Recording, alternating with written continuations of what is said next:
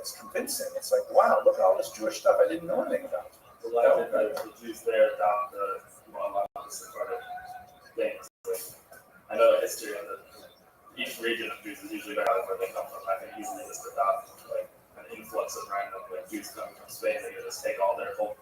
So there's lots of reasons. We definitely unpack it, but I'll give you one simple one: is text, printed text. You know, if you've got a family minhag that people observe, but it's never been written down, never really been, codified, and you have someone pull out a sefer, which is only now being printed, right? Printing is invented in the 1450s, right? So the Jews were expelled in 1492. It's a brand new thing, and there it is, literally in black and white. It's pretty convincing. So I'm saying, oh my gosh, I have to use a revius? This is how much a revius is? That it's a very different thing. When you have text, it kind of gives a new impetus. Mr. Gross. You mentioned the Jews that have fled from Spain into South Pacific. I mentioned that is that artistic expression and creativity. Does some of that influence also have a risk? Yeah, definitely. You also have to yeah, no, the Jews don't generally live in completely impermeable bubbles. We do, right now we're speaking English, right? And I'm using an Apple computer, and I'm like, I might look weird on the street in New York, but I'm pretty conversant with New York culture. And there's no reason to think it's not like that for most of Jewish history. Okay. Well, late, but even late, but you're right. Okay, again, gentlemen, the takeaway, these 4 periods, right? To be intelligent for the rest of this course, recognize these 4 distinct eras. Tuesday, God willing, we'll go back and we'll really focus in on the ancient period. It is mind-blowing. Thanks for your attention. Have an amazing Shabbos.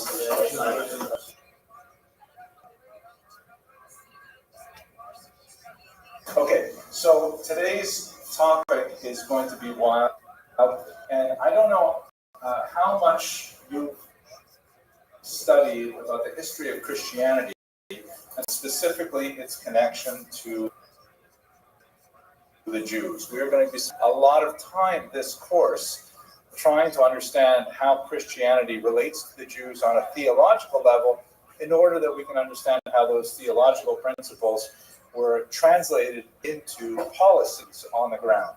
So, warning in advance, fair warning in advance, we're going to do a lot of Christian theology today. We're going to return to, we're going to do some Muslim theology, not too much, but Muslim theology, and then we'll go back to Christian theology when we get to the Spanish Inquisition as well. I hope that will not freak you guys out too much, and I will do my best to limit the amount that we have to really discuss, but there it is. That's what we're going to discuss today, okay? Any last questions before we dive in? Okay, everyone is clear. Let's start with the earliest settlements, which you'll recall when we talked about this last week. We did the broad overview of Spanish Jewish history, and we had the first bubble was the period of the Visigoths, right? So that's what we're focusing on today and on Thursday. Visigoths means the Western Goths. Goths are the name for this, that moved somewhere out of Central Europe, perhaps out somewhere near Hungary, and made their way into the western part of Europe, and eventually ruled the Iberian Peninsula and a bit of France, what would be France later, for several hundred years. And this is really our first look at Jews in Spain. But what about the legendary origins, like the data that we have about that's not necessarily rooted in conventional sources? Like, for example, we have one pasuk in Ovadia that refers to the exiles of Jerusalem who are in Sfarad. Right? This is the classic passage, which I'm giving the citation. It's Ovadia and this is the second last, the penultimate pasuk, and it says in Hebrew, "V'galus achel hazeh b'nei Yisrael asher kna'anim ad sarfas, v'galus Yerushalayim asher b'sfarad." Right, so you have the Jews who were exiled from the lands of the Canaanim into the region of Sarfas, which the commentators generally equivocate with or make equivalent to modern-day France, right? Rashi says about that, Galus Asherhu Mibnei Yisrael Shigalu Me'aseres Hashvatim Le'eretz HaKnanim Ad Sarfat. So he doesn't actually say it here. Where does he say that? Yeah, he says in the next line, Sarfat Hu Amalkim Shakorin Sia. This is the kingdom that they call Francia. And then, of course, the line that's really relevant for us is the Galus Yerushalayim Asher B'Sfarad. And Rashi's and the Targum says here, Targum Yonasan ben Uziel, which is, of course, rooted in antiquity, probably sometime around the 1st century before the Common Era. We have the phrase Galus Yerushalayim did Aspamia. The word Sfarad is translated as Aspamia. Aspamia is the Latin name for. So that word that is in the Pasuk in Ovadia, which is written, of course, hundreds of years earlier, was translated in Spain by the Roman. Remind me, Mr. Ram. Right. You want to say? No, just Sepharad. Right. It means Spain in modern Hebrew for sure, and that's what we have here from the Targum. But is there any problems with this equivalency? Mr. Gross. Maybe we go. I'll just say maybe that word unsubscribing was outside of Spain. Yeah, like that word Safarad. Was there anyone else who called the Iberian Peninsula Sfarad at that time? I'm not sure. I remember it vaguely from our previous discussion. Yeah. The answer is no. Nobody knows what people called the Iberian Peninsula at the time Ovadia was written. So in other words, the layering of Targum Onkelos, it's Targum Yonasan ben Uziel, was written hundreds of years after Ovadia, and he's asserting, and the medieval commentators, Rashi, the Radak, everybody follows Rashi and follows the Targum here, that this place is identical with the period of Hispania. Many other secular scholars identify it with Asia Minor, the region of Turkey, because we have some Babylonian inscriptions that refer to it as Saparad, which sounds a lot like Sfarad. And that seems, like, at least with geographic distances involved, more reasonable. Some also argue that it refers to Sardis, which sounds a little bit like Sfarad, and also is in the same region, but we simply don't know. So anyway, that's our first citation of Spain, Sfarad, and the idea of Jews being there from Yerushalayim. We have no other evidence besides the Pasuk, but we have a passage in the Gemara, in the Vamos, that refers to both the travel from Gallia to Aspamia. That's definitely a much more contemporary reference. The Gemara here in this context, I believe, is Rabbi Akiva speaking. That's also the Roman era. So there's definitely this idea of commerce with Aspamia because it was part of the Roman Empire. We've got Jews getting out there at least in the 1st century. If we go back a little further, we have this really interesting inscription that is unfortunately lost. The next two inscriptions are not. Inscriptions basically mean, by the way, like things written on stone. Most common version of things written on stone. Epitaphs, excellent, right? Stuff written on gravestones, matzevos, right? Now, most of these things are matzevos, but we have other things too. So we do have an interesting matzeva that was found by Rabbi Moshe ben Shem Tov ibn Chabib. Unfortunately, and he reported this in the 16th century, and it was found in a town called Moviedro. Unfortunately, the original is lost, and all we have is the description of the inscription. And the inscription apparently read, "This is the grave of Adoniram, who is mentioned in Sefer Malachim, if I remember correctly, servant of King Solomon, who came to collect taxes and died here, i.e. in Spain."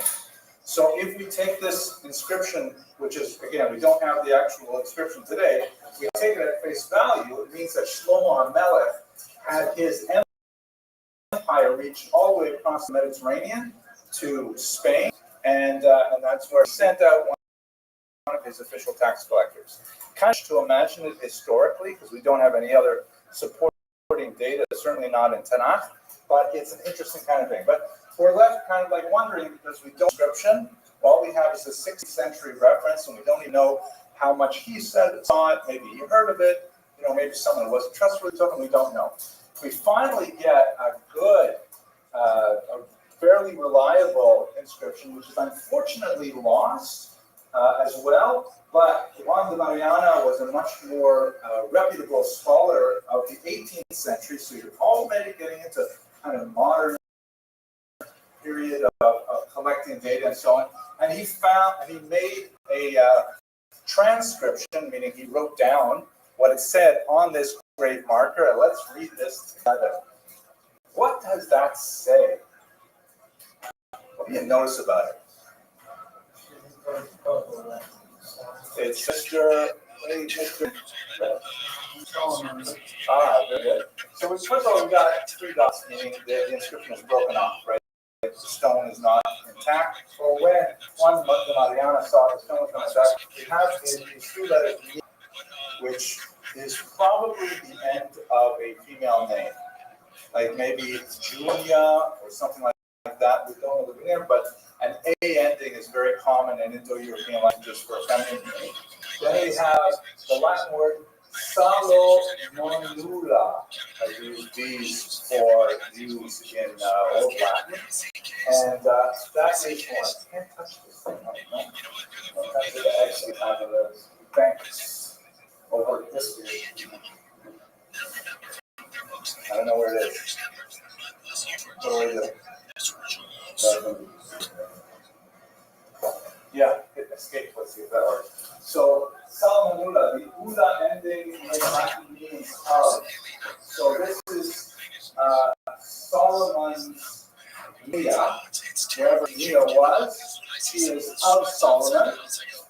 And then they have little asterisks to separate the words, which is really helpful because in a lot of ancient inscriptions, they did not invent the space between the words for a long time. Right? That's a simple kind of thing. Do you remember when you were in school? I do remember that when I was learning to print, I had to put down my finger before I wrote the next word. You guys remember that? Thank you. I remember that very well. And that was a great invention because it was so hard to read ancient texts. Because they wanted to save space and they put all the letters together. So, Nia Salda, there's a little asterisk here to separate the word an. The word an means close. I'm sorry? That's the sun. Well, Nia is definitely a feminine name, but an, año, anyone speak Spanish here? Year, right. So, Nia Salomonula, year, men's, a little bit harder. Men's means month. And then what do these four lines mean? Right, 4 months. So 4 months. And then you have D, what does that mean? Close. Year, month, day, excellent. 1. And then look at this last word here. Iudea. What does that translate as? Jewish girl, female, right? Judea, Jewish girl. So this is an inscription, a tombstone that reads. Here I have the actual translation here.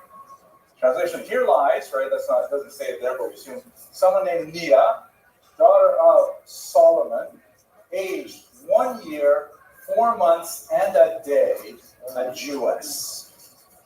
Mr. Ram, did I hear you? I said, oh, yes, it is very poignant, isn't it? But what does this say to us about the settlement of Jews in Spain? And this is by the 2nd century marker. That means the 100s. That's how it happened. Right, very good. There definitely was at least one Jew there named Solomon who had a young daughter who unfortunately died very young, and he buried her. What does this say about the status of Judaism? What does this say about their community? What does it say about, I don't know, anything? Maybe Solomon's the only guy there? Yeah, probably hired a professional, but he probably paid what should be there. The daughter of. Most likely there's something of a community, right? He probably has a wife with him, right? Hard to imagine he's totally out there on their own. In 2nd century, not impossible. What about the fact that he decided to write the word Judea? Do you go to gravestones here and see where it says Jewish? There'll be a Magen David, there'll be a menorah, maybe hands up, right? But to say it in English, Jewish or Jew, Jewess, that'd be kind of weird, right?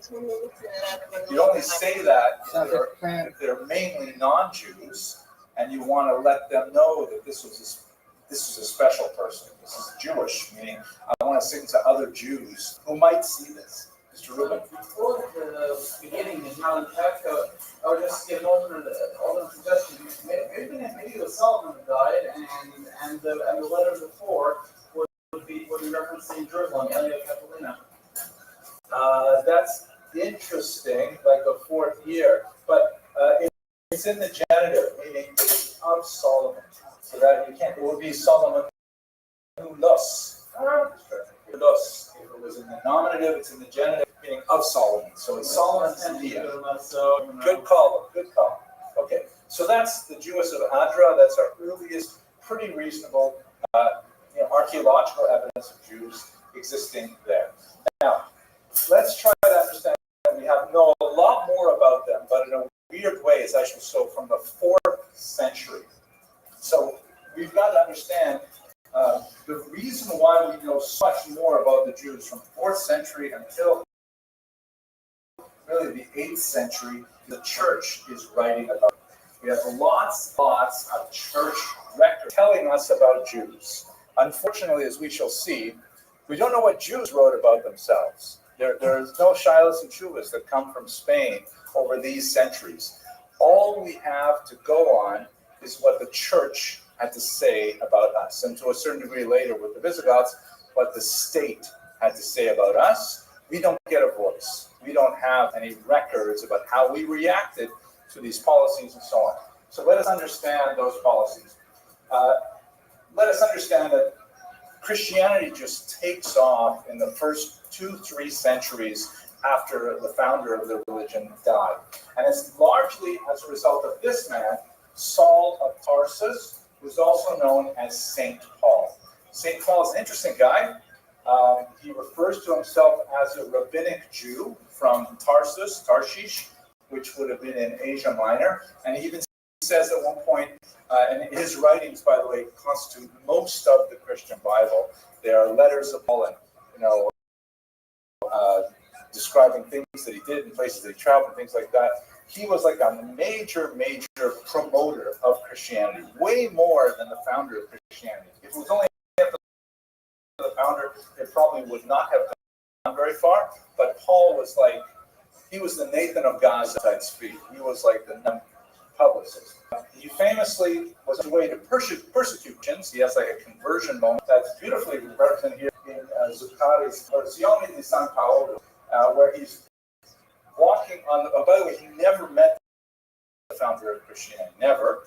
He had a vision of him on the road to Damascus, where he's going out there to persecute some Jews or something like that, and he's struck blind after he has vision. That's what's depicted here. I think this is supposed to be some divine figure, lots of little angels around, things like that. And here is Paul down at the bottom, struck blind. He's blind for a days. But my favorite part is the horse that's right in the center picture. And the whole frame is really all around the expression of this one particular horse who's upset when his rider has been knocked off. So Paul has this dramatic moment where he suddenly realizes he has to become a Christian. And although he's never met, except for this vision, he's never met the founder, he spends the rest of his life selling Christianity to the masses. In terms of Spain, he mentions in one of his letters that he's hoping that whenever he's on the way to Spain, he will one day be able to speak to you. And therefore, when I have performed this and have sealed it to them this fruit, I shall go my way of you to Spain. So we have his own testimony that at least he has intentions to go to Spain. We definitely know that he was all over the Eastern Mediterranean and well up into the Italian peninsula. You can see he's got 4 separate journeys that are recorded in the New Testament. And why do we care about this? Why is it important that we're looking at Paul's journey?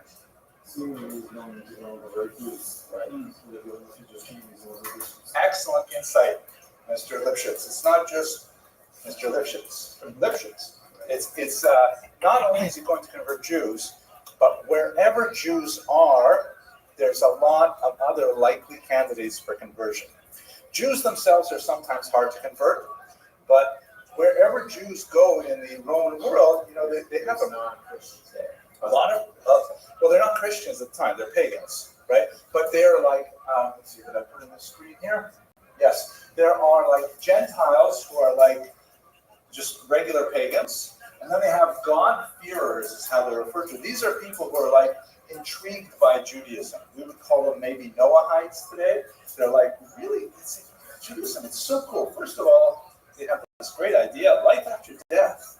Wow, like Roman life after death is like Hades, right? It's really dark and miserable and nasty. And they have this idea of like one invisible God that actually listens to you, that you can actually talk to, like the whole concept of prayer, as opposed to like offering sacrifices to kind of appease the gods. There's not a whole pantheon of multiple gods running around fighting each other. This idea of an all-knowing, omnipotent, ubiquitous God. It's like a whole different ideology than anything the Romans were selling. And so wherever the Jews were, there were always like surrounding populations who were interested in Judaism. What kept them from becoming Jews outright? Sorry, Mr. Rubin? Well, especially after the wars, yes, but before the wars, before the Great Revolt of '66, they're not especially persecuted. In fact, they have special status in the Roman Empire. Judaism was religio licita, which means a legitimate religion. It was a recognized. Romans were actually, up until the revolt, they're actually pretty generous with Judaism. They didn't understand it as a religion, but they said, fine, you do you. And they even gave Jews exemptions from all kinds of requirements. Like, it was considered perfectly normal for all Roman citizens and Roman subjects, including slaves, to like offer annual sacrifices to the emperor, to bow down before idols. It's a show of kind of like respect, because the emperor was sort of like a divine figure. It would be, imagine going to a ball game and not standing for the national anthem. Right? That would be offensive. Can you imagine? I ran for the national anthem. I mean, of course, didn't have that, right, with the football player. Yeah, right. So that was a lot of Americans were very upset about, right? As a chutzpah, we all have. I mean, I'm not making a value judgment. I'm saying he did it specifically because he wanted to send a message. But the idea is, because the Romans, you guys have this crazy shtick, we don't need a visible God, fine. You guys go ahead, you do you, we are going to exempt you from all these requirements, which was actually pretty lenient for them. So Judaism was not actually persecuted at the time. This was actually a pretty good period for Jews.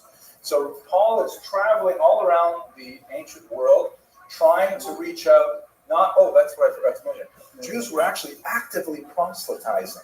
We had a ban on proselytizing meaning actively trying to convert people to become Jewish.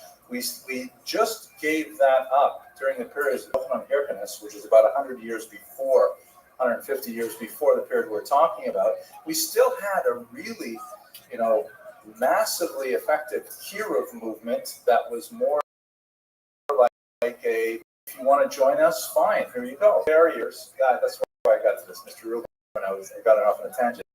I asked the question of what were the main barriers? Why did people just become Jewish? It's such a cool ideology. So why don't they become Jewish? Yeah, mitzvahs. Anything in particular difficult? Circumcision. Wow, that's a big, right? What else? Shabbos, right? Although Shabbos was like a mechaya. One of the problems that we'll see over and over again is that when Jews had slaves, of course, there's a period of slavery was common. Slaves had rest on Shabbos too. You can't make them work on Shabbos, right? So if you're a slave and you get like maybe one day off a season, and you say, I don't want to be a slave to this Christian or this pagan guy. I want to be a slave to these Jews, because one day in 7, I can totally chill. And also the rabbinic rules about what slaves and so on. So the ownership of slaves is going to be a perennial irritant for the church. They don't want Jews to control Christian slaves in particular, as we shall see. But it was a thing that a lot of slaves wanted, and they would be under Jewish studies. Yes, Mr. what mitzvahs were these Jews keeping at the time? Obviously, it's it was not whatever it's now. So, like, they would do Shabbos. Like, what else? Well, Jewish history is always filled with a spectrum where you will have Jews who are, totally wearing black hats and gartels and shaitels, and that you'll always have that segment on one end of the spectrum, and you'll always have Jews on the other end who are like more lackadaisical about things. The basic set are the same set we have today. I wouldn't say there's anything intrinsically different. There might be a difference in how many Jews were less observant back then than there are today. I would argue that probably have a far greater proportion of Jews who are not observant. But basically the same set of mitzvahs. Okay, so here we go. So Paul is traveling all around there, and he's trying to sell to Jews with very, very little success, but he's especially selling to these God-fearers. And he goes to Jewish communities because the God-fearers are attracted to them, and they are sort of like primed for Christianity. Because when a guy like Paul comes and says, hey, we can all the upsides of Judaism. You like that personal deity idea? Excellent. We can do that for you. You like life after death? No problem. We have that down. And we have everything. You know what? If you join our faith, you don't have to worry about it. You can still eat your crops. Everything is pretty easy. All you have to do is accept, that this is your personal savior. And so it's actually a much lower threshold to entry. And so he ends up making a tremendous success in terms of selling this new faith. However, he has to explain the difference of Christianity and Judaism. And this is one of the things that really comes down to Paul and will be developed over the centuries. And I'm going to give you a couple of medieval examples of this, because if you were like a God-fearer and you're hanging out with Jews, maybe you're going to synagogue, as we should see that's happening a lot. There's all these pagans going to synagogues, staying for Kiddush, enjoying things, and saying, wow, I really like Judaism. I just wish they didn't have that circumcision bit. I just wish they didn't have the pork bit. And then along comes Paul and says, hey, you don't have to do it with them, you do it with us. And the first thing that they ask is, how the Judaism is an ancient religion. Antiquity was very much respected. Well, how old are you? What, 40 years? Seriously? It's like a cult, right? It's like the asteroids or something. He said, no, it's the real deal. What you have to understand, he would say, is that God used to love the Jews. They were the chosen people. And then he changed things. And now the Christians are chosen people. We have taken over the Jewish title in that regard. It's especially important because once down to codifying the Bible, they're going to use like 4/5 of it is maybe 5/6 of it is the Tanakh, and they're just going to add an appendix to it, which they call the New Testament. So it's all based on Judaism. So all this stuff where Tanakh says, that you guys are, Am Segula, all these psukim that they have to deal with. So this example that dates from the centuries, a classic Gothic style, and there are literally hundreds and hundreds of examples of it. It was a type of monumental architecture that was used to teach illiterate peasants about this basic relationship of Judaism and Christianity, because it would become a theological irritant that would last forever. Christianity would always have to deal with this question. And it portrayed typically two women. Always on the left-hand side, you have a woman representing ecclesia, or the church. And as you can see, she's got an upright staff, which indicates, temporal power. She's got a crown, that's her authority. Her bodice is done up properly. She's holding a chalice here, which has a theological implication. And she's sort of looking daggers over at this woman who represents the synagogue, or the Jews. And unlike the ecclesia, she has lost her crown. Her staff is broken, meaning she has no more authority, no more power. Here she's holding the Shnei Luchot HaBrit, right? And they're held in an inefficient way. They're slipping from her hands. Her bodice is not done up, and she is literally in a posture of decline. She's literally falling away from the rocks. This, by the way, is from Notre Dame, that burned down a while ago. but it was up for 800 years. It's a really big deal. And of course, she is blindfolded. Meaning of the blindfold, She can't see the truth. right? And what does that mean for Judaism? It's antiquated and doesn't be over the times. Right. It's just not, you can't see the truth of Christianity. And so this message is essentially what Paul developed and was selling to people, saying Judaism, that's old-fashioned, that's old technology. We have new technology. It's way better.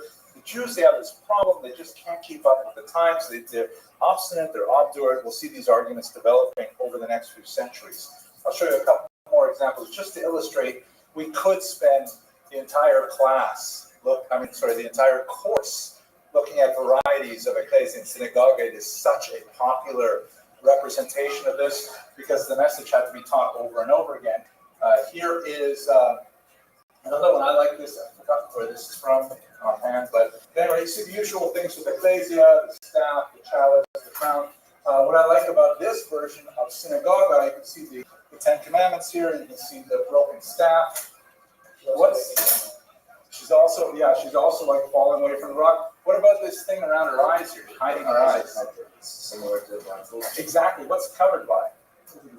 A snake, right? A serpent is covering her eyes, right? So in Christian mythology, Genesis, the snake is Satan, right? Satan.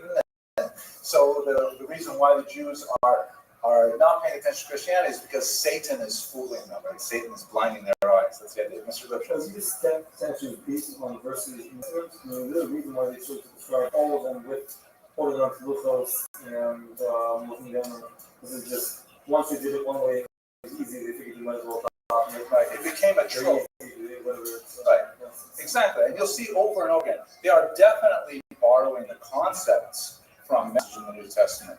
But sometimes those concepts, those mashalim that are there, are much more like kind of, they're less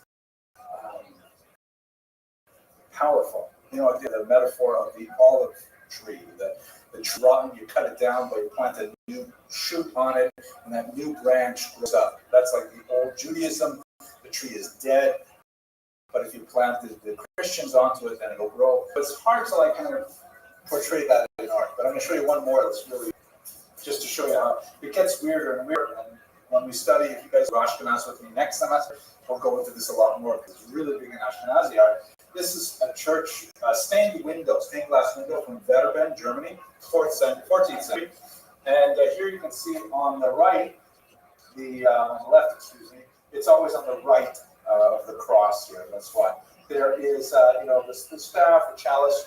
She's riding a tetramorph, a four-headed sort of animal, which is reminiscent of Yechezkel. And a hand descends from heaven and crowns her. So that's a pretty strong statement of divine authorization, right? Divine support. The synagogue, on the other hand, is riding a mule, a sterile animal. She is holding onto a ram's head, which is reminiscent of the Akeda, but also in Christian thought it represents carnality, meaning their attachment to sacrifices, korbanos, when Christians are more spiritual, deal with those kind of things. Broken staff, crown off her head. But check this out, blindfold. A sword descends from heaven and pierces the top of her skull. A really strong statement in a German saying that this is how God feels about the church, this is how God feels about the Jews. You can see crowns falling off. The sword is even bloody, which is so. Imagine seeing this in church. Ram's horn. I'm seeing like the white. I think. That's her staff. It's like here. You see, it's got a banner. It's a symbol of authority. It's the white. It's a symbol of authority. Maybe, I don't know. Not sure. These things are analyzed so much to say about them. Mr. Arush. Is there a reason why it's only that they depict on each side? It's like for a lot of Western art, it becomes a motif, right? So it's repeated over and over again. Women represent ideas, concepts, abstract, as opposed to men who are like individual actors. So they frequently represent, like the virtues as women, female characters, and so on. Also, the grammatical form of the words ecclesia and synagogue are feminine. Okay, so this is how the church is feeling about the Jews, right? This is what's going on at the time theologically. By the way, we do have a counteraction to this. You guys done this every day, right? The Birkat HaMinim, which is discussed in the Gemara, Brachos, where the Chachamim, following Shmuel HaKatan, said we need a bracha. It's really a klal. We need a statement so that we can be sure that any Jews, this is now not in Spain, of course, this is principally in Judea, around the time of the Korban Bias Sheni, that we need a clear litmus test to make sure that Jews aren't wavering. Because within a few decades of the death of the founder of the religion, there were a lot of Jews who were, joining on with this growing movement. And so the Chachamim said, we're going to add this bracha, which is a pretty extreme measure. We're going to add this bracha to the Shemona Esrei. And when Jews are called to daven from the Amud, and they have to do Chazaras Hashatz, and they have to pronounce this out loud, then we will know if they are holding true to traditional Judaism or if they are with this new Christian movement. And so a person who refused to read this particular bracha would be evicted from the shul. It's believed that John, author of the Gospel of John, was possibly one of these Jews who was evicted because he refused to read this bracha. And there's a tremendous amount of nastiness in that gospel. Which one? Okay, that's just a side point. Any questions about what's going on here? Mr. Gross, you're in a little trouble? I don't know.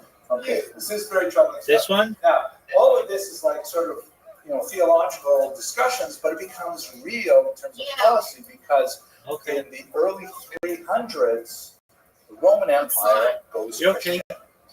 This religion that was originally not like Judaism or Kita, that was actually persecuted because it didn't fit the parameters of what were permitted faiths at the time. It grew and grew and grew. It got so many more adherents, including the mother of the emperor himself. And ultimately, the emperor, Constantine, says, okay, that's it. We're going to make Christianity the official religion of the Roman Empire.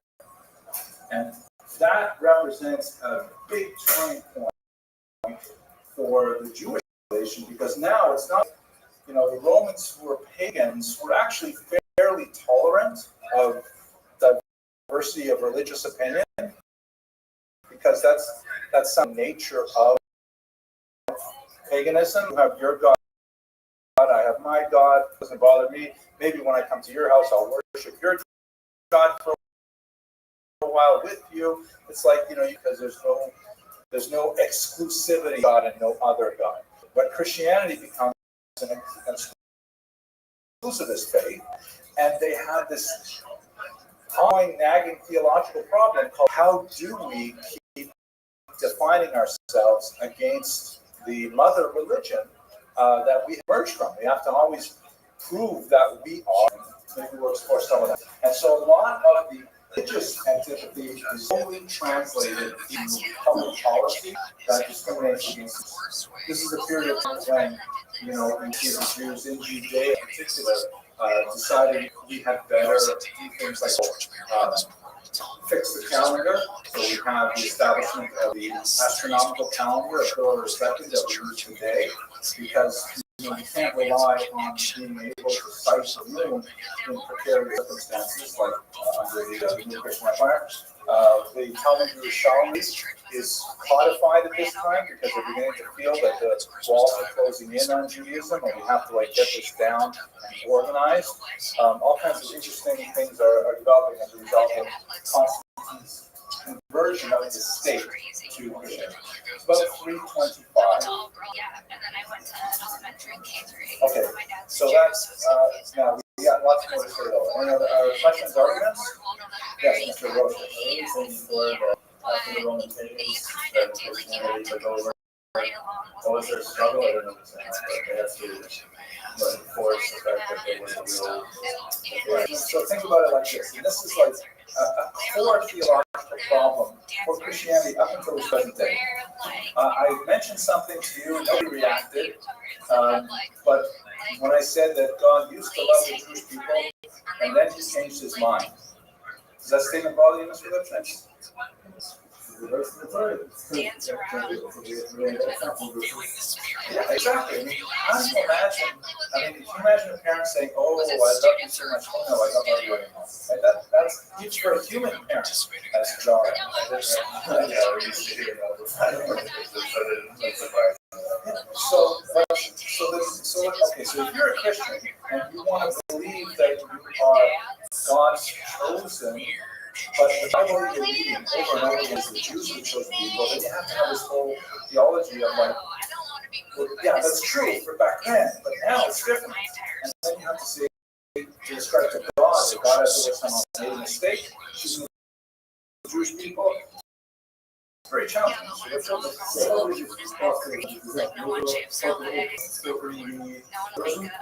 absolutely. They have the same.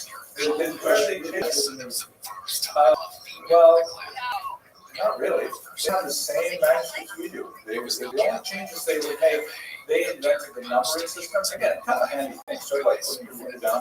Right? They numbered the chapters and the verses, that was a cool thing. But no, they have our books. Yeah, but they're not reading it the same way. Like, they're all of it is kind of like suspended. Right? This is also part of Paul's teachings. Like, oh, don't worry about that keeping kosher stuff. It's true, we're keeping it in the book out here, but you don't pay attention to it. They did, absolutely. It's still there. Mr. No, two things. Number one, you need to add to the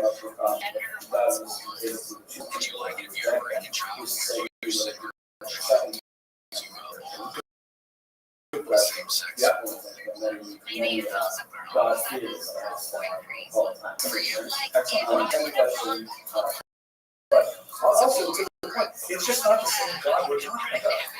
You know, if we're really talking about omniscient, ubiquitous, eternal God, the idea that he could transfer his allegiance like that just doesn't make sense. Well, another question is last week.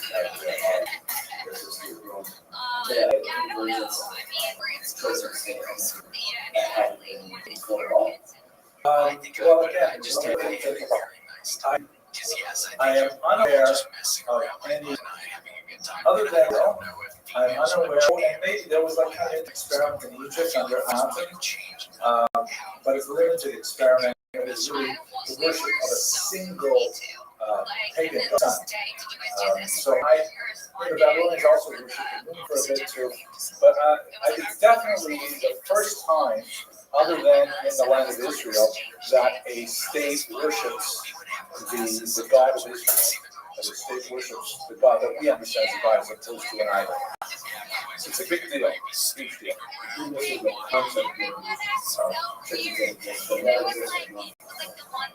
Correct. Again, when we say monotheism, we're understanding the Jewish conception of a single God, as opposed to the Egyptians who said the sun is the supreme power, and the others are not powers, and that was only for a brief period of time. So it's hard to call that monotheism. But yeah, so after almost tapping into that, the Christians first started putting that into law, discriminating against Jews in order to prove that they were dominant. yes, you're going to see that in the next 20 minutes and next Thursday as well. Let's look at some examples, okay? First, I'm going to just do a little bit more of the theory, and then we're going to look at the laws to see how the laws are an expression of this theological concept. Let me just give you one more metaphor, too, which might help you with the Puritan events for Christianity theologically. Let's say, for example, you have a family that has always made cholent the same way, right? They have a particular cholent recipe, and it's really good. It's delicious. It looks nice. And one day, the youngest daughter of the family goes off to college, and she goes to the Hillel House there, and she has a different children. And for Thanksgiving, she comes home and says, "Oh, Mom, you won't believe this children recipe that I tasted. They put peanut butter in it, and it is gewaltig." So they say, "Okay, let's try it." So she makes the children with peanut butter that Shabbos.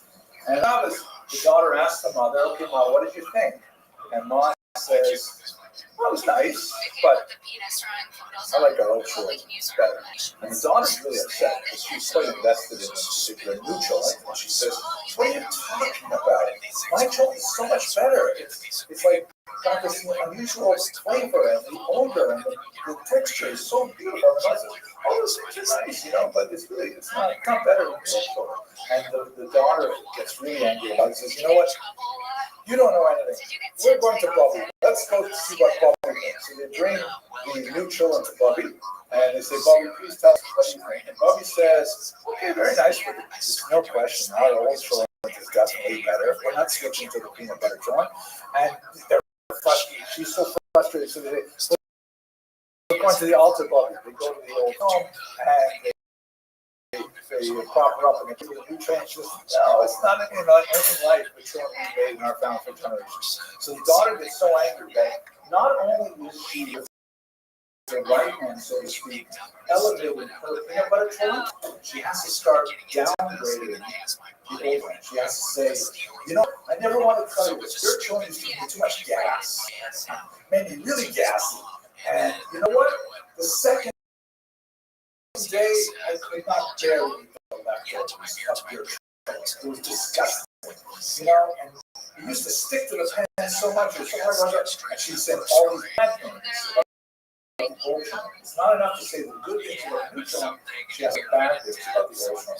And so this metaphor is like the Christian, as it were, selling the new peanut butter children, and she'd be satisfied that her peanut butter children is better until someone from her maternal line confirm it.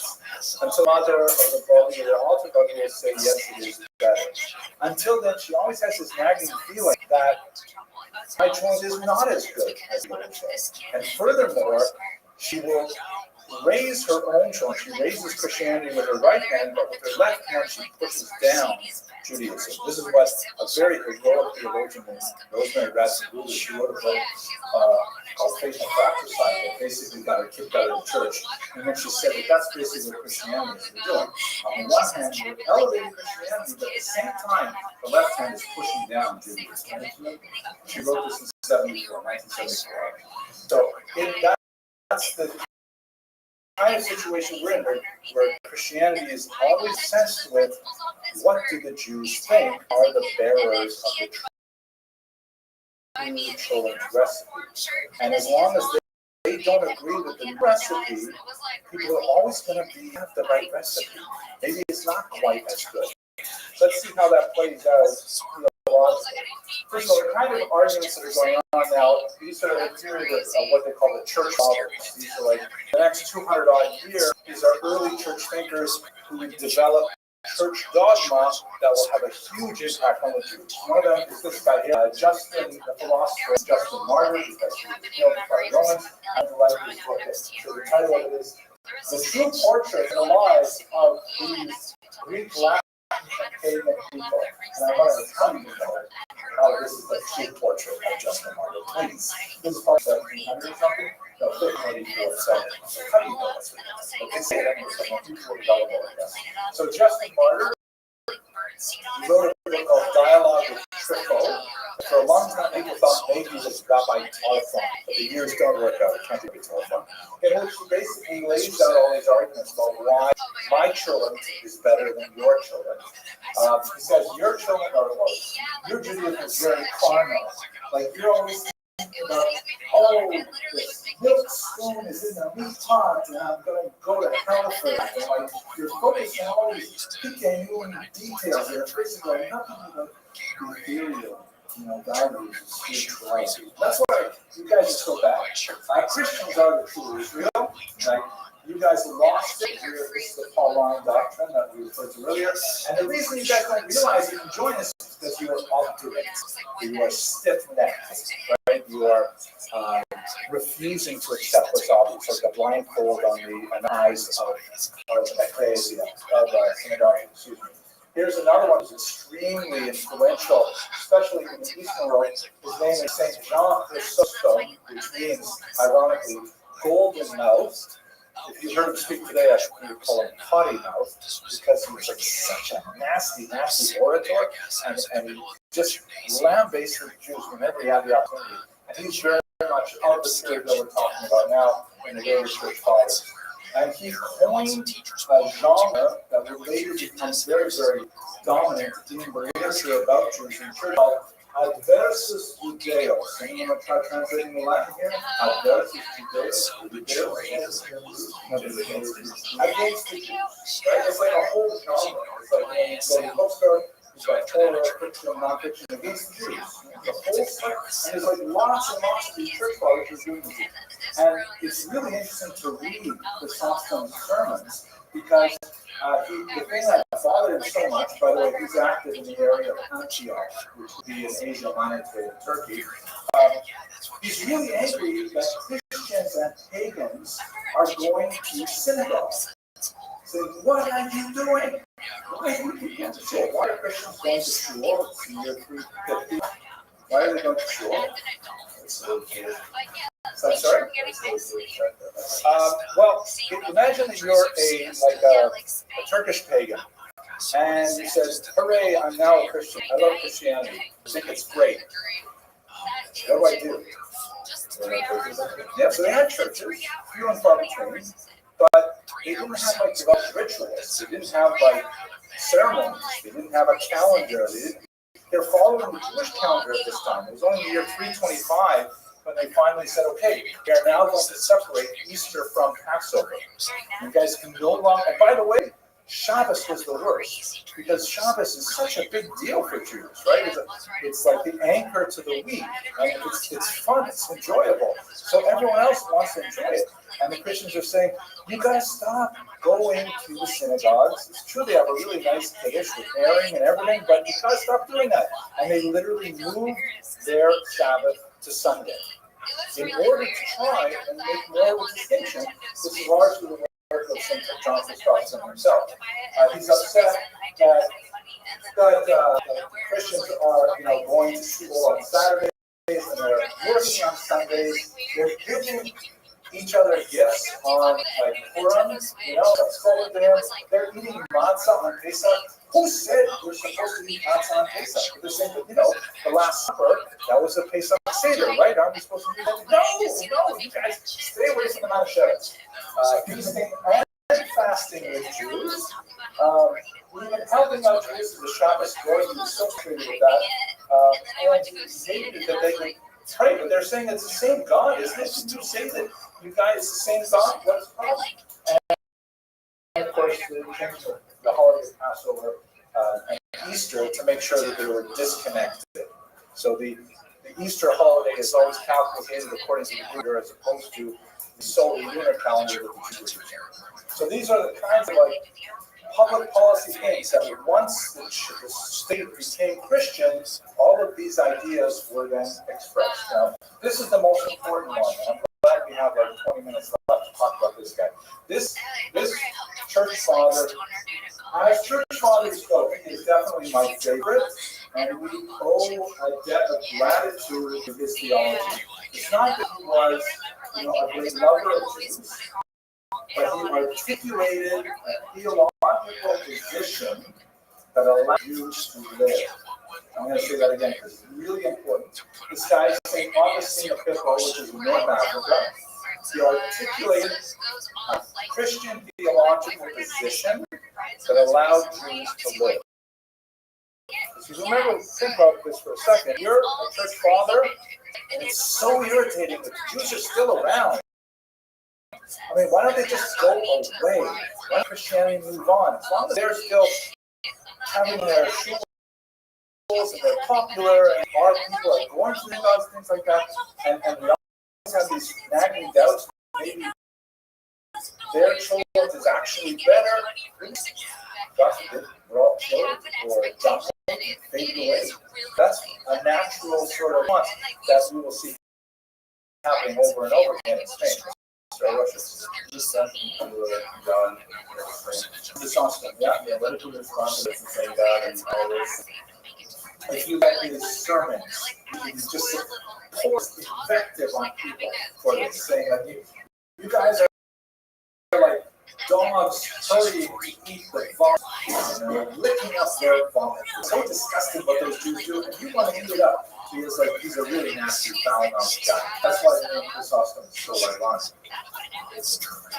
Okay, so what exactly did Augustine say and why is it important? This Augustinian doctrine is huge and very significant. So the first thing that he argued is that, okay, he was a much more calm kind of thinker than a lot of the other guys.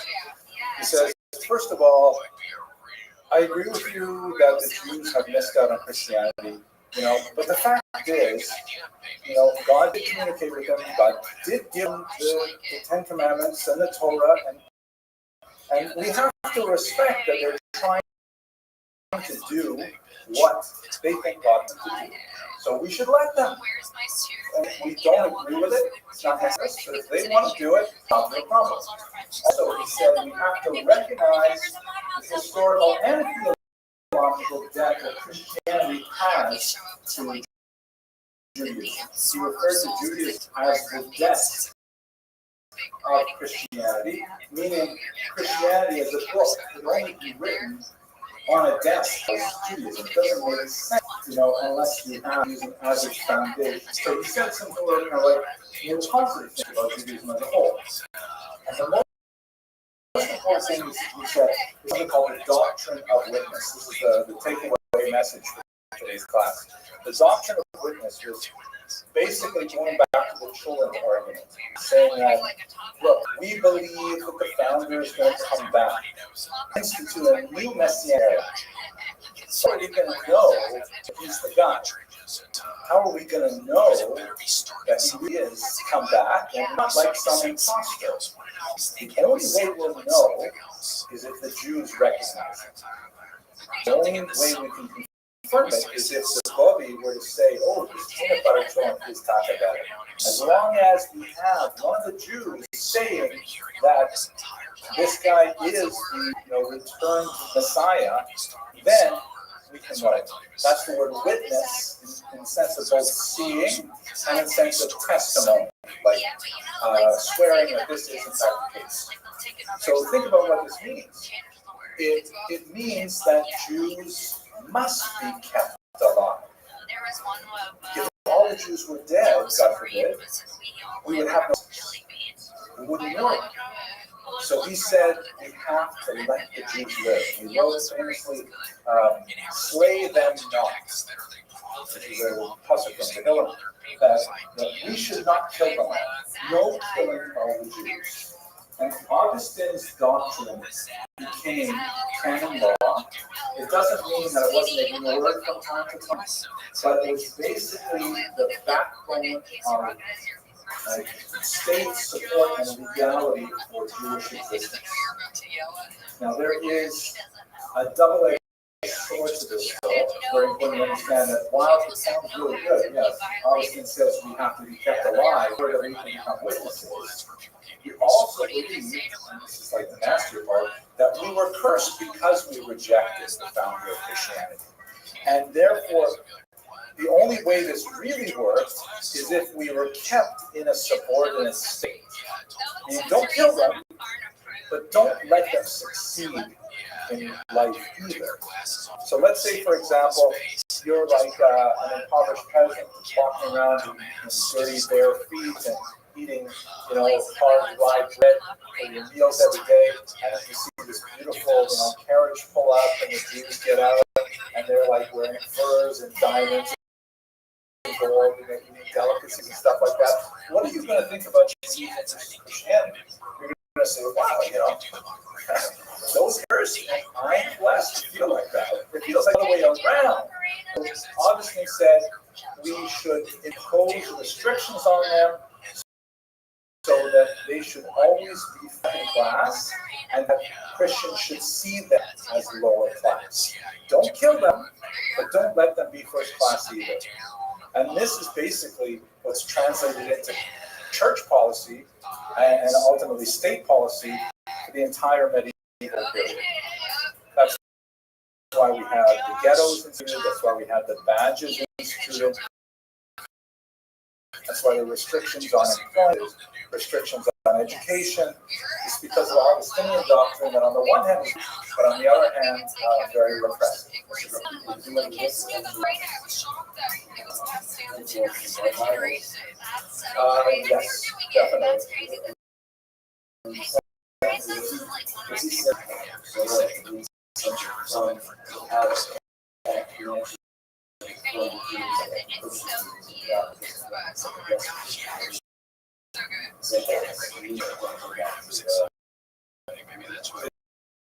It's the foundation of it. Everybody involved in the New Testament is pretty much Jewish, and they're speaking a Jewish language about Jewish things and so on. You can understand it without the Jewish context. No, they have this problem of New Testament comes from the Old Testament, which gets too much. Certainly, I'm sure whether they want to admit it or not, yes. They certainly were cognizant of the problem. Few of them had any comprehensive. Augustine actually laid out a doctrine that made sense, that they could live with, that the church would say, okay, we'll accept it. We'll not kill all these respectively, but they have to stay in their place. So it's really important. Meaning the death in the sense of the foundation. Christianity is like a book written on top of a death. You have to have the death. Try to write a book on a parchment, holding it in your hand. It's impossible. So let's say Augustine is motivation for making this. So why does he have to say a lot of that? Well, he cares because he's a believing Christian. He wants to believe that. So when he came up with a political. No, I don't. I think he's stomach. He's genuine. He's a believing Christian. His autobiography, Confessions, is a masterwork of spirituality. He becomes Rabbi of Rothschild and describes his process. He's genuinely religious. I mean, what does religion mean? Different things for different people, especially with faith. But these actual people, I like Augustine. As church fathers go, he's my favorite. Yes, maybe the word church father. What do they do?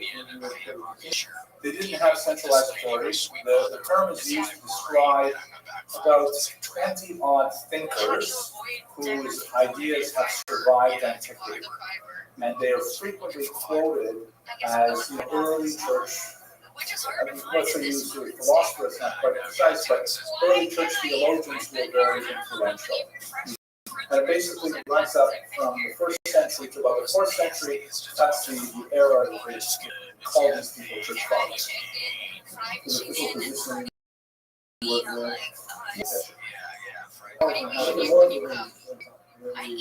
yeah, they had a church hierarchy and so on. Definitely. But the level of authority was limited. He already was in a period where the state authority, but he's from North Africa, which is movies from where the main church actually happening in France and Constantinople. But still, hugely influential. Okay, shall we move on? 10 minutes? Okay. Objections? No. Yes, not here. Please go on. It's so fascinating.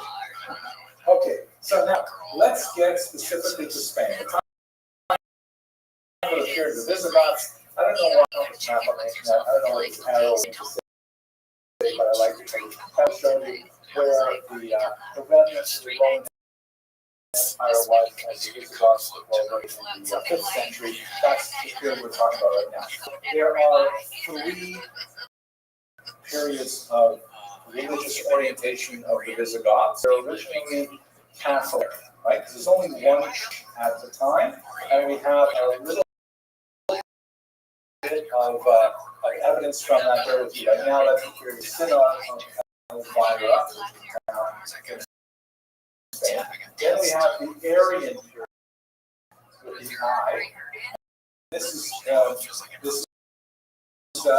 slightly different version of Christianity that was heretical by Constantine.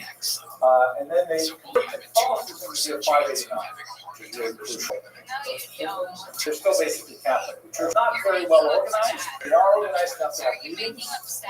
And church fathers, well, once the church gets together and has a set, which is like a big meeting, they have a lot of things to say about it. So we have a synod that takes place in the city of Elvira. We can see a little bit of a medieval gate from that town. And as I mentioned earlier, we don't know a lot about the Jews living here this time. We don't have any sense of how big their population is. We don't have any writings on how educated they are. We don't know any of that. They could be entirely imaginary in the minds of the Christians. But I'll let you look at the sources and tell me if you think they are and what you think. So the Synod of Elvira posted about 65 odd decisions about how Christians are supposed to behave here in Spain. And I will put three of them here. Here's one. This is Canon 16, which is like Law 16. And it says, heretics shall not be joined in marriage with Catholic girls unless they accept the Catholic faith. So no intermarriage between pagans and Catholics. Catholic girls may not marry Jews or heretics because they cannot find a unity when the faithful and the unfaithful are joined. Parents who allow this to happen shall not commune for 5 years. So let's break this down for a few minutes. This is the first period. This is, the very first period. This is the year of the synod is probably 305, although there's some argument on just a little bit later, but let's say 305. Okay, so let's analyze this for a second. Mr. Rubin, what do you think of the first sentence here? Heretics shall not be joined in marriage with Catholic girls unless they accept the Catholic faith. What is happening in Spain in 305? For one from the right, exactly. But who's getting married to whom? Why do they have to make this law? What would you think? They're joint, right? You have intermarriage between Catholic and pagans. Catholics are not necessarily up on the idea of can't marry one. I love him. He's so nice. Okay, he worships, rocks. But I love one. He says, no, you cannot marry one. If you're a good Catholic girl, Catholic girls may not marry Jews or heretics. You just told me they can't marry heretics. What are Jews? What's going on with them? Why does the canon have to say that?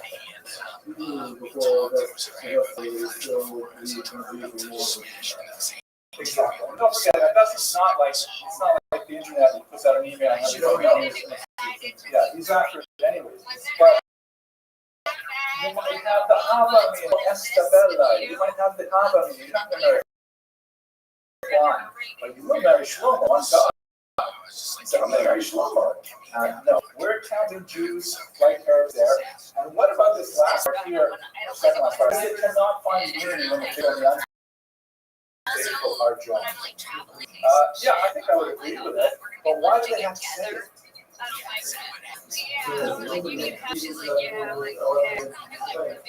All right, because people want to say, well, why not?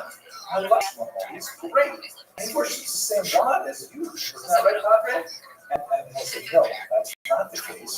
And so we have to say it. And the last part is technically, what does it mean? Parents who allow this to happen shall not commune for 5 years. What do you mean by commune?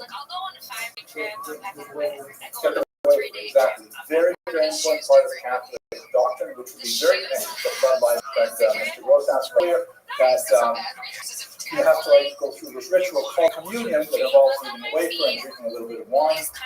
And it's huge in Catholicism. And if you allow your child to do this, then you're out for 5 years penalty, no communion. It's very serious. Let's look at this next one here. If any cleric or lay person eats with Jews, he or she shall be kept in communion as a way of reckoning. What do you think about this? Why did I bring 3 bathing suits? Why do we pass laws? 3 bathing suits?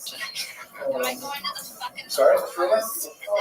Right. But why would Where am I going? The spring?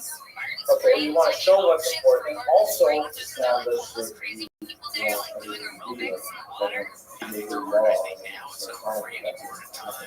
Exactly. You're setting up a situation where though someone is like the pure philosopher thinking in advance. This is what my society be. I will create laws. Sure, the American Constitution. I want the laws to follow this in the future. But most of the laws that we actually have in the books are reactive in nature. What does that mean? Yeah, we have. Right, exactly. Right. For example, we're going to have a slew of laws about AI soon. We're going to have a slew of laws. It's already overdue for those scooters, those electric scooters, which are dangerous, right? But no one, the society has to create a reality that the legal system has to catch up to. If it's not illegal, it's ipso facto okay, until the state says, wait a second, we're having too many complaints about people riding these things irresponsibly, we're going to make rules, you have to wear a helmet, you have to drive in the street, whatever it is. So what does this mean about a cleric or a layperson eating with Jews?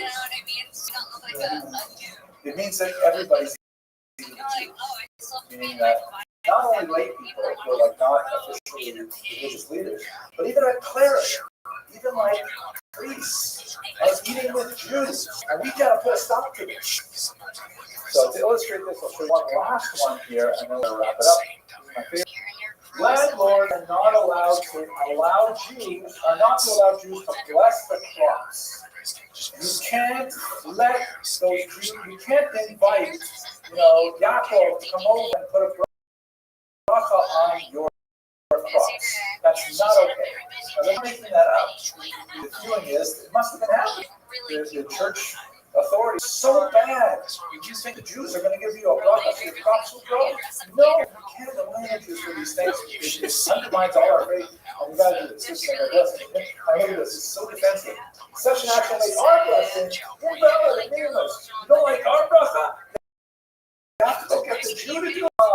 And if you do this, you're going to be expelled completely from the church. A really shrill kind of punishment.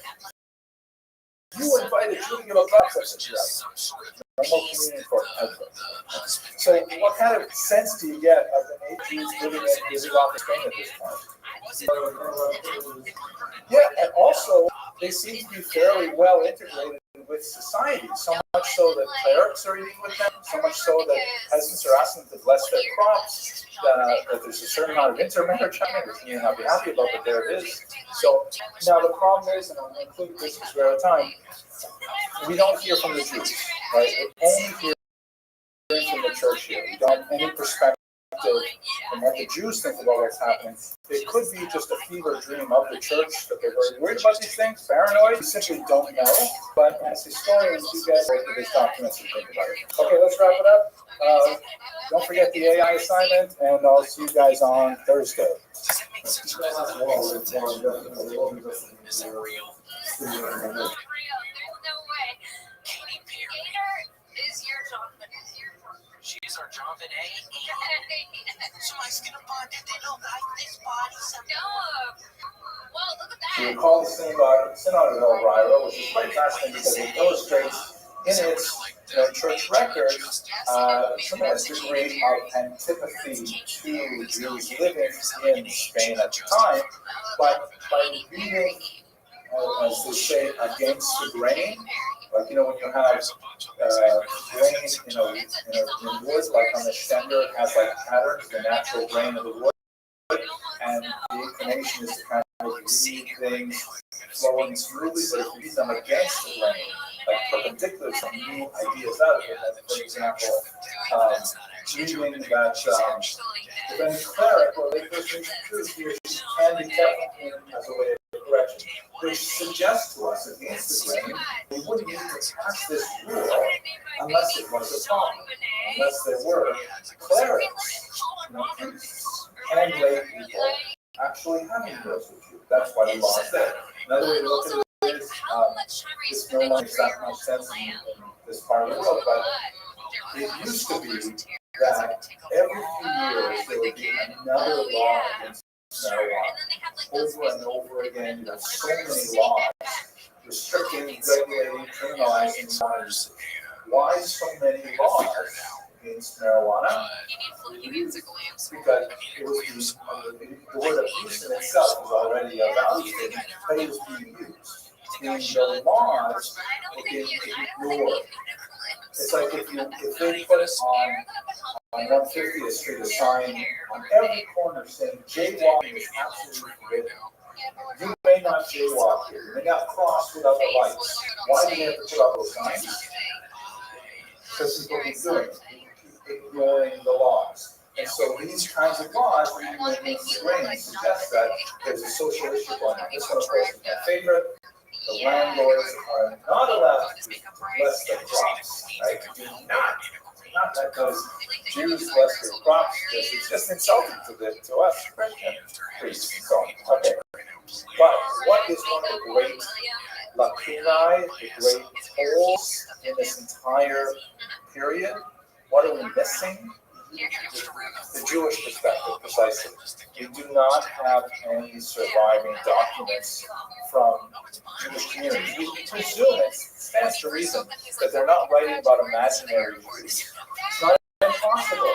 You find societies from time to time, parts of Japan, for example, are very, very enamored with the protocols of the elders of Zion, and there's like, I think, less than 5,000 Jews living all over Japan. So you don't need to have Jews to have an obsession with Jews, but it's more likely that there are contributions in society in order to spur these results. Furthermore, we don't know if Jews will say, the church, it's so marginal, no one really pays attention, they can make their synagogues and things like that, but reads the rules, no one punishes us, we don't know what the incredibly awful persecution. So let's move now to the Visigoths in particular, and as we mentioned in the very first lecture, there is this major transition of the Visigoths from an earlier form of Christianity called Arianism, this spelled with an I, and into Catholics. Catholics, of course, based in Rome, where you have the Pope, later, in the eastern part of the Roman Empire, when Rome falls, then you have Constantinople, which is the head of the Eastern Catholic Church, which we tend to call the Orthodox Church. Sometimes confusing because Jews on the end of the religious spectrum tend to call the Church Orthodox too. But Orthodox in that context literally means one doctrine, one way, which is also not really a good way to describe Orthodox Jews, because we have Dalet Amos Halacha. A lot of people can stand inside Dalet Amos, but there is a kind of an agreement on certain levels of orthodoxy. So we're talking now about the Western Church. The word for the term Arian comes from a particular Baron bishop from Africa called Bishop Arius, who lived in the 3rd into the 4th century.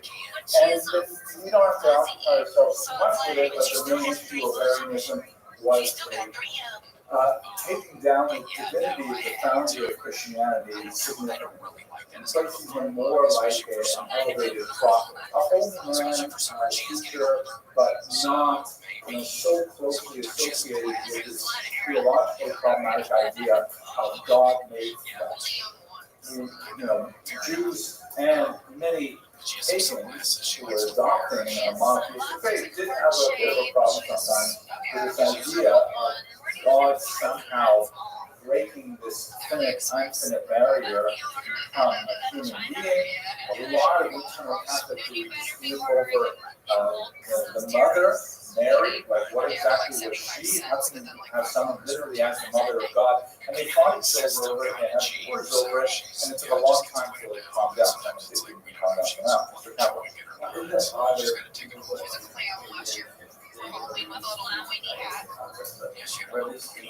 Mr. Campbell.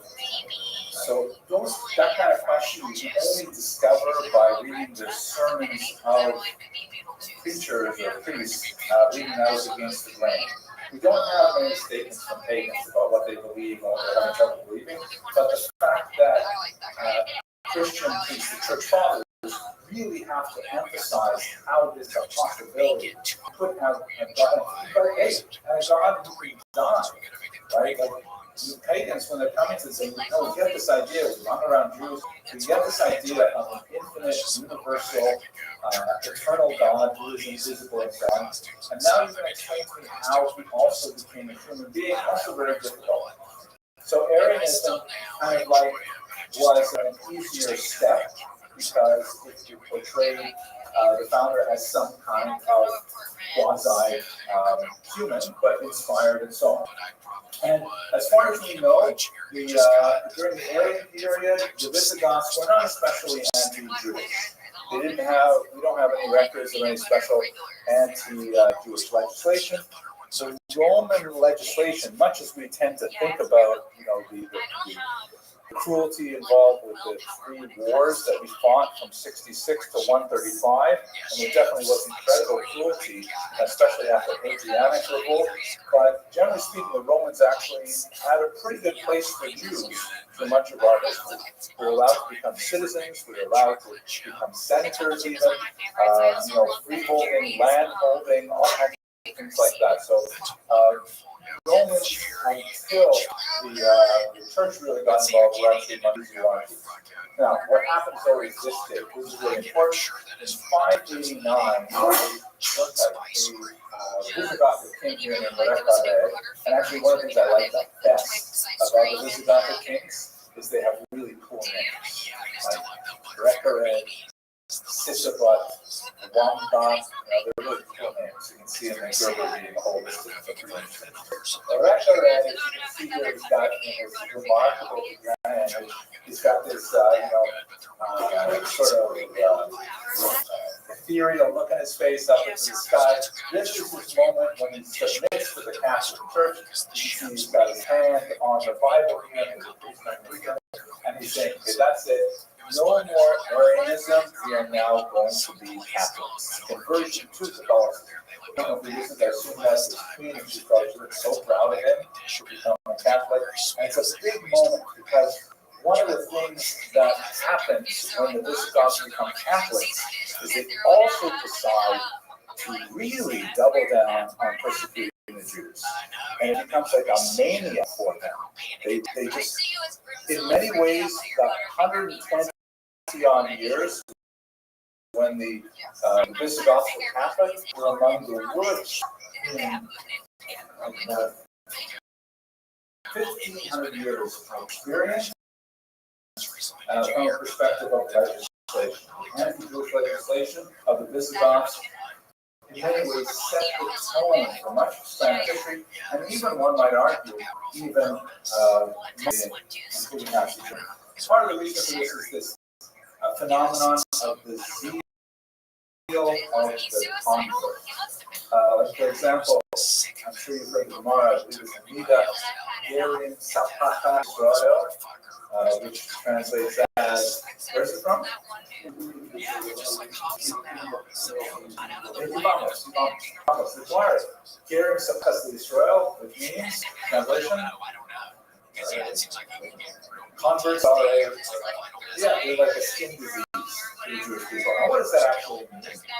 So you can translate it 2 ways. One way is it means that they are like, you don't want them nasty, they're awful. You don't want converts, right? It's area throughout kind of thing. It can also mean, as one of my caboose at one point, who was himself here, he says that converts are irritants to the Jews, like we're always scratching, like, the convert says to you, did you bench? I didn't see you bench. How can you bench that fast? Excuse me, isn't what you're saying Lashon Hara? I mean, how can you say that? So the converts, because they have converted to Judaism, they've adopted as an adult, and they are enthusiastic about it, they can sometimes be more punctilious about the rules than born Jews who are used to it. It's okay, forget about it, that's all right. Whereas guarantee a sapaka, that's irritant to Israel.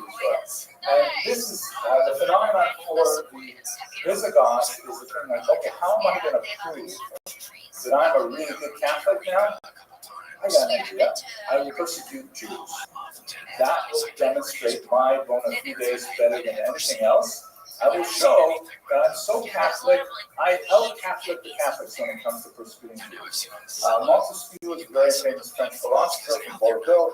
He wrote all the maxims, all the principles, and all the perspectives of the Inquisition.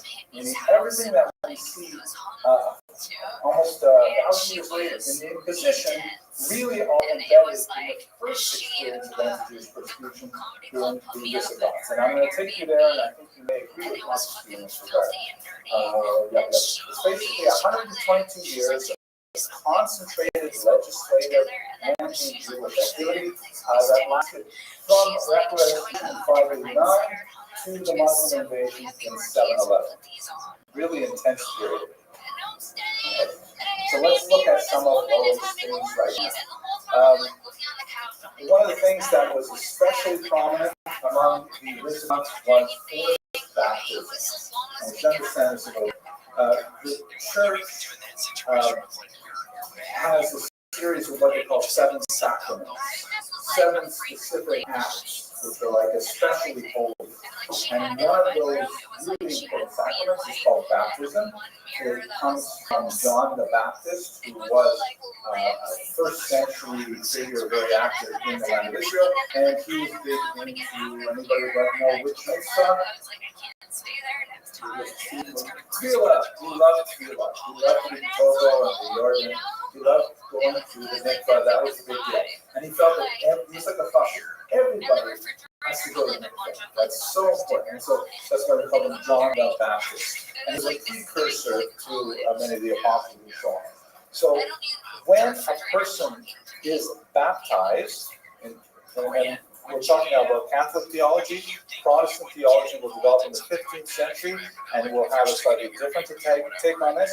But for the ancient and the medieval period, it's all going to be Catholic. When a person is baptized, even against their will, they then become Christian. So the baptism basically involves a dunk in the water, in some cases just a sprinkling of water, pronouncing of a formula, and that person is in fact now Christian. There are horrific stories from the medieval period of like hooligans. It doesn't have to be a priest to do the process. Hooligans capturing Christian children and dumping them in a ditch and pronouncing their formula over them, and they emerge now Christian. Jewish children, yeah. No, I'm sorry, Jewish children. And that was there's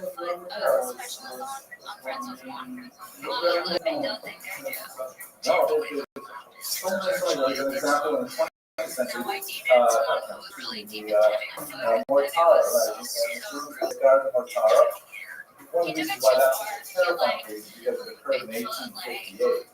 19th century, right? Almost the modern era. And, well,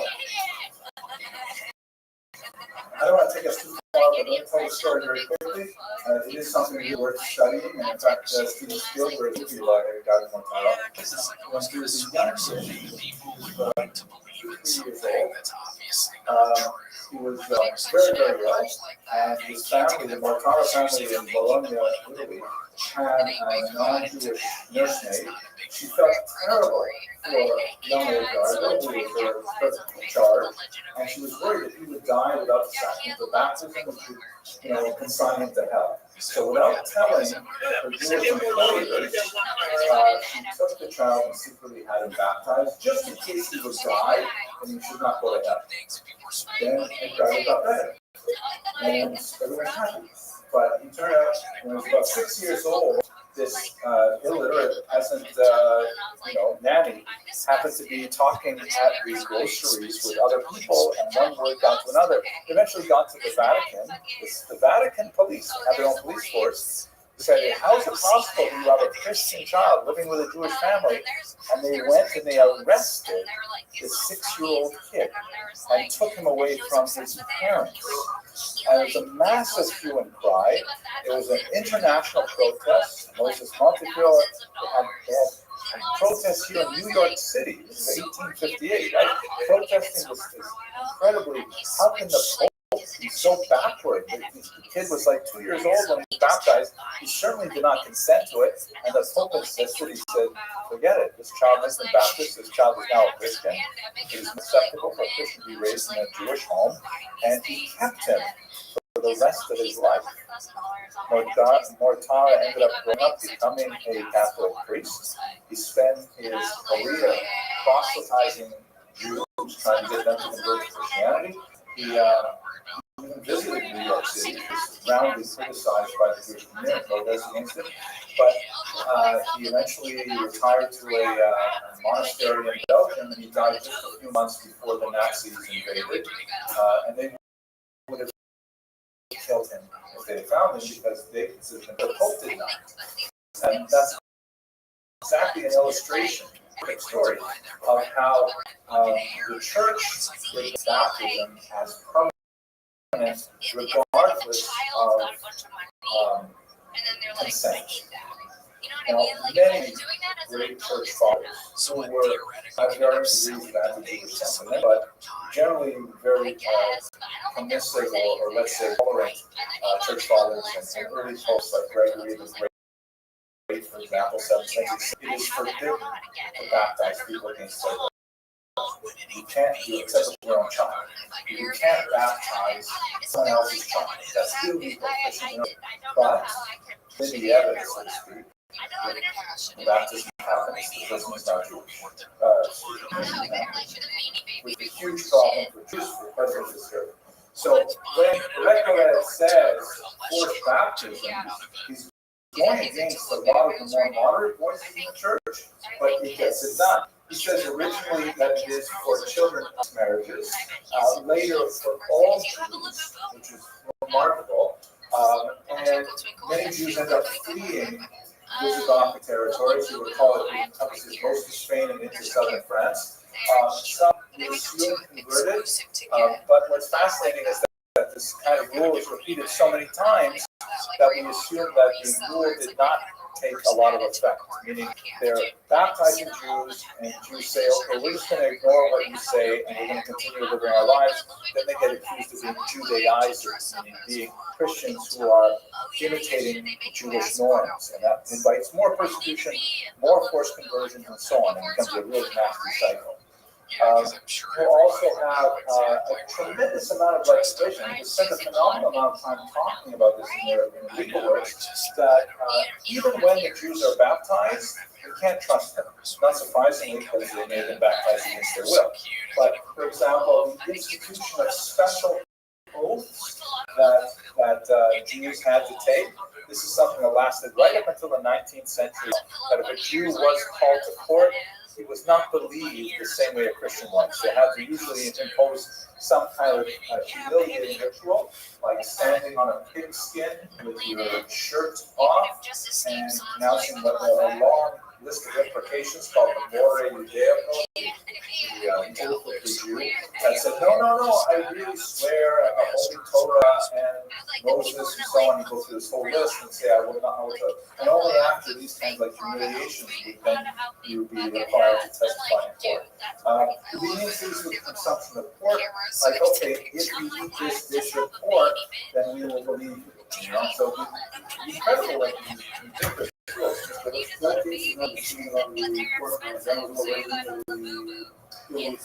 That particular one, it's like 17th century that I think of it specifically. I don't know if they had the, I'm not sure. I have to go back and look at some of the primary sources. But like ridiculously levels and levels of like, what are they doing all day but thinking about ways to pursue Jews? And it gets much worse. The punishments for really tiny infractions include lashes, confiscation of property, exile, and this word that comes up over and over again in Visigoth codes, decalivatio, which literally means scalping. So there's a certain amount of debate for what this means. This is a picture, obviously not from Visigoth age. This is actually from the 19th century when one of the many American and First Nations wars. Someone named Robert, after he had been scalped, you can see it's a pretty nasty thing to go through. Most people do not actually survive scalping. It's not, what's the process? They pull off the layer of skin and the hair, and then you've got your skull, or sometimes even your brain exposed, with a sticky substance, with a knife. You can see the stitches here where we had a flap of skin really attached. doing that. So the question is, if they're punishing people over and over again with death and it is frequently a fatal operation, are they really doing that? Some have argued that perhaps it's referring to shaving the head, which was, humiliating, but not necessarily, or certainly not fatal. The term literally means to make bald. So we're not exactly sure what they meant by it. It could be the fatal scalping. Unlikely, it could mean simply shaving. But a tremendous amount of amputation. They love chopping limbs off or infections, especially in the case of religious sexual relations. Women, if a Christian woman was caught having a sexual relationship with a Jewish man, she would have her nose amputated, which is a pretty amazing and awful thing. If a Jewish man was having a relationship with a Christian woman, he would have his penis amputated. So really nasty, awful punishments.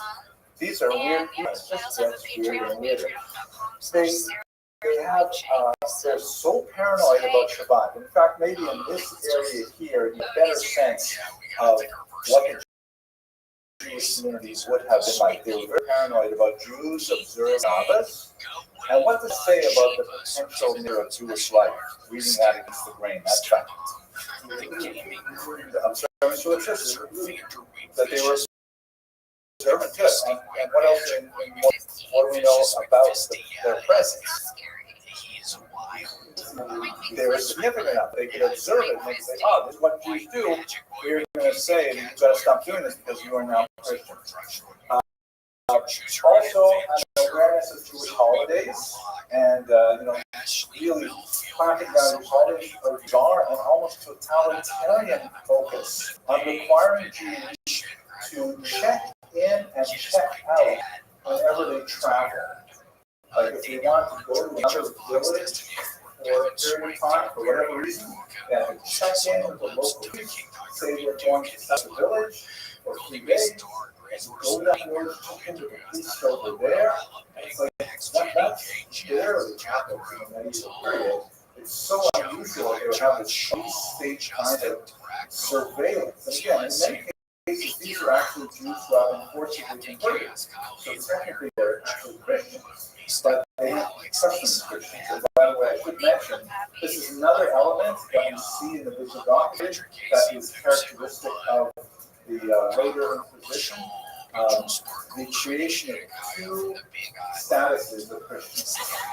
The born Christian, who is called simply a Christian or an old Christian, and the so-called new Christians, or also called sometimes conversos, or in the negative sense, term maranos, meaning pigs. Like, you can't become an old Christian. You can only be another generation of new Christians. And so a kind of a quasi-race society would be established. And we would definitely see it with in the Inquisition period in the 1400s and onward. Here we are again kind of struggling with the fact that we don't know what the Jews had to say about this. Is this all like totally made up by the Visigoths? So they're just like publishing these things for show, what you would say in today's social media world, virtue signaling, like they're saying, look how Catholic we are, we have all of this nasty anti-Jewish legislation, or is it actually resulting in a lot of punishment of actual Jews? The laws have frequently repeated, which is a widespread indication that they are not being followed, right? Like the jaywalking example, the marijuana example, and so on. And new laws are added for Christians who help Jews. Which is also interesting to read against the grain because it suggests that Jews were fairly well embedded in society if they could have enough people who would be helping them along with their lifestyle. But this is, think about this, 122 years of that, but basically like 4 odd generations of persecution. Your grandparents would know it, your parents, you would know it, your children would know it. It was like an intense period of persecution the entire period. Here's the Visigoths, by the way, besides the anti-Jewish legislation, they were known for being exceptionally, hedonistic, and you really see it in this particular Kano image from the 17th century. They're obviously probably didn't dress like this, more of a 17th century representation, but their facial expressions really give it away. So then the kind of patterns we see are these forced conversions. They have to become Christian, and then they are punished for retaining any Jewish behavior. It's a pattern that we're in position as well. We see this secondary class, right? The new Christian status that is a big about the Orthodox. You'll see that also in the Orthodox Inquisition period. There's state surveillance, right? They check in, check special kinds of things like that. Also evident in the Inquisition.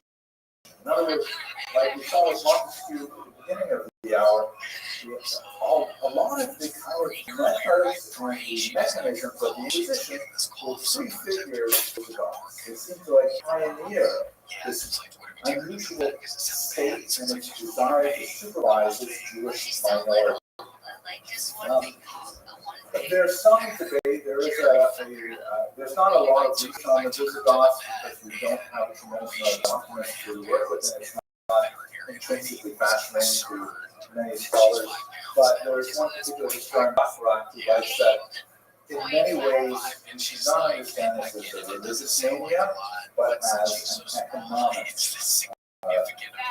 an expression of an economic desire.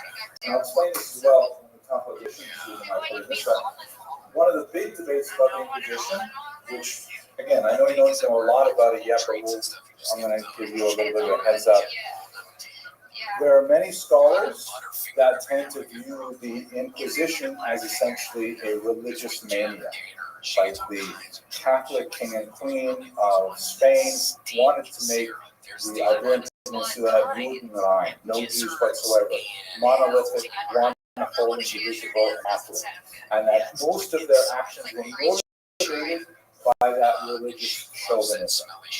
Other scholars, on the other hand, that is simply a veneer for an economic incentive.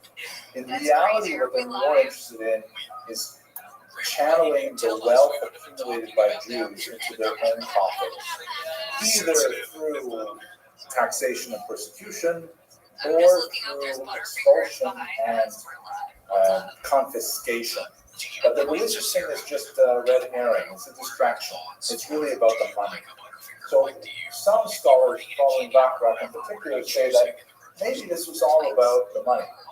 Maybe all of these religious rules were designed to keep the Jews in place, but to squeeze them for whatever value it's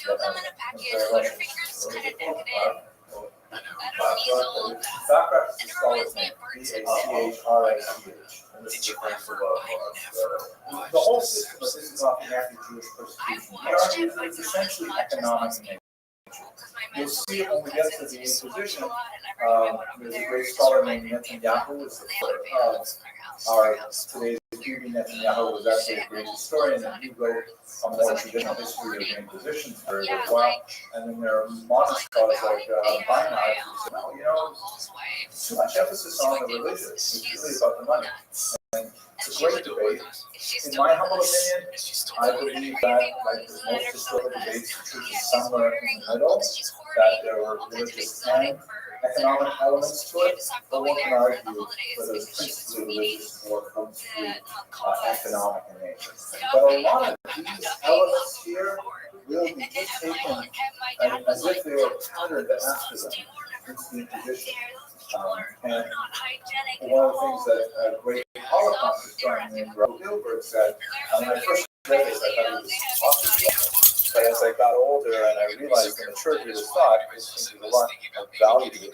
He believes the Nazi regime was really rooted in the systems developed in the Spanish Inquisition, and the Spanish Inquisition has a lot of its systems rooted in the Visigoth period.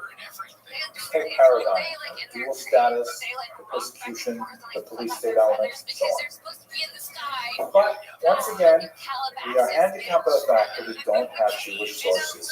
All we are reading is about what the Visigoths had to say about the Jews, And it's awful and terrifying to imagine that what they're saying was actually put into practice, but we simply don't know how evident that is. We just don't know how true it is. It's ferocious. At that time, but not from that place.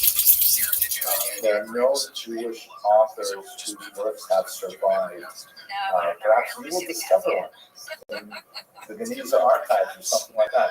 But right now, we don't know what they say. So there's some in Oxford and St. Petersburg, and there's some right here in New York City. Jewish Theological Institute. Jewish Theological Seminary has a nice collection of Geniza documents. Even better, you can go online. Does anyone know what the Geniza is? It's a massive amount of Shemus that was collected over hundreds of years and discovered in a synagogue in Cairo. And it tells so much amazing stuff about Jewish history and actually about world history. There's hundreds of thousands of fragments, because this is all garbage. They threw them away, they rotted, they broke apart, parchment, vellum, papyrus, all kinds of documents. It's paper. And if you want, you can go, there's a great website, I think it's called the Scribes Project. Just Google around and find it, where they're crowdsourcing and deciphering these documents now for over, they've been working on it for over a century, where if you volunteer, they will show you a little scrap of paper that has been digitally scanned, and they'll ask you, do you recognize this language? And you say, yes, it's Hebrew. And when they say, is it right side up? And because they don't they just scanned it without knowing what it is. And you say, no, it's upside down. And they'll flip upside down for you. And it says, what does it say? You write, I don't know. Can't translate it. And so it's what we want. And it'll go to the next level researcher who can read Hebrew. I say, what do you think? Do you see what this is? And by crowdsourcing it, they're actually making huge progress deciphering the scraps of paper remains. We'll talk about it later, I think. But maybe we'll find out what Jews in the Visigoth period thought. We don't have any documents yet. Okay. Now, how does this period end? So we talked in the first class about the Muslim invasion, right? Islam starts in 622 in the Saudi Arabian Hijaz region by the Red Sea, and then it spreads ridiculously fast. Less than a century later, it's gone all the way across the coast of North Africa, and Muslims cross the Strait of Gibraltar and make their way into the Visigoth kingdom, and with ridiculously short order, they take over almost all of it. The Jewish response to the arrival of the Visigoths is the subject of heated historical debate, and we'll explore a lot more of that next time we meet. But the reality is, if you were a Jew living in Visigothic Spain, the chances are you would be so thrilled to have the Muslims come in, because the Visigoths were so awful. Amputations, the forced conversions, the confiscations, the exiles, just over and over and over again, these incredibly anti-Semitic laws. The Muslims come in and say, listen, we will give you protected status, demon status, and we're solid with that. We'll explore more about the conquest period next week. But I just want to look at one other thing here. Actually, I don't want to say too much about this, because this is actually taking us a little further away from where we are. Let's just go to King Wamba here, which is really the end of this period. Here's King Wamba. Once again, I really love the names of them. And he looks like a Wamba to me, too. I think that the costume is sort of Romanesque, but so what happens is the governor of Nice, which is out in the French part of the Visigoth, remember, rebels against King Wamba. He's one of the last of the Visigoth. And he says, Jews, we have a common enemy in the Visigoths. You come to our side. And again, reading from their documents, apparently the Jews did say, we're sick of the Visigoth. They're crazy. And we know also that 93, again, writing from the Visigoth perspective, we don't have a Jewish perspective on it, that Jews were like saying, please, Muslims, come into our country and get rid of these horrible Visigoths. This could be simply an ex post facto justification of persecution of Jews, saying they are intrinsically treasonous. So we don't know if any of this actually was true, but if it was true, it would not be surprising at all. And the Muslims to make their way in, a very, very small, extremely mobile army encounters a largely rejected population and conquers them quite quickly.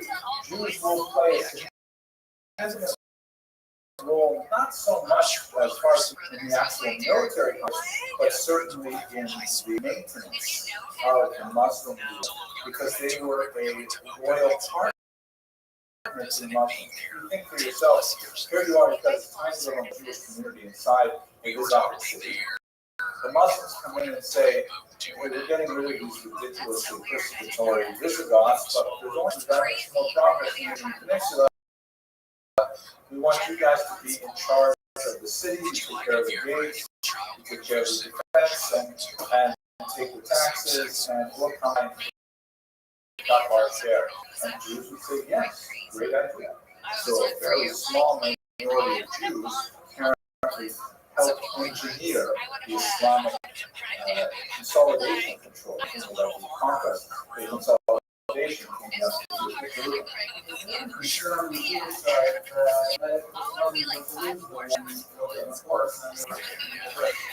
You would think that, but what do we know? That's why Grant's girls are in girls. Next to that, we don't know. The Jewish voice and all this is, we don't really get good Jewish voices for another couple hundred years. And so we're just like reaching back in the history and trying to reconstruct what it must have been like, since we don't know. But that would be, I think, a very legitimate concern. But the fact is, what do you have to lose? This is also like so awful. How bad can the There Muslims was be? this day, did you guys do this where one day a year with oxygen, it was like our brother's school campus. Yeah, With us. Yeah, It was you called would think. Exchange I Day. would see that. We would have classes sometimes. Okay, let's just do some last reflections here from me on themes and precedents.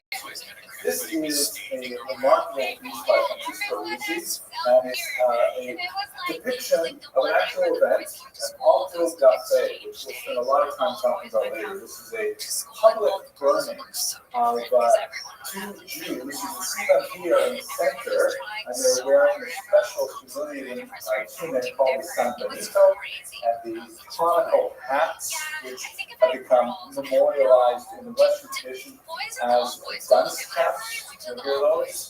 Yeah, my father told me he had to wear one of them. But it's a conical hat. And it was meant specifically to ridicule people. That's my father and yours. In my generation, we didn't do that anymore, but they literally hit us. Like my teachers literally hit me over the knuckles with rulers, like red sticks and sticks. And I had with my own eyes, teacher pulling down a voice and spanking him in class. Right? That would not happen today, but that was back in the day. But the dunce cap was originally from the Spanish Inquisition, and I wanted to San Benito as like an article of humiliating clothing. And look at this rock star concert kind of environment. Here they have, this is where the burning takes place. And like there's all these dignitaries, the finest clothes, all come here to witness, the possible confession, which would, by the way, if you were at this stage in the process, confession would get you one thing. They would strangle you before you were burned at the stake. If you refused to confess, then you would still be burned at the stake, but without strangulation. So it makes sense. But you don't have to be look at like this depiction of coming for this huge party. The richest people get the best seats to watch this whole thing going on. And this kind of environment of all society just piling on with this hatred directed at two tiny little figures in the center here is emblematic of this kind of mass social mania that seemed to grip the Visigothic state, and it also is clearly evident in the Inquisition period, and this is, by the way, on the date of 1683. The Inquisition lasted for hundreds of years. It was in Madrid. Okay, we have examples of also in Peru, in the New World, it was like you have these kinds of things everywhere. It's huge. And I would like to also suggest for your consideration, gentlemen, and with this, I'm going to close my formal remarks. I think we're living in this time today. I think that if you look at the tremendous amount of energy and belief and sheer numbers of young people who participate in the anti-Israel protests, it just seems to me like, we're being assaulted from all sides by people who do not know anything about the state of Israel, about its realities, about the Jewish people as a whole, and it's just like another excuse for engaging in mass acts of hatred. And it's terrifying. This particular Shabbat is about one individual named Cardoso. We'll have a conversation talk about him later. But he was someone who was born as a Christian, meaning he was from a family that was baptized a couple hundred years later, right around this time of this particular author that day. And he was a very successful doctor and a writer. He was famous. He was known for being with the rich and famous everywhere in Spain. And then one day, while he was a professor, I believe at I'm not sure university he was called to participate in out of the faith. He had to go in his full academic regalia with all the others to watch this happening. And he looked around and said, "Oh gosh, what am I doing? Why am I sitting here in the stands watching two innocent people turns him around completely away for him. He left Spain left Spain, went to the ghetto of Venice, and lived in a tiny little square that housed the Jewish population where he could at least identify himself as a Jew. And I think that's in many ways comparable, not only to the Spanish period of the Inquisition, but also the Visigothic period in our own day. Thank you for listening to me, Russia, gentlemen. Let's take questions and then we'll wrap it up.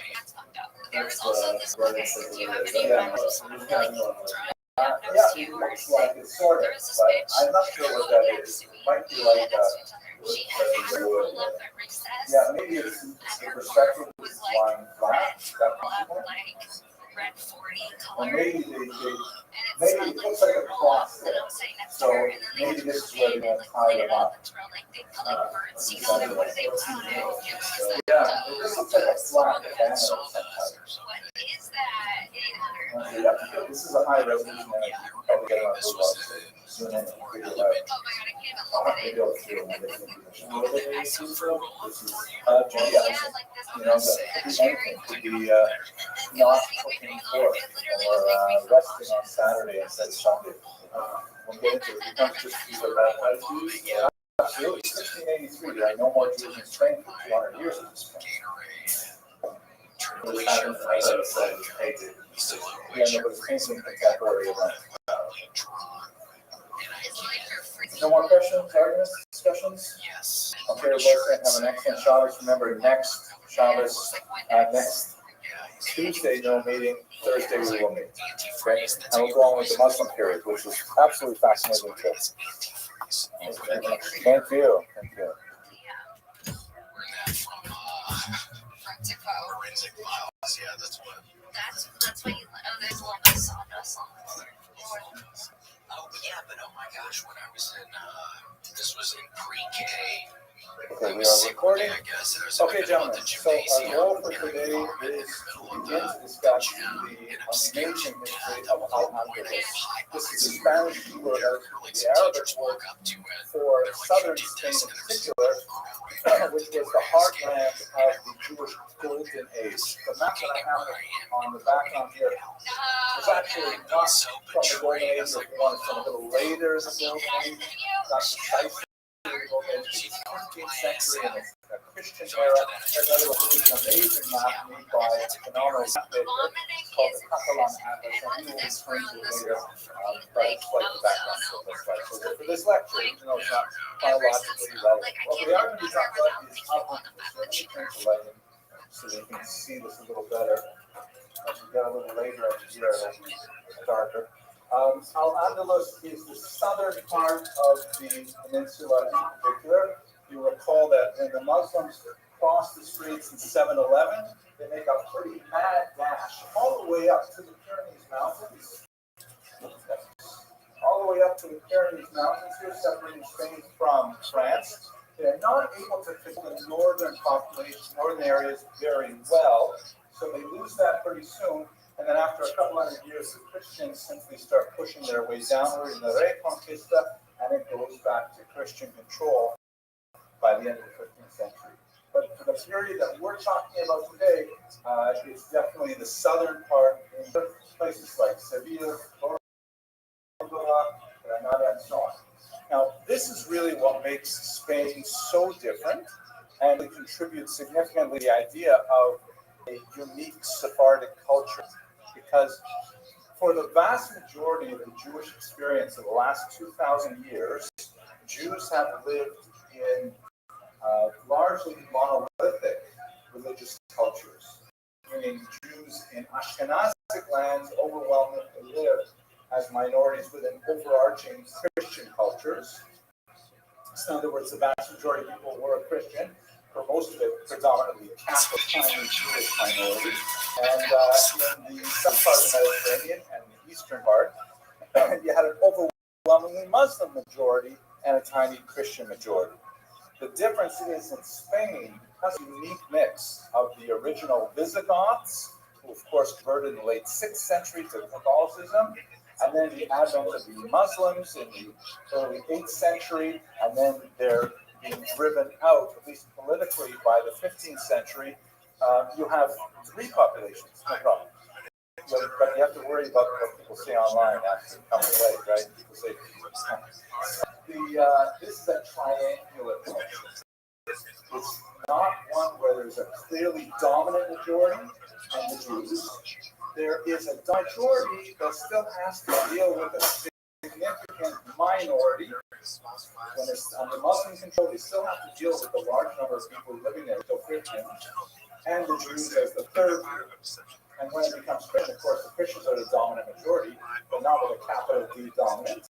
You still have a large number of Muslims living in the region, and so the Jews are the third party there as well. It's always triangular, and that difference in the power dynamic makes a huge change in the possibilities of Jewish expression, culture, and the exercise of state power, as we shall see.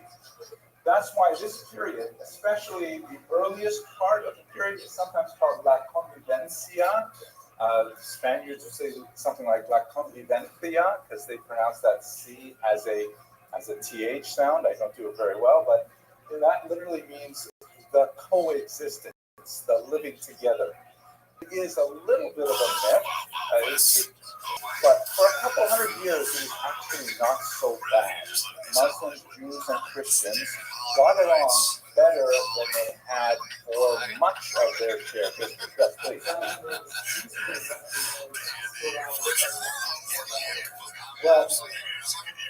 Well, when you're thinking about from the perspective of Jews, violence basically means like pogroms or expulsions and things like that. So you basically don't have any pogroms or expulsions except for one significant attack in 1066, and then you have another 100 years before there's anything nasty happening. That's pretty amazing from the perspective of Jews. That's not to say there's overall peace.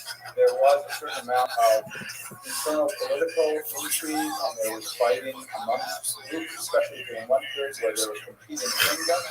So it's not like everyone was living in a paradise.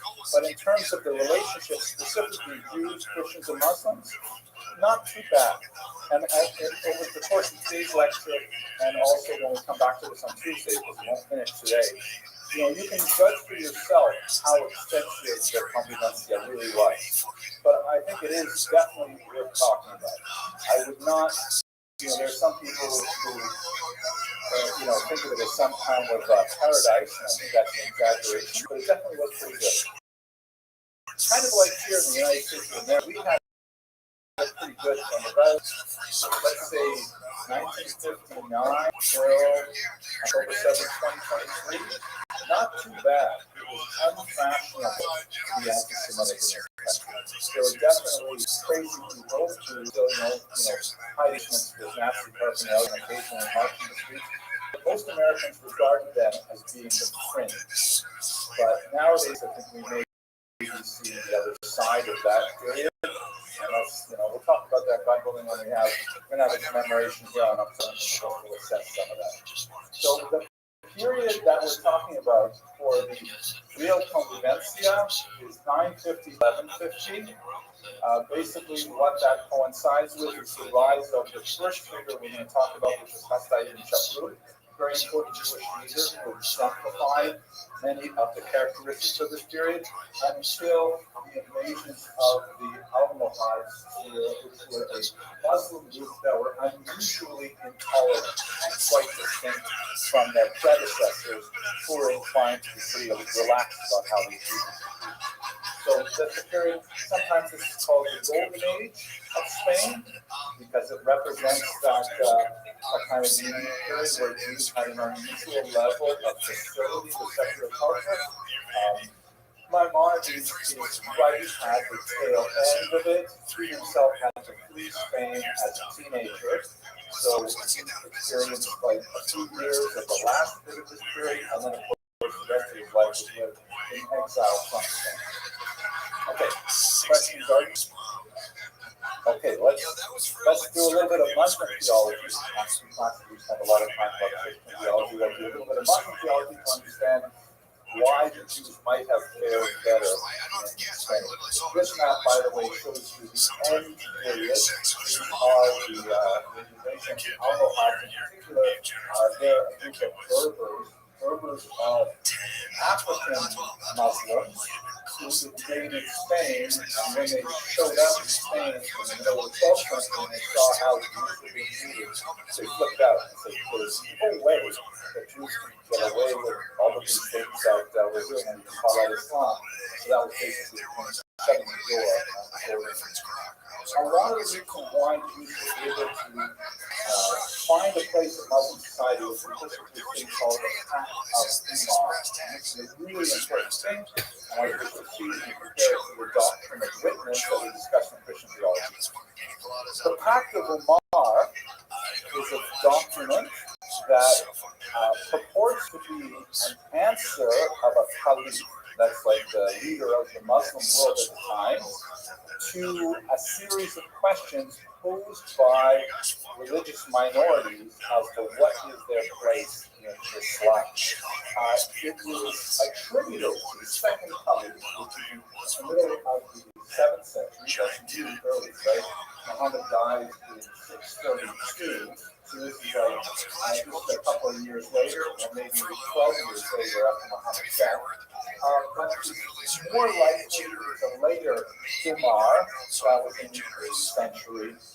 The document itself that we have is not cited until the 9th century, so it's hard to know how much of it is antedated to the early period. The question is kind of like a tshuva, in which the questioners say, oh, wait, Umar, thank you for spreading your Muslim rule over all of us. Please, define for us what are our rights and privileges and responsibilities in Muslim society. And then the path goes on to give an answer that applies to all people who are called the people of the book,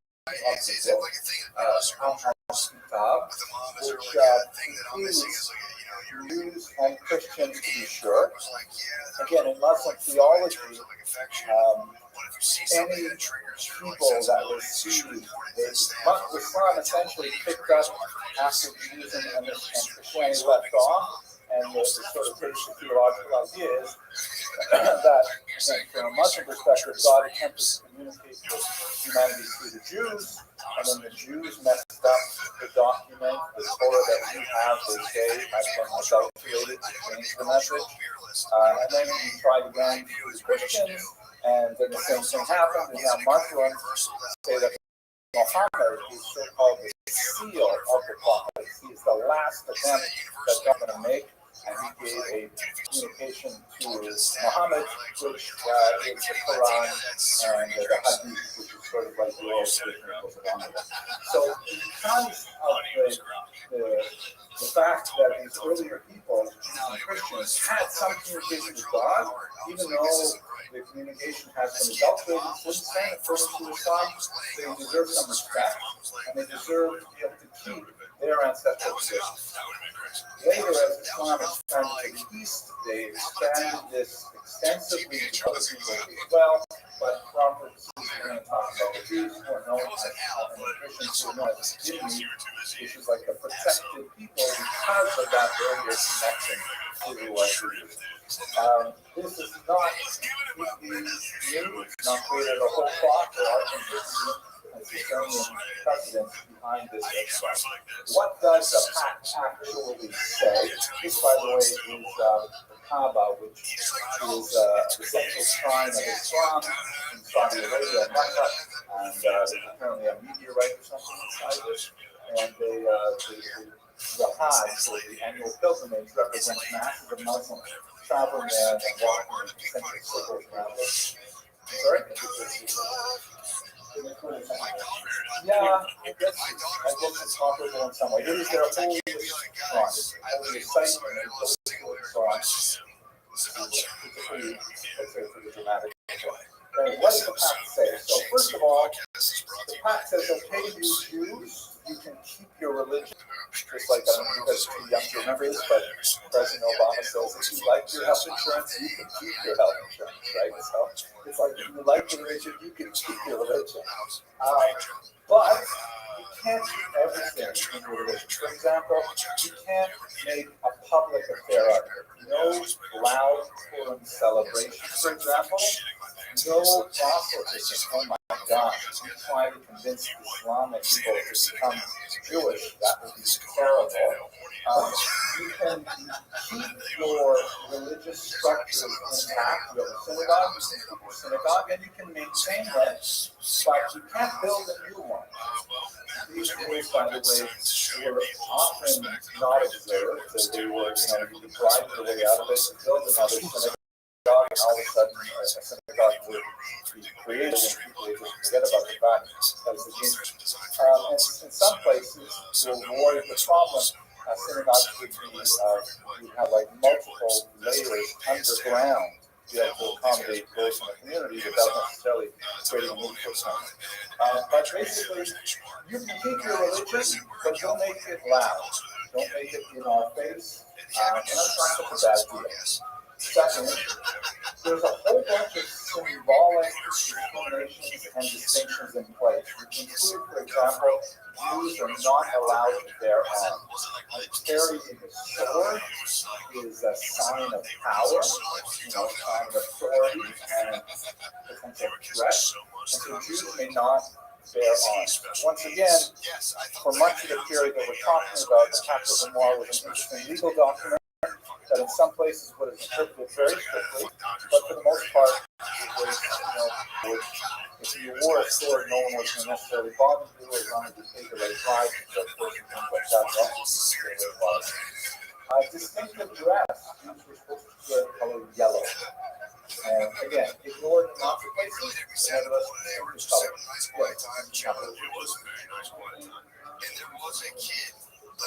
public, I suppose you get a sword at home. They weren't going to take away your sword, but that sounds like they're not going to take away your guns. If you like your guns, keep your guns. They're not going to take away your guns. But the whole point is, a Jew should stand out there looking like a powerful, authoritative figure. You can keep your Judaism, but you got to vote. I'm sorry about that. Once again, Blumenstrauss. Yes.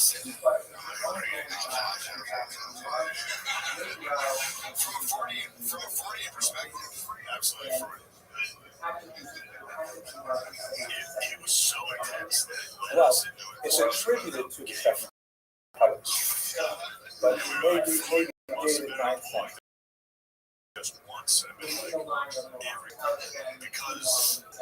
Yeah, he didn't son, and so then it's not a direct Ben Afar Ben, but it's definitely from the very good years. Regarding the synagogue narrative, was that To paint the picture, to be totally fair, the kid's mom was hot as fuck. It was undeniable. The kid's mom was. Exactly. In fact, specifically, synagogues could not be larger than mosques. They couldn't have a higher elevation, and they couldn't be expanded. You couldn't build a new one. They only would keep the other one you have foundation.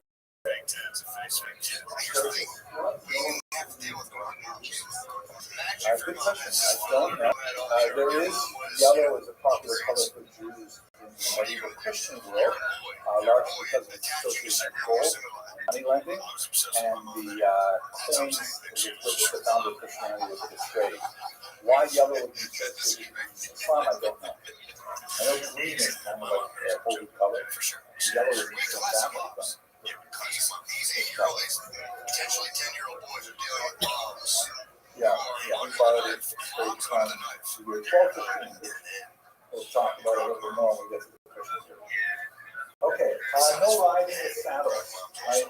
No, also, if I remember correctly, no riding horses, only riding donkeys. I'm not sure if I remember that correctly, but you get the idea, right? You get symbolic distinctions, which can sometimes be bribed your way out of, but nevertheless, it was meant to mark people as distinct.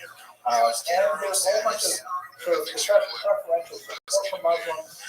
Jews were required to support Muslim travelers with their own particular areas. Jews could not cater to any illicit Muslim taste for alcohol. Alcohol is forbidden in Islam. It's not in Judaism. And so while Jews might be making wine for themselves, they're not supposed to sell it to Muslims. By the way, this is probably the most egregiously ignored rule of the Hakim in Spain. Muslims significantly were drinking with Jews, they're drinking Jewish wine, they're drinking Muslim wine. It's like they basically ignore it. Also in the Ottoman Empire, this is not a simple thing. Although even in Saudi Arabia today, you cannot bring alcohol into the entire country, which was presented a challenge for U.S. forces when they had bases there, because I don't think they can actually bring alcohol into Saudi Arabia at all. No Budweiser. Jewish homes have to be smaller, that's all. So this is basically the kinds of rules that are in the practical law. If we assess it, it's kind of, maybe from our 21st century perspective, it seems wildly discriminatory, which it is, obviously, in the true sense of the word discriminate, to make distinctions. But on the other hand, it's a lot like the doctrine of witness, in which Jews were restricted by Christian authorities, but nevertheless they were also allowed a place to exist. These are the rules. If you are going to follow the rules, you can have your religion, you can worship in your synagogues quietly, you can have your families, everything's fine. Just don't ride a horse with a saddle, don't carry a blade, and things like that. It allowed a space for Jews to legally exist.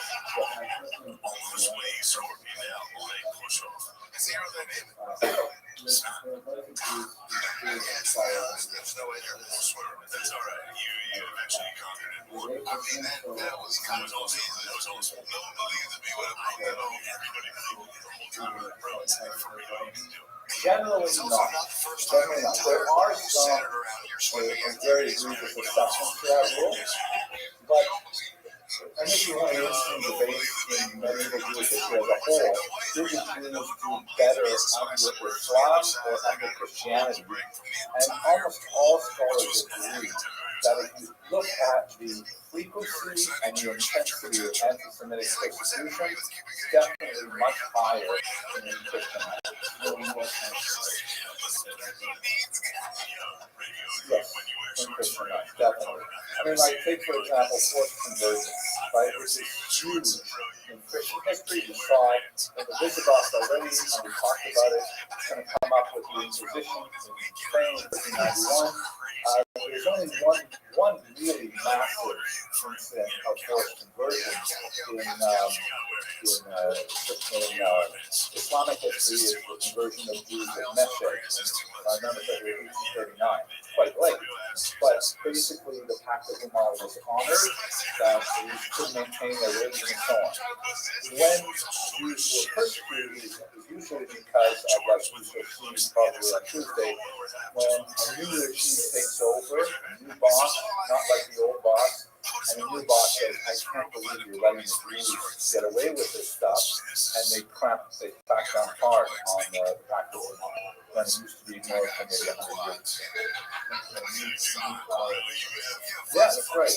You're not okay, so that's the sort of general historical background with regards to Islamic theology.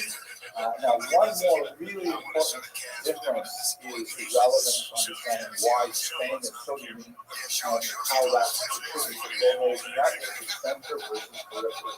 And this is, by the way, why I said, wow, I just love this image so much, put it in the back of this lecture. This is a larger picture of the Catalan asset. It's a massive piece of canvas of wood, something like that. That was a gift to a French king made by a Catalan, made by a Mallorcan Jewish mapmaker. And you see here they have this little symbol, recognize this? This is the first piece in history, this kind of history.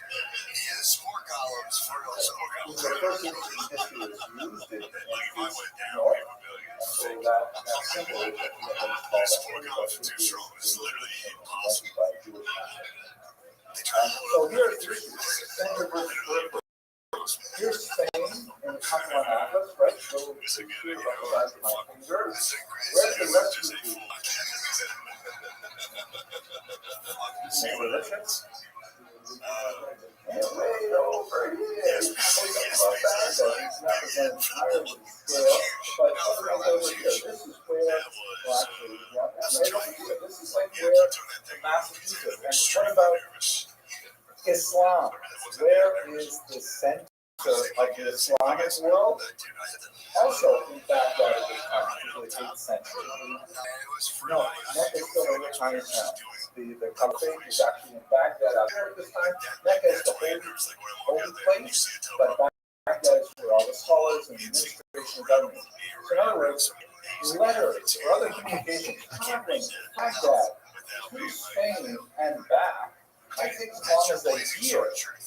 Right? We're talking about very low communication, definitely not internet age. And so you have the center over here, and then you have the periphery way out here on the edge of the continent. Now, how do you think that would affect people's behavior way out here in Vegas, so to speak? What, Mr. Richards, you smiling? What happened? Yeah, exactly. You know, what happens in Vegas stays in Vegas, right? Like, it's so far away from where people normally live in New Jersey or something that's why it's notorious for antinomian behavior, where people, you know, like if they decide, if a Muslim says, you know, that, you know, I think that the Quran only tells me not to get, you know, completely hammered, but if I have a couple of glasses of wine, that's okay. And so he'll have a couple of glasses of wine, because by the time he has a chance to ask the Muslim authorities in Baghdad, is 2 glasses of wine forbidden, he's already drank 400 glasses of wine. It's so far away. So there's all kinds of things that can happen way out here, both for Jews and for Muslims, that happen primarily because they're basically on their own, and they can make stuff up as they go along. And that relative freedom from supervision, from close supervision, means that they're going to experiment with their cultures, and they're allowed for things for expediency, which actually work very well in Jewish faith.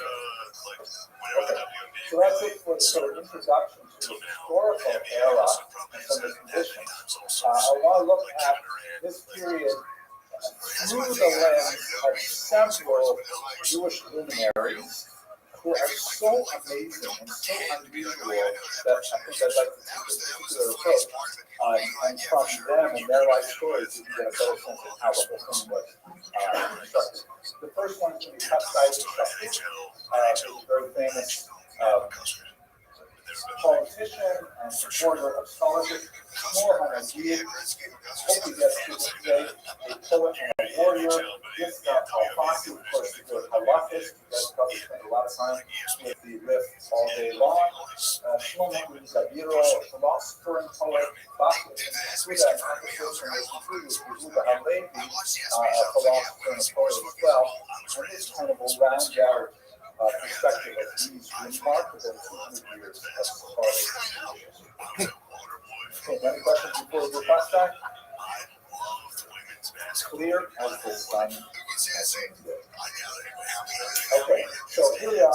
This is the Caliphate of Cordoba. One of the interesting things that happened in terms of Islamic history is that the local Muslim rulers essentially said, why are we beholden to the Caliphate in Baghdad? We're going to set up our own caliphate here in Cordoba. In fact, one of the first fractures of the Islamic world by creating a distinct caliphate. But again, a bunch of political issues allow that to happen. Yes, the Shiite are largely relegated to the region. Okay, so here we go. We're going to look at how studies come with these years are roughly 910 to 970. He is sort of a paradigm of what the Muslims sometimes look to the Jews as the wise and loyal servant. In the sense that the Jews developed a reputation early on to have an unusual amount of intelligence, a reputation that was stuck with the Jewish people for millennia, but also being loyal. Jews were always going to be a minority, but they recognized that attaching themselves to the ruling power in an effective way is actually a good advantage to the ruling power, specifically in Spain, because they have to worry about and then just Christians. But meaning, if a Muslim ruler becomes Christian intelligent person, hey, you become my finance minister, my foreign minister, my royal position, whatever, that Christian has a lot of allies in the countryside who could conceivably be the source of a revolution. That's not the case with the Jews. To mount a revolution, they're more likely to be loyal to the authorities, and they're also intelligent. The law literacy and numerous that makes them especially small. The kinds of skills that Hostile and many of you figures look at today had were especially relevant for the Muslims and how they valued the person. One to be literary. The Muslims love poetry. They're deeply engaged in poetry, terms of phrases. If you've ever read any of the Hakdamot to Sephardic books, especially from this period, they're very flowery, and rhymed and complicated allusions, and it's really hard to read those Hakdamot quite often because of how difficult they are. But Muslims ate that stuff up. They really were deeply in love with literature, and Jews are a literary people. They're also very linguistic, because Jews tended to be, and this is America is the exception, but historically Jews are multilingual, they're polyglot. If you go back and ask your grandparents, maybe even your parents, how many languages they're fluent in, chances are they won't have enough fingers on one hand to let you know how many languages they can communicate. That is the normal Jewish tradition. It is a strange history that American Jews tend to be lost in this language. But Jews in Spain, especially, were very well versed in, of course, Hebrew, Arabic, which was rapidly becoming the dominant language of the lower Mediterranean basin, Romance languages, local Spanish languages, and some of them even learned Latin as well. The proved to be very useful in international relations. And that, of course, leads to diplomatic skills, because they often were employed in communications with foreign powers, hostile powers like Christians. We'll see that in chapter 12. So, yeah, totally. He's from absolutely. Various different types of Spanish at this time, Brazilian and Romance and so on, and they would have been comfortable in the vernacular. Spanish as our language doesn't really form for a few hundred years yet, but the local dialects, Portuguese is quite different from Spanish today. They would have been comfortable with all of them. So these are just natural, these are kind of like skills cultivated in Jewish culture that made them very useful to Americans. So here's the thing, though, what's special about the golden era, that is so bizarre, especially in the era, that one of the amazing things about the figures that we're going to look at, for the most part, they are incredibly distinguished, not only as Jews, writing like books of halakha, or writing Jewish poetry and things like that, but also really don't have that phenomenon very often at all. Like we have in our time, we have like, okay, really famous Jews, like let's say Albert Einstein, probably one of the 10 most famous people in the 20th century. And Albert Einstein, everybody knows Albert Einstein. And he's Jewish. Many people know him as a Jewish person. However, nobody knows, his Jewish on Masechta Bava Kama, because he didn't write it. Nobody knows, the amazing, Jewish artwork that he created, because he never created any Jewish art. Right? He's famous as a secular person who happens to be Jewish, not famous at all as for his Jewish stuff, although he was actually, very pro-Jewish in a lot of areas, but that's not where his fame was. And on the other hand, you have very famous Jewish people who do, amazingly Jewish things, like Moshe Feinstein, people like that, who are not known at all outside the Jewish world. But that's not how it is in the Spanish era, in the Golden Era, where you have people who are literally the top of their field, hope them. Now, I'll give you these examples and you will be amazed. Okay, so, outside of Jewish gets a traditional Jewish education, there's of course Rothschild on Tanakh, and Mishnah, and Gemara, and so on, lots of halakha. He also has typically Sephardic secular education, which is basically a broad range of all the sciences that were known at the time. And this is a period in history where we didn't have moderate specialization. No matter what you learned, if you went to a university, you didn't to happen, but if you went to university, you became a doctor. Because medicine, with astronomy, with lumped in, with literature, you just knew everything, because that was a state knowledge, and you didn't have high level of specialization. But Jews historians of medicine, most of them, by the way, were talking about all the doctors. You know, for example, he was a doctor, but he found he made more money at home. But that's right. So it's just strange, right? It's something about I see guys, but I really don't make more money at home.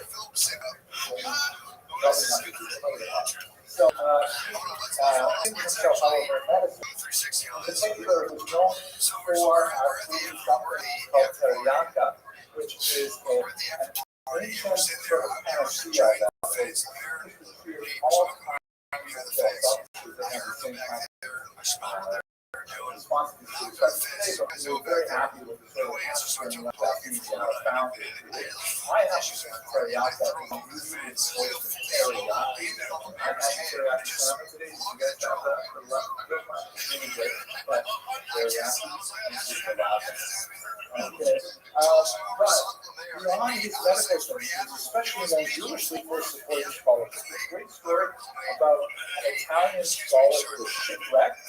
And he was sold into slavery, and he was redeemed by Rothschild and Shapur. His name was Moshe Ben Hanoch, and he established an early yeshiva in Spain as a result of his being redeemed from captivity. The story of Moshe Ben Hanoch shipwreck pretty dramatic. It appears in Dawood's history a few hundred years later, but it certainly could have happened because Jews were frequently in shipwreck, sold as slaves, and redeemed by local Jewish communities. This is an ongoing pattern for much of medieval history. Pigeon shooting has long been a very highly regarded mitzvah, and this is what Chassidut used as well for. Also, he spent a lot of time investing in accurate texts. Remember, he's far away from the center where the libraries are, where the Sofrim are, and the Spaniards are working with very limited numbers of actual texts, actual verses of Torah. And there's lots of errors that creep in without Sofrim. And so they really want to get the text right because they are so far away. And if you see something and you think it's a Talmud Sota, who are you going to ask? Write a letter to Baghdad and wait 2 years for a response? Well, they did, but it'd be much better if you invested more money in getting a copy of Shas out to Spain early. So that's the kind of thing that Chassidut was involved. He also was deeply involved in shaping Hebrew poetry, and I don't want to talk about this too because I can get carried away with the arguments in a second, but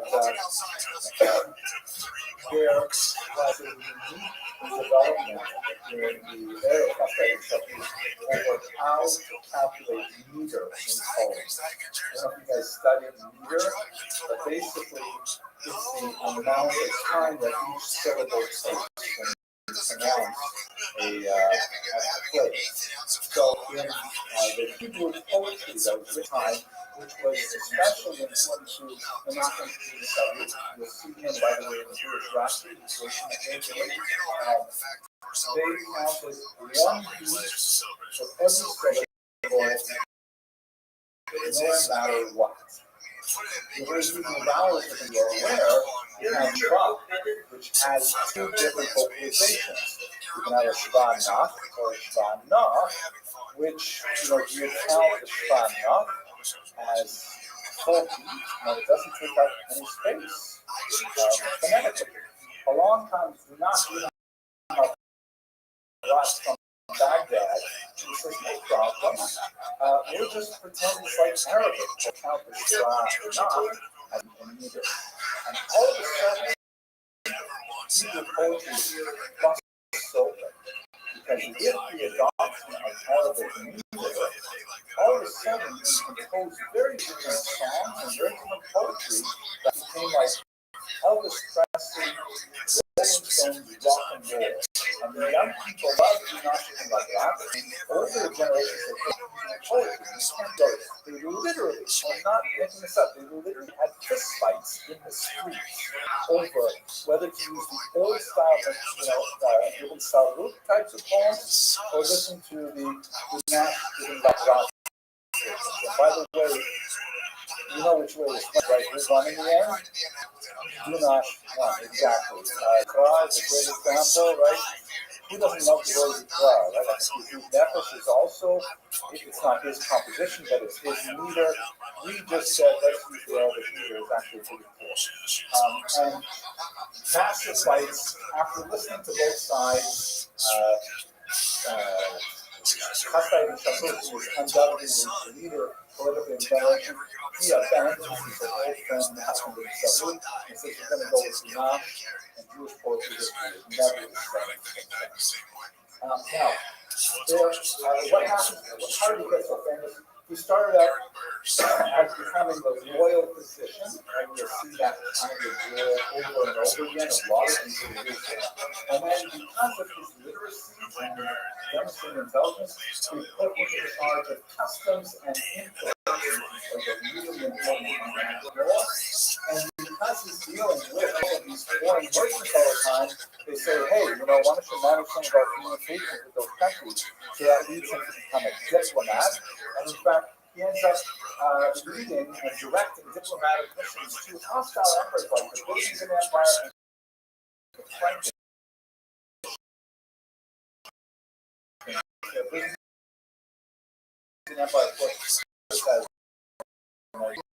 the Frankish community in France, and tons of the chief physicians, and the chief officer of the really rise to heights. And he was also the Gadol HaDor era. It's not necessarily issuing stock and things like that. He was a great lover of ship, and he was recognized as the leader of Iberian Jews in the one of the most dramatic moments in his rise to power is when the Byzantine emperor, again, hostile, right? They're fighting each other, sends a gift to the king of Granada, and it's a gift of a very important Greek book called the Materia Medica, the material of medicine, things that are medical, which is essentially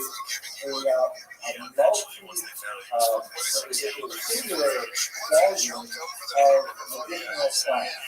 And these are plants, and these are what they're good for curing. The problem is, everyone knows how to read it, everyone knows how to translate it properly, but Hasai B'Shabur, working with a team, was able to identify all the plants there, give the appropriate Arabic names for them, and was able to break open the world of medical research by providing this brand new massive encyclopedia of medical resources. And as well, and he was sought out by none less than the King of Navarre, the southern France, Queen Toga was her name. That's kind of ironic. Who said, my grandson may have been his nephew, Sancho, is just way too overweight. You have a doctor there that can help him. Sure enough, Can you put it later?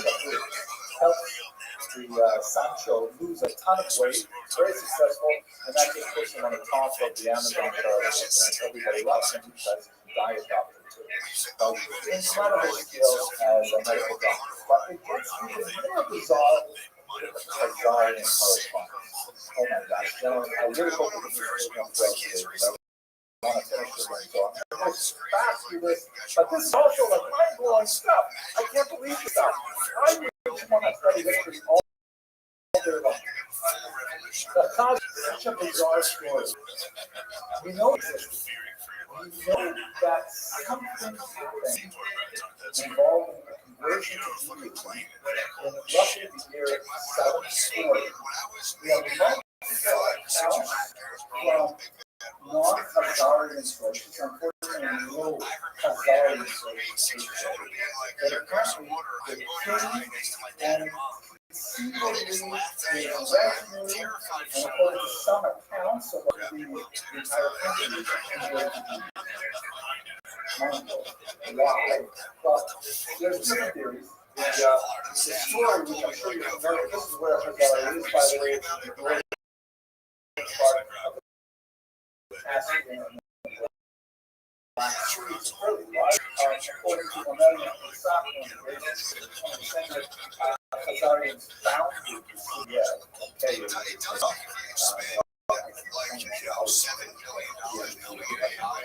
had a really important civilization until about 10th century, and apparently it was Jewish.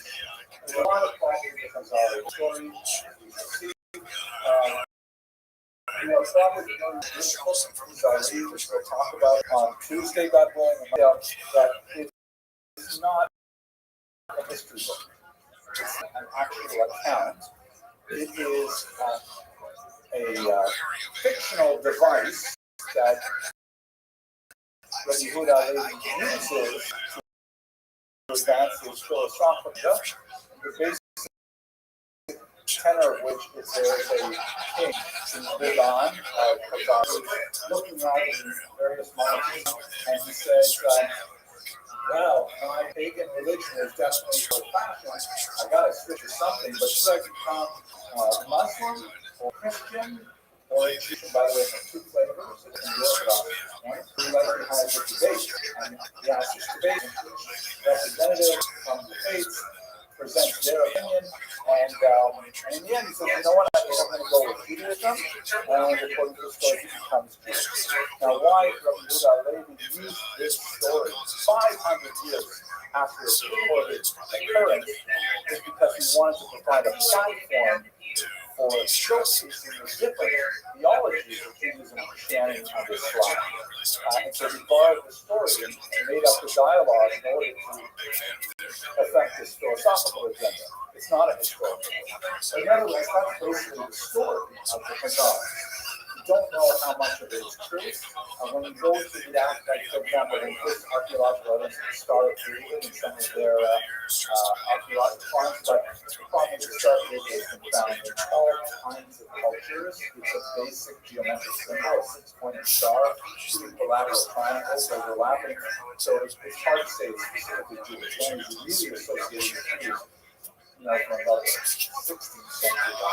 It's not anything to when you look at the collection of bricks from Sarkel, which is an important Haggadah site, maybe that one looks a little bit like the menorah, and nothing else. You don't really see anything specifically here.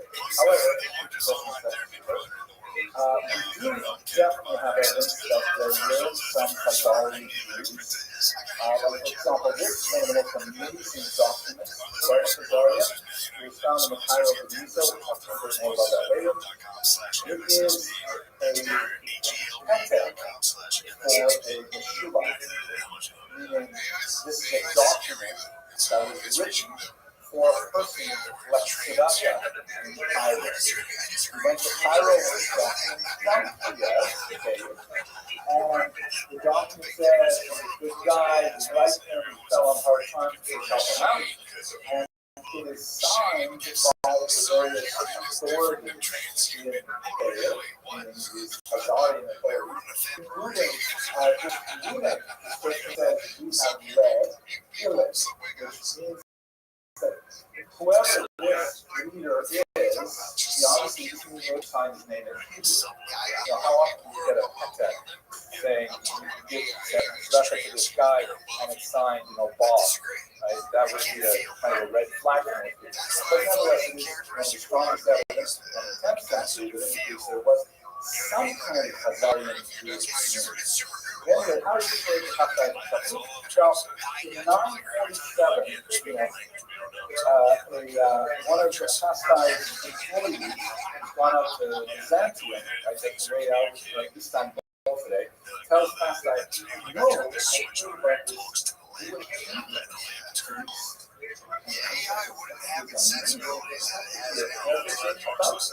And he invested a tremendous amount of energy. He sends lots of letters out there saying, get these letters up. I want to know everything. There's a Jewish kingdom out there. I want to know, how did they get to be Jewish and how powerful are they and do you know when Mashiach is coming? They have all these really important questions. There's actually a whole Jewish kingdom living out there. And what happens is that the messenger, the guy in Yitzhak can't make it all the way. It's stuck in Constantinople, which is still quite distant. And it gets stuck there. He has to come back and say, listen, I was not able to get all the way to Gaia, but I did meet the people there and we told them stuff, and they brought me letters. And he gives those letters to and this is amazing correspondence. The problem is, most scholars think the letters were probably forgeries. The question, the reliability of his message or not, but we also question how does he know he's right on this King Joseph, who was there would be 20 years after the all. And maybe someone made that stuff up and played and to give it to take it back to the public. But nevertheless, it was like one of the mind-blowing period.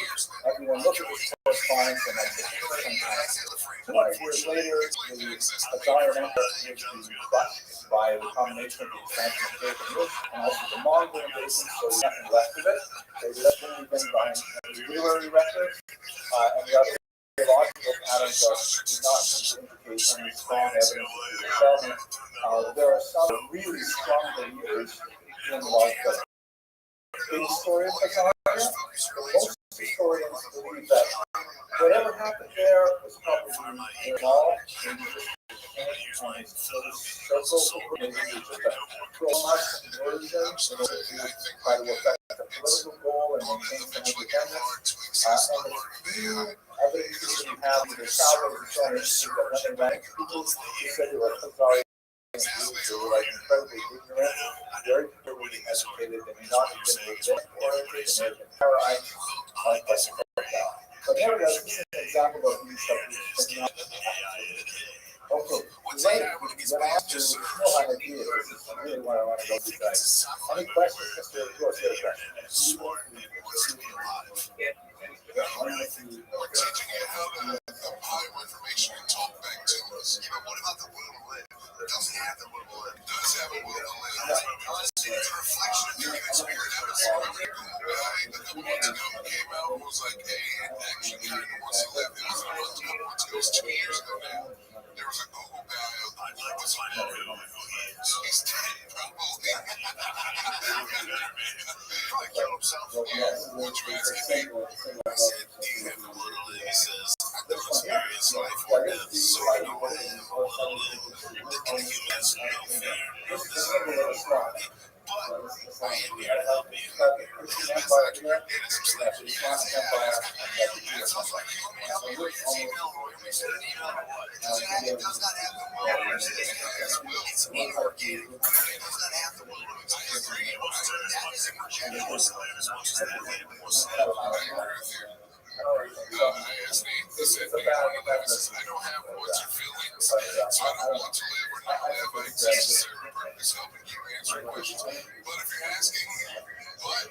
asking because you're feeling something or wrestling with a question for yourself, I'm here, we can talk. So it's like strictly to be that in the sci-fi that you're like, seems true. There's a lot of people like lose themselves to like looking AI for spiritual answers. That's like, it's just a funniest couple out there. You're getting like tricked by Google. The same way all your parents get tricked by fucking Nigerian princes or Craigslist. It's the same thing. Most of these people have Arabic names as well as Hebrew names. That also period where a lot of the rabbis that we know by their Hebrew names also have names quite often sound like Hebrew. Even Dawood, who's one of the greater historians of the medical history, he writes, in the days of hostility against the church, and in the days of Shmuel HaNagid, which is like a generation later, they sang out loud. And the Jews were like, just beginning to make a little noise, but that's because under Shmuel, oh my gosh, but that's just so. Here's another example of the Sephardic paradigm of someone who is actually top of his field as a Jew and top of his field as someone else. In this case, he is a general of a Muslim army for 16 years. I know, that's wild. Can you name a single Jewish general of any Muslim army for like 1 day? That's really triggered. I think therefore I have what is something.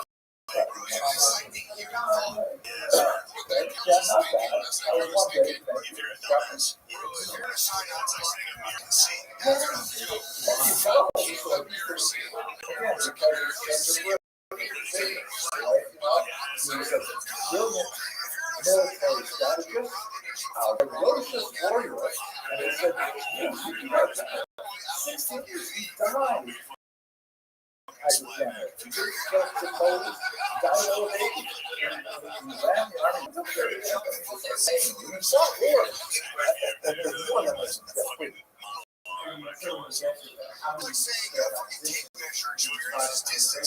It's the same kind of story where, brought to the attention of the ruler for his literary abilities, right? Gentlemen, work in your English composition classes. His literary abilities were noticed and brought to the attention of the king, and he drew him close, and he said, oh, and by the way, people of power would typically hire professional letter writers to manage their official correspondence. And so, it would be like articles artificial intelligence, it's natural intelligence. The king would say, I want you to write a threatening letter to the neighboring kingdom and tell them to stop crossing the border. And then he would, write it, and he said, make it stronger, he would write it stronger and so on. And he was recognized for his intelligence and term and things like that. And, bit by bit, he's getting more and more authority until he says, you should be running the army. And in fact, he ran around for 16 years while writing a major commentary on halakha. Well, this book is still published today. I have a copy of the video and writing this incredible. That in itself is a big deal. I don't tend to do it. It's called Focus of the Gurkha, and it's a major early analysis of halakha, so much so that he was called Gaon by the Thai Gaon. The Gaonim of Baghdad calling Muslim army general, Gaon himself, just has not happened in 1,000 years. An indication of how phenomenal as a result of his idea. I really want to focus on his poetry because I think that's what's especially relevant for our day. So his poems were only discovered in the late 19th century. Chaim Nachman Bialik, the famous poet who wrote the City of Slaughter, they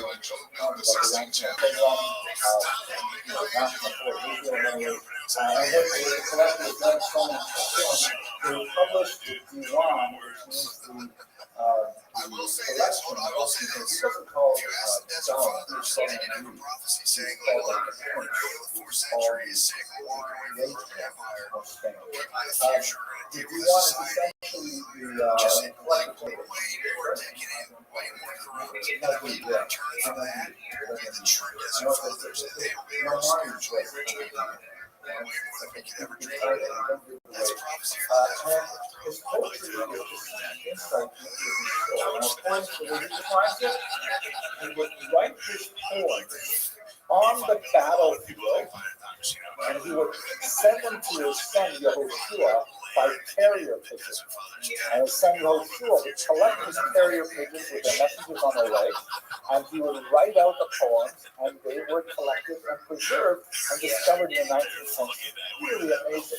He wrote 3 books in particular, which represent 3 different ages. Then to get in, he calls himself, by the way, he did not suffer from false. Hey, Brandon, can you hear me? Part of the culture, as we shall see. But he called himself the David of my age. Meaning, like Brandon, David, can you hear me? He was a warrior and a poet. I also am a warrior and a poet. So Ben Tehillim is like the work of his youth, which is very like exuberant, and this is really but there's a lot of love poetry, a lot of sensual poetry, especially in the idea of appreciable sunrises and wine and hanging out with friends and declaring poetry. Poetry is really central to Arabic society. But initially, I'm going to show you some examples. The second is the writings of his middle age, and they never sound like this, right? And finally, Ben Kohelet, which is like the writings of his old age, was much more cynical, much more dark, and so on. And he wrote primarily in Hebrew, but his Arabic themes, the kinds of things that Arabs write poetry about, they're Hebrew poetry about. And these were fully bilingual in Arabic and Hebrew. What's really amazing is that he wrote what's called ghost poetry, which is so unusual in English thing. Ghost poetry is a little bit like, think, rap music era 2010, right? Where you have gangsters, but you have gangsters who say, I'm going to shoot you upside the head, and this is what I'm going to shoot you, and this is what my mother, and it's like, I'm so tough, and you're going to be sorry, and you're going to be bleeding in the street. That's the kind of poetry that he wrote. I'm so much stronger than you, I'm so much more than you are a loser.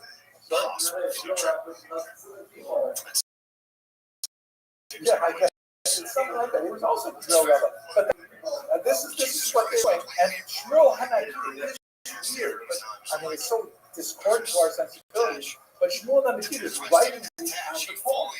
He writes love and war poetry. He writes poems about the thrill of battle. Going in to fight and kill. Really unusual. Like, you don't see these things. If you read Film, and you read it carefully, there is war poetry there as well. There's, the film where the authors of the film, whether David or others, represent, the desire for reaching vengeance on enemies, and it's not like so foreign to the ancient world, but you basically see it in David and Melech, more like a really see the 21st century. No, he wrote this great Halacha Sefer. He was a phenomenal leader. They call him an MVP. That means they're the person in charge. Not controversial, controversial in our time, not in his time. Let's look at a few examples. And you'll forgive me if I try to say this in a Sephardic system, or maybe you can say this better than I can. You get a sense of who he is in 70s. Asher Yadav Tanalo Sfarim, listen to the rhythm, right? Because you're not sure about the last few years. Asher Yadav Tanalo Sfarim, a person who works and acquires books, and books are very expensive things, right? High status, high expense. But his heart in there is empty, completely empty. Right? He buys all these books, but he doesn't read them. When those things sound right? It has that kind of clicking sound. It's like a lame person who draws upon the wall by a 100 legs. But when he's trying to get up, he can't get up. Look at the books I got. I am so smart. Right? You don't use the books. You're not going anywhere. You're like a lame person drawing lots of legs. Not going to help you. You're a little bit of a cynicism there, but the beauty of the poetry, it's absolutely tight. You don't like that.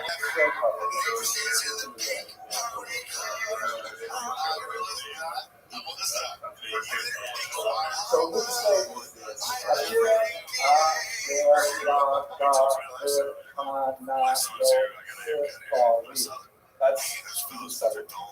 not saying I'm not going to solve it. The Shahs in particular. Like you say, you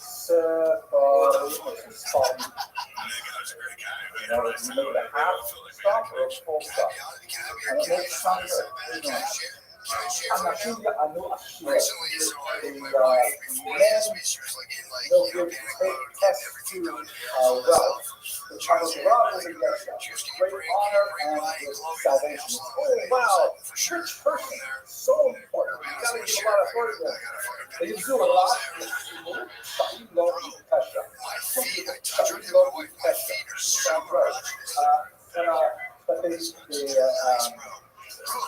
But they are derogatory towards the poor, and they place upon him sin when he did not sin. You're poor, you must be done in these crimes. Some more, this is our nation with the poor.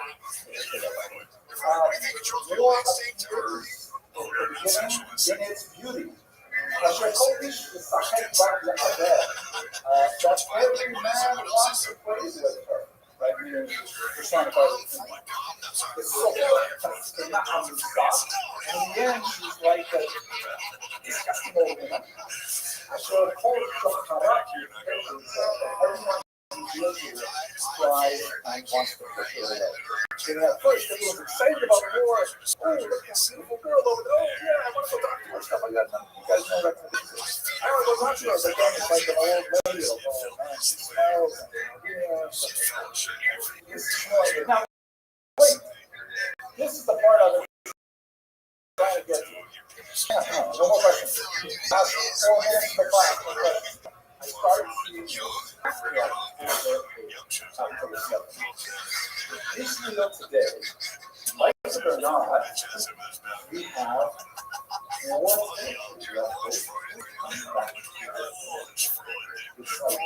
when I first saw this, people started sending me links. What are you about? I had an argument with one of my friends who was more of a peacemaker, saying like, it's disgusting. But this Jewish history is not always like convenient. So these guys here are different things. They wrote a song out of this album, they're actually blocked from entering the United States, which is essentially a rap song that's all about, we are going to smack Hamas down. It's really strong, very catchy song. They're celebrating military aggression against an enemy, which Jews haven't done forever. I mean, I'm arguing with my cousin over this.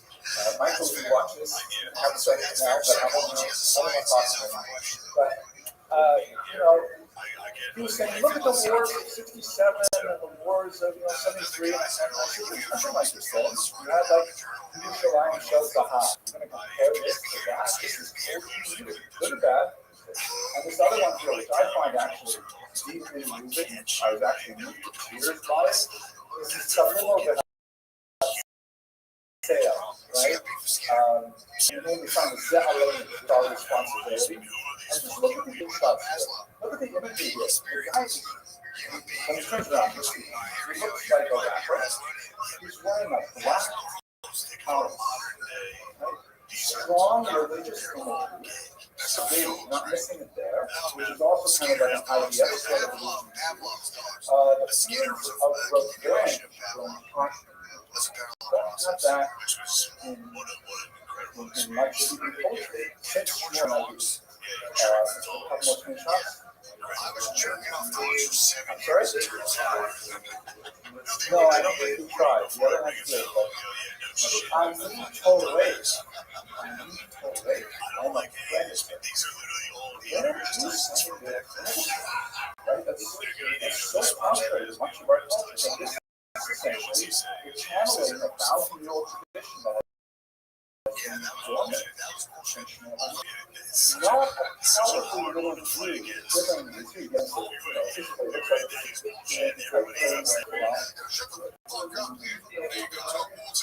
I don't know where this politically interpreted next, but I'll show you something that relates to the Israeli politics in a second. As you with firepower, smoke, and sword. And this particular notion of Rabbi, I feel like is a cow kind of a Krav Maga movie. He's attacking you as you listen to it. But at the same time, by the way, if you actually watch the video, they break away to a kind of mind-consuming feel laying in the background, lamenting the loss of the first seven. So it's an interesting kind of contrast. Check this out.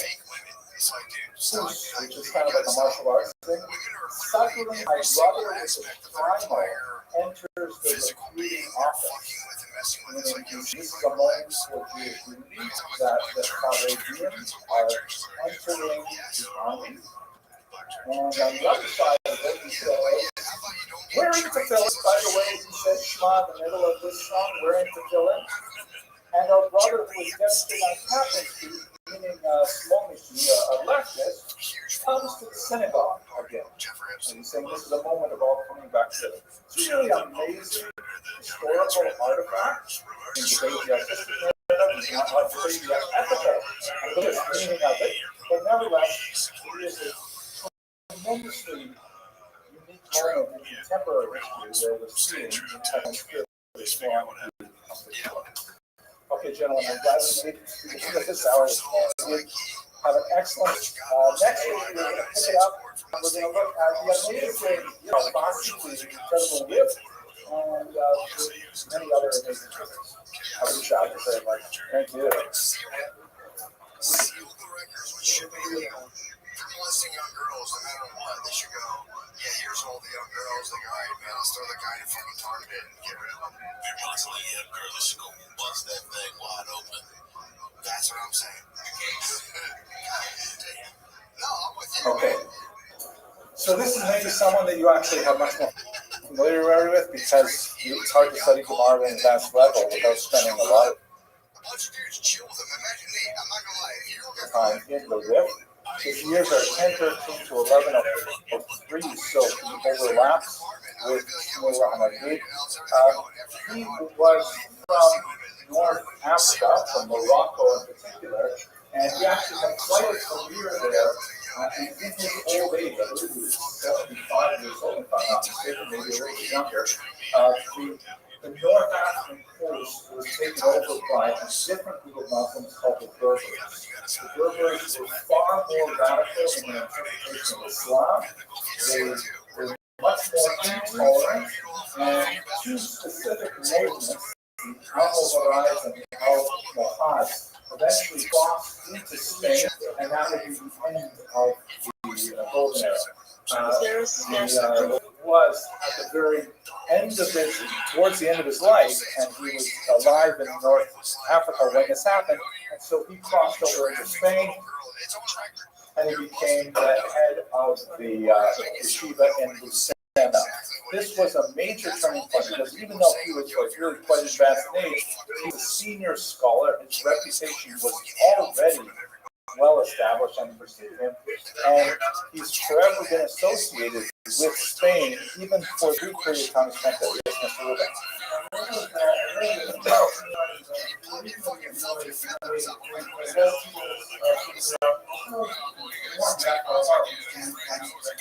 Well, this is very different in the 12th century. I mean, even making that difference from, especially from Morocco up to France.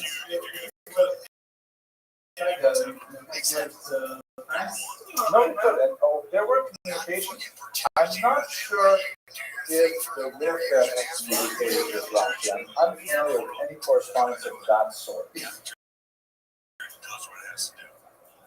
Don't forget, it's from one relatively small place to another relatively small place, opposed to one relatively small peripheral place to the center.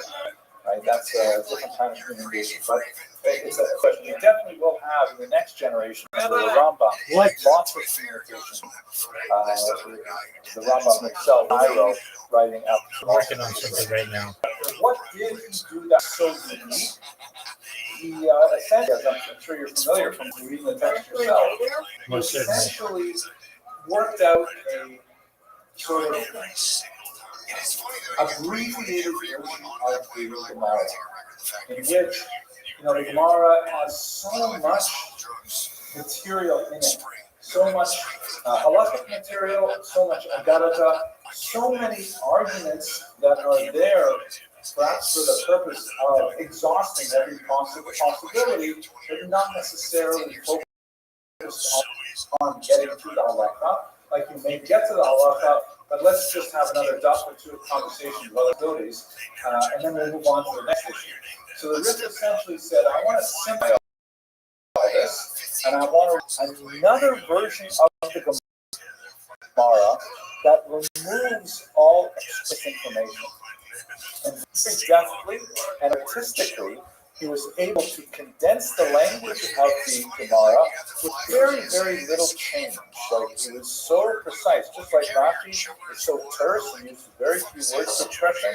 The Ritz was able to condense the Gemara by surgically removing a word here, a word there, whole chunks of Agarata, because he generally speaking did not discuss Agarata unless it was directly relevant to the halakhic aspect of it, which was his major focus, and he essentially made a far more readable, direct version of the Gemara for study purposes. Mr. Owens. Just back to the word of the Berbers originally Morocco, and that was in Yes, he fled north. Later on, he moved to Spain, rapidly elsewhere. but they forced conversion. They forced conversions. They forced a lot more intolerance on Jews who were previously, in high positions, things like that. They forced the role of other positions. There's a question as to how much they actually forced Jews to convert. Converting to Islam is relatively quick, and it must have happened quite a bit. But they at any rate want to say, hey, we have this pact of Umar, we are going to enforce it. In Spain in particular, the enforcement of the pact of Umar was very lax. So they said, we have these rules, and we are definitely going to make sure that Jews do not wear weapons. Jews do not have high positions of authority, things like that. So it's a very uncomfortable for Jews. Yes. Well, that's right. It's a violation of the Pact of Umar to force them to convert. But as we see in Christian history as well, there are occasions where, Muslim mobs will just get out of control and demand that Jews convert. And there's some fascinating stories about that. We'll explore a couple of examples later, of course. All right, so major codifications of Talmud are very much a shrunken version of it, though, and the genius is in making it brief, making it as straightforward as possible. The Talmud is definitely not a straightforward document. It is a stream of consciousness document that goes in so many different directions, and tangents are the main highway. The Rif says, no, I'm going to make it focused on the halacha. How do we get to the halacha with nothing else as it? What's fascinating also about the Rif is the languages that he used. Because he wanted to essentially condense the Gemara, he essentially used the language that was there, primarily Aramaic, certain amount of Hebrew, but when necessary, he added Arabic notations. They're occasionally written on the sides of the dot, and most specifically, when we get to the very end of the text, let's just look at the text here. This is a page from Sudas. You can see the Rif looks a lot like a regular Shas, the way it's printed, with Rashi on the inside, another commentator on the outside. But here you can see at the bottom of the end of this particular section is notes on the explanation of the Rif, the Russian Arabi, in Arabic language. So two different translations into Hebrew, but no Arabic. Why do you think the Vilna Shas stopped printing the Arabic text? Oh, sorry?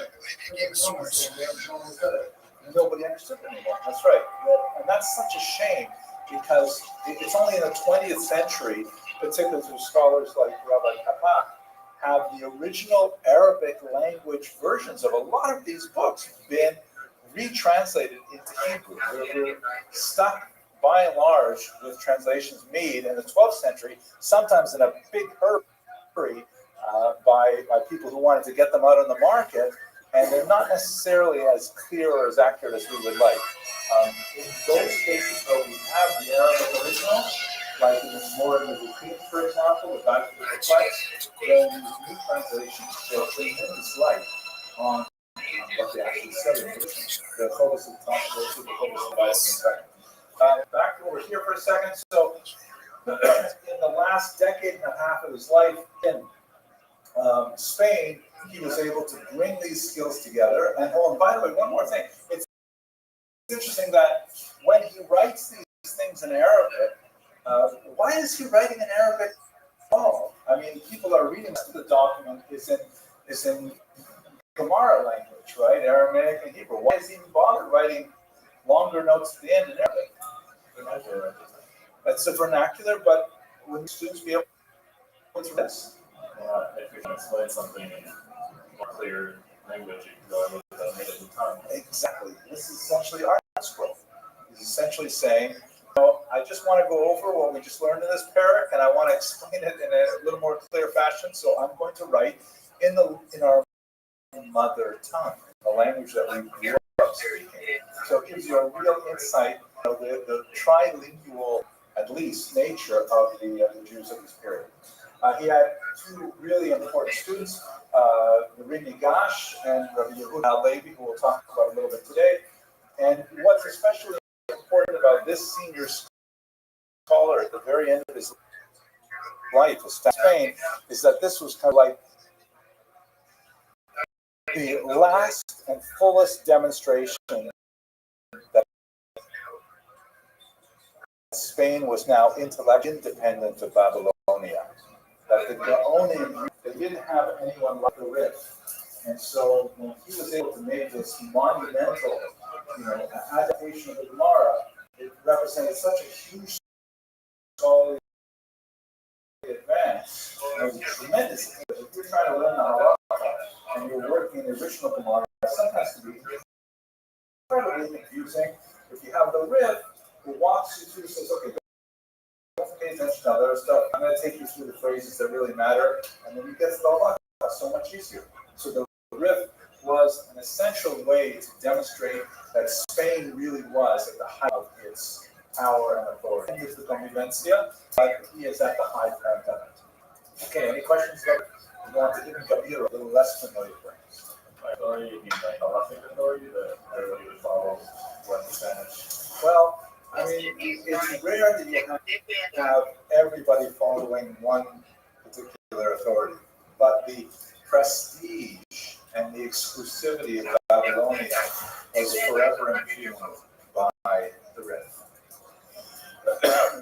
It's kind of like, America was a backwater in terms of Torah until the second half of the 20th century. And then partially because of the decline of Europe after the Holocaust, of course, and also because of the rise of American scholars, New York, Brooklyn, Lakewood, they didn't have authority until much later on in the century, and then, of course, they become like central. Okay, so we'll go into Ibn Gabiro. So this is a fascinating. Have you heard of Ibn Gabiro? Is it a familiar term? Yeah. Okay. Good. All right. So interesting. He's a kind of a sad life, very short life, very prolific. Only 2 of his books survive, but lots of fragments. We know he wrote at least 20 books. Most of them are gone.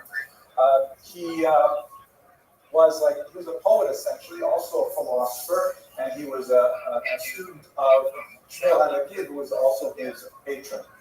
The kinds of things you get a sense from his personality. And by the way, here is there are so many sculptures in Spain of a lot of Jews from this era, including Ibn Gabiro, including the Rambam, and including Yehuda Halevi. Yes, Mr. Kaplan. The statues are like 20th century. Statues are modern. Why would the statues be made, modern statues here in Spain in the 20th century? Tourism. Yeah, tourism, exactly. They're like, hey, look, Jews, come over here, bring your American dollars. We have lots of statues of your heroes. But Ibn Gabir really was a worldwide hero. Before he was a Jewish hero, he was actually far more well-known in the Christian world.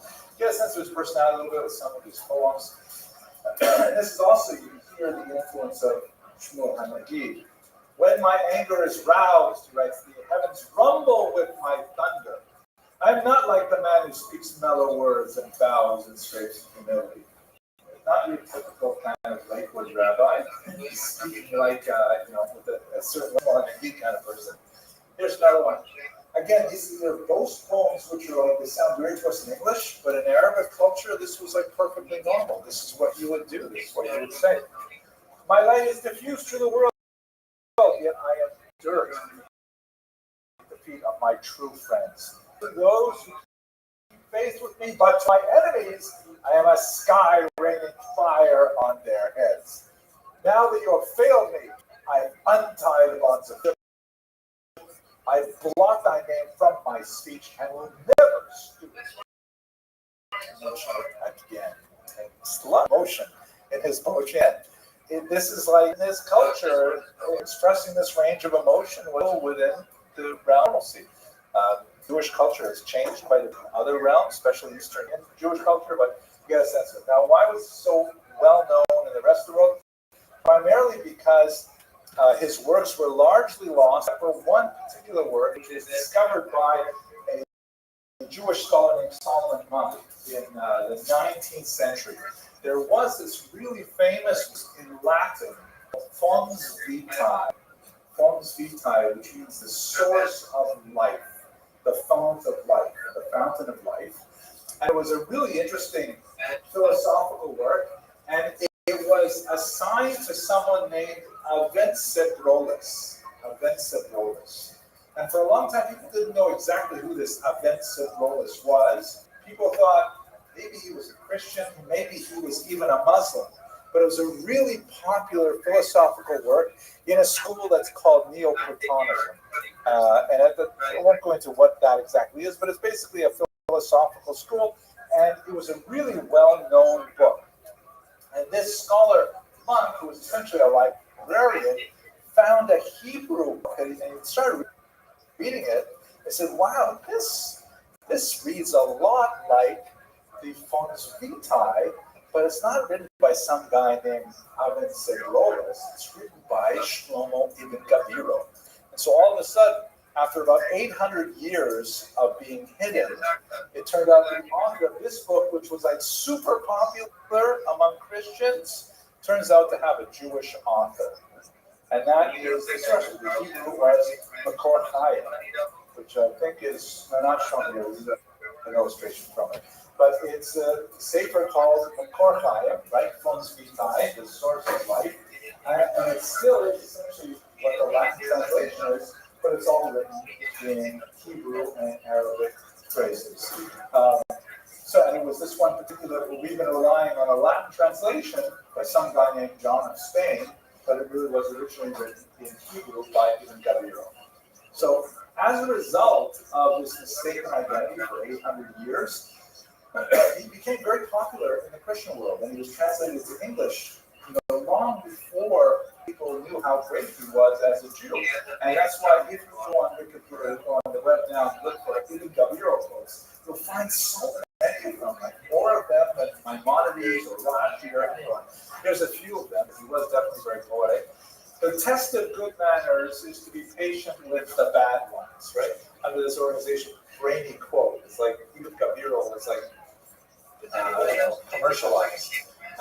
If you want to keep, I love this one. If you want to keep something concealed from your enemy, don't disclose it to your friend. Like I remember when I was studying in England, they had this thing they called the Oxford secret. You ever hear of this phrase, Oxford secret? An Oxford secret is one that you only tell one person at a time. Right? Everyone else, you tell one person at a time, then it's an Oxford secret. Okay, that's anyways. A wise man question contains half the answer. That even sounds like a Gemara somewhere. I don't know if that's such a phrase, but Ibn Gabir. Man is wise only while in search of wisdom. When he imagines he attained it, he is a fool.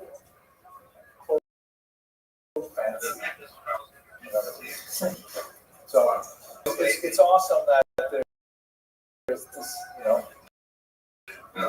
11th century Spanish Jewish poet who was like just in the outside world, and there are offices around the world decorated with posters of, like inspirations.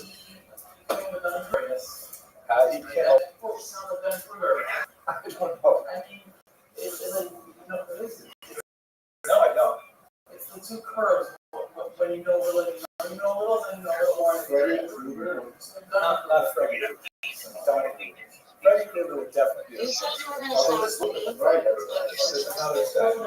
What are you talking about? That's like Socrates, actually. I am the most good wise man because I know that. Okay, so he was also especially known for his poetry, which I did. What are you talking about? Here's one more. Yes, Mr. Kaplan.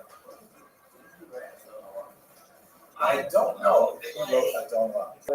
I understand. You know that Brandon Alexander's just listening to a recording of mine that's not live? That Brandon Alexander's listening to with me from this morning that's not live? Check it out online. Ask AI.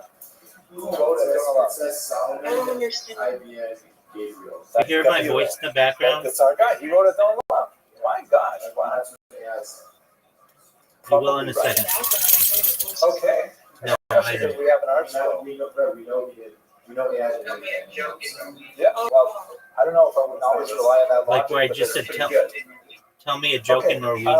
Bachya ibn Akuda. Here's one. So Rabbeinu Bachya. That's a There are recording several of mine. Rabbeinu Bachyas. Mr. Lipschitz? Okay, I'm just making sure you know that. That's a recording. Okay, so we have three, but it's machlokas, the three-way machlokas. Okay. Okay, Rabbeinu Bachya. There are several individuals who go by the name Rabbeinu Bachya. Yo, that's okay. That's okay. I'm just gonna mute him. Rabbeinu Bachya ibn Akuda, who is specifically known for this work, the Chobos Levavos, which is a yeshiva classic. And unfortunately, this title page represents pretty much what we know about him. Like we don't have any good data about the rest of his life. Exactly where he lived may have been in Zaragoza. So let's have a look at what tell about him. So what is this book? First name, it was not written in Hebrew, it was written in Arabic. Specifically Judeo-Arabic, which is essentially Arabic written with Hebrew letters. A lot of the authors of this era, including Saadia Gaon over in the East, they're writing in Arabic with Hebrew letters.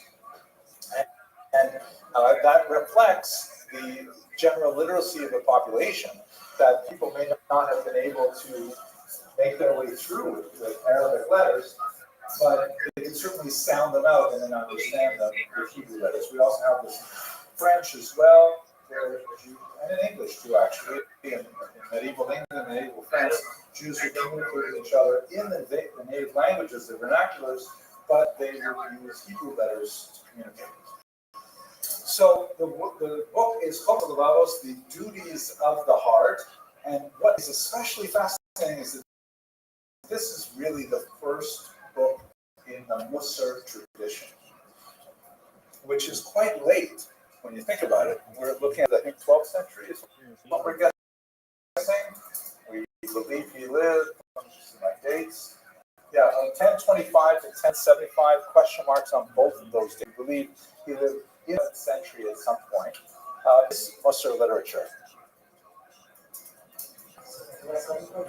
About self-improvement, we weren't interested in self-improvement until the 12th century.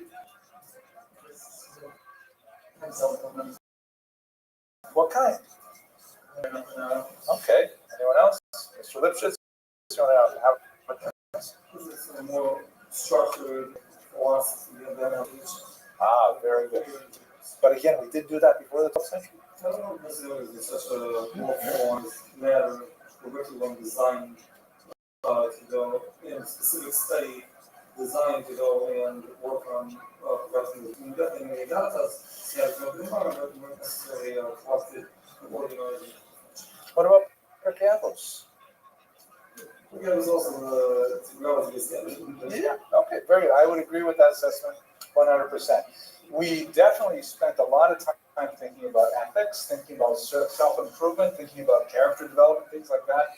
But, when you're engaged in texts in it, we did not, as a people, develop any book that was directly and solely dedicated to that task. Like, what is it? The title is great. What are the duties of the heart? What is the heart supposed to do? What are you supposed to feel? How are you supposed to train your heart? There's lots of this scattered throughout Shas, some very, very powerful material, but no one until Rabbeinu Bachya actually said, you know what, I'm going to do this systematically. I'm going to put it all in one place. It's going to be organized. You see the Rambam coming in later is also very organized. Even the Rif, he wrote his book based on the same sequence of the Gemara. He didn't alter the text. He tried to stay with the same order, the scope and sequence. The Chobos Levavos says, I'm going to start from the beginning. I'm going to set this up in a series of gates. You have to master this first, then you go on to master that thing, and so on. And this was really the beginning of a massive body of literature that has lots of different expressions of it. The Yisharim, Tomer Dvora, we can go on and on with the examples of it from the medieval period to the present. This is the beginning of it, though, in Jewish tradition. Notice it says Hebrew Belashon Aravit by Harav Haggadah Chassid, written by Rabbeinu Bachya, Ben Yosef Ibn Pekuda. I hate that it does that. No, that's not what I wanted. Okay, I can't touch this thing. I want to make it go away. No. It does all that, but Just do copy image and then it'll just go away. if I do copy image, Yeah. I didn't even know I could do this thing here. Like, where's my? There we go. Thank you. Now it's copy, but like it's Someplace. It's like somewhere in, All right. Rabbeinu Bechaye. We're not exactly sure if that's the way you should even cut his name. Some people say Bachya, but anyways, he has a father, Yosef Ibn Pekuda. We don't know who that is, but however, he was a Dayan Sephardi. And all we know, this information was basically collected by his translator. His translator, Rabbi Yehuda ibn Tibbon. There's a whole series of Arabic-speaking translators who made their way from Spain to Provence, which is the southern part of France, on the Mediterranean coast, where the Rhone River empties into the Mediterranean. Places like Marseille, Perpignan, Narbonne, these are all towns. Like you heard of the Lunel, for example, from Provence, that region, also the Riva. And in that particular spot, which is to Spain, but also to northern France, where lots of the Toscos are very active, it's like a hotbed of activity as you have these Spanish language, or sorry, Arabic language Spanish translators saying, "Oh, I love what you guys are doing here in Provence, and that stuff you brought me from those Toscos guys, that's really fascinating. You would love Chovos and Lavalos." And they started translating these for him and went wild for them. People said, "This is amazing. Who had stuff like this?" So a lot of it was generated. Quite often there were competing translations by different translators at the same time. We relied very heavily on the Ibn Tibbon family, who made a dynasty out of translating from Arabic. They translated the Rambam and many others.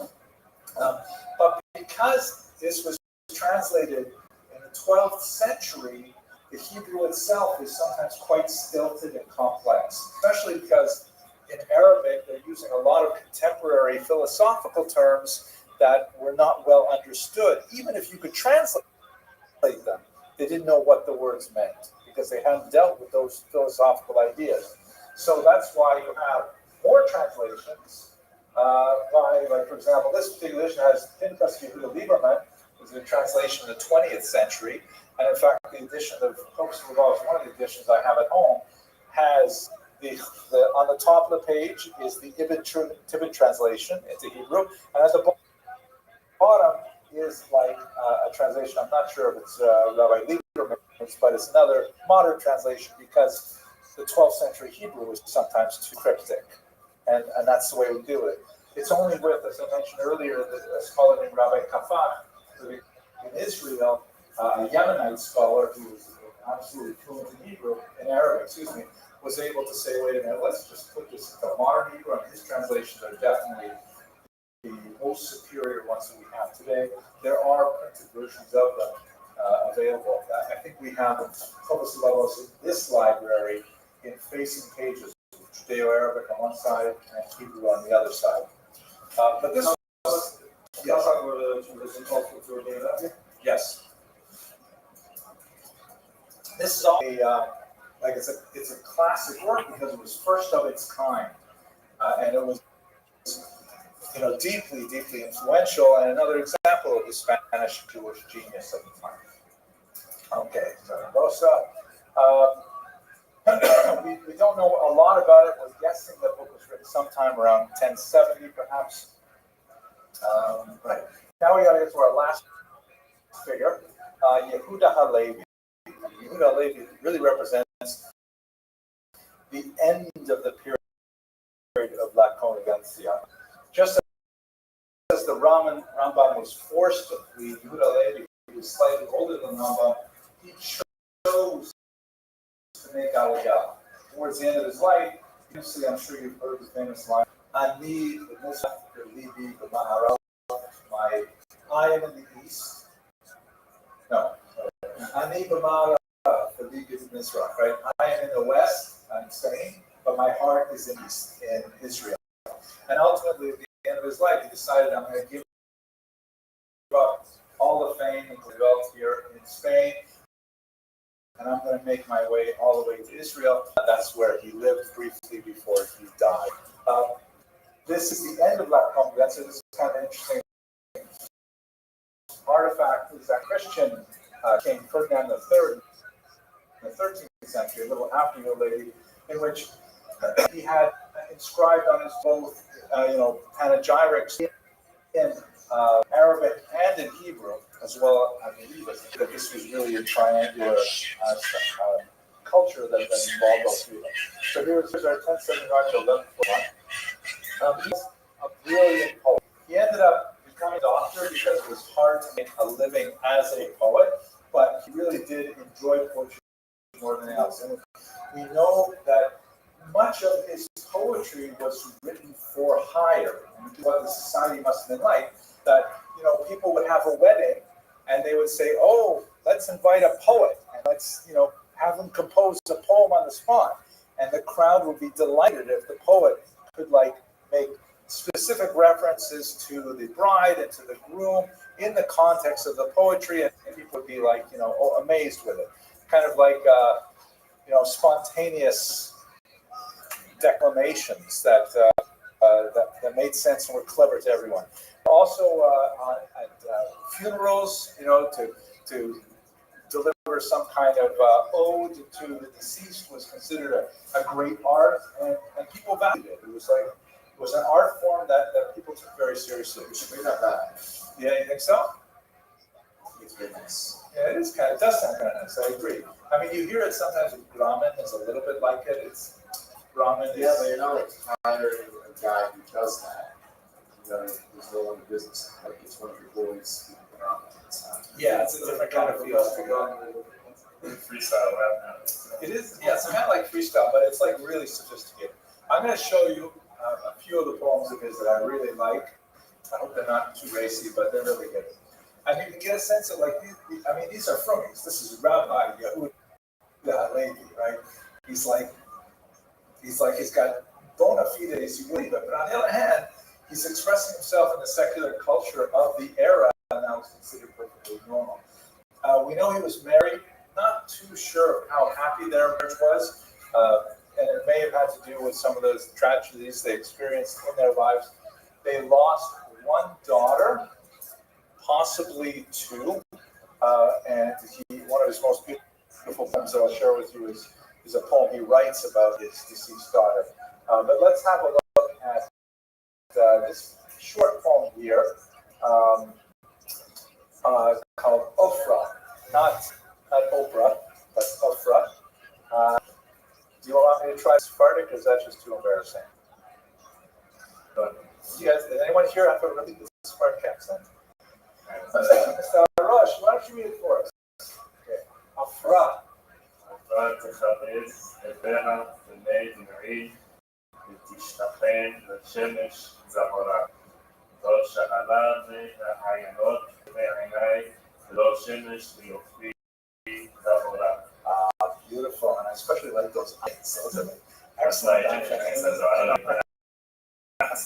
No, look at also the meter here. The meter, because the end of every line, it kind of drops off till it gets to the next one, right? Like the may, the e, those two go together. They're almost equal. But it's kind of like when you're hearing the poem, you get to the end of the line, what's next? And you fall into the line. So let's translate it. Ofra is the name of a woman. Let's just read this translation. This is a translation of Hillel Holokin. Does her laundry in my tears, right? It's kind of like the unrequited love, courtly love. Or he's like writing of a character who loves Oprah, but Oprah doesn't love him back, right? So he's so sad, he's crying so much that there's enough water coming out of his eyes that she can wash her laundry in. And then she dries her laundry in the sunshine she gives off. It's so clever, right?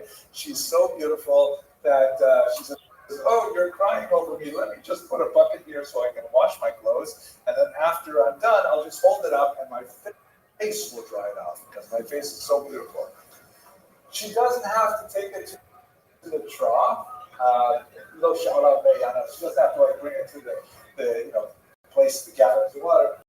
Stay in eye, right? You see how it falls off, like the A, D, E, stay in eye, goes to the next line.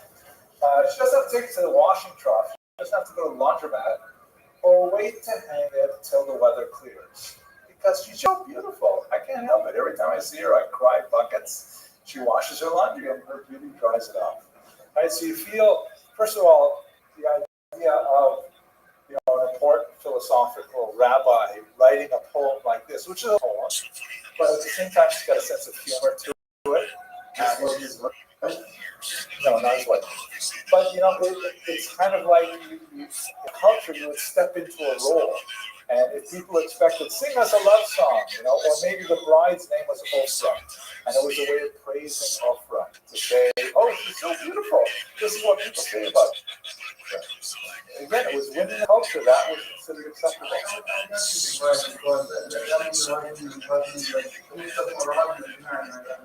No, Oprah has no concern for Rabbi, the author of the poem. No, what I'm saying is, if you're ready for a couple, then you can pray over them. I think it still would be a praise for a husband. It's just like the couple sitting there, like you're dancing before the bride, right? And they're sitting there, and she is brought in to say, "Hey, sing a poem of praise to the bride." And they say, "Oh, the bride, she is so beautiful. She is like this." And the husband, who's just marrying her, would feel proud because he's married a beautiful woman. It's like, it's within the cultural norms of the time to be doing these things, and he would be praised for his clever wordsmithing. Here's another one. This is a sad one. Oh my gosh. And this is only the first stanza. It goes on and on for about 10 stanzas, where how are you? this may be on the death of his own daughter. We're not sure where it actually originated, but essentially he writes the poem first from his own voice. Yes. Okay, excellent. The reason why I did, can you just mute yourself when you're not talking? Yeah. Excellent. I will unserver mute you right now. We were trying to have a conversation and it was confusing people because they were hearing me in the background, and there you go. You're good to go. I appreciate that. Let me Thanks. Excellent. Thank you, Big Dog. I'm sorry. No worries. No worries at all. I'll give it for you. That's cool, man. What happened to you, my daughter? How did you die? How is it that I, your parent, am at your grave instead of the other way around?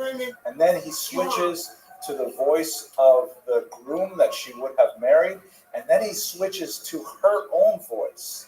And the last stanzas are written in the voice of the deceased girl, how she feels being put into the cold ground.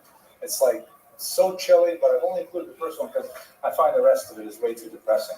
Mr. Rothschild, please do this here and note these exclamatory phrases like "ha," right, which is not a word. "Ha" is like an expression of woe. Oh, my daughter. ביתי השכח ישתנך ולשאול עור נשאי ארונך ואין חלקי ממך רק זיכרונך ואחונן את עפרות ציונך עת אסור לשאול שלומך עינך כי המוות יפריד ביני וממך. Beautiful, well said. This is the stanza that repeats over and over again. Ki hamavet It is death that separates between me and you. Notice how naturally he ends all of the phrases with nech, ishkanech, haronech, zichronech, tzionech, and everything, the meter is perfect, it flows beautifully. I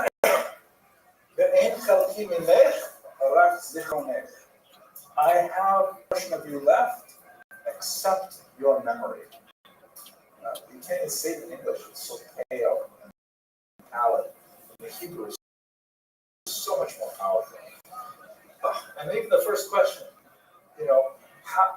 my daughter, what am I doing here? Did you lose your way home? That you found yourself in a coffin on the way to the graveyard? What happened? Wow. The Kuzari is a book that you may be much more familiar with than Yehuda Levi's poetry. Briefly, when we're talking about David Chaprut, this was an active and almost inconceivable book to write. Almost immediately after composing it, he left Spain because this is like a dangerous bombshell of a book. Recall what the topic is, right? The story of the conversion of the Khazars, which we don't know exactly what to make of it. The real evidence that we have for it is that somewhat suspicious body of correspondence that Chastai ibn Shafrut had with a messenger who never actually made it to see any actual Khazarians. The substance of it was Chastai ibn Shafrut says, "How did you guys get to be Jewish?" And the interlocutor Joseph says, "Oh, my ancestor King Bulan, he was thinking about how to relate to the rest of the universe, and there were Muslims to the south and there's Christians to the west, so he decided to have a debate. And he invited Christian representatives, Jewish representatives, and Muslim representatives to consider which was the best religion. And then he talked to all of them, and then he decided he wanted to become Jewish. It's very, very short in the correspondence. We don't have any of the real give and take. By the way, the story was later copied by the Russians. In their primary document called the Povest Rania, they have almost exactly the same story, in which they have a prince named Volodymyr, the one that Volodymyr Zelensky is named after, incidentally.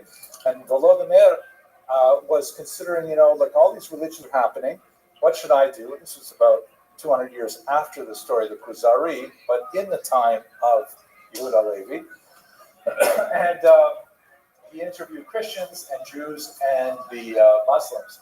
He very, very nearly became Jewish. He says, "You guys, you seem to have the right answers and everything. Tell me where is it?" And the Jews said to him, "Well, the truth is we are exiled from our homeland now for 1,000 years, and we haven't been able to go back because of our sins." And Volodymyr, the prince, said, "What? If I become Jewish, that means we're going to be exiled?" So he said, "No way." So that's why we lost. We nearly, could you imagine, Russia was actually Jewish, really close. Then he asked the Muslims about things, and then you could tell that it was a Christian cop who's writing down the story. He found out that in Islam, alcohol is forbidden. And he said, "What? There is no way we are giving up alcohol. Sorry." So Islam did not make the cut either. And then the Christian copy says, "And also Muslims used to wipe excrement in their beards," which is clearly a throwaway comment that I guess the copy is going to add more nasty stuff, because they don't. But they added that extra stuff in there. And it ended up the Christians won in that case, and that's why in the year 988, the Russians all converted to Christianity. But back to the Kuzari, what Rabbi Yehuda HaLevi decided to do, and again, this is 500 years after the events described. He did not have historical documents. This is not a historical treatment of the conversion, but he went back to that scene, and he had a Muslim and a Christian and a Jew all debate the merits of their religion for this Khazarian king. And this was like a really chutzpahdik statement that Christians and Muslims could read, saying why we think Judaism is better than their religions. So you can see why it's such an incendiary work. He felt that he probably could not stay in Spain any longer because it's essentially a religiously polemic book. And Jews very, very rarely write these books. There's so few of them an example. And typically what we do, we don't publish them. We don't circulate them. There is a very famous called Toldos Yeshu, which is essentially a parody of the Gospels, which was written essentially for Jewish consumption. And if you're a minority and you're beleaguered and you feel persecuted, you are persecuted, and you write some kind of scurrilous, comedic story that makes fun of the religion that is harming you, we can sort of understand why you might want to do that. But the Kuzari was like ready to be circulated. It was ready to be like everybody can read this. It was not just for internal purpose whatsoever. And so that's why it was such a broad swipe against both Christians and Muslims. The Kuzari essentially defends Judaism and offers some really powerful arguments why Judaism is so much superior to these other two faiths. And that's why it became such a popular book even to this day. It's still very widely studied.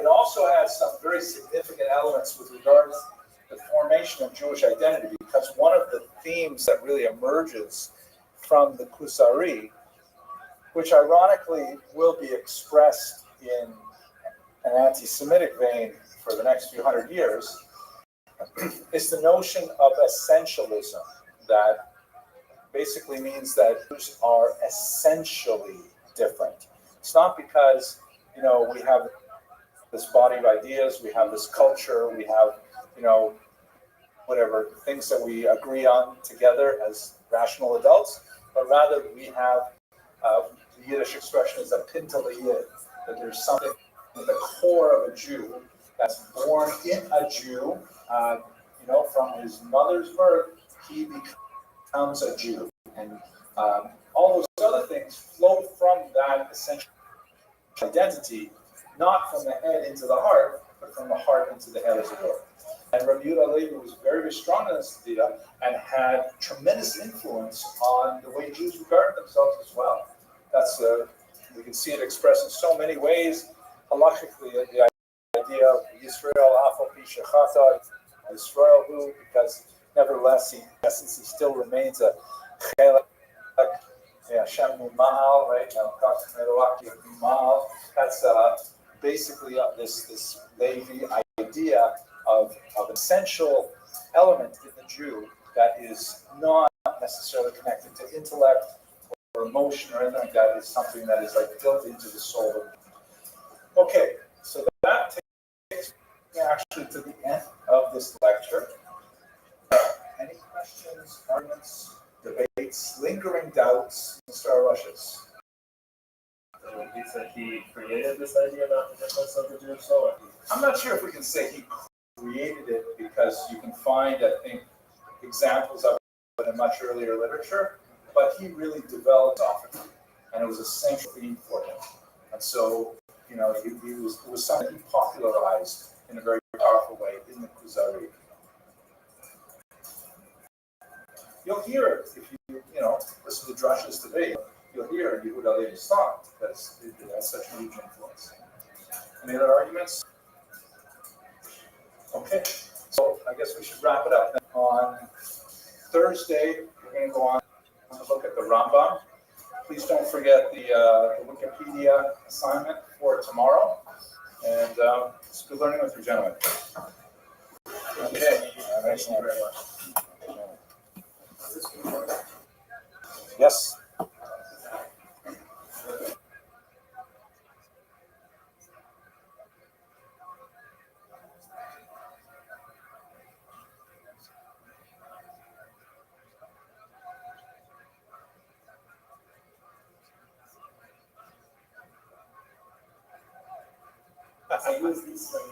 That's right. Good question. Okay, let's talk about the Rambam. Of course, you're familiar with the acronym Rabbi Moshe ben Maimon, Rambam, right? Also known as Maimonides. The IDES is a Greek suffix meaning son of. So his father's name was Maimon, hence Maimonides. It's something you see, especially in Arabic culture, where a person is named after his son, usually his oldest son. So for my oldest son, for example, is Alexander. So I'm like Abu Alexander, right? The father of Alexander, which I think is really cool, right? Like Abu had the Shmuel, right? We have an Amora who is called the father of Shmuel. That he's such a great guy, but his greatness is because his son was Shmuel. So Maimonides is like son of Maimon, not like the Abu Yisrael or things like that. His years, there's some dispute about his birthday. I think 1138 is probably a little better than 1135, but we'll see both. It's not that crucial. 1204 is the other end of his life, of course. So he basically is especially active in the second half of the 12th century. Let's see if it's working. I got it. Yes, good.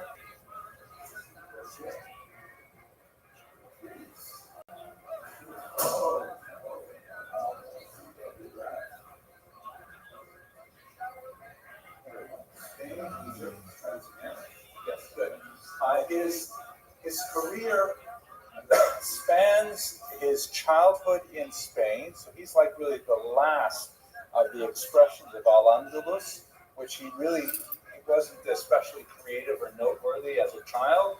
He was actually quite productive it was already on the years when he was fleeing from Al-Andalus, and his glory years are, of course, in Egypt. When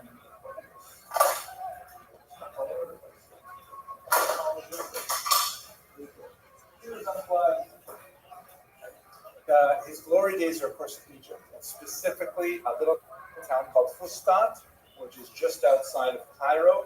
Some historians, notably Salo Whitmire-Barron, likes to call him the sage of Fustat, which is just another kind of interesting way of saying Maimonides. He is paradigmatic for the Sephardic world, and in many ways for the modern world. Let me ask you why that might be. Why are there, for example, so many hospitals named Rambam? The Rambam Hospital, like in Haifa, they have the Rambam Hospital that has recently, they had 50 births underground in their emergency parking lot converted to a hospital as a result of the Lebanon hostilities. 50 births already. Why did we name so many hospitals after Rambam? He was a doctor, very good. He was a medical expert. But we've got so many doctors, you know. Find me a Jewish boy, you'll find me probably a doctor. Why Rambam?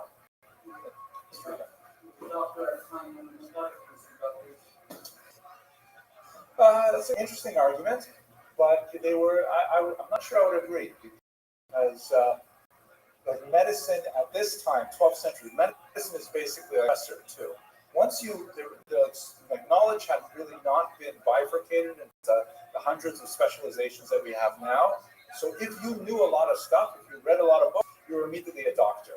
And because part of the curriculum was knowing something about physiology and especially diagnostics and what we call today homeopathy, that would be like being a doctor. So Jews really gravitated to medicine for a lot of sociological, cultural, and especially economic reasons.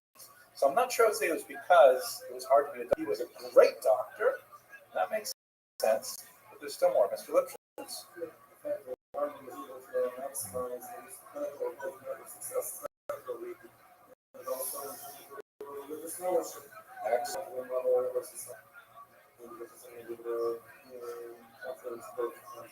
I think that is quite profound, and I would definitely argue that. I think I about it in the first class because that's really what I bring across. The Rambam is like this paradigmatic success story of a Jew who is at his field, Jewish studies, in Shir, he's A+ all the way, And he's also the top of his field in his college classes. That's a Rambam kind of person. He was this incredibly brilliant, creative, industrious Jewish thinker with these books that have changed history. And at the same time, he was also, the physician of the royal harem. He was like the general practitioner, the OBGYN, the whole thing for the royal household. It was like really crucial. How is it possible a guy is so amazing in both those areas? Same kind of thing as, shouldn't even say the word guy like that. Oh my gosh, let's say that. Let's just rewind that. Okay, we'll erase it.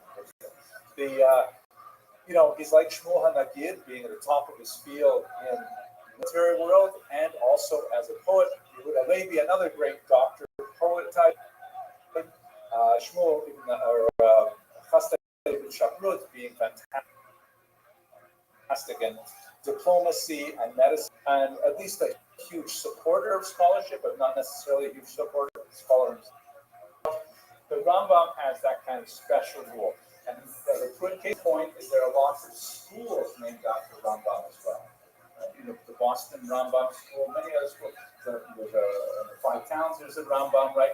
Because Rambam is what mothers-in-law really want their sons to be. Sons-in-law, they want their sons-in-law to be like earners, making lots of money, loving Torah, running a Daf Yomi shir, whatever it is. That's what they want on both those areas at the same time. The Rambam is that area, that symbol of excellence. It's especially valuable if you look at the 19th century, and especially in Germany, where Jews were trying so hard to demonstrate to the non-Jewish world that, hey, if you just give us emancipation, if you just give us legal equality, we will do phenomenal things for your society. Look at Maimonides. Look how fantastic he is. And that's why so many of those late 19th century movements tended to look at the Judaism as it was expressed in Al-Andalus as kind of like the ideal Judaism. For example, encouraging the pronunciation of Hebrew. Why did Israel choose the Sephardic pronunciation?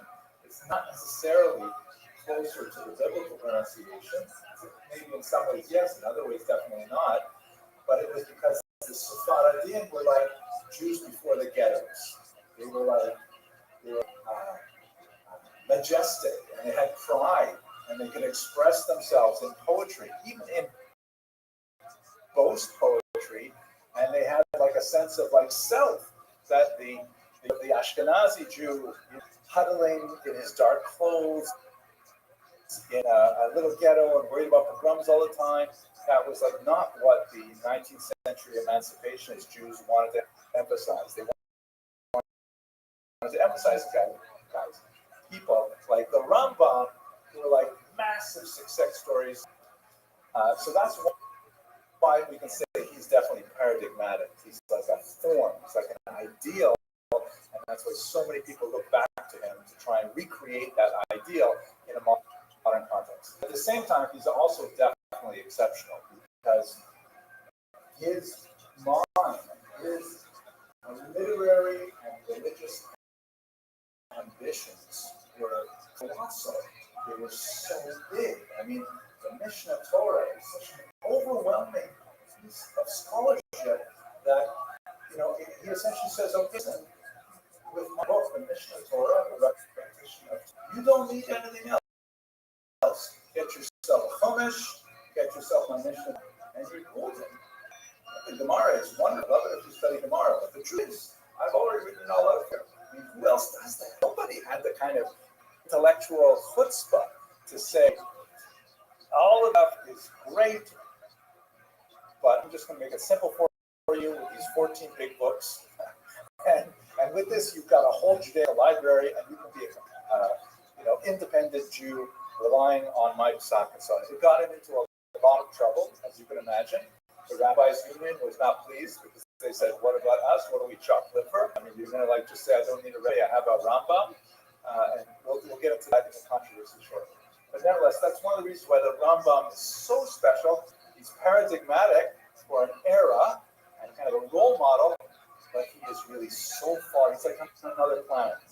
There are few Jews who can shape centuries of development. We only have people like Rambam coming around maybe once every 500 years. He was one of them. And also, let's not forget, we will look at it a little bit in today's lecture, and more maybe God willing next week on Tuesday. He impacted non-Jewish culture. His philosophy was led avidly by the Christian scholastics, like Thomas Aquinas and others, very influenced by the Rambam. He was considered, someone who had a very unique and powerful and convincing view of Aristotelianism within the medieval world. And people said, wow, this guy is really, really smart. Non-Jews said this. So he kind of crossed that border into non-Jewish culture in the same way that, Billy Joel did not Billy Joel, not a good example. What's the best? Who else? It has to start from a Jewish side and have some Jewish content and then reach into the non-Jewish world as well.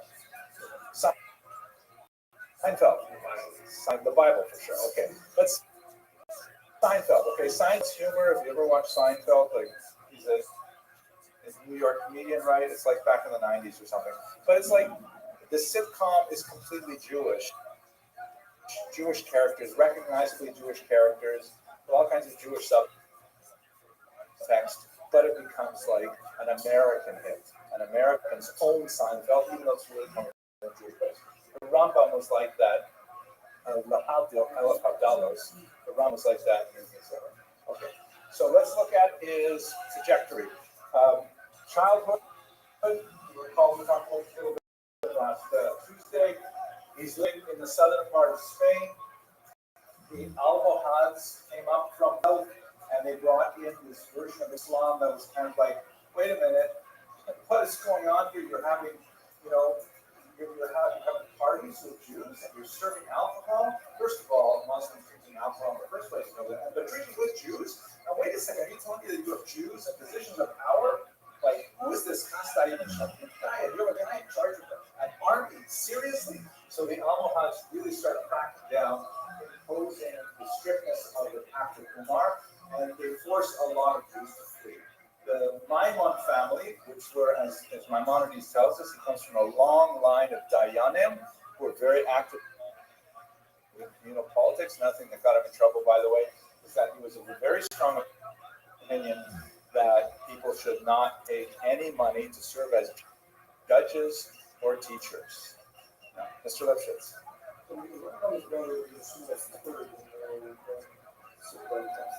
Yes. Was it that his brother was choosing voluntarily to find that say of all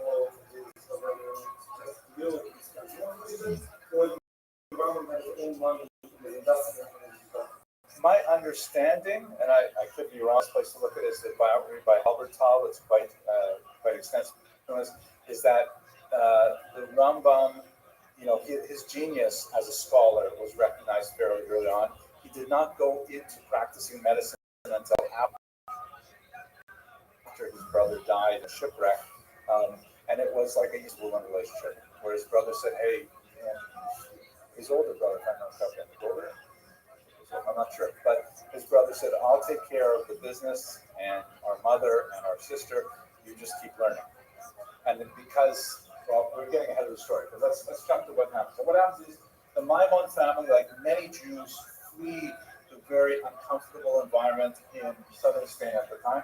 They make their way across the coast of North Africa. They stop for a while in Tunisia, where there's a very important medical school, and it's believed that it is here. Maimonides, at this point, by the way, is a teenager. He's like 15 years old, and he's definitely a very learned guy. He has, at this time, early in his life, he's an adolescent, that he writes his commentary on the Mishnah. There's some dispute about when exactly he finished it. Not impossible to finish it before he was 18 years old. And not only was it a brilliant commentary, it was pretty much, if I'm not mistaken, the first comprehensive commentary on the entire Mishnah. And that's like an amazing thought.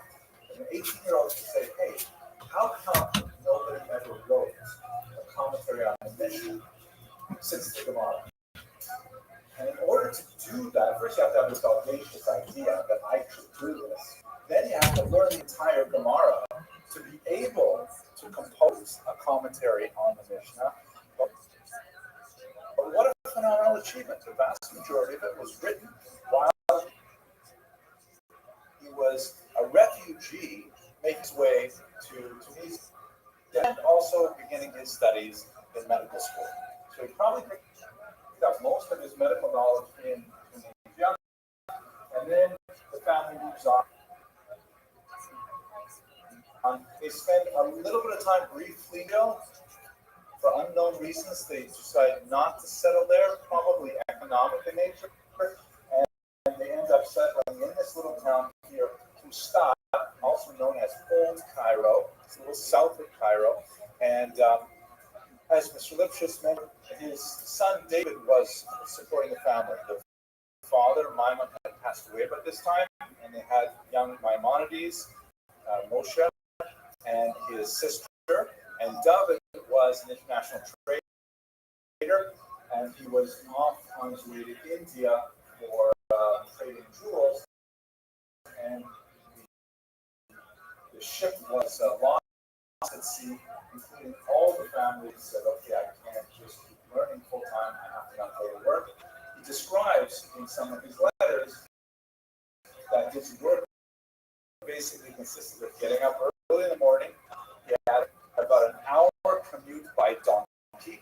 Yeah, actually had to, get on the Van Wyck and make his way over to Cairo, where he was working in the royal household, basically treating the harem and the children of the Sultan, was the correct term, or the vizier, I'm not sure. And he would treat all of them with all the various aches and pains and issues, and include time to time the vizier himself. And then at the end of the day, he would make to Fustat, and then he would have like a long line of people asking him questions, stuff like that. He was a member of the Umad Club. He would eat one meal a day, and that was basically his routine. And he was writing this in one of his letters saying, listen, I don't have time to take on any more projects. I'm so busy with stuff. This is what my day is like. And that's basically how he lived his day. He was also, however, recognized as the undisputed leader of Egyptian Jewry, and by extension, in many ways, the Eastern Mediterranean, especially Yemen, as the leader, essentially the Gadol Hador of the eastern part of the world, up until when you get to Babylonia and Baghdad, places like that, it was really the Maimonides name that was considered the authority. And furthermore, continued for about 200 more years. His descendants maintained themselves in that political position. Now, let's focus on his writings. Now, we've got a sense of his background. His writings fall in multiple categories, I think give us a really good at the diversity of his activity and his flexibility. First of all, of course, still studied today, still printed in your standard edition of Mishnah, and it is brilliant. It's like super clear. It's written in the lucid Hebrew prose, very accessible, very manageable. I personally think it's actually written the way that Pinchas Kahati wrote his commentary in the 20th century, designed to be as accessible as possible. The fact that it is a little bit more arcane than that is just reflective of the reality that he wrote it 800 years ago and the language shifts and things like that. But it's designed to be an accessible introduction to the Mishnah. He is definitely a populist in some of his writings, meaning that he really wants to be making Torah that everyone should be able to have access to the Torah, and he did it. He achieved it with the Mishnah Torah in his young age. He's also at this time composing medical tractates on a wide variety of surprisingly contemporary topics. He wrote on asthma, on anxiety, on sexual dysfunction, things that people in the court really wanted to know about. He was writing about all these things, and he was publishing them in Arabic. Some of his writings are in Arabic, others in Hebrew, others in Judeo-Arabic, which is basically Arabic but written with Hebrew letters. And his medical writings, believe it or not, are still studied today. You can look at them in English translation because they're really valuable documents about 12th century medicine, the state of medicine at that time, and lots of pharmacology and really fascinating things. You also see, of course, its influence is many other writings because as a doctor, he's very interested in issues of prophylactic health and toughness day. So long discussion about how to sequence your eating, right? Like what you should eat first and eat second, and hot foods, cold foods, time of day, all kinds of really useful medical advice. Yes, all that. Yeah.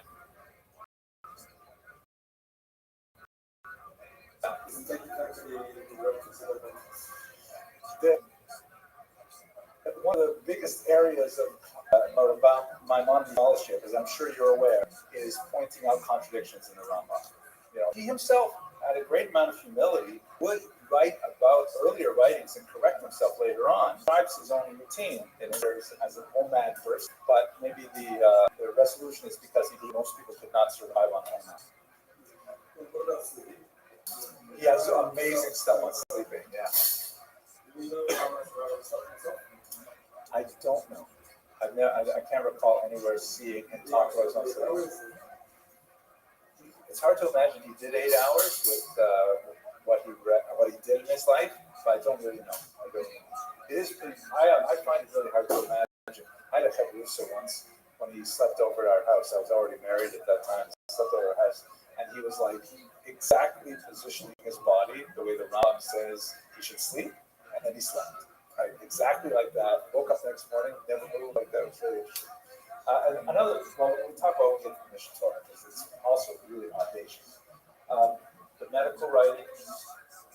I was going to say one other funny story that I thought about the Rambam. I think I lost it. Oh, eating. Oh yeah, here's a funny story. So the Rambam, Hilchos Deos, it's brought into Gemara. The Rambam, he's relying on Gemaras. He's not like making things up as he goes along. He's definitely sourcing the Gemaras, and one of the second biggest areas of Maimonidean scholarship is finding the Rambam sources. Because in the Mishnah Torah, of course, he didn't provide sources. So I remember I was learning Hilchos Deos with two of my sons, pre-bar mitzvah age, and my son Boaz, who's a little bit of a mischievous guy. He was maybe 10 years old or so, and we came across the discussion there where the Rambam says very clearly, it's a medical halakha, but it comes in things in the Thomas that if you have to use the washroom, do not delay. You should not delay going to the washroom. If you have to use the washroom, do it. Don't say, "Oh, I'm too busy," whatever, because it's harmful to your body to keep yourself back from the washroom. And so my son Boaz as well. What he did was, he was so happy when he learned it with me. For the next, 6 months, he would regularly get out of class by putting up his hand and say, "I got to go to the washroom." And the Rabbi would say, "Boaz, you just went to the washroom 10 minutes ago." But Rabbi, it says in Hilchos Deos, you're not allowed to go back, stuff like that. So he would get out of class constantly. Which got totally ruined the whole class. Anyways, I love mixing it with my son. Okay, medical writings, yeah. Letters, really interesting. Lots of letters of the Rambam written to remote communities where you really get a sense of his global leadership. That he's constantly corresponding with communities that ask him shilas. And some of those shilas are like really powerful. Like a famous letter from Hagar saying to his community, they're saying to him, you shouldn't be saying, the kind of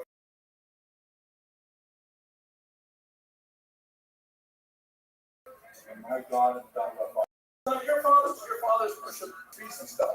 So you shouldn't say that because you're a very And he goes around and saying, I feel so terrible. I mean, It's true. My parents were of the Avodah Zarah. My fathers did not worship Hashem. And the Rambam says, first of all, anyone who says that to you is a jerk. I'm translating very literally.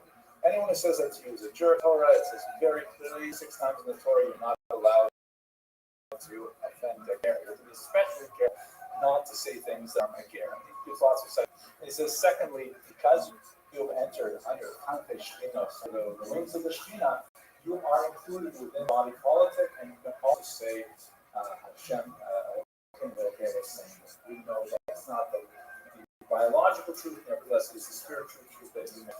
These kinds of letters are like foundational to not only pockets of people, letter to the Jews of Yemen is especially important. Mr. Lipschitz wrote about it in his Wikipedia fact check that they had a problem with false there. They have a lot of it. It comes up actually probably about 3-4 times a decade, 3-4 times a century. You have a false messiah of one level of poverty or another. The Rambam comes down very hard on it, saying that don't follow the guy. He is also a Jew, right? And don't listen. It's not true and so on.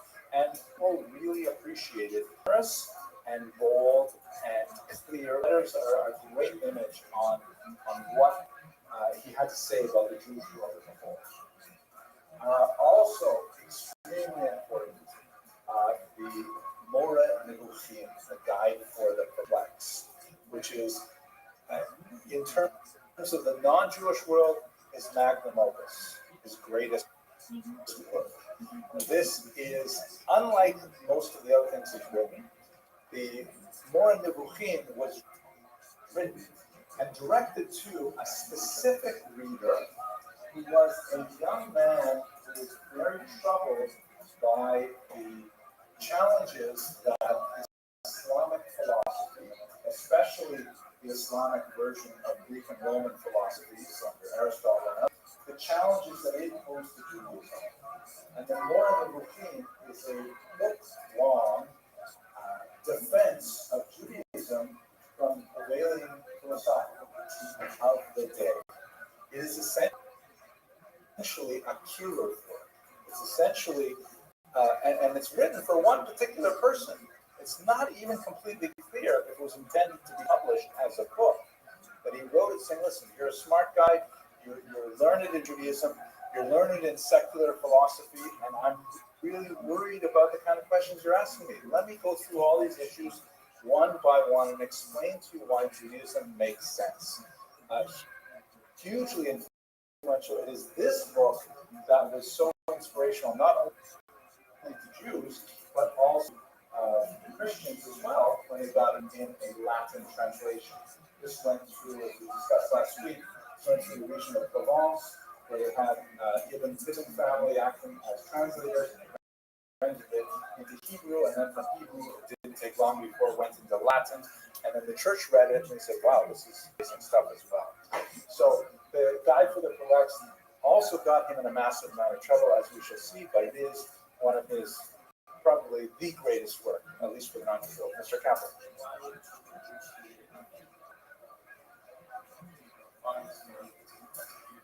Because the church has a lot of the same issues, like just off the top of my head, Tzaddik v'Rado.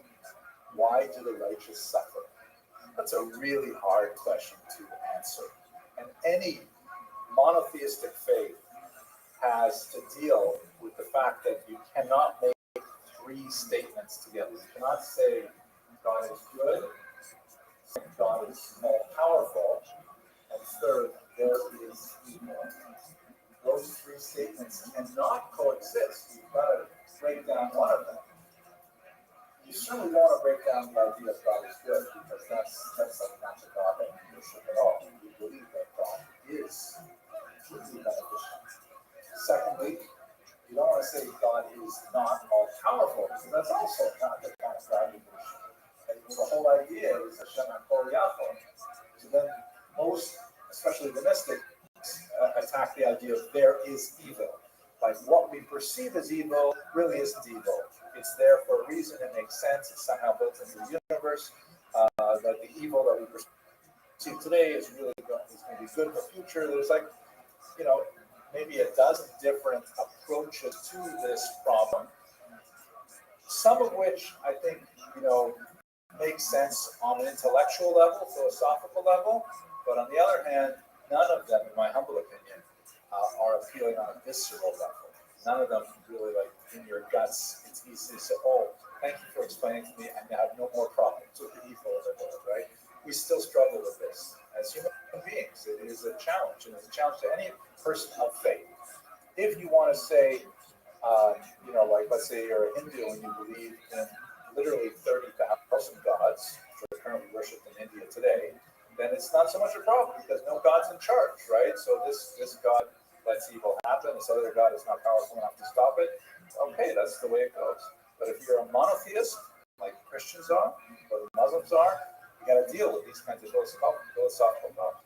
There are other philosophical problems like, one of the big things they worried about a lot in the Middle Ages is, was the universe eternal or did it have a beginning? Right? Did the universe always exist, which is its own kind of philosophical conundrum, or did it have like a Genesis-like moment that starts? And the Rambam deals with these kinds of questions in the Morning Review. Not surprisingly, you will rarely study it in yeshiva, not because it is not regarded as a phenomenal work in philosophy, but because it raises so many difficult questions. And a lot of those questions, we don't want to bring them up for you. We don't want to suggest, but we don't think about this. Like, if you, there's a Russian expression of mentioning the noose in the house of a hanged man. Right? You don't want to bring up the noose. Don't talk about the noose. Why bring it up? So that's why it's very, very rarely on the collegiate curriculum. But it is a phenomenal tower of the Jewish scholarship. Shall we go on? Okay. Last one here, hugely important. The Mishnah Torah. So chances are, if you had any interaction with the Rambam, it will be in the Mishnah Torah, maybe through the Mishnah commentary, but the Mishnah Torah, which was his life's work. There's a picture of it, of course, I'm sure you see it. It's a massive series of 14 volumes. It's called sometimes the Yad Chazakah, that strong hand, Dalet 14, that literally covers everything in Judaism. It covers all the stuff that we're used to from the later codes, like the Shulchan Aruch, things that we deal with every day. But it also deals with things that existed in the past and possibly, positing a future. Like, for example, the Beis Hamikdash, all the Korbanos, all that stuff. Yosef Karo did not discuss that. So we have enough halacha to worry about, rather than spending a lot of time in the theoretical high bringing korban, because we're not bringing korbanos right now. The Rambam did write about all of it. The reason why I mentioned possibly is because the Rambam was famously critical of the notion that the korbanos would come back. There's a big machlokus looking at differences between the Moreh and Mishnah Torah, different stages in his thinking. Well, what exactly did he mean? Lots of interesting philosophical contradictions. I'm sure you know from learning a lot that the Rambam is frequently das Yachid. You study the halacha of the Rambam, but we don't hold that right? Because he's quite frequently on the outside and other posting ones that we follow. But nevertheless, in the Mishnah Torah, he covered everything. He covered the distant past. He also covered the future. He also covered the Mot HaMashiach. What are the halachas of Mashiach? How are we going to know this is Mashiach? How are we going to tell this is the guy or this is not the guy? We have to look at the Rambam. He's one of the very, very few people who actually wrote about this. He also wrote about the halachos of emotions. How are you supposed to feel? How are you supposed to your sensibilities, things like that? Judaism in particular, amazing. He wrote and here in this era things like the laws of tshuva, which nobody else had written. Halachos of how to do tshuva before. And he put them in the Mishnah Torah. So expansive. It's not just the Bible's the halachos of torts and criminal law, things like that. It is the halachos of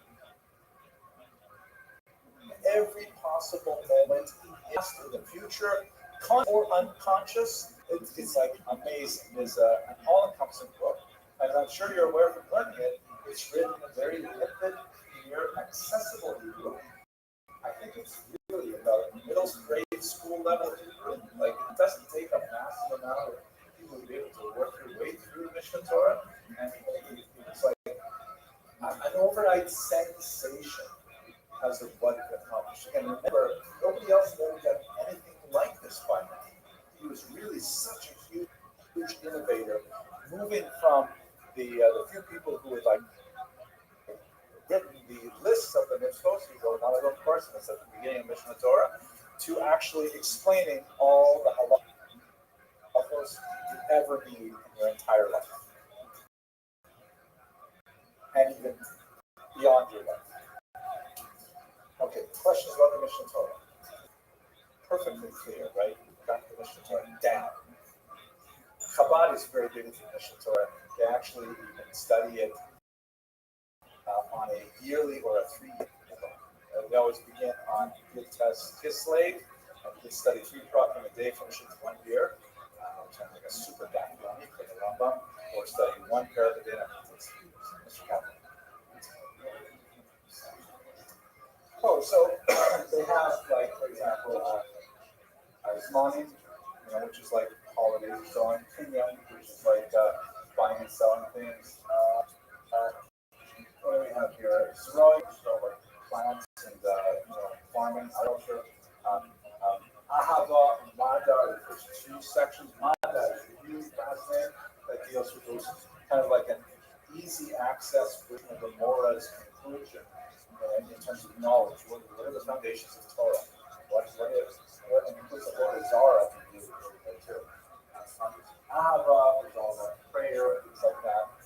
It's organized very differently from the Shulchan Aruch, but it has everything, the whole thing. It's really amazing.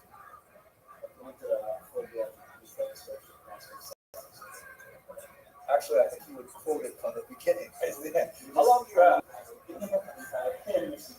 Mishnah Torah is brilliant, and even though it's written in a really simple Hebrew, it is written with such phenomenal precision. So much time is invested. For example, if he quotes the Gemara and he changes the order of the quotes, or if he removes one word, it's like whole volumes of scholarship here. I remember when I was in yeshiva, I was in the shir of Mendel Weinbach, that's all and what we used to do is we would learn Gemara, Sunday through Thursday, and then Friday was supposed to be our Rambam shir. And we always thought of it as it's just the Rambam. We've only used it the whole week in the Salakos. We're just going to review them in the Rambam, and we'll see. And then we would show up to the shir, and we would completely toss us over into the water because we had missed the sophistication of the Rambam completely. We had read it just without thinking about it, and he would delve in and break it apart and say, "Wow, how did you miss this? Hello, seriously." And it was humiliating and ennobling every Friday.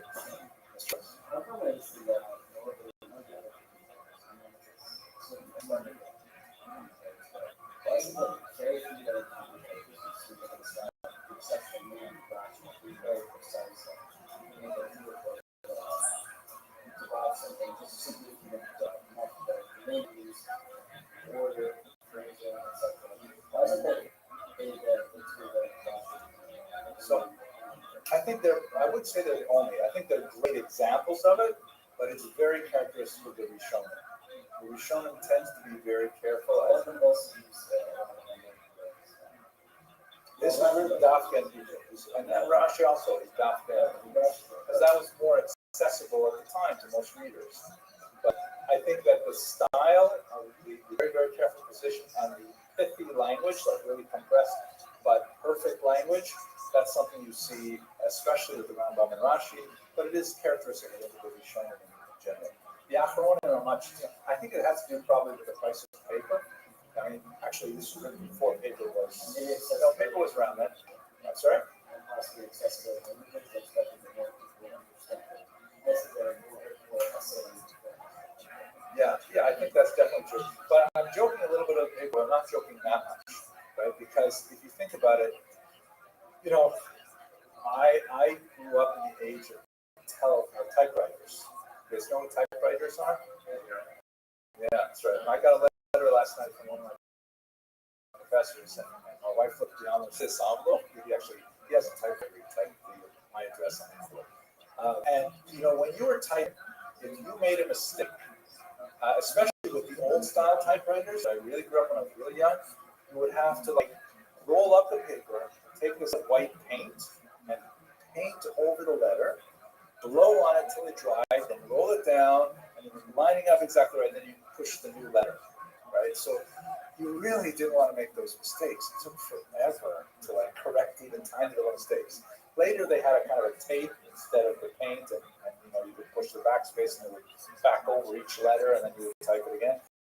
But in word processors, first of all, you can write as much garbage as you want because it doesn't take much time to cut and paste or just remove it or write completely over it. It doesn't really. And I would think that that's possibly also true for the Rishonim. They're writing on vellum for the most part, like parchment. Paper was developed and it began to circulate in the 9th century in Baghdad, and that was a big change.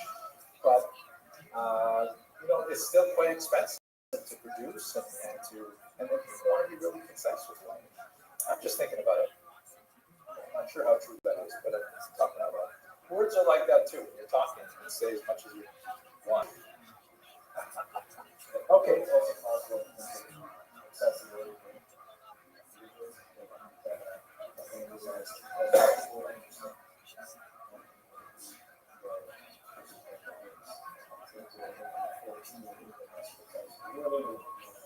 It certainly could be greater vocabulary. I think good arguments made for that. Let's now. I want to basically for the rest of this lecture. What I want to do is I want to take a little bit of a detour to talk about the Geniza. We could have talked about it a lot earlier, but it makes more sense talking about Rama because we will be relying on it for later centuries as well. And then we're going to go into when Maimonides hit the French coastline in Provence. That's the beginning of the great controversy around Rabbi, which began in his lifetime, but it reached its nadir in 1232 when Jewish communities denounced the Rambam's writing and publicly burned in Paris.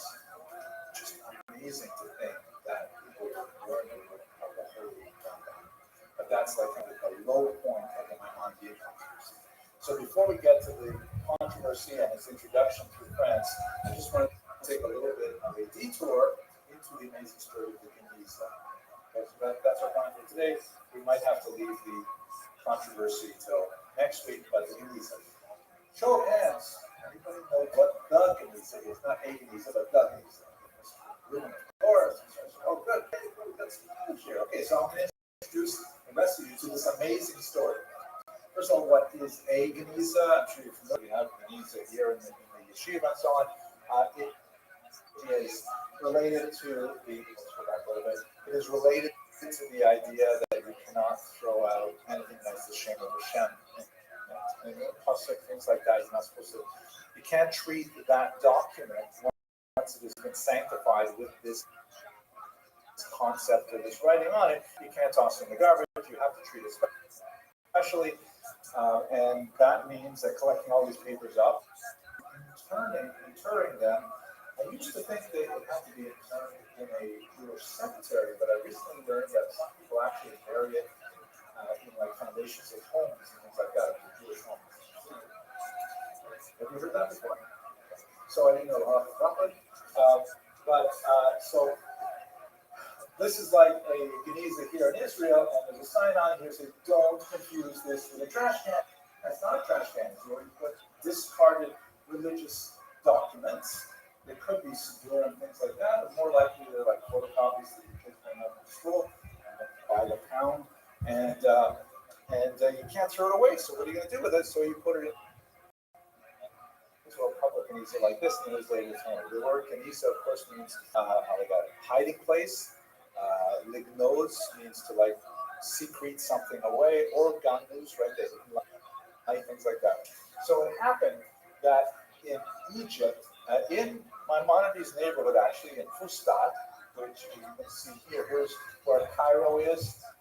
The Nile River flows from the south into the Mediterranean towards the north. That's why they call this the Upper Nile, even though it's lower than the Lower Nile, because it flows this way. And there's this big delta here of marshy land. Goshen is believed to be around this part of the eastern section of the delta into the Mediterranean. And Fustat is just south of Cairo itself. So it's also called Old Fustat, Old Cairo, excuse me. So it happened that there was this one shul that dates back to the Rambam's era, a few centuries before, the Ben Ezra synagogue. And apparently, in this community in Fustat, they had a very machmir position when it came to Geniza materials. Basically, they said that anything that has any Hebrew letters on it is cut out, is shemos, and you can't throw it away. And so they threw everything into an attic in the synagogue. You can see the restoration of the synagogue still exists. But they had this attic that for about 500 years did anything written in Hebrew letters. Quite a bit of stuff got in there that was not also in Hebrew too, because people say, oh, Geniza, whatever, I forgot the halachos. I forgot the halachos, they forgot the halachos. And so it's this massive collection of half a millennium of documents, largely trash, right? One of the really useful books on this topic is called Sacred Trash, because it was things that people no longer wanted, documents, and they tossed them into this Geniza. And then they were sealed up, and everybody either forgot about it or circulated bizarre rumors about how it was haunted, or there was a serpent that lived up there. Nobody could go up there. Nobody basically did go up there until the late 1800s, when a number of interesting documents started appearing on the manuscript market, and that attracted the attention of some people, like the Giblus, who were fascinated by women studying at Oxford.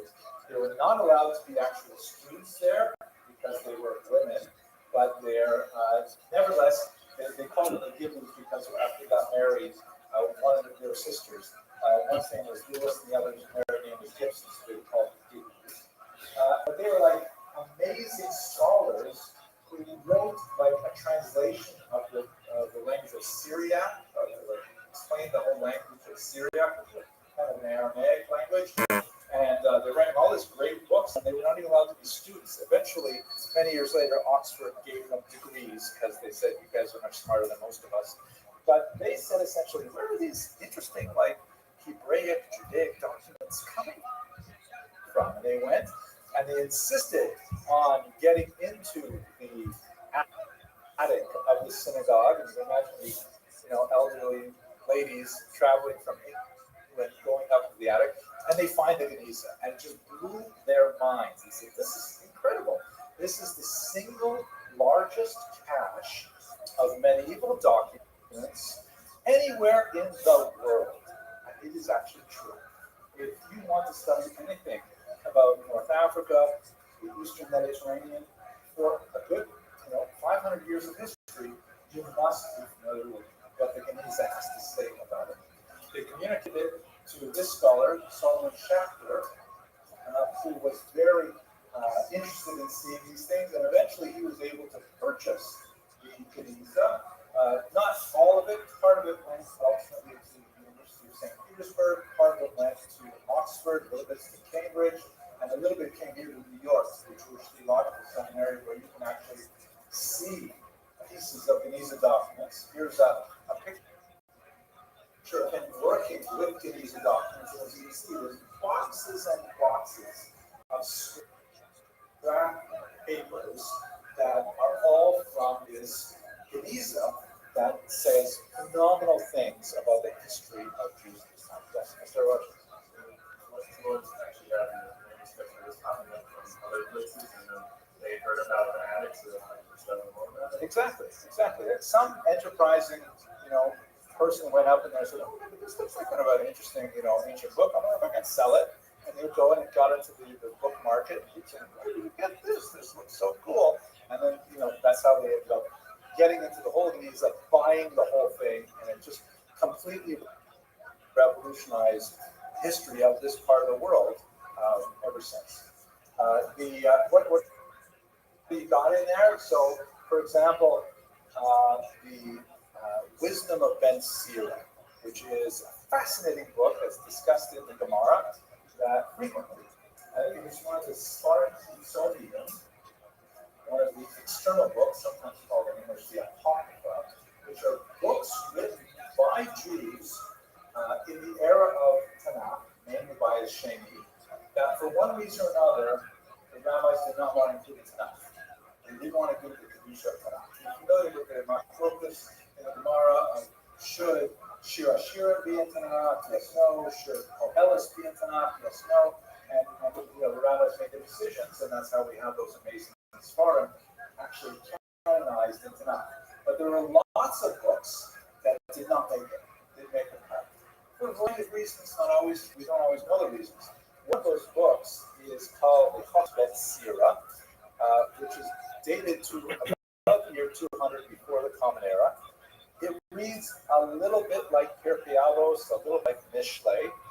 And even though it is one of the strong Kitzonim, which the rabbis forbade, you're not supposed to read them. They didn't want people tracing up their minds by reading this Asur non-Tanakh versions of various things. Even though they're sort of Jewish, they're sort of religious, but the rabbis said, Abikorsis, don't read it. Nevertheless, they quote Ben Sira with some frequency in the Gemara. So it's always a question, wait a second, is this trade or is this kosher? Why are we quoting it? We're quoting it, first of all, because it's really good. There's a discussion. I just was looking at the other day, Baba Basra, somewhere around, but it says in Ben Sira, for example, there's nothing worse than a son-in-law who lives in his father-in-law's house, except for a guest who brings another one. There's a whole list of people who do really, rude things.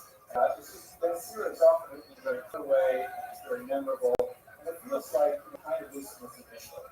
So, until the Geniza was discovered, we did not have the original Ben Sira. It was all recorded in a Greek translation, which was kept in the Apocrypha. So Christians had been, even though it was written by a Jewish, for a Jewish audience, and appreciated, at least the Gemara, one of the scholars working in the Geniza documents found a Hebrew document that said, oh my gosh, this is the original Ben Sira. So we finally had a document that had been lost for nearly 2,000 years. We have the original Ben Sira because someone had a copy in Cairo, and when they were done with it, they put it in the Geniza. So, this is I'm very excited about this. I don't know if I'm getting across to you guys, but the idea of actually having the original Ben Sira, mind-blowing.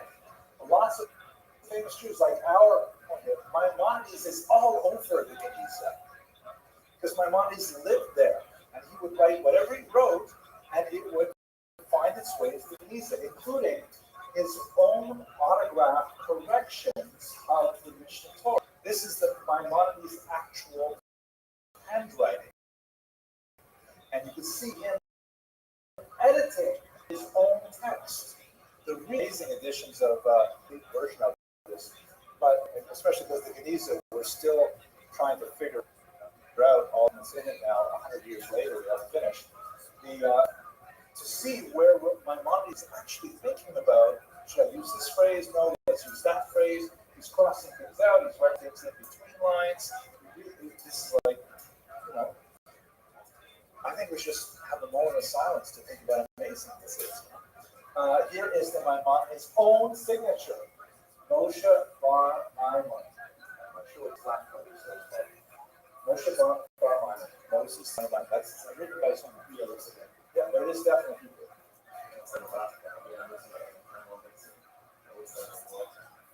This is a wall here. Yeah, I mean, it looks like a wall, but it's also really shit. Maybe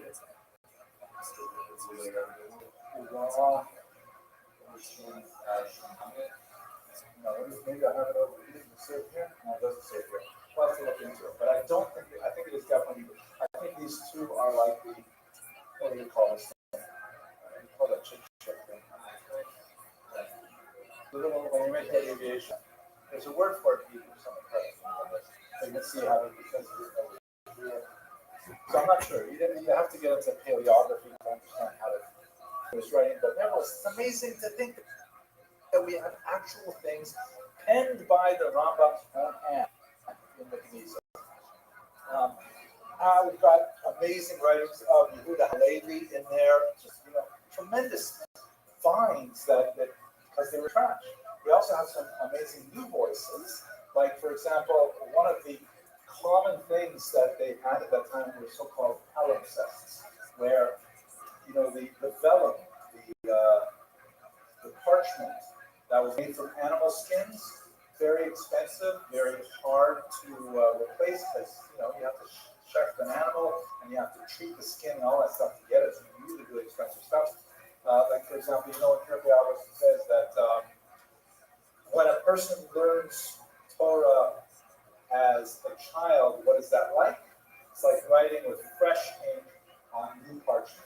Right? So you imagine it's like the ink is dark, gets absorbed into the parchment really well.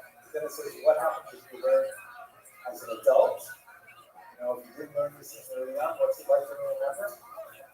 It's like this exactly, but what was the word?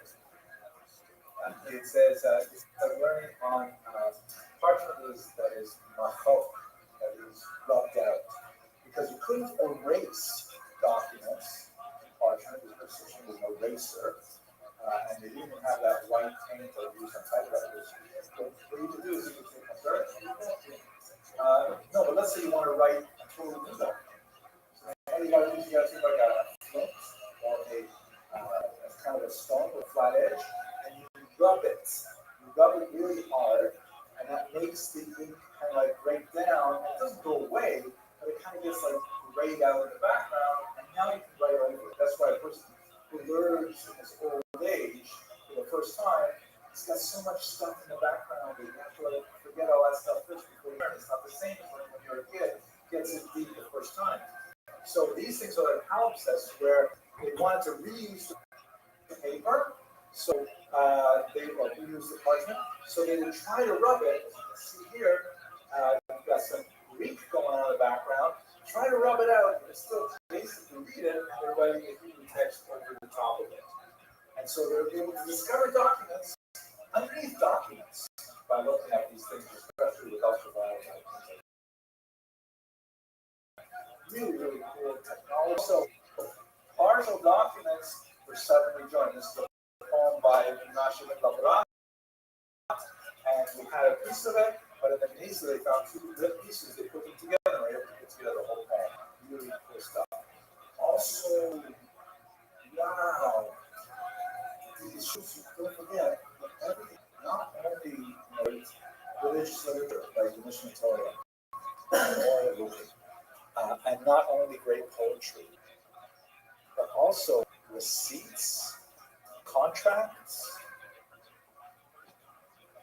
notes. Honey, can you pick up some pita on the way from the shuk? Anything that written in Hebrew was thrown in the Geniza. Amazing thing. There's one of the great scholars over here. That's the Goytime. He was the great Geniza scholar who wrote 5 massive volumes called the Mediterranean Society, based on all the little scraps in the Geniza. Also, lots of stuff on women. And like, what is this document in the Geniza? What is it? Exactly. This is a child's version to learn the alphabet. With all of the kudos up here, mean, it's just so amazing. You can see it. It's Chazak, it's the end of a book and things like this. There's a bracha here, there's a Birchas Torah, something like that. And you have like doodles. Like this is probably from a bored kid in class saying, I wonder, what would it be like if a robot had a square head or something like that? Listen, you got to start a baby on his chest. Here's a big smile, It's just so amazing. You can see these things. Imagine a teacher said, what are you doing? That's such expensive parchment. Give me that. It's going right into the Geniza. Right? And then it was discovered 900 years later. But just incredible things found in the Geniza that shed light on the current greatest scholar of the Geniza, the woman named Marina Rothschild, who's also written some fantastic books. As we literally go through scraps of parchment and paper and put them together to find what the Geniza has to say. Here's the last thing we should talk about here. So this is what we're dealing with now, right? The Geniza has been available to scholars for about 120 years now. And the big things have mostly been gone through, like books that were thrown in entirely or scrolls that were intact. Scholars have gone through all of this. But we have something like 100,000 scraps of degraded documents like this, with little tiny pieces of letters on it. So what can we do with this? So there's amazing lab work being done, trying to reconstruct these tiny little scraps of paper, 900 years old, to find out what they say, using ultraviolet light, trying to find if they're the same composition, things like that. But this is my favorite thing, and you guys can do this if you want yourself. There's a website here, there's a fragment of the month, where every month you can read what they recently discovered. That's so fascinating. There are these crowdsourced Geniza projects.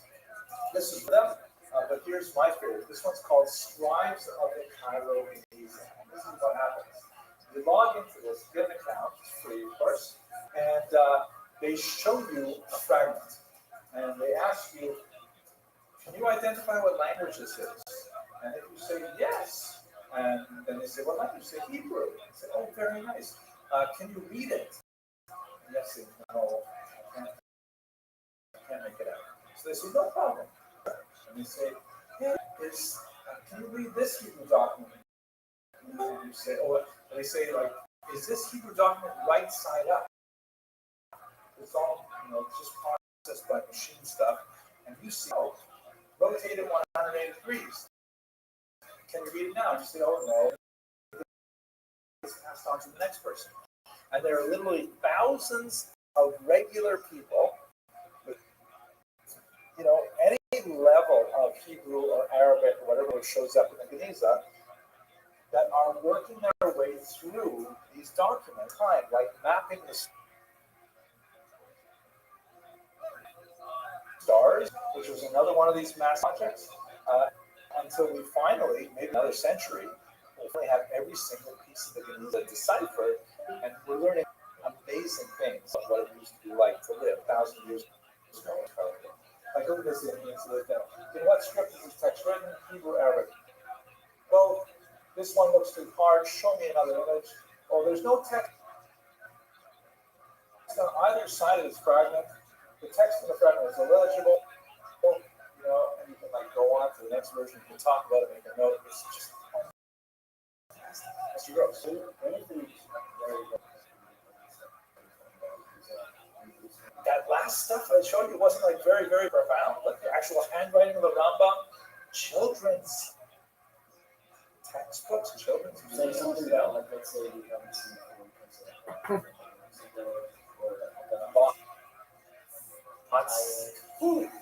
oh my gosh, there's so much stuff there that's mind-blowing. Like, for example, we're not going to talk about them too much in this class because it doesn't, maybe we will a little bit later on in the semester, but Karaites, right? Karaites is a 9th century movement largely emanating out of Baghdad, where Jews said they don't hold with the oral Torah, they only hold with the written Torah.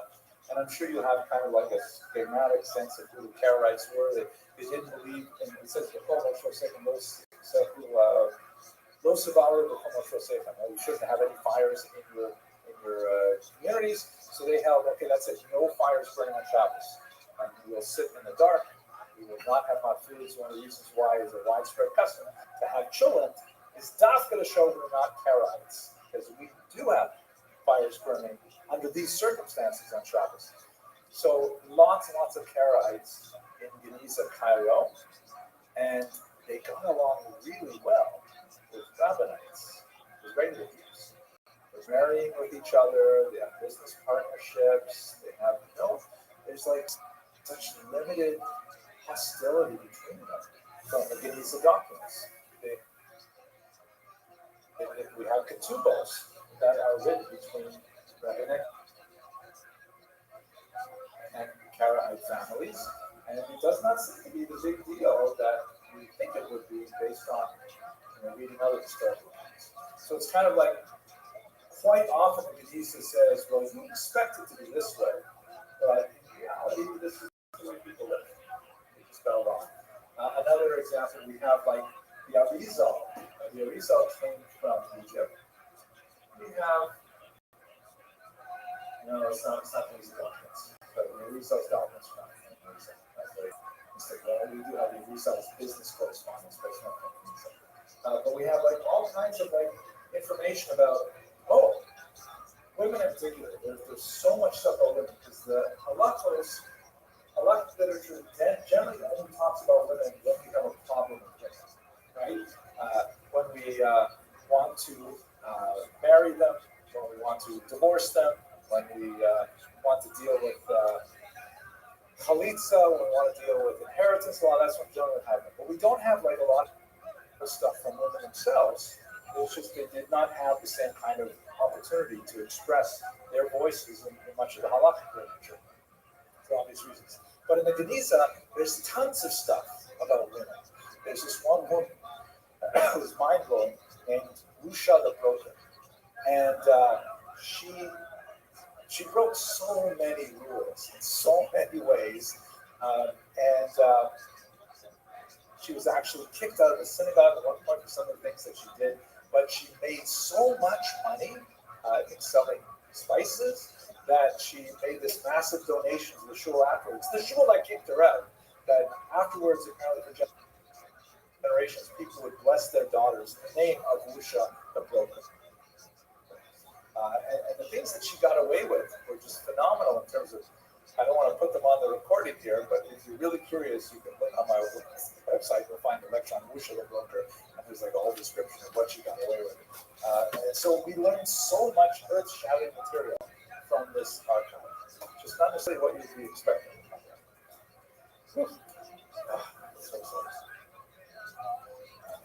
Okay, so that's, the Geniza does shed lots of light on the Rambam. It sheds tremendous light as well on all of society, and it will exist for a while after the Rambam as well, so we'll see him who's coming up later. Okay, one last thing about Provence, and then we'll wrap it up, okay? So here is Provence. It's in the south of Spain, south of France, excuse me, where the Rhone River comes down from Lyon into the Mediterranean at Marseille. It is a really unusual part of the world Jewishly because it has influence from Spain, right? It's the land connection to Spain, which has the Al-Andalus culture that we've been talking about. It also is geographically connected to northern France, which is where we have the amazing school of Tosfos developing. And that's a totally different way of looking at the world Jewishly. The Al-Andalus, we talked about it, and it is into this world that Maimonides comes from Egypt. And when his books were started being translated into Hebrew, there was an explosion and an explosion. Mishnah Torah is heavily criticized for its methodology. The more Nebuchadnezzar for its engagement with secular philosophy, and the Rambam is thoroughly reviled. Even though he is adored as a massive leader in the Eastern Mediterranean and North Africa, in Europe, there is a massive controversy brewing that will ultimately result in the burning of our public experience.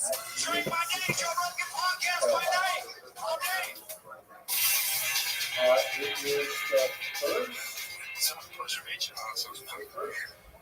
Yeah, it's certainly was one of the biggest I heard you still want to watch Teller, but you're so because the story's it's pretty wild. Yeah, so I grew up in it. All right, anyways, thanks for learning. Let's pick it up next week on Tuesday. So my house had like a household where the kids should make it. But unfortunately, it was a very abusive household. And I ran away when I was about 13 years old. And at the time, prior to that, Okay, here we go. The Provence is going to be a really important part for the Maimonidean controversies. We're going to focus on it today, and then we'll wrap up at the end of the early. Then it was a good part to stop it. Next week, we're going to get into the Christian era, the Reconquista, which is a huge shift from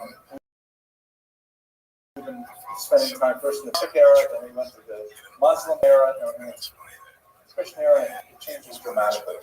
Provence is, of course, here at the south of France, not so much this far out, which is during the era that we're looking at. It was not France proper. France didn't extend all that way down. Distinct language, which is definitely, but it was actually under the control of different powers, including at one very bizarre point, apparently a Jewish king in a place called Narbonne, which is just here to the left of Montpellier. And this is an interesting place because, as we discussed before, it has influences from Al-Andalus coming into the region as a natural land connection. It also has a lot of influence from the school of Tosfos, which is huge at this point. And this is the mess that Rambam gets into when his books start getting translated towards the end of his life, especially his Arabic language roots. But as we can see, he also got into a certain controversy for the Mishnah Torah, which is Hebrew. Okay. So basically, we're going to look at four maps today, because the controversy surrounding the Rambam fall into four distinct periods. Although, if you read the article that I assigned on Canvas, you'll see that many scholars point out that it's not like there were four chapters of the Maimonidean controversy. There's lots of it that starts way before Maimonides was even alive. Certain issues, like the role of philosophy in Judaism, for example, go way back before the Rambam and continue way past it, right up to our own times. So it may be more useful to look at these as four kind of like sharp points, or four climaxes, where there was like a huge amount of focused attention on the Rambam, negative attention, but there was a lot of reasons behind that controversy that really start much earlier, go much later, and the controversies really overlap with each other in a lot of significant ways. So the first period was during the Rambam's own life. He died in 1204, and the Mishnah Torah was published in 1180. Right, so towards the end of his life, he's really become quite a senior scholar, a senior leader at this point, regarded as the leader of world Jewry, really. And his Mishnah Torah makes it all the way to Provence. And you have two different areas where there are controversies. The first one, which you probably spend a lot of time with, because in inimitable Jewish tradition, one of the most beautiful things about is that when someone writes a critical book, we often put it on the same page as the actual original book too. So you can read, what the book has to say, and you can read what its critics say. Which reminds me of a funny story. I hope you don't mind if I tell you. When my wife and I were first married maybe 3-4 years at this point, we bought a book on child bias because we're very eager and sincere, and we thank God we're married 35 years now, so we're still hanging in there. But we bought this book. It was called Two Halves of a Whole by Rabbi, I think his name is David, and his wife's name is Tehillah Abramov. And it was written in a really interesting way. The first part of it was written by Rabbi David for husbands, and the second half was written by Rabbi for wives, right? And so we bought this book, and then my wife said, okay, I read it first. I read the men's section first, and I read it very carefully. I want to be a good husband and father, and I made all kinds of little notes and underlined, highlighted things, right? And I finished my section. Then I gave it to my wife, and my wife read the men's section with my notes before she looked at the women's section. She wanted to know more like what was in my head before she even started her own part on it. So got used to that. Anyways, so one of the greatest critics of the Rambam is, of course, the Rabbi, Rabbi Abraham ben David, or Ibn Daud. He was a Provence scholar. His years are roughly 1125 to 1198. And we know him by his commentary right there on the page of Mishnah Torah, right? Asagos Araiva are some of the most entertaining, incisive critiques of the Rambam, many of which the Rambam later on in his life, accepted. So, that's a really good criticism, and, I should have included it. If I had the chance to write the Mishnah Torah again, I would have probably involved the Raiva's critiques. Sometimes they're burning and acerbic in tone, which was not that unusual in the Rishonim. You do see this, and certainly even beforehand in the Gemara, you will see occasionally some very bites that if they happen in the yeshiva today, people will be really shocked.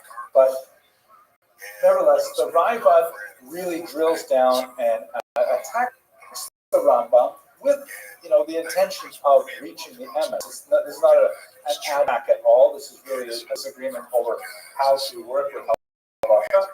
And his main issues are twofold. The first is the Mishnah Torah has no footnotes. Right? This was a huge departure from most of the scholarship that was until that time. That when you wrote a tshuva, when you wrote a machberet, or you wrote some kind of a treatise, you always cited your sources. You always said, I'm basing this on what Rabbi said on Daf Dalet, or Bavna, whatever it is. You always cite your sources. The Rambam, however, famously did not cite sources in the Mishnah Torah, or hardly ever cited sources in the Mishnah Torah. In his defense, he later wrote that basically that was not the point of his book. He wanted to write a simple book. It is massive already. He wanted to make it accessible. He did not want to weigh it down with so many footnotes and side arguments and stuff like that. He just figured out the halacha as best he could, and he wrote it down in a clear, limpid Hebrew, so that everybody with a basic level of reading knowledge could be able to access this book. And footnotes just would have gummed up the whole system, would have made it so much more difficult, and so many people would argue about it. But of course, as you can imagine, when scholars read that book, and they say, and they're familiar with some of the sources, and they say, well, how did you get to that decision, Mr. Rambam? We know there are multiple opinions. Who says that this opinion is the right one? Where's your deductive? Show us your work. Show us your rough draft. We don't see any of that stuff. And so the Rabbi really criticized him for that stylistic approach, which, of course, the Rambam exposed himself to it by writing in that way, by not, burning it with footnotes. There are also some philosophical issues. One of the challenges that really comes out of the Rambam's works is especially when you look at passages that seem to imply different things in different books. Now, the Rambam clearly wrote for different audiences. As we discussed last week, the Mishnah Torah was written for a popular audience. Written in Hebrew, which was much more accessible, especially to people who were not fluent in Arabic. So in other words, it really was designed for the ages because it went beyond Arabic, which was the lingua franca for most of Jewry of the southern part of the Mediterranean, but not at all the northern part of the Mediterranean, not at all Italy, not at all large populations in Asia Minor and in Babylonia, former Babylonia. Well, actually, no, at this point, they're speaking Arabic over there as well. So by writing in Hebrew, he's speaking to a much larger audience. And also, The Morah Nevuchim was a totally different kind of book. It was written in Judeo-Arabic for a very narrow audience, maybe even, at least the conceit of the book is, for an audience of one specific person, one particular student who's having trouble with philosophical issues, and the Rambam wrote to him in the vernacular of the day, just like you saw with the Rif, that when something got complicated, they preferred to write in Arabic. He said, this is, Hebrew does not yet have the vocabulary, the kind of linguistic tools that Arabic has developed, so when they need to explain something complicated, they frequently went to Arabic.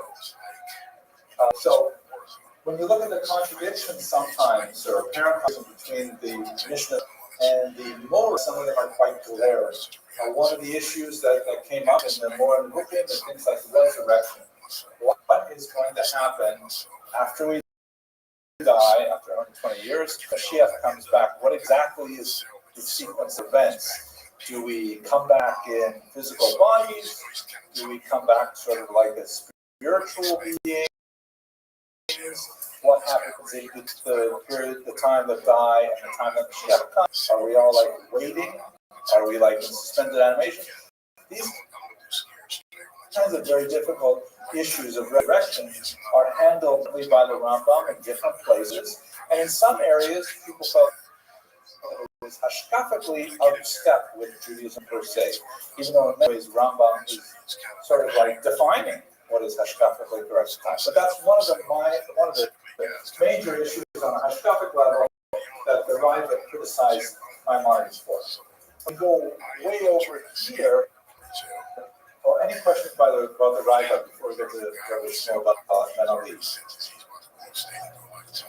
Okay, so that's the kind of critique that the Rabbi has, fairly mild in many ways, because you could put them on the same page on the printer.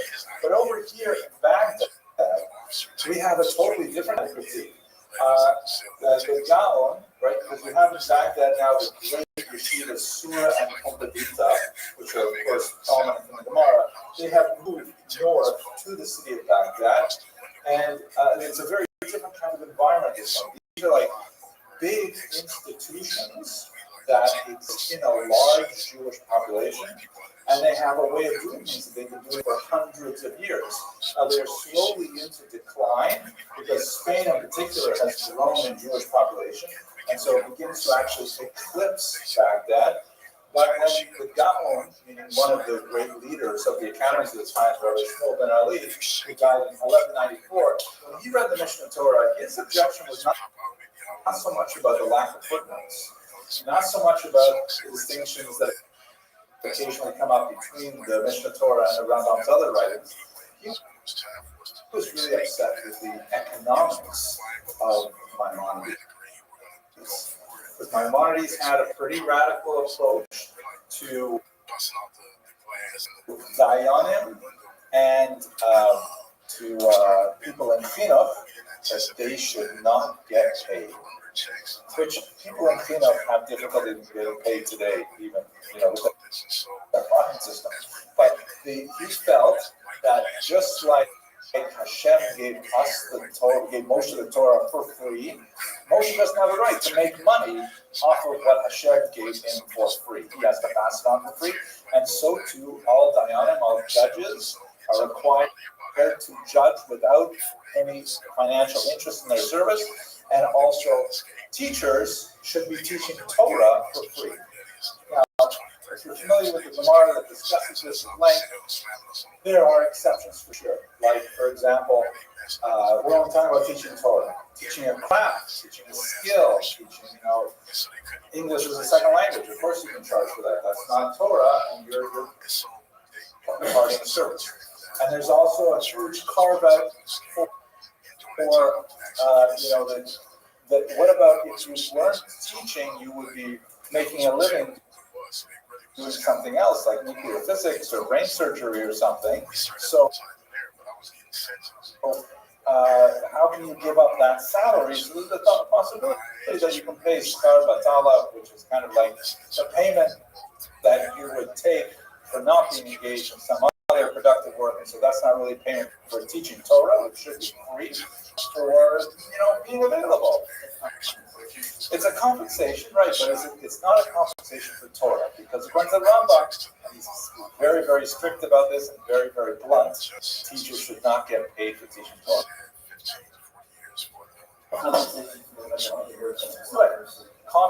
Compensation that I could have been doing something else. Now I'm doing this, so you should at least pay me for my time. Good argument. Mr. Garcia, another question. Yeah, I mean, I just thought I have another question. Is this maybe the government records back can be but we see the Gemara that someone pays damages, someone pays money, or whatever someone can do based on damages having occurred, say, causing them to not be able to work. Lost wages. Right, exactly. It is essentially the same kind of justification for giving payment to a teacher. Essentially the same kind of justification. But it's not because of an injury, obviously. So in general, those questions, I'm encouraging you that anybody who's teaching Torah always have a job. I mean, you realize that wasn't considered socialist country, right? You have to find something that's exactly. You go into business, you become like you have wood choppers, you have shoemakers, you have all kinds of crafts that Rob's in. Now this is a locus that's gone on. That's his critique. Because don't forget, he's writing from the establishment. He's saying, excuse me, how do you think we keep this yeshiva open? We just and they're always asking for donations from the entire Mediterranean basin. And they're saying to the rest of the world, hey, this is the leadership of the Torah world, and we provide direction in Torah, and you should support us. Here's a Jewish calendar, send us a check in the mail, that kind of thing. And the Rambam was saying this is not the way it should be done at all. Torah should be totally for free, tzedakah for sure, but it should not be a quid pro quo. And that's why he was sharply opposed by Shmuel ben Ali. But again, both of these things are they're not really nasty. They get much nastier in a minute. Any questions about the argument here? Yes,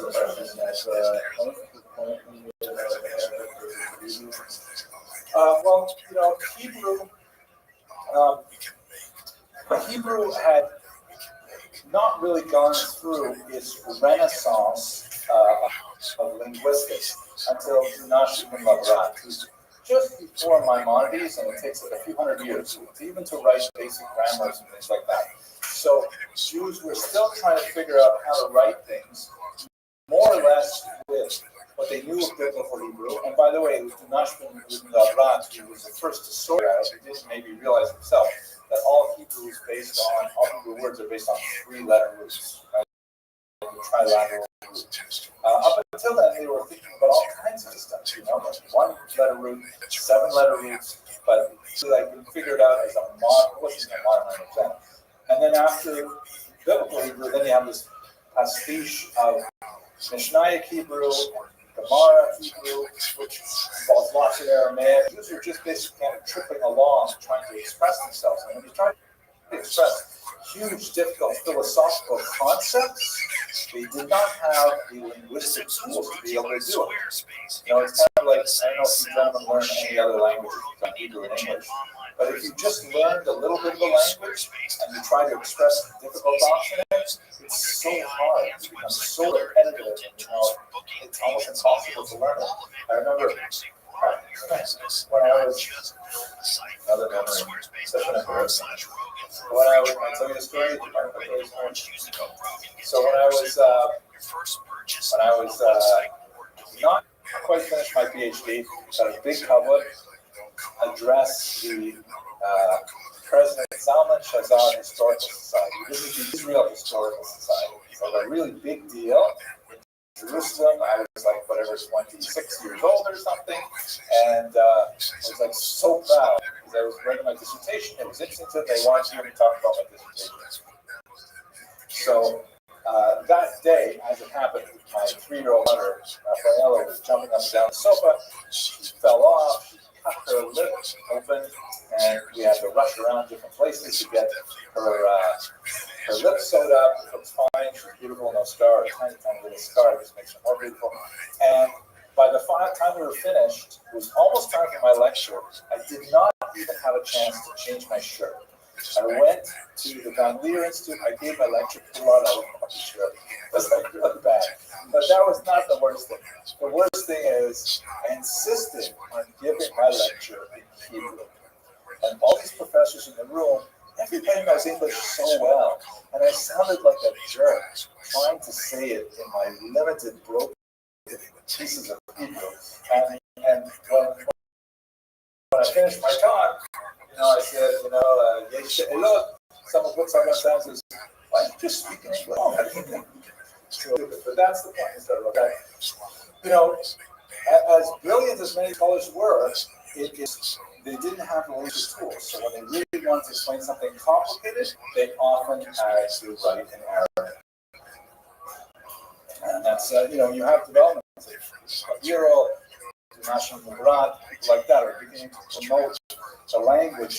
And so you see in Rashi, Menachem ibn Saruk is quoted frequently. That these are the first people who begin to just codify language. Mr. Rubin.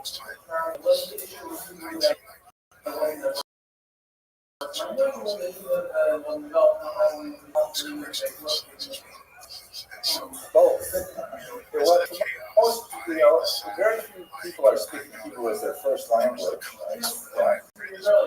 Yeah. And secondly, a lot of the, especially Greek concepts, Aristotelian concepts, things like that, which were very much in the vogue, you could say them in biblical Hebrew. Like you see it in modern Hebrew all the time, right? Like what is the word for rear axle in modern Hebrew? Like in a car, rear axle. What is it? It's a rear axle. And what's the word for front axle? A rear axle hakadmoni, right? Rear axle, which is in the front. So they just don't, the language didn't have the word. So natural languages grow and develop and things up. So I'm not sure how we got into all of this. Was because Mr. Roche has asked a question. Oh, Mr. Roche. Was the alternative of Rabbi and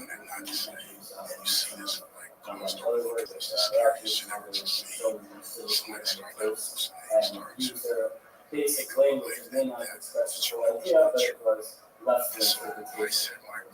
So that you really have to analyze.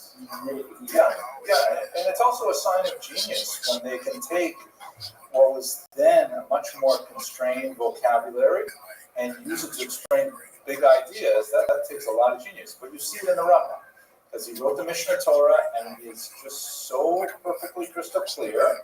But when he wants to write philosophy, then he writes in Judeo-Arabic. And by the way, Judeo-Arabic is basically Arabic written with Hebrew characters and a smattering of Hebrew and Aramaic words. But he says, if I'm going to get stuff, I'm going to write in Arabic. How much is that Arabic in terms of, not phonetically, but outside? How phonetically, I guess, in terms of the actual language, how similar is that to Yeah, no, very similar, very similar. If you knew Arabic and you heard someone speaking Judeo-Arabic, you would get most of it. You would just feel they have a strong accent of some kind. Definitely. Okay, let's go on to the second period. Okay? Second period is when it's really actually nasty. And this is basically happening in France. This is the heartland of Ashkenazic culture. You have just a little bit further north, you have the great Ashkenazic heartland. Just a little further in the south here, you have a place like Troyes and Mainz, where Gershom Ben Yehuda, the mayor Hagola is living, and later his student Rashi is living. So these are happening here in central towards northern France. And when you get to the 13th century, so this is after the Rambam dies in 1204, there's two people in particular who are definitely, spearheading critiques. Shlomo ben Avram of Montpellier is here in Provence, and Yonah ben Avram Heronti, or Rabbeinu Yonah, the famous Shari Tshuva, really, really important Musar writer, who critiqued the Rambam super heavily, essentially following the arguments of the Rabbi, that it was unsourced, but they attributed to that unsourcing a kind of an ad hominem attack, that it was not as a result of like carelessness, but as a result of gaiva, that the Rambam was, so they would argue, so puffed up with himself. He says, I don't care about what you think you need sources. I'm just going to tell you what I think.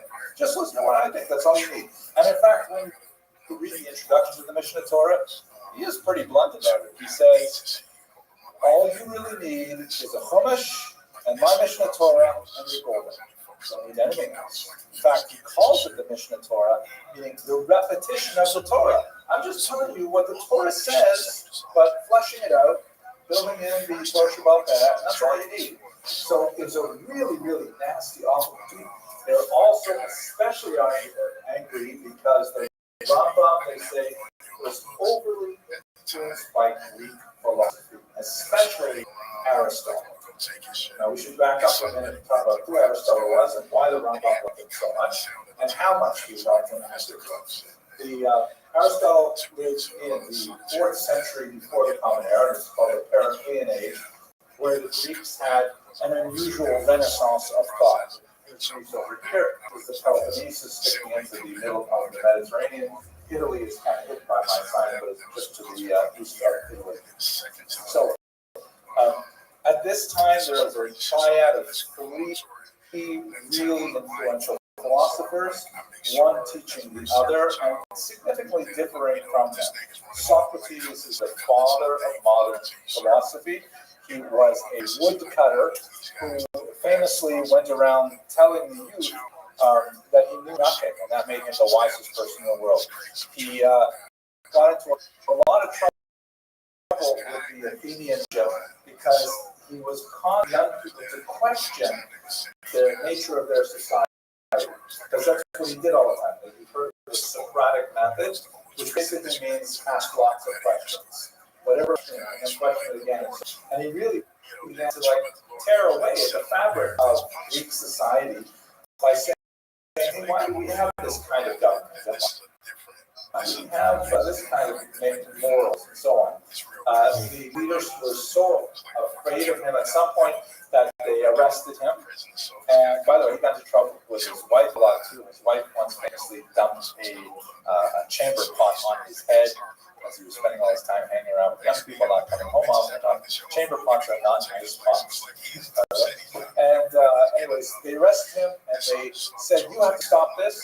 You have to recant, give up all of your ideas, stop bothering young people, or drink this poison called hemlock. So Socrates famously says, I'm not going to betray my understanding of the truth. I'm going to drink the hemlock. And with his favorite student Plato at his side, he drinks the hemlock and he dies. Plato, of course, is pouring up over all this. He goes on and he writes from memory all of those conversations that Socrates had long after he died. So sometimes it's hard to tell what did Socrates say and what did Plato say. But anyway, he developed an entire philosophical system that built on Socrates' questioning, and we'll see perhaps Neoplatism a little later on. Aristotle, the third of the 3, was violently opposed in many ways to key elements of Plato and Socrates' thought. But the most valuable instance for us is that Aristotle essentially said, we have to rely on an empirical world. We have to rely on what we can actually measure. And he constructed a massive philosophical system that attempted to explain not only politics, but also ethics and aesthetics, meaning what makes something beautiful, rhetoric, how to speak properly, a massive number of writings, hugely influential. They were preserved in Greek translation, and the rest of the Christian world essentially lost it after Rome fell, but the Arabs preserved a Aristotelian wisdom. And Maimonides picked it up essentially through that Arabic root. And you can see the influence in a lot of places. I'll give you one clear example. According to Aristotle, every virtue, every characteristic is best represented as a balance between an excess and a deficiency. Example, courage. So you can have too little courage, which would be called cowardice, where you're afraid to cross the street, you're afraid to, go to Manhattan on a subway or whatever it is, you're too timid and afraid to do that. That's obviously not enough. You can also have too much courage, which is called recklessness. Like not only do you go to Manhattan on the subway, you actually rise to the top of the subway, right? Which is just like pointless, excessive courage, testosterone poisoning. Don't do stupid things like that. So courage is like the balance between being reckless and being afraid. Find that balance. And Aristotle says you can find this throughout human psychology in every possible manner. Does that sound familiar to you? Study Hillel, Mr. Lipschitz? The Spiel has exactly the golden path, the golden mean, right? It's between two extremes. But so that's like when the rocks about it. First, Aristotle is half philosopher, philosopher. He has a lot of respect for that ideology. He also says that I disagree with him in two particular midos. He said there are two midos which don't fit the system, and that's not Aristotle. One of them is anger, that you can. Anger is always bad. It's always corrosive. There's no such thing as too much or not enough anger. Right? You always want to. He says you can pretend to be angry, you're just children or whatever. You can pretend to be upset, but don't be upset. It's just bad for your ulcers. And the other one is, for example, humility. You have to have, no matter how much you think you're humble, you're already too bad. Build yourself down further and further. Also not an Aristotelian concept.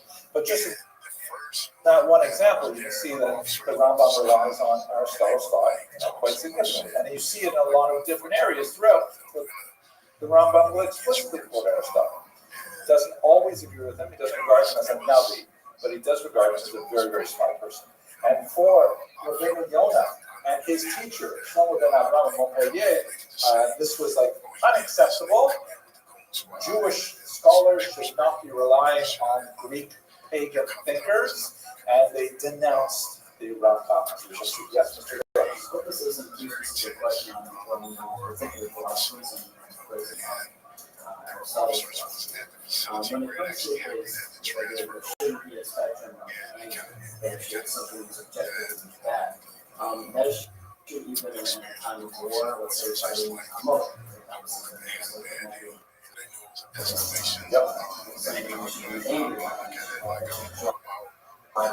So that's a good question to ask a rabbi. I'm not a rabbi, regular guy. But my sense of the Rambam, from my limited readings, is that he would say that a true warrior would sort of like rationally recognize the necessity of fighting Amalek and should do so in a rational and reasoned manner, but not without the influence of anger. Anger is just going to like cloud your judgment and do things you shouldn't do and so on. You can pretend to be angry in order to fight Amalek, but it's not a good thing to internalize. That's how I would read the Rambam, but it's a good question. You'll see that not all of Rishonim agrees.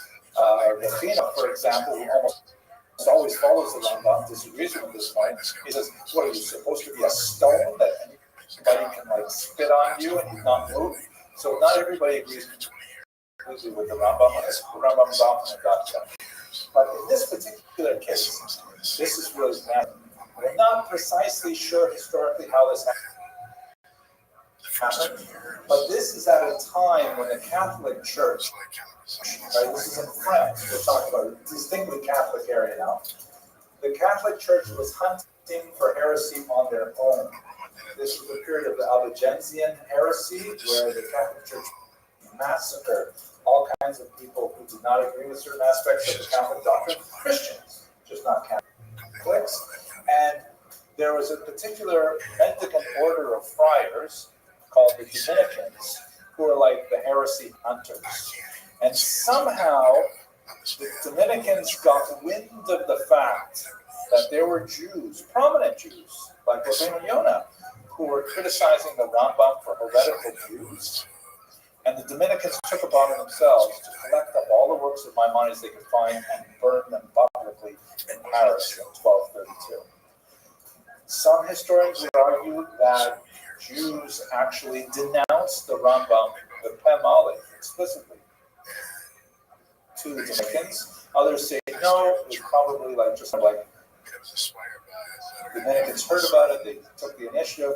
But at any rate, as a result of this particular critique, the Rambam was actually burned. It was a terrible, horrible event. Rabbeinu Yonah famously changed his mind. He recanted. He said, this is the author of the Shari Tshuva. He said, how is this possible that I am involved in burning the great books of Maimonides? I did that, but I do not think these books should be burned.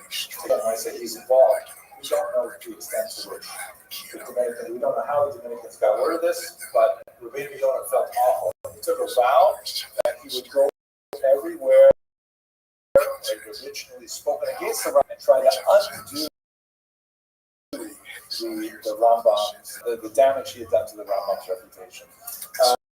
At this time also, by the way, the kever of the Rambam was actually desecrated by people who, it's terrible, you have this guy buried here, and look what he's being criticized and so on. So this is probably a massively low point in the whole Maimonidean controversy. Mr. Rupp, there's your hand. No, Mr. Rothschild. So I thought you said that first life the one This is a good point. The church is not uniform. These are the Dominicans, the heresy hunters. The scholastics, like a very important guy named Thomas Aquinas, they do like them, but the church is not uniform.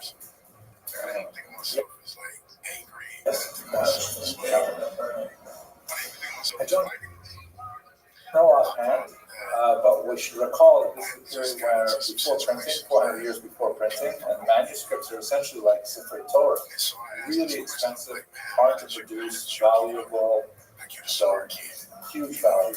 We know that later, 10 years later, there will be another massive book burning in the same spot in Paris that involves 24 wagon loads of Sifrei Torah. That's hard to imagine what that would be. Imagine 24 wagon loads of Sefer Torah.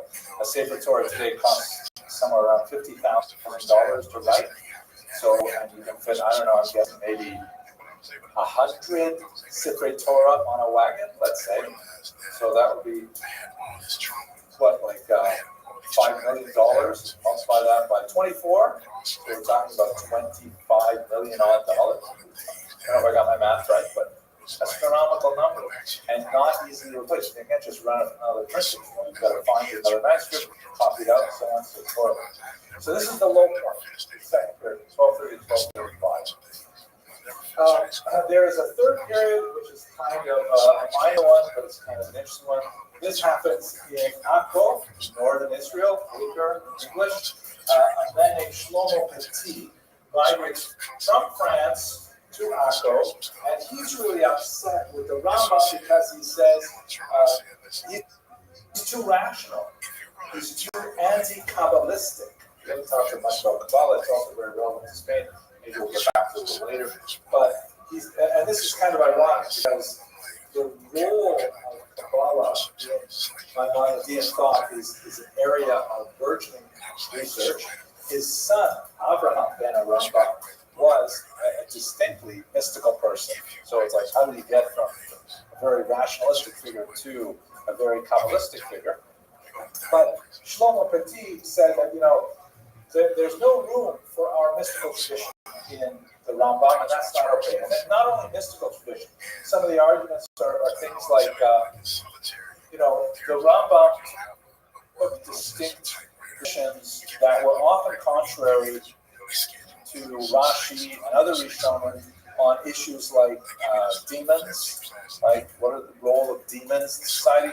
The Rambam did not want to spend a lot of time thinking about them. He didn't want to discourage them. When you look at Shmuel Aleph, Perek where you have the famous scene where Shaul consults the witch of Endor, recall that the Balasov there, she brings back Shmuel, the Navi from the dead, and that's what it says explicitly there, right? Shmuel the Navi comes back from the dead and speaks to Shaul. So the Rambam wants to say, no, that's not what happened. The witch of Endor, she has no power. It was all smoke and mirrors. She had an accomplice there to pretend he was Shmuel, and Shaul was distraught because he knew he was going to fight the Philistines the next day, and he wants to rationalize the entire story and remove the kind of spooky question about, are there such things as witches? Does magic work? Things like that. So Shlomo was very angry with that. He says, we should be burning Maimonides. But this is the wrong neighborhood to do this, right? This is where Maimonides, by the time you get a century after his death, he's very popular. He's got a lot of followers, and he was essentially running town. There was one kind of funny thing about it. The word petit, the French word, means small, right? But they would make a pun on it in Hebrew. It's pronounced petit, and that sounds a little petty in Hebrew. Petty means idiot. So we call him Shlomo the idiot. Only in Hebrew, right? Okay. Clear? Right? Clear? Okay, so let's go to the final period. And this is the period that really brings this whole era to not exactly a close, but kind of like a reconciliation in many ways. It's primarily, once again, in Spain and Provence. Two most important figures of all are Abamai Shuk Hayarchi of Nel, which is in Provence, and the Rashba. Rabbi Shlomo ben around Dret, who is from Barcelona. The Rothschild, by the way, is the student of Yonah, who you recall was first enemy of the Rambam, an attacker of the Rambam, and then later he repented and said, no, my critique was over the top, and I shouldn't have done that. And so this is the Rabbi Yonah's student, the famous Rothschild, who, of course, you spent a lot of time studying his works. He's one of the most important Rishonim of the time. And Avamar Ashok Hayarchi says, you know what? The whole problem with Rambam is this whole emphasis on philosophy. And he's, like we saw in the second period, he's overly influenced by Aristotle. His thinking is Greek in nature. He goes and makes these logical arguments. He ignores all kinds of arguments made in the Gemara that may not necessarily be following Western logic and so on. And he says, we just have to keep Jews away from the Rambam altogether and away from any kind of philosophy at all. And when I mentioned at the beginning of this lecture, this is one of those arguments that really, stretches out throughout Judaism as a whole, especially in the result of our encounter with the Greeks. It goes back at least to the time of the Maccabees. Greeks had a particular way of figuring out what they regarded as truth that was largely based on a certain amount of logical reasoning, and we like logical reasoning. The logical reasoning is the bridges that were collapsed. You discover brain surgery or all kinds of things that we like logical reasoning. But Judaism is not bound by logical reasoning. There are lots of things that don't really require logical reasoning to be functioning in Judaism. And we don't require, like, for example, proofs for everything in Judaism. That's really what the nature of faith is, right? There's stuff that you believe you can't necessarily prove logically. And that's perfectly normal. I think it's weird. Like, for example, I mentioned earlier, I deeply love my wife. My wife is at the center of my life, the mother of my children. But prove to you that I love her. How am I going to do that? What are you going to do? Put a blood pressure cuff on my arm. I see my wife, my blood pressure rises. Measure, sweat sensors. There's no way to prove it, right? It is something I know quite intimately. It's part of my game. But there's no like empirical Aristotelian style proof for it. You can't offer a series of arguments for it. So that's sort of like, in my humble opinion, the non-philosophical elements of Judaism, which are there, and they're very, very real, but you can't necessarily reduce them to a kind of like a folklore or religiosism or something like that. So by emphasizing logic and philosophy, people like Abamariya Stroop were saying that Rambam is going to erode Jewish emunah, make people think philosophically, and they'll think, well, how do I know this happened? And how do I know this is true? And where's the emunah? And where's those kinds of things? So he said we got to stop this philosophy study. The Rashba, on the other hand, was hesitant to critique the Rambam. He saw what happened in his teacher's own generation, saw how far, and furthermore, he recognized that, philosophy has a lot of useful applications. We, for example, mathematics. We like the kind of organized thinking that philosophy represents. The Rambam, thank you, is like saying, so there's correct. That's right. So we like all those kind of things. We definitely want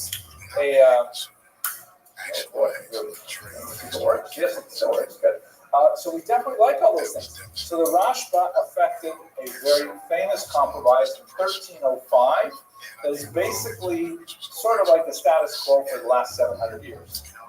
He said, okay, nobody should be studying philosophy before they're 25 years old. So that means that certain sections even of the Chovas Levavos, the first two chapters of Chovas Levavos, which are very philosophical, certain sections of the Rambam, Sefer Amada, don't go there. Certain areas, he says, are just too corrosive for young, sensitive, tender minds. Like, how many of you guys are under 25? Oh, look at that. Every one of you is under 25. You guys know Aristotle for you. Let me know when it's your birthday, and then we can start studying on it. But he said, and he also said, and there's an exception for medical studies. Like if you want to become a doctor, okay, you can read those things. But don't forget, we're in the early 14th century, right, where the sciences and humanities, you're not really that separated.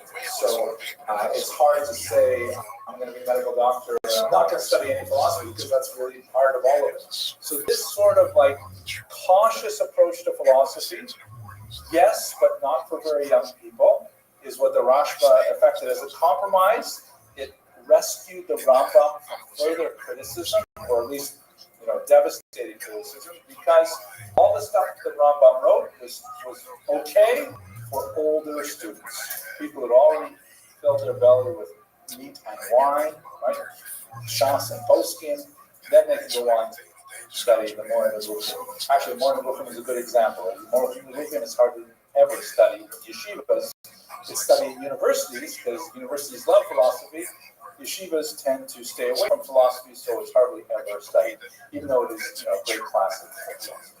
And that's basically the fourth and final period. And again, as I mentioned earlier, it's not like these were sealed off and never discussed again. We continue to discuss these issues over the Rambam. They are internal issues in many ways, but this gives you a sense of how difficult it was for the Rambam to achieve universal appeal, and yet the sheer genius of his works made it like a steamroller. Everyone involved came to respect the Rambam. Okay, arguments, questions? Okay, let's wrap up with a little legacy discussion here. This is an interesting thing. This is a medallion of Maimonides that hangs at the Capitol. Right? They have in the Capitol building, there's a whole series of people at the architect of the capital of like really brilliant thinkers, and you can see the Rabbi. We have no idea what he looks like, but it must be something like this, right? And he's viewed as one of these greatest figures of world thought. This is not like a parochial figure who's only famous for Jews. Here's one of the examples that is so famous. His bust, or at least some impression of his bust, is included among the greatest thinkers of history on the walls of the Capitol building here in the United States. It's not the only place. He's revered the world over for his influence on philosophy, and that's why we spend so much time on him specifically in this course. But that basically brings me to the end of my comments on the Rabbi and start off Not really. Nobody knows. It probably dates to about the 19th century. We don't have examples of it before 1840. So, again, don't forget there's also, especially in Arabic society, there's an allergy to visual representation of people. And the only exception is certain parts of Iran where really up until the modern era, more than anywhere else, Arabs did not like pictures of people. So it's very hard to imagine any kind of accurate picture of the Rambam. The Jews also went along with that too, but Jews also hesitant about physical portrayals of people, animals, things like that. It's possible that we can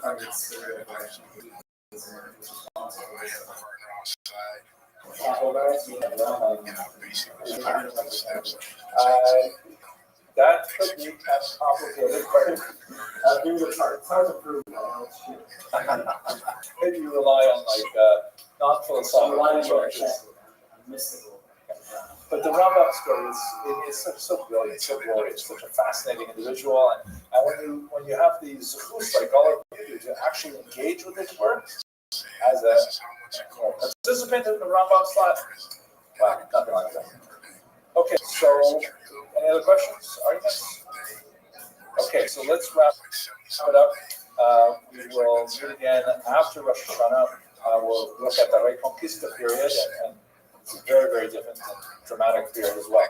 I want to wish you all a Sima Chasima Tova. You should have a good Kibbutz Jor. You should have this schools to study for many years in the future, but I hope you graduate on time so that it will be like, adulthood afterwards. So, shall be well. Have a good year. It's not something. Family fire, and it's a sword on my office. And I'm like, if I put that on a resume, Lecture that. First of all, I have to give a shout out to Mr. Ari Mandel, who was really kind and said, you need to have better audio in your videos, and he wasn't just criticizing. Most people were just criticizing, but he backed up his comments with a nice gift, this beautiful little, lavalier style microphone thing, which is really cool. I got it right here on my neck, and I hope that it produces much better audio for everyone out there on the internet. Thank you very much, Mr. Mandel. See, that's how I speak to the broader world, even though there's only a small group of us here in the room. Okay, today's lecture is pretty depressing, and I especially regret it because I've been teaching a version of this lecture for, I don't know, maybe almost 30 years. I've been studying anti-Semitism, and in the last year, I have really updated it significantly for the first time. Obviously, I change the lecture every year with a little more information, but today we're going to actually embark on a new theoretical moment, which is difficult, but I think will be useful for us. And it is going to be especially important because it is against the backdrop of anti-Semitism that we're going to have to understand a lot of the Reconquista period. Anti-Semitism is a complex and difficult phenomenon. And I think one of the most profound things I read about anti-Semitism is in a book called Réflexions sur la question juive by Jean-Paul Sartre, very famous 20th century French philosopher.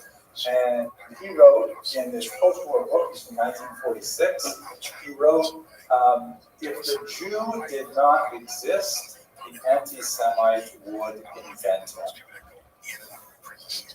Si le Juif n'existait pas, l'antisémite inventerait.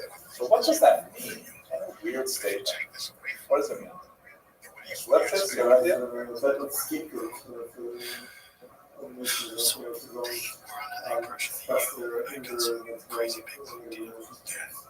Excellent.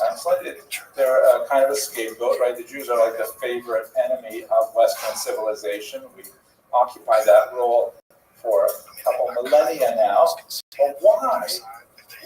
Why do they need a scapegoat anyways? What motivates people to need such a illness? You know, if you were a corrections officer, you know, here and there, this motherfucker got rich. And then there's also jealousy of talent.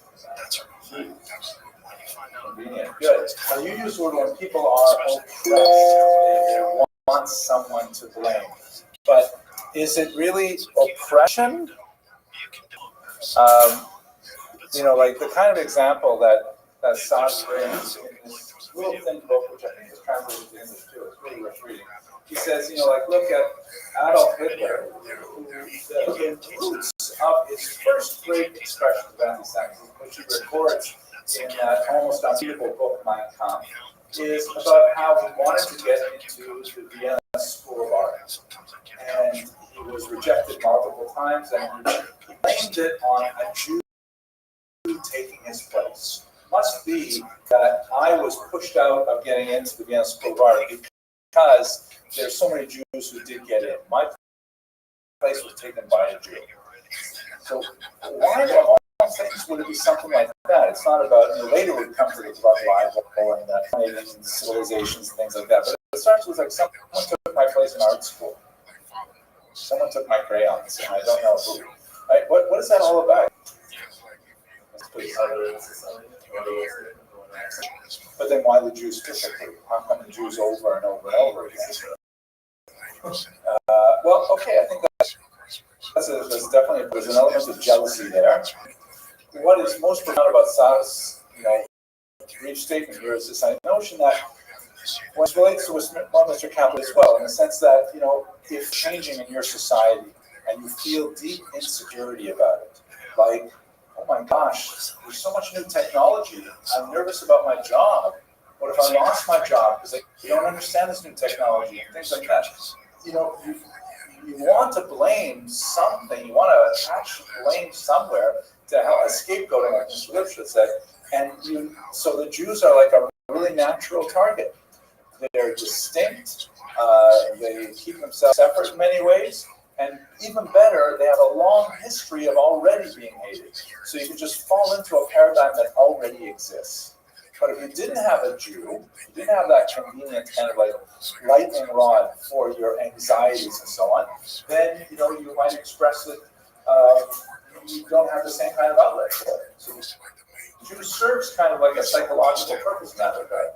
But let's go deeper into what exactly is it. Because, you know, you see, for example, here, even in Japan, this is an edition of the translation of the Protocols of the Learned Elders of Zion.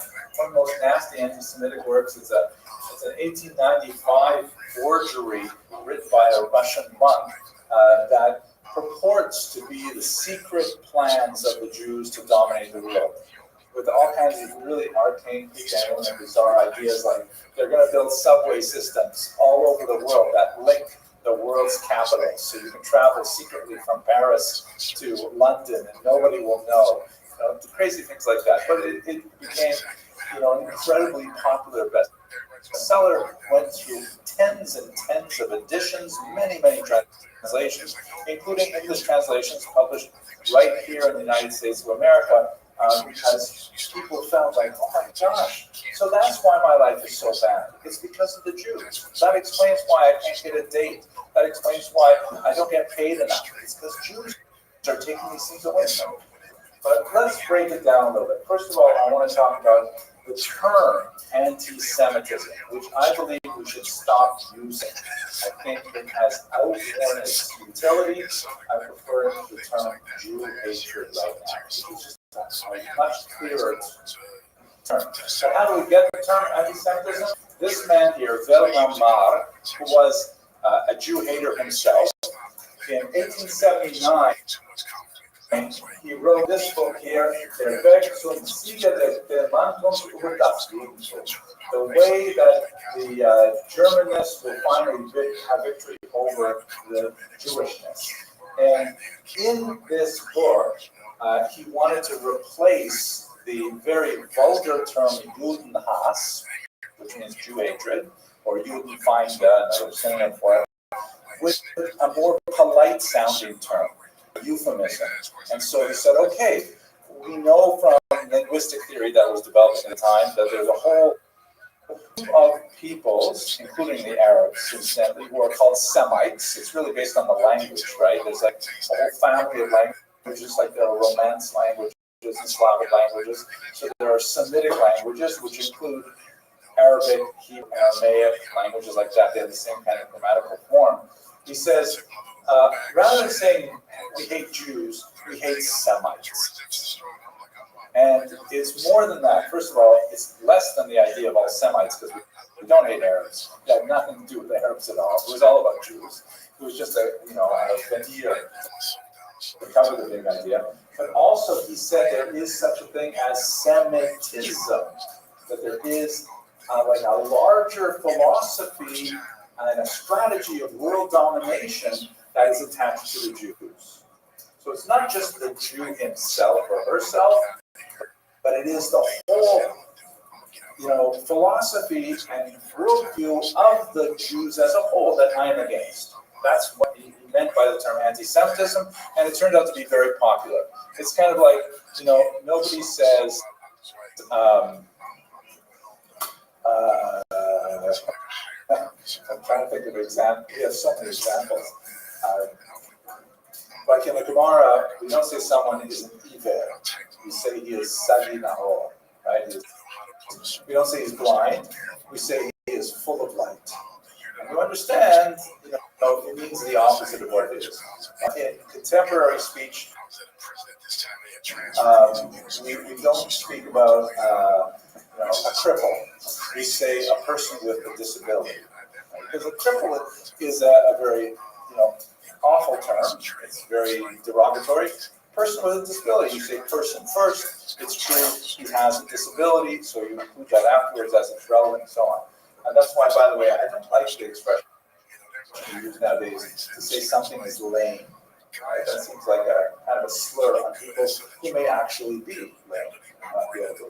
So anyway, so he made this euphemism, and it stuck. It was like really popular, but we have to understand that until the Holocaust, it was used proudly by anti-Semites.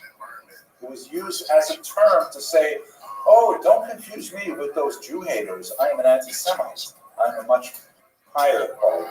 To give you another example, when I was a kid, the term, vulgar term, queer. If you call someone queer, then in a minute you'd be tussling on the playground floor with them fighting, because that was an insulting term. Now, people of that orientation use that term proudly, and they will say, well, this is queer studies. You can study queer studies at many universities, for example. Unfortunately, we don't have a major here at the Federal, but you can study studies at Columbia and places like that. So that's a case of an inversion of the term, which once was a slur, and now became kind of like absorbed into the regular vocabulary. Anti-Semitism was taking a slur, Jew hatred, and making it into something you could be proud of. So it was like that until the Holocaust, and then after the Holocaust, it became inverted once again, and to be anti-Semite was a bad thing. So people use the term. Mr. Rothschild, please. What exactly? So Wilhelm Marr meant, I am an anti-Semite because I am against those people, also known as Jews, who are bent on dominating world civilization. This idea of a conspiracy and so on. So the spelling, by the way, of anti-Semitism with a hyphen and a capital S is less preferred by scholars because it implies there is such a world plan of Jews to dominate the globe. There is not, or at least that's and so scholars tend to prefer the lowercase a and no hyphen. However, as I mentioned earlier, I think we got to get rid of the term. It's outlived its function. So basically, one of the coolest things about anti-Semitism in a kind of a dark and grotesque way is that as a form of human hatred, it has this incredible ability to adapt to different circumstances. Like it has been called the longest hatred, the eternal hatred, and those are really valid terms because it describes an antipathy to that has survived incredible geographic and cultural shifting. It seems to be able, like we see with Japan, it seems to be able to exist even when there are hardly any Jews to hate. It nevertheless manages to find ways to translate itself to the societies. And there are basically, and this said this for 35 odd years, there are 4 basic periods of anti-Semitism. I believe we have now entered a 5th. Just since October 7th, this 5th part has really become powerful. And so for the first time tonight, gentlemen, I will tell you what I think about the 5th form of anti-Semitism. Unfortunately, it's the form of anti-Semitism that my generation is leaving for you to deal with. And you're going to have to figure out it. Sorry. Go ahead. Anti-Zionism is kind of a separate category. Well, we shall see. Let me take you through the earlier 4, and then let's really argue about this last one. Okay. So first of all, the earliest period is what some scholars call classical xenophobia, spelled with an X. Xenophobia. Greek term, xenos means stranger. Actually, you have that word in Aramaic, aksania, right? It means like a place where you have an inn, so it's related to the word place where you take strangers. So the Greek word for stranger or guest is the xenos, and the other word phobia, phobos, means to fear, right? So it's fear of the stranger. And this is something which is much more of a normal hatred. It is basically a universal human condition that people tend to dislike those who are different than them, right? And people tend to distrust people who have different skin tone, people who dress differently, people who smell differently, people who have different foods, different languages, whatever. It's just normal for people to distrust, sometimes even hate people who they are not familiar with. Maybe it's some kind of like evolutionary survival system where we like the people on our clan and we are mistrustful of people who live on the other, valley side, things like that. So from the earliest period that we can record, and I'm not, by the way, including in here Midrashim and things like that, which they may have something different to say about it, but from the earliest people that we can record, meaning when we start reading what other people say about us in their own words, it's primarily the Romans and the Greeks before that who have things to say. And most of the things that they say are misinterpretations of normal human behavior, Jewish behavior. Like, for example, Jews were accused of being lazy, right? Slothful. Why? Anyone know? Why were the Jews, Mr. Auschwitz, please? Shabbos, right. You're a typical Roman, you have whatever, maybe one holiday a month, if you're a slave, less than that. But the Jews, they're taking off one day every 7, and then you come to the months of October and March, April, and it's like crazy. They got all these holidays. So they were accused of being lazy. Also, Jews are accused of being clannish and misanthropic, hating other people, because we don't let people become Jews unless, for example, they undergo circumcision. And people would say, well, that's way too high a bar to enter. Why can't I just hang out with you guys as a Jew? I want to be a Jew, let me be a Jew. I don't want to be circumcised. So we were accused of being clannish, of excluding people, things like that. So the Romans had a lot to say about these kinds of things, but that's basically a kind of normal hatred.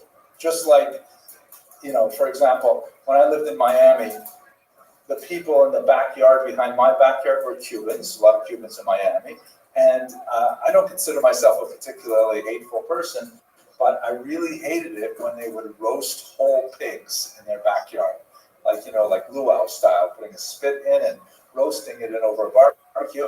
That really bothered me, and I disliked it. So, in a weaker moment, I would say, wow, I dislike Cubans because they do this thing, right? Now, please forgive me. I have nothing against Cubans, but I didn't like the way they cook their pigs. But that's a normal thing. It's normal to dislike things that are different. And, if I was a Cuban, I would always say, I love pigs. It's so delicious. Look at that smell, And the Jews with their gefilte fish, my gosh, that stuff is crazy. So that's normal. An example of this, for example, this is the great Titus that commemorates the defeat of the Judeans in the First Roman Jewish War.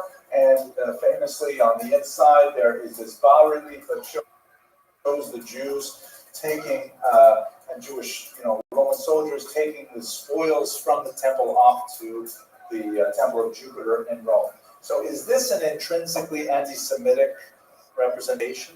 Does this represent hatred of Jews? Why would you say not, Mr. Kaplan? Because it doesn't say specifically shows any of the tropes that are usually used by anti-Semites to describe Jews.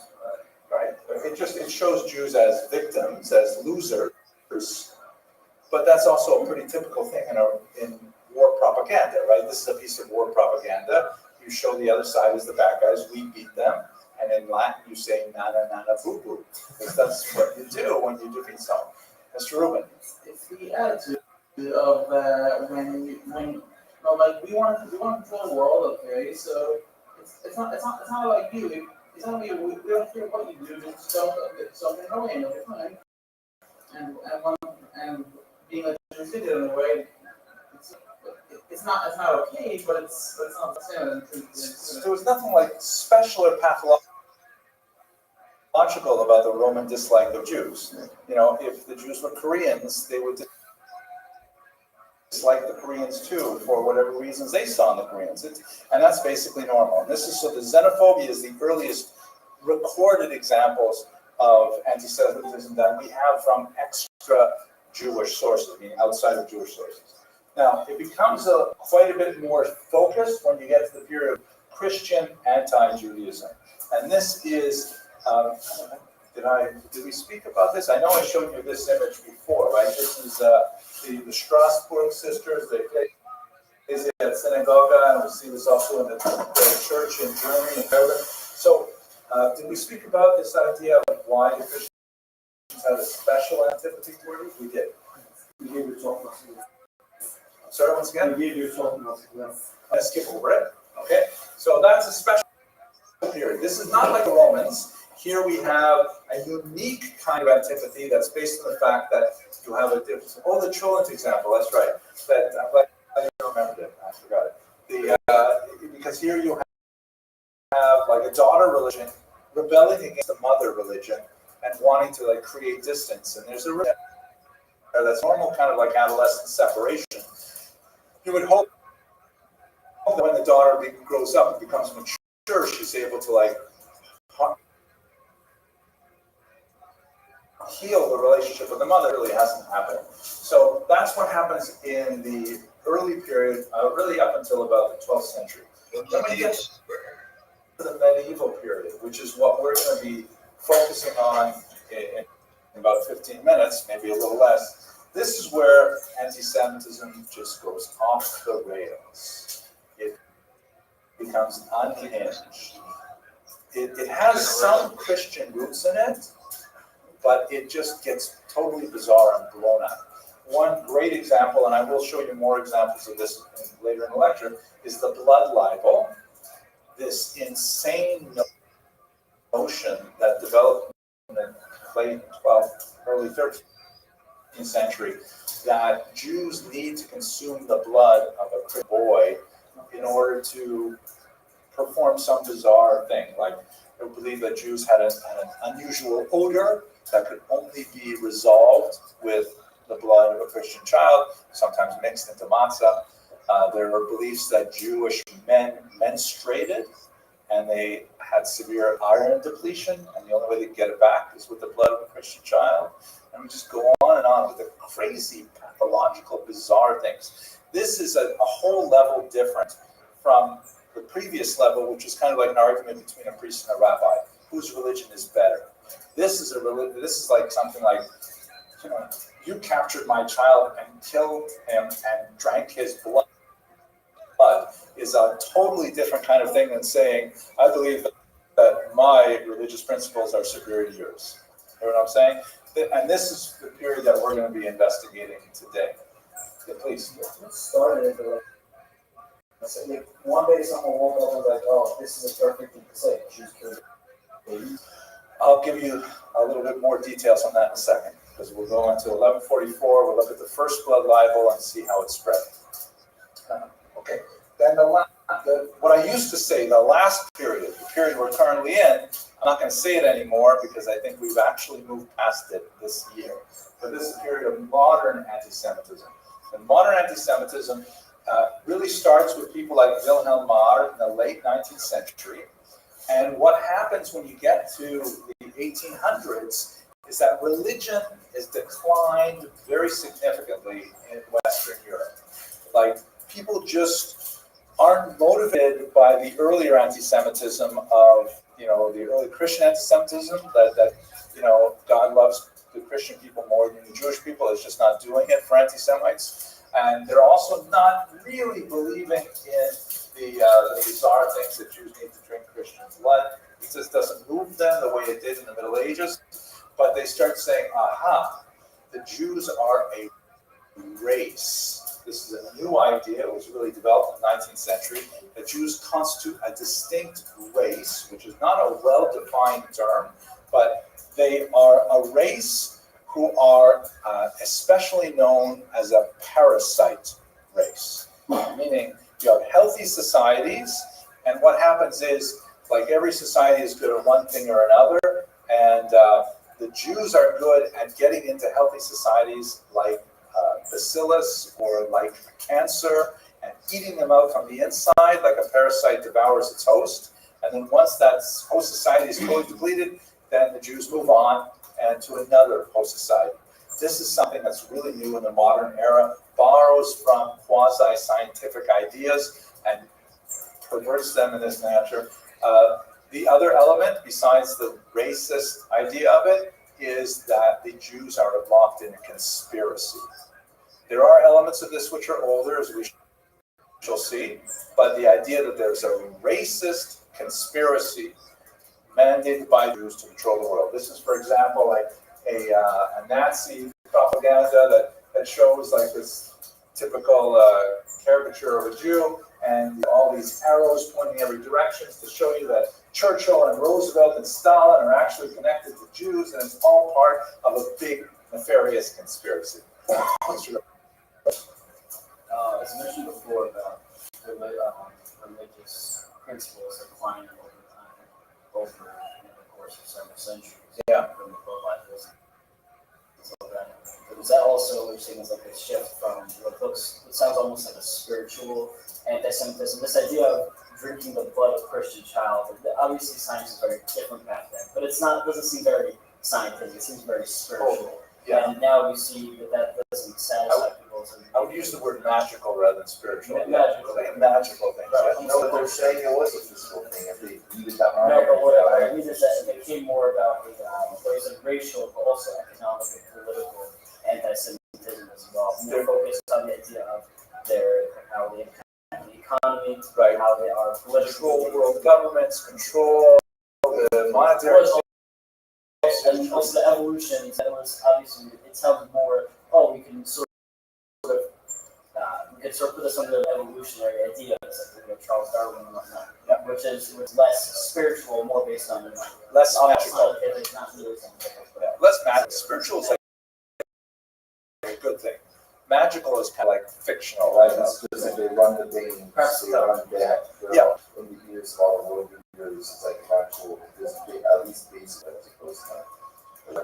Well, the two things. First of all, the idea of running the banks and running the governments and things like that. Antisemitism, you wouldn't see a lot of that in the medieval period. You would see the idea that the Jews hate humanity. The Jews want to do everything bad to humanity, but not that they have, the connections to all the kings and the bishops and stuff like that. That would be the conspiracy element. But as we shall see, I'll show you one example where this was conspiracy. But I think if you were to look at it a different way, what would convince a person to hate Jews? What arguments would work? So in the 13th century, if you walked up to them and said, "Hey, do you hate Jews?" He says, "Well, I don't know." And he said, "Well, I'll tell you why I should hate Jews. You know why? Because they drink the blood of Christian children." And they say, "Oh my gosh, is that true? Oh yeah, I hate Jews as well." If you were to walk up to somebody in 1990 or 2010 and say, "You know why I should hate Jews? Because they drink the blood of Christian children," you would say, "You're a crazy person. I don't believe that at all." And only really crazy people would believe it. But if you said, "Oh, it's the Jews. Look, there's a Jewish, vice president. There's a Jewish, heads of all these banks and these newspapers and stuff like that." Then people would say, "Oh, that makes sense." It's anti-Semitism is able to adapt itself to the belief structures of a given age and of a given culture with remarkable strength and ability. There's not a lot of things that, let's say, Russians and Americans would agree on. But amazingly, anti-Semitism is one of those areas where you can find common ground. It is a uniting factor. Yeah, it's so beautiful, right? All right, so here's another example. This is a COVID example, right? This is one was just coming out. It's not Chinese, right? That was the point. There was people saying it's the Chinese flu, the Wuhan flu. It's the Jew flu. Right. Was this supposed to be a satire, or because this day and age of COVID, I think it was so we should people get rid of this public. This is the real deal. I mean, anti-Semites look at this and they nod their head. Yeah. No. Was this originally posted from that source, or was it originally intended as some kind of satire? No. This is published by anti-Semites. The link is Judaism. Yeah, but news.html. If you look it up, To the church, if you move back to I don't know the church. We look into it. They made a Zoom call trying to convince people why they should be Jews. Yeah. And there's a bunch of college students that were Jewish that just signed up as a joke of everything. And they recorded the whole thing. Oh my gosh. Nasty. But this is the real deal. This is published by anti-Semites to propagandize. This guy here was keep up, line up. Mashiach now. This is actually a well-known trope in anti-Semitic iconography of the grasping, greedy Jew. He's like he's thinking, plotting his plans, things like that. So this is like a modern sort of expression of it. Now, let's talk about the one that's new, the postmodern anti-Zionism. Now, Mr. Ram, what did you want to say about anti-Zionism being a different category? I mean, I'm sure there's a large group of people that don't hate Jews, but they just hate Israel. Right. There is a difference. Right? You're right. There certainly is a difference, but the practical meaning of that difference is vanishingly small. Like I saw a headline, and I think it was a National Review the other day that says, "Anti-Zionism is just another excuse to hate Jews." And I think for most people, they're not maintaining that fine distinction. I'll give you some working principles. Please examine these with me because it's new for me as well. The first thing is this concept that Israel is an illegitimate state, meaning there is something about the establishment of this country, unlike all the other countries in the world, that is fundamentally wrong, illegal. And first of all, that statement can be easily dispensed with. There's no country in the world that has more legitimacy than Israel. Just on the superficial look at the facts, that it is the most successful return of an indigenous population we have anywhere in history. That's why a lot of anti-Semites want to say that the European Jews who moved to Israel are not actually Jewish. They're actually descended from the Khazars that we talked about briefly a couple weeks ago, right? That they're not actual Jews.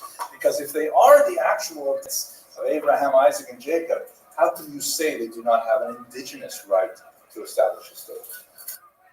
We won't go on in great details about it, but another example would be the United Nations voted to make it a country.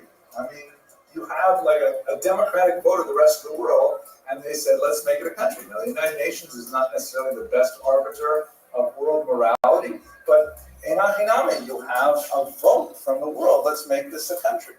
And third, and this is probably the most obvious, Israel wins its territory by right of conquest.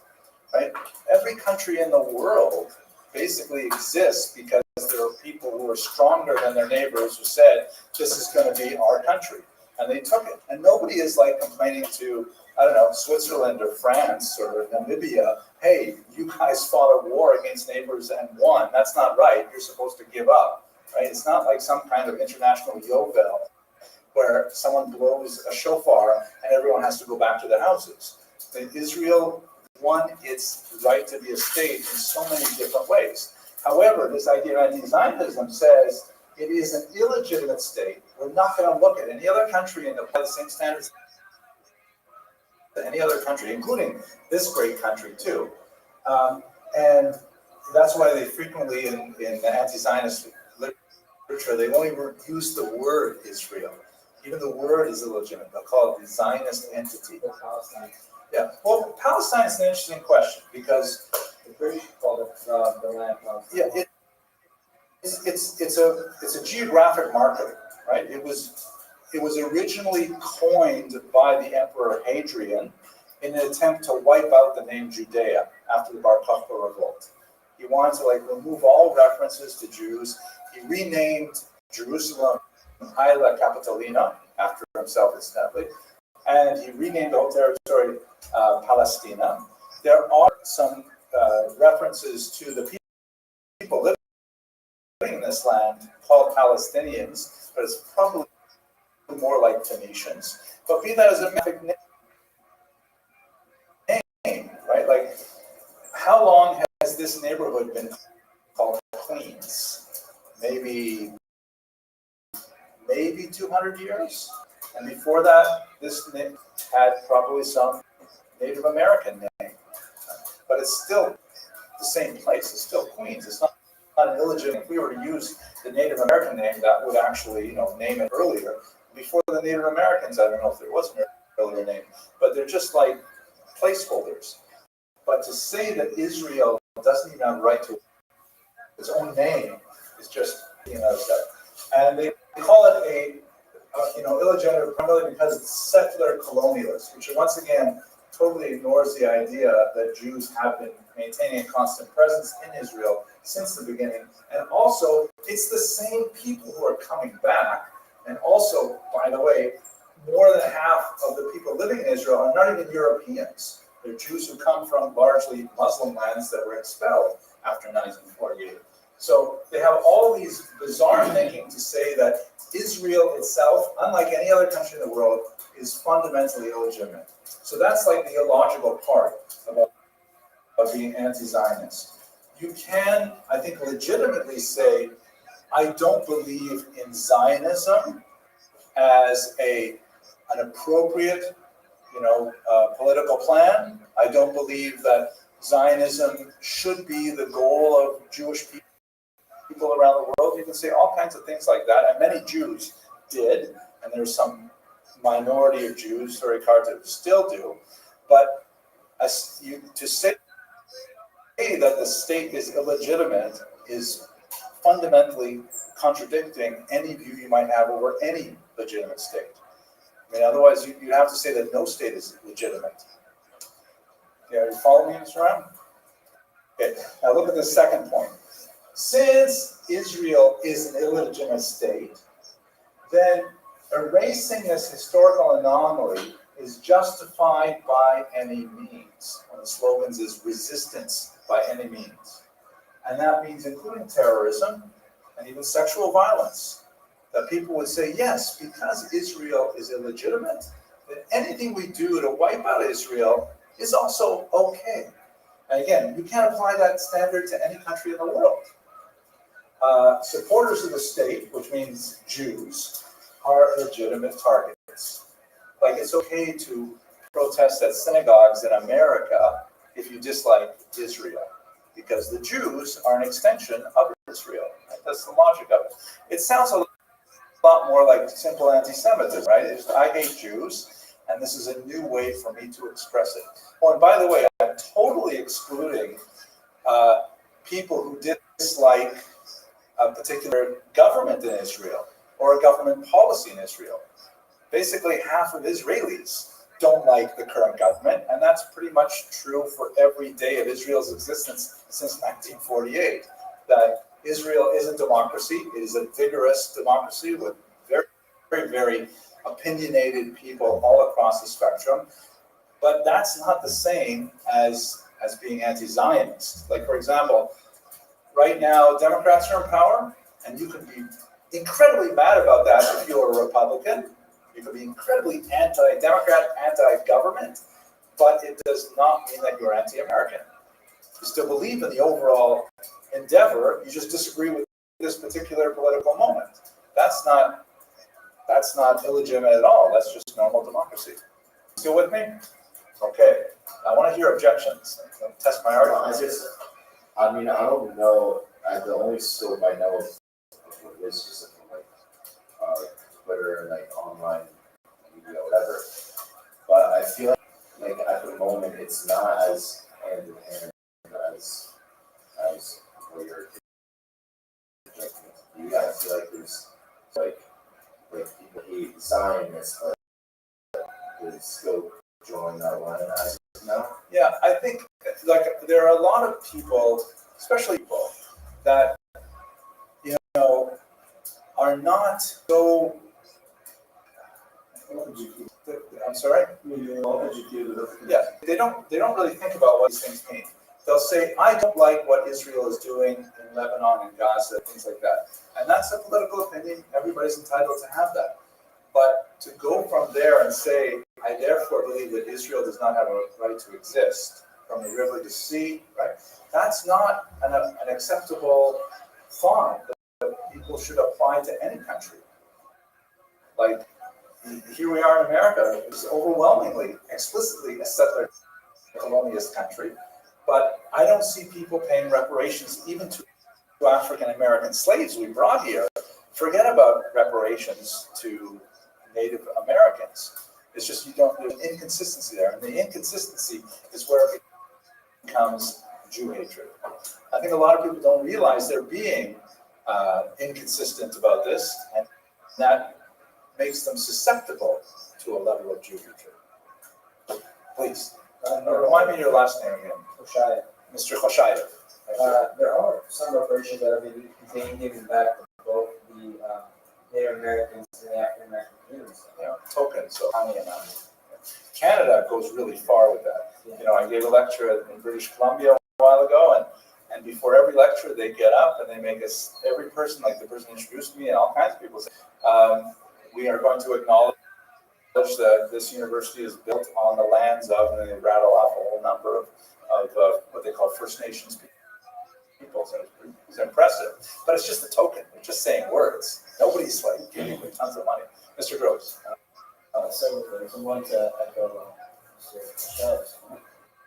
I have seen quite a few. It's usually, I think it's like progressive and leftist agendas that give not just Israel, but saying, we're on stolen land, etc., etc. But again, like you said, if you apply that principle to the rest of the world, if you go back far enough in history, you'll always find wars rearrange, people conquer land, and sometimes not so more often than not, committing war crimes along the way, but the winner writes history, right? So see what happens. That's one. And also, they're not like, if they're saying that America is so awful for taking away the land away from the Native Americans, so are they like protesting in front of Capitol Hill? Are massive demonstrations? American flag revealed. But they're doing it in the context of anti-Israel rallies. But it's not. The rest of the world, by the way, even the Arab world, even places like Iran, they look at this and they cannot figure this out.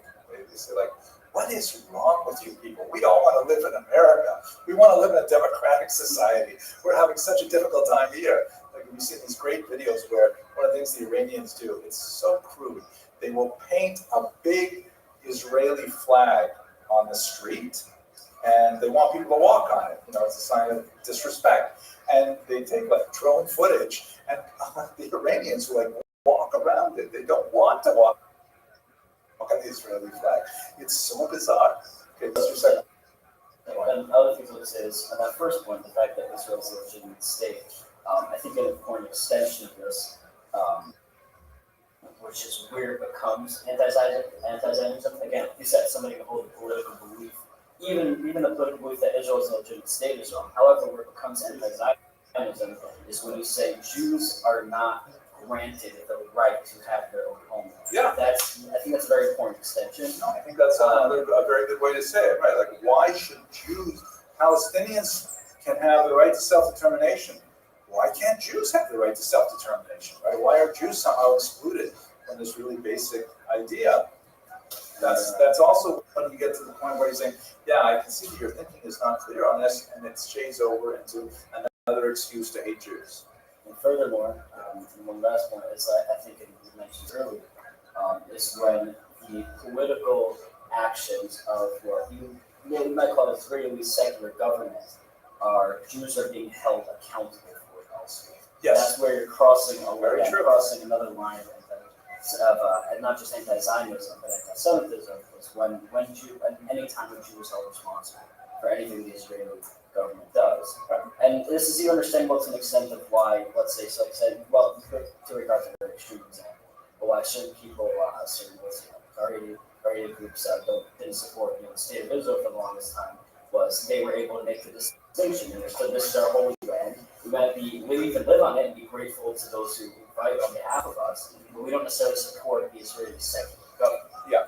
But other people in America and around the world, they're not making that. It's too complex. And they don't necessarily think critically, they know history, and as a result, whether it's subtle or whether it's obvious, they subsequently blame Jews and hold them accountable for any actions of the Israeli government. You're absolutely right. You're going to segue my third point. I have to take Mr. Rubin. But it reminds me of a joke that, how does it joke? Like what you're saying about how somehow all Jews in diaspora are immediately implicated in the decisions of the Israeli government.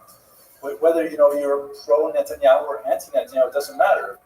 If you're Jewish, you're lumped in there, and that's like definitely an anti-Semitic kind of attitude. How does the joke goes? The joke goes, two guys meet in the street, and one guy says to the other, "What's your name?"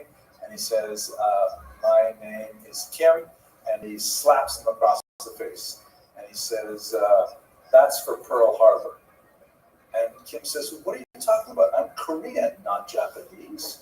And then the Korean guy says to the Jewish guy, "What's your name?" He says, "Steinberg." And so Kim slaps Steinberg over the face and he says, "That's for the Titanic." And he says, "What are you talking about? The Titanic had an iceberg." He said, "Iceberg, Steinberg, what's the difference?" It's kind of a stupid dad joke. But, okay, Mr. Rubin, then I want to go to the third point, and we got to get to the medieval period. Right, at this point out about the situation where people couldn't conflate two, which is that when QP has their rallies, like you got to be dozen brothers. When Jews make their rallies, you got to be happy. And also, apparently nobody cared about this land until the Jews were taken. Great Arab Revolt in 1936 was right before the state was established. Yeah, well, I think we can get into the weeds with some of those points, but you're right. There seems like nobody is protesting horrible things happening in Darfur or to the Uyghurs in China, things like that. This is a double standard that news. And if you want Christian support, it'll get a few dozen people for it. Jewish support, it'll get a few thousand.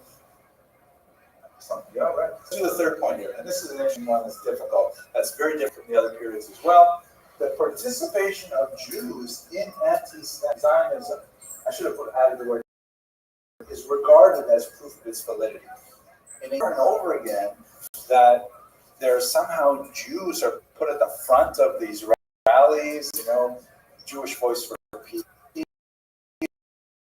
and Not in My Name and all kinds of organizations. And I really wonder how large the phenomenon, but it's very, very pronounced. I do not believe there are many Jews who are willing to go this far, but those Jews who are immediately pushed to the front of the line, as if to say, we're not anti-Semites. Look, here's our good Jews. Your own kind admits to the wrongdoing of their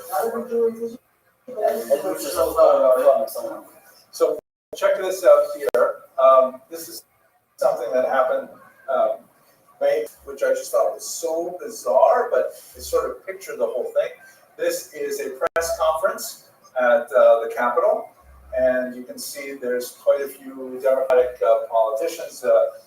Tlaib, who is a Palestinian member of Congress, and they're running Fias and so on. And then there's this Jewish sophomore from George Washington University. Her name is Miriam, and you can actually look this up and you listen to her speak, and you see the smiles on the faces. Everyone's so happy they're applauding her and so on. She says that she was so grateful to be part of the encampment at the George Washington Quad, which they renamed Shahada Square. And the reason why she's been so happy there is because, get this, when she was growing up, she never had access to an anti-Zionist synagogue. And, obviously she did live in Williamsburg, but otherwise, there's no such thing as an anti-Zionist synagogue. There are synagogues which are maybe cooler to Zionism, maybe more Haredi, cooler to it, but you only find really extreme people who are anti-Zionist, right? So, as if that exists. And then she said while she was there, a Jewish rabbi came with a Torah scroll on Shabbos and heard that she had never had her bat mitzvah, so she gave her a bat mitzvah right there in Shahada Square. I mean, there's so many things wrong with this story. I don't know where to start, but it definitely involves a deep, deep level of Jewish ignorance. And that's what we got to work on, I think. Here is a picture from Shahada Square. They go to Martyr Square because the word Shahada means, we would say, suicide bombing. Right? The Shahada is one of the great statements which one says if one converts to Islam, but it's also, a rallying cry of people who blow themselves up and others. It happens to be this phrase here is the Shahada in Arabic, and it is the emblem on the Hamas logo. It is all about Shahada. You can see here the flags.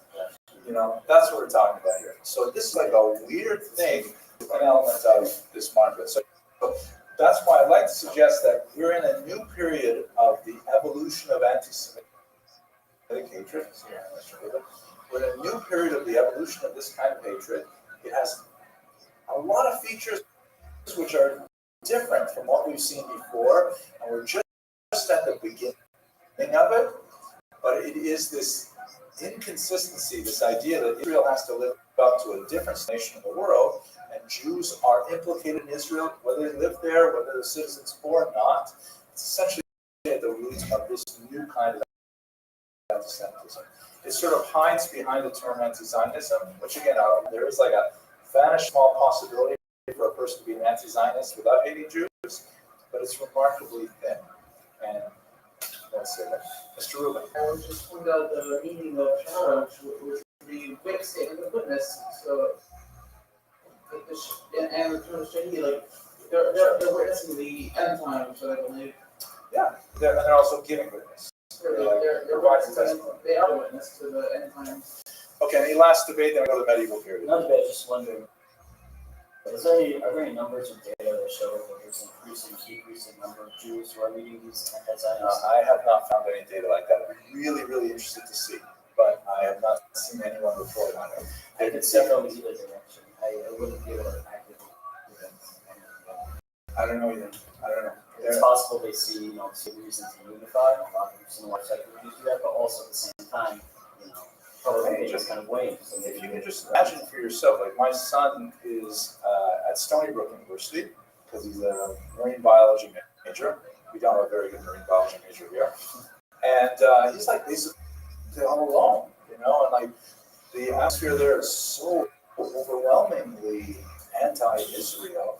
He finds it it's tremendously off-putting, and it's easier if you're a Jew living on your own like that. It's much easier to kind of go over and like get social acceptance and get social validation. And anyways, more to say about it in another context. But we got to know now to the medieval period. So we've had a very quick review of the whole scope of anti-Semitism. We're going to zoom in on the bizarre period of the medieval era. And the most prominent expression of this is the incredibly weird blood libel, which, and I will get to this here. This map here shows you the spread of blood libel charges. It is related to a slightly different charge. It originates from a slightly different charge called ritual murder. The charge of ritual murder first came up here in Norwich in the year 1144. You can see here the two numbers here means that it came up in the 12th century and in the 13th century. And basically what is sort of typical for a lot of these ritual murder blood libel charges is Rahman al-Islam, unfortunately,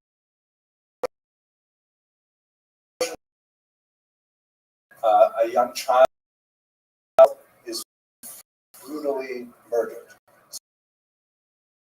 Sometimes sexually.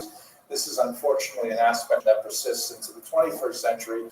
There are people who are predators who pursue children and take their lives. It's a terrible thing, obviously. So a body will be found, and then the population of a given village will be up in arms for obvious reasons, and they will look for a victim. In the case of young William of Norwich in 1144, first incidence of this, historians more or less settled the strong possibility that he was actually murdered by a lower church figure. Jack the Ripper is also in this kind of 12th century. There was a lower level deep who was likely the one who but not even implicated. But there's an amazing book written about, I forget the title of it, I think it's the William Norwich or something, but about a year later, in the context of a debt that had to be paid with a petty nobleman, the petty nobleman in court essentially said, "Oh, why are you coming after me when it was the Jews who killed young William?" And all of a sudden, everyone's judicial attention was like shifted, saying, "What? The Jews did it?" And then there was the huge outcry and the attacks on the Jews and so on that essentially followed afterwards. Meaning very, very tenuous attachment a year later by someone who was in trouble with the law and essentially points fingers at the Jews in an unrelated situation, and that was sufficient to get the population riled up against them. We even have cases of the blood libel where you don't even have a body, where their child reported missing. In the case in the city of Blois, hard to say in English, Blois, P-L-O-I-S in French. Can you imagine living in a place called Blois? Where are you from? Blois. Are you all right? Feeling But in the case of Blois, this is something that Rabbeinu Tam even know about. In the year 1171, a Christian peasant saw a Jew adjusting the pack on the back of his donkey. He apparently was carrying some skins, like recently treated hides of animals, and the Christian peasant believed that he was transporting a body of a child.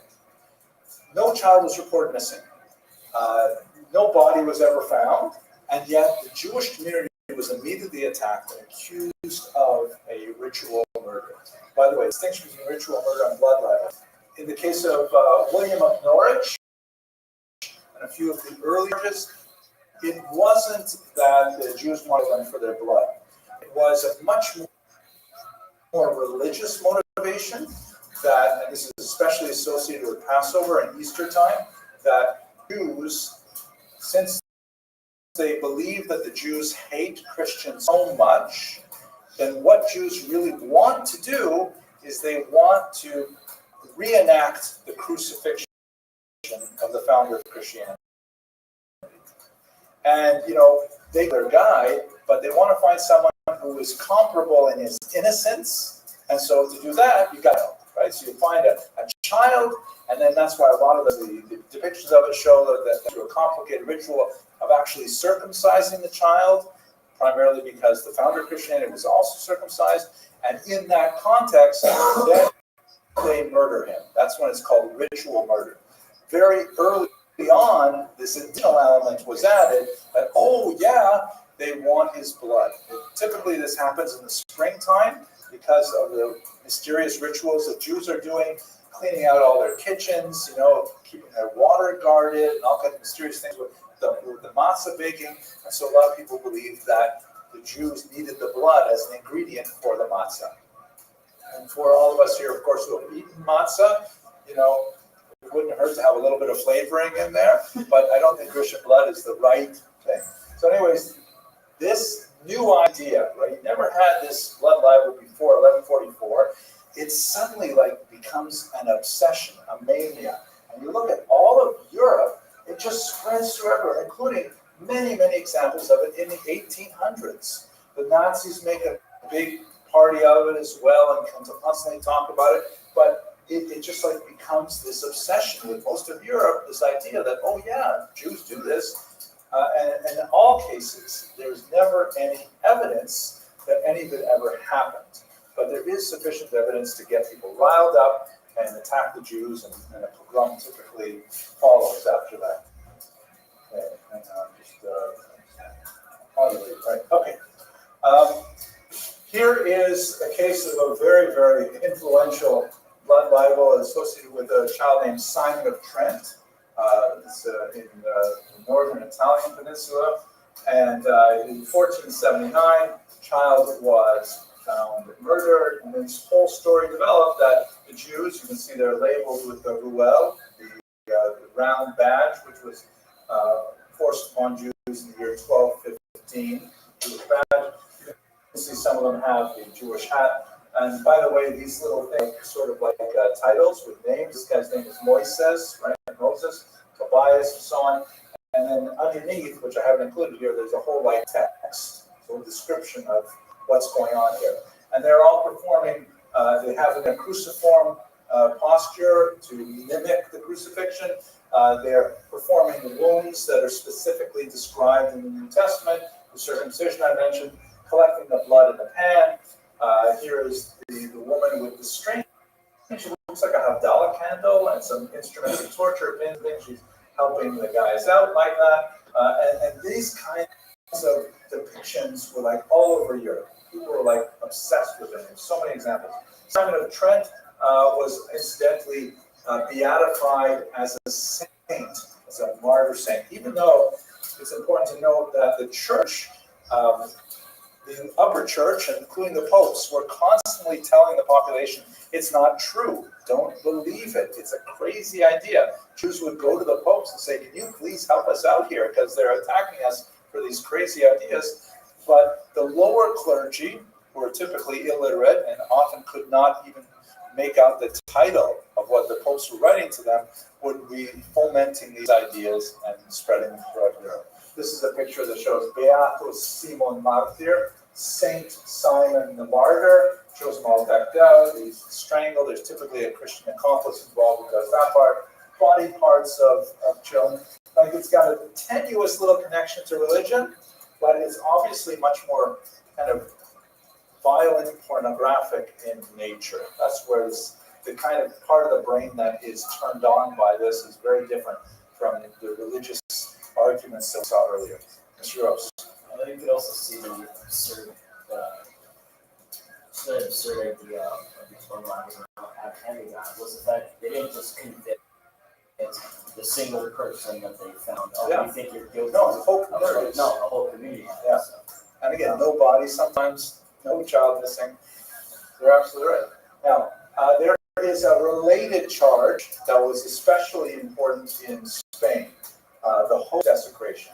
This is a fascinating kind of connection to it. In Catholic ritual, around this time, they developed a new ideology something called the doctrine of transubstantiation, which basically argues that the body of the Savior is transformed into a wafer or a small cube of bread is in the Eastern Church. And that what good Catholics are supposed to do is they're supposed to confess their sins, receive absolution, and then literally consume the body of the Savior as a religious act. When you think about it, it sounds pretty strange. I never really understood why people would want to do exactly that, but it is a very holy thing. It's one of the sacraments. They call it communion. So here's the thing. If the notion of the blood libel that the Jews hate Christians and hate Christianity and want to reenact the crucifixion, then, and if you say that the wafer is literally the body of the Savior, meaning it's not like a symbol, it's the act doctrine of transubstantiation, then doesn't it make sense that Jews would also want to do the same thing to the wafers? And that's this charge. The wafers, by the way, are called the host, maybe because it hosts something like that. So here's an example from, I forgot the name of the place. I was there. It's not too far from Munich. I'll have to think about it later. Anyways, here we go. It's like kind of a useful stream version, so we can see it all playing out. Here is a typical host desecration story. You have a Christian accomplice here. He goes into the church and he steals the wafers. You see the round host here. He's kind of looking over his shoulder to say, aha, nobody's watching, and he steals them. He brings them then to the Jews. You can see they're Jews because they have the ruel here. And he offers them, and the Jews take a money bag and they pay for the host. They then take the host back to the synagogue, and here you can see the artist is obviously unfamiliar with Hebrew lettering, so he puts like what he thinks sort of looks like Hebrew up here on the windows, and the Jews torture the host, and it miraculously bleeds.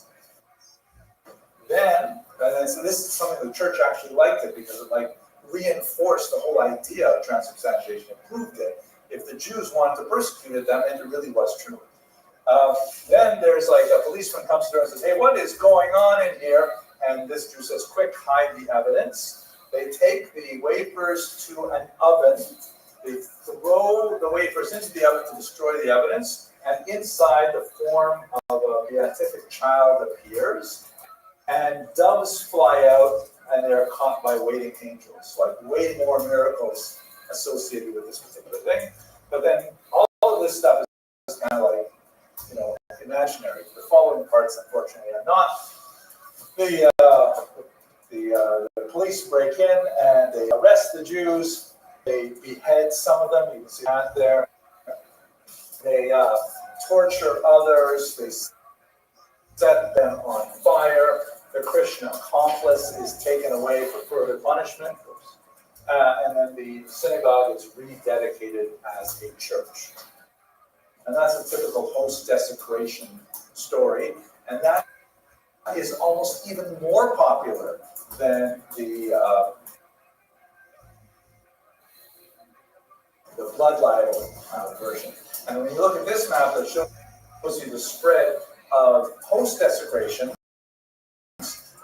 it's especially known in Catholic countries for reasons that I'm not really sure of, probably because it expelled its Jews in 1182 and then again in 1306 and 1394.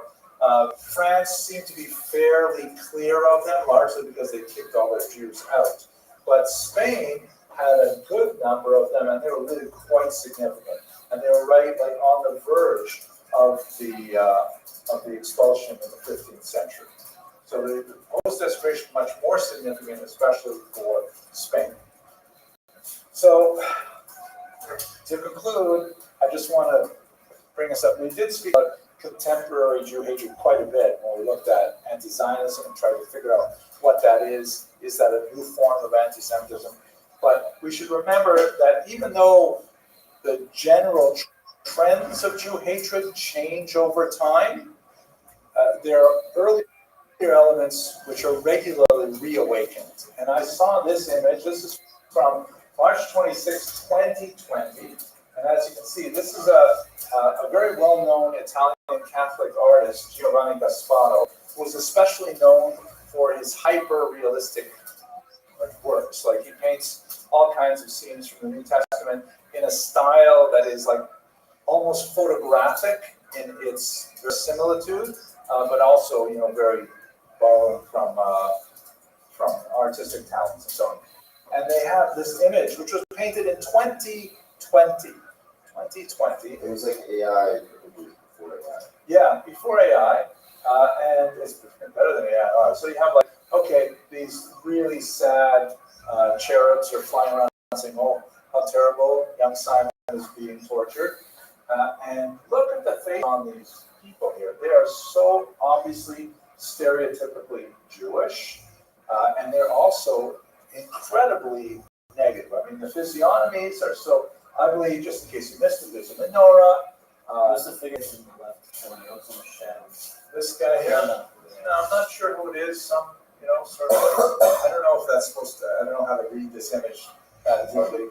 You see the payas, which would be highly unlikely at this time. This is, by the way, the same child, Simon of Trent, that was depicted earlier.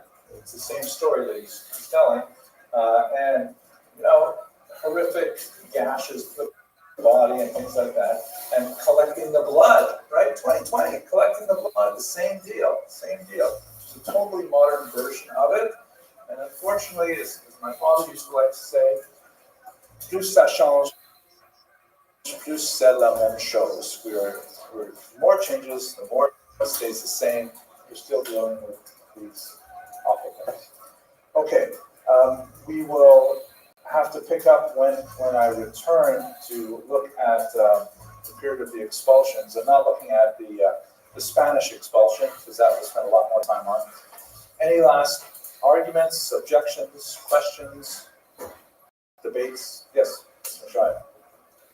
So we see that also nowadays with the movie The Passion of the Christ, things like that. Is that also examples of the same thing, or is that? It definitely is. That particular film borrows from the sort of fever dream of a particular medieval nun who used to have these visions of the Last Passion, and it was reenacted. It was very popular in a literary form for much of the Middle Ages, and it was brought to life just like Gasparo's art was. Es ist gut zu sein hier. We still have, but this is the nature of our condition.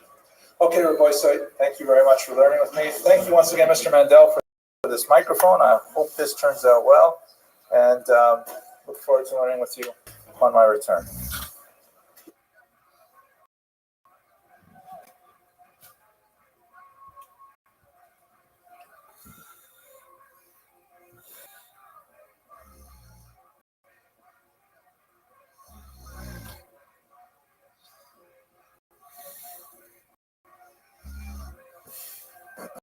Okay, let's.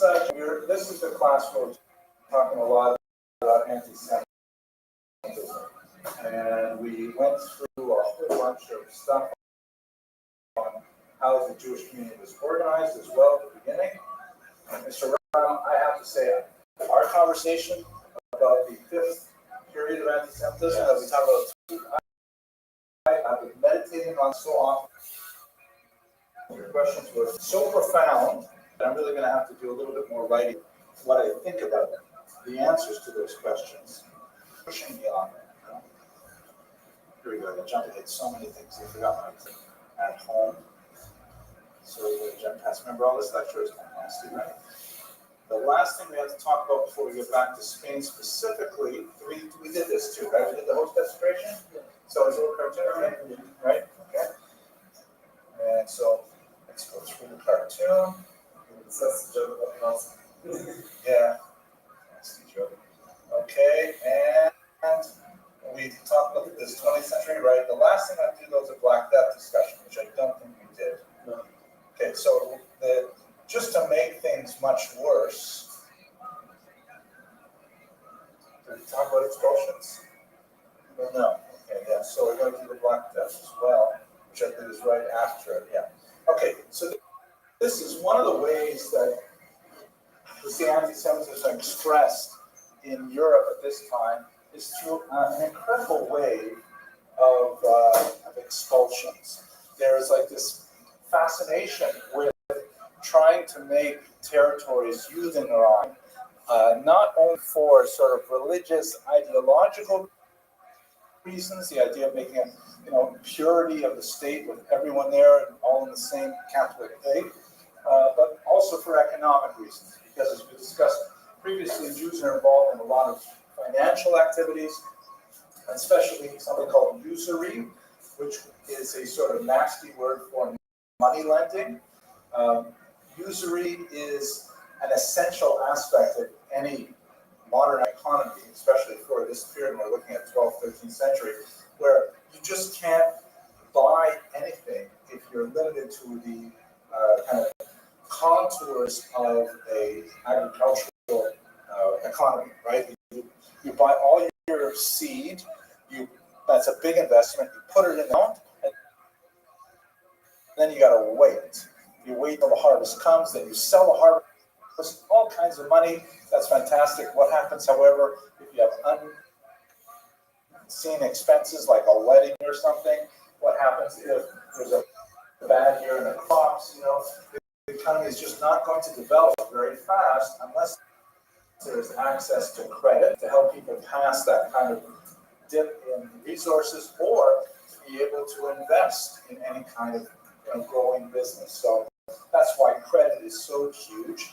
And Jews were, for reason of church law, the only people who were legally allowed to lend money on credit. Did you speak about that at all?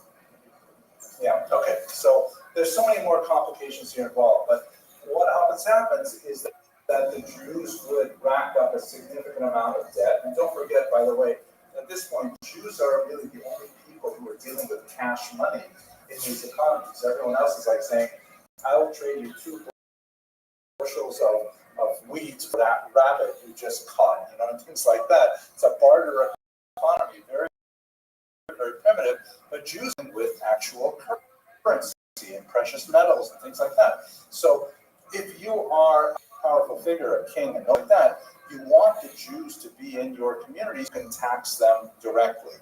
However, if you borrow from the Jews yourself, which may happen, then the nobility would say, hey, I think it's just easier, more expedient to simply expel these people my own money, and therefore my debt is clear. That is a fast, easy way to clear your debt. But then what happens 10 years later? You cleared your debt because you got rid of the Jews to whom you owe money, and then what happens 10 years later?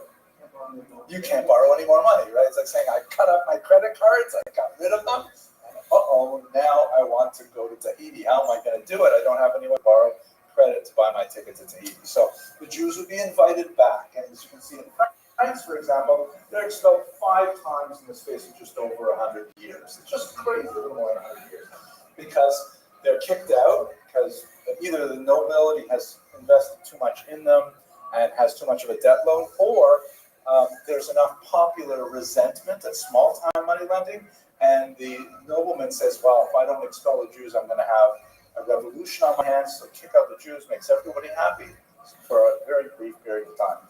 In some cases, the kingdom discovers that expelling Jews with the advance intention to re-invite them and charge them immigration fees proves to be a great moneymaker.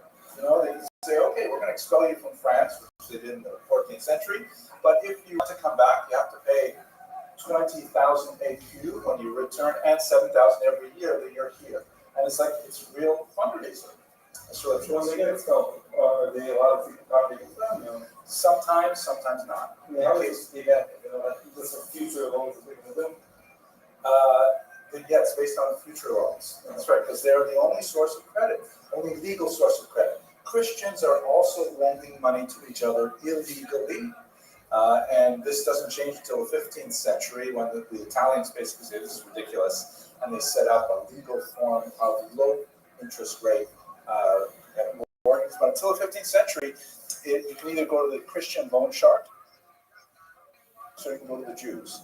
And what is also ironic that when the Italians eventually set up these banks called the Monte di Pieta, the mountains of piety they were called, which were like 6% interest rate on average, most wealthier Italians preferred to still borrow money from Jews. And part of the reason historians think this is so is because when you dealt with the Jews, you didn't have to because the Monte di Pieta were a church-based institution, you didn't have to give financial history and why you're borrowing the money and things like that. If you had debts because you were engaged in something that the church didn't approve of, the Jews didn't care, but the church would, and you would have to disclose it. So it's still a very, very financially rewarding thing to do to expel the Jews, at least temporarily. Yes, Mr. Rabbi. So where did the Jews get to go on their own? They were able to find out this movie, or the church gave them this movie? Not independently wealthy on their own. In fact, most Jews were still, really just barely above peasants, but they're dealing with cash currency. It's like they're the only people who know how to work with crypto, right? And they're the ones who are, nobody else has it. And also, they're the only ones who are allowed to lend money and charge interest. Nobody else is allowed to do so until the 15th century. Okay, so the last thing I want to talk about here in this context, and try to give you the example. So what changed? This is actually a representation of the expulsion of the Jews from France in 1182 by, I think his name is Philip the Pious. And you can see here's the king, and he's got this, his gesture is great. It's kind of get these Jews out of here. And these are the Jews. You can see they're labeled with the ruel that helps us identify them as Jews, and they're all being marched on out of France, but they are, invited back repeatedly. The church is definitely, in favor of this. There is ideas in the church saying, yes, this is a great thing. We're going to make our societies much more ideologically pure, and we'll be rid of the irritating reminder constantly that there are other faiths that disagree with us, and especially older faiths. Judaism is the important one here. I talked a little bit about the debt load of nobility and the popular hostility that was sometimes transformed from, the Jews for money lending into blood libel and hostilization. But what I really want to talk about now, the greatest one, of course, is the one in Spain, which I'm going to spend a lot more time talking about shortly. But I want to get to the Black Death. Here we go. So this is the last major event of the period of anti-Semitism that I'll focus on, and then we're going to look more at Spain and specifically the disputations leading to the 1391 pogroms. In 1347, some boats land on the shores of Italy carrying rats, which are themselves host to a particular bacillus that causes a horrible contagion among humans called bubonic plague. That's the word bubonic refers to massive tennis ball-sized swellings called buboes that would appear and live like in your neck or in your armpits or in your groin, and it was an incredibly painful and highly lethal. It wiped out somewhere in the neighborhood of 1/3 of Europe's population. Spread like wildfire. People didn't know what they were doing. They were thinking, it's cleaner for us to live in the cities, and that actually, was an urban reality because it spread. It's cleaner for us to live over there. Many people felt that it was a punishment from God, and so a whole series of fanatical movements started up. We don't see this happening in the Jewish world, but it's huge in the Christian world. In a movement called the Flagellants, who are people who walk around with their chest bare, holding these small whips and whipping themselves. To flagellate means to whip. Whipping themselves to, atone for their sins so that this contagion would be removed. Much more popular was not to whip yourselves, but to whip the Jews, because the Jews were held to be to blame for this horrible contagion. It lasted for about 4 years, and it ebbed from Italy through the entire population of Europe. Only parts of Scotland and Norway, Finland were really spared. But it was like people would be alive one day, and then 2-3 days later they'd be dead. It was awful. Here's one example of 200 years later. Peter Grieg, the elder, the triumph van die doods. I love the way this sounds, like it's such. The triumph of the death. And you can see these scenes depicting, all these skeletal figures, collecting bodies, forcing them off into coffins, like these long coffins here. Just horrific kind of images all over the place in the artwork of the period. Kind of close-ups here, because some of these are so bizarre, hurting them into coffins. Nasty. Now, Jews were frequently held to blame for the Black Death. And one of the most, contagious ideologies was the idea that Jews had poisoned the well waters, the aquifers of Europe, largely through some kind of alliance with lepers that they had taken. Leprosy is, I think it's called Hunter's disease, something like that. So Harper's disease, something like that. It's a really awful, disfiguring kind of contagion that is actually, I shouldn't call it contagion, it's a disease. It's not especially contagious, but it looks so weird that people are afraid of it, where it causes gangrene to appear in the extremities, hands, feet, things like that. And then, people lose their ability to control their fingers and things, and eventually their fingers fall off, or just really nasty kind of stuff. All extremities, nose, ears, stuff like that. So the idea was that Jews, Hansen's disease, thank you. The idea was that Jews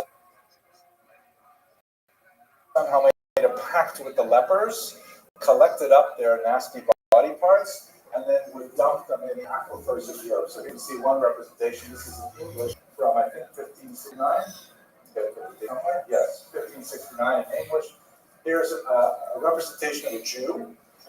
The representation is kind of weird because by this period, Jews had been kicked out of England since 1290, so almost 300 years. No Jews setting foot there legally. There were some Sephardic Jews there living as Portuguese, however. And here he is, and he is got like this turban there. There's the victim of a blood libel thrown in here, and he's got this satchel or sachet, some kind of like pocket of poison that he's putting into the well. And while this is happening, a demon spins up out of the water. You can see the kind of spinny motif here, and urinates back into it. Horrible poison that then, spreads to all over Europe. Here is a close-up of the next page of this text, which I kind of like the way it reads. So, right, you can see here, a great infection throughout all Europe. By reason the water in the wells was poisoned. Right? They allied themselves in concert with various lepers by all the succores and means. They made an ointment with a confederation of the blood of man's brine, composed with certain heinous herbs, things like that. It's really venomous, maybe venomous. Oh, very good, thank you. Good Middle English. Okay. So this is the way it ends up for Jews, of course, is through public burnings. So this is in Strasbourg, where they had a very nasty burning of several thousand Jews because the Jews were blamed for the contagion as a whole. All this is happening in the 14th century. Now you got to think a little bit about the dates. 1349 is the burning of the Jews in Strasbourg. The Black Death eventually sort of peters out by 1352, but there's this tremendous labor shortage. They've lost so much of the population. A tremendous kind of like agony of what did God want from us? What did God give this to us? And the Jews are the convenient scapegoat. That takes us up to 1391, which is a turning point in Spanish Jewish history in particular. But let us just do one last detail here, looking at the disputations, because it's impossible for us to understand the eventual expulsion. The disputations were something that originated in the early 13th century by one particular Jew named Nicholas Donin, who was, and you see this habitat, this phenomenon over and over again. You have renegade Jews who convert to Christianity, and it's not enough that they have abandoned their ancestral faith. They also feel a specific desire to spend the rest of their lives attacking Judaism. They make it their career. They are advantaged in this because they have at least minimal Hebrew. They have some familiarity with Jewish texts, and that's something that most Christians, even Christian priests, do not have. And so these guys present themselves as Jewish experts, and they make a living out of it. They get huge perks from the church, living expenses and prestige and so on. And these kinds of individuals have actually plagued Jewish history for centuries. We have them up to our own day as well, in obviously a much more secular vein, but it is a very old trope in Jewish history that there are Jews who leave Judaism and then spend the rest of their life turned around hating on Judaism. Sometimes I like to call them, I jumped over the convent wall, except they jumped into the convent as opposed to out of the convent.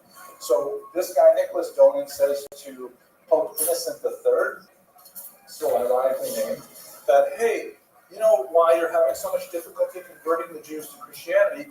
It's because, you didn't realize this, I realized, Mr. Pope, but the Jews have this whole other book that you know nothing about. It's called the Gemara, or the Talmud, and it has so much information about it, including blasphemies against the founder of Christianity. It has all kinds of, alternate teachings that you don't read in the Bible and stuff like that. And I'm telling you, all you got to do is you have to attack the Talmud and get that away from the Jews, and then the Jews will eventually convert. And Nicholas I, Innocent III says, great idea. What ends up happening is they gather up the Talmud. There's a disputation in the middle there. He, by the way, is a failed yeshiva student. He left the yeshiva of Paris, and he challenged his old rebbeim to a public debate sponsored by the church. These debates are called disputations, and they were like forced affairs where Jews would have to defend themselves in front of an overwhelmingly Christian audience with very limited, ability to speak their mind and to cite their text appropriately. They weren't allowed to attack Christianity in the debate. They had to just defend against the things which were usually put forth by this renegade to Christianity from Judaism. At the end of this debate, the church says, absolutely horrific. I can't believe the Talmud has these awful things in it. And what ends up happening is 24 wagon loads are gathered up, hugely precious manuscripts, and burned publicly. Nasty, awful thing. Here you can see a medieval representation of the debate. The Jews here are shown with the horned hats, and you can see they've got these concerned looks on their faces as they're trying to see what's the correct answer to these questions.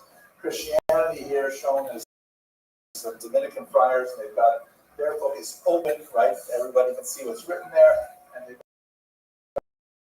got these gestures, which are kind of like aggressive pointing gestures, saying, hey, you don't get it, you don't understand it. And one of the really, there's a lot to say about the disputations, are fascinating, but the arguments that was so important to the Christians is the idea that the truth of Christianity is proved in Jewish, meaning if you read the Hebrew scriptures, Tanakh, you will absolutely have to become a Christian. And they'll find all these specific quotations. Look at this, read this, it doesn't seem so clear. And the Jews will come back and say, what are you talking about? What are you different? And what Donin added to this was he said, not only in Tanakh, but also in the Talmud, which of course was codified hundreds of years after the foundation of Christianity. He wanted to argue that the Talmud actually proved Christianity, which is a pretty crazy kind of thing to say, but at any rate, you can't win these debates. The Jews always lose. The most important of the debates, without a doubt, is the one that was conducted in 1263 in Barcelona by the Rambam. Yes, please. Why would they burn the Talmud if they agree that it's actually something that's teaching? Why would they burn it? Yeah. Oh, because they felt it was horribly contaminated. Well, I should tell you two things, Mr. Lipschitz. The first thing is, you just have to accept it as a davar yadua, as a given, that's rational to a certain point, and then it breaks down. But you don't. Anti-Semites don't need it to be rational. They just need enough that they can hang on to. So that's the first rule, we see that as a cloud throughout anti-Semitism. But secondly, they believed that it was horribly contaminated, and they had to get rid of it completely so that Jews wouldn't be infected by it. Later on, they would say, okay, the Talmud is acceptable because maybe it does prove the truth of Christianity, but we've got to get rid of these specific parts. So the church got very interested in training priests to read Aramaic, go through the Talmud, and excavate huge chunks of the Talmud, which is why we need, like Yemenite manuscripts that were not interfered with by the church, and other older manuscripts to try and figure out what's missing and what was changed. Mr. Gross.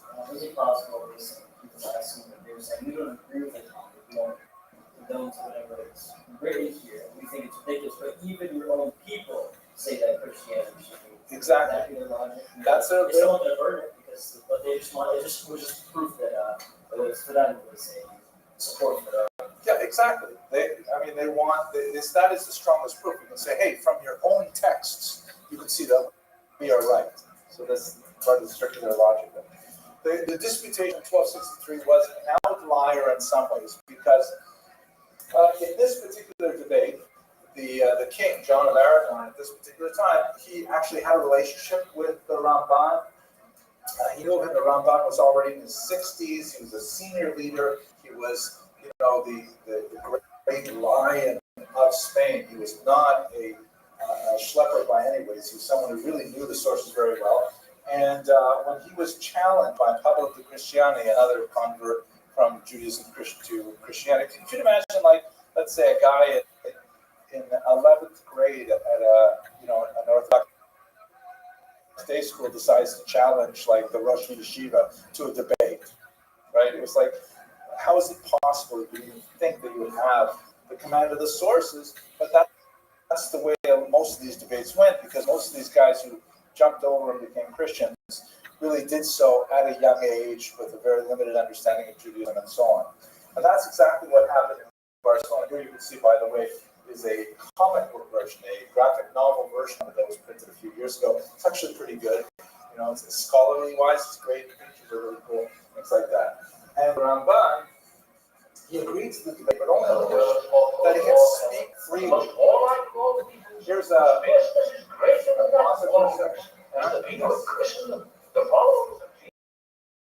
This is a great. One last show you a bit of this video because it is to watch.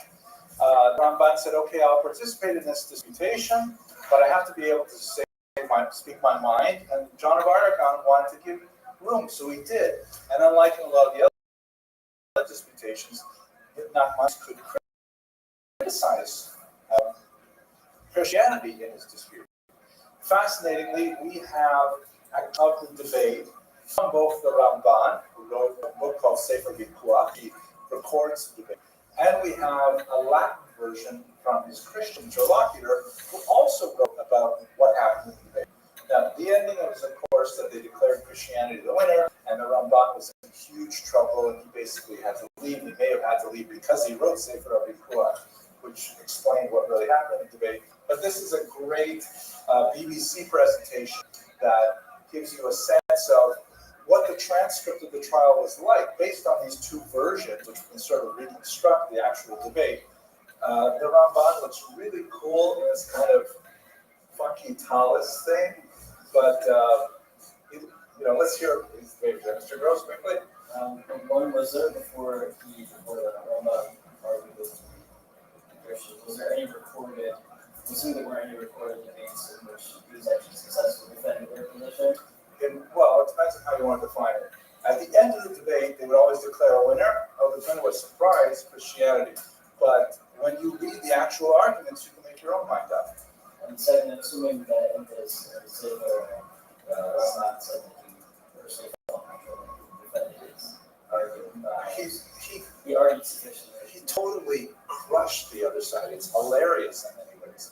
I mean, one of his arguments, which again, it's a sneaky arguments, but the student named Yesho in the Talmud was normally associated with Oso HaIsh, right, the founder of Christianity, in one really famous Gemara in Sota, which you will not find, by the way, in your regular Gemaras. You have to go to the Yemenite manuscript or go to a better quality manuscript. I believe in the art scroll. Sorry? Into the good ones that you have. Yeah. So the ones that I got when I was married, it's all gone. But you find it in Dikdukei Sofer and places like that. There, he is described as a student of Yoshua ben Prachia, which would mean he lived about 200 years earlier than he should have. So when Pablo de Christianity comes saying, look at these nasty things that your Talmud says about the founder of my religion, the Ramban will say, no, that's not the founder. That's a guy with the same name, but it's a totally different person. You know, and that's kind of a complicated argument because then you have to figure out which ones are correct and how do you date it with Rabbi Shulchan. Let's just get a feel for it. I'll play a couple minutes of this because it's fun to watch. Here he is. He's going to give an argument back in one of these rare passages where he's allowed to fight back. This is like a multi-part presentation. Watch the whole thing on YouTube if you want. Fierceness is greater than that of wolves. Is the people of Christendom, the followers of Jesus.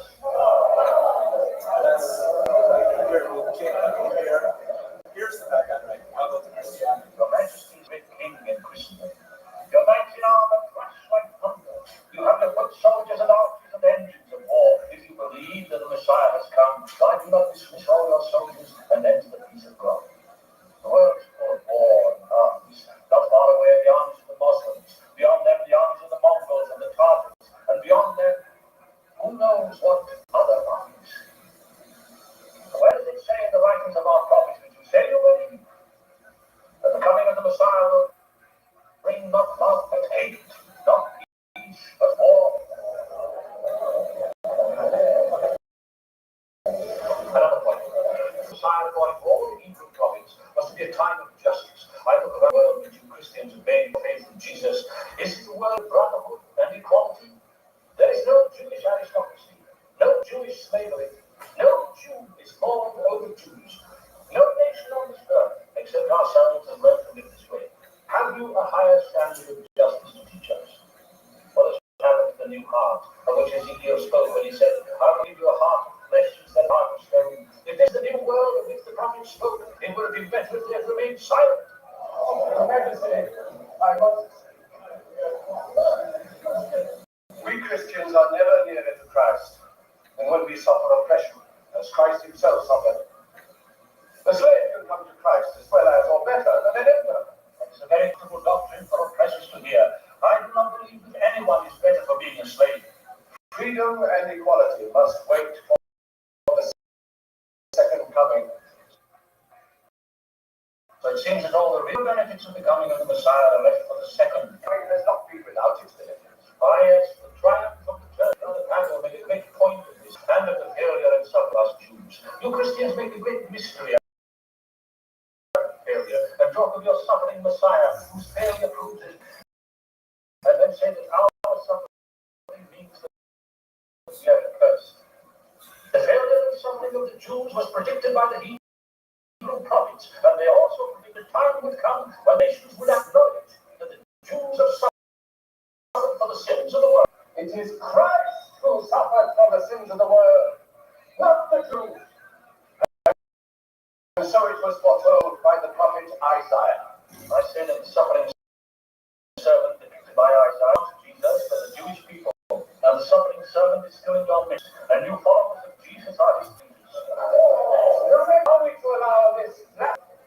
He is saying those are Christ. The Christians are his crucified.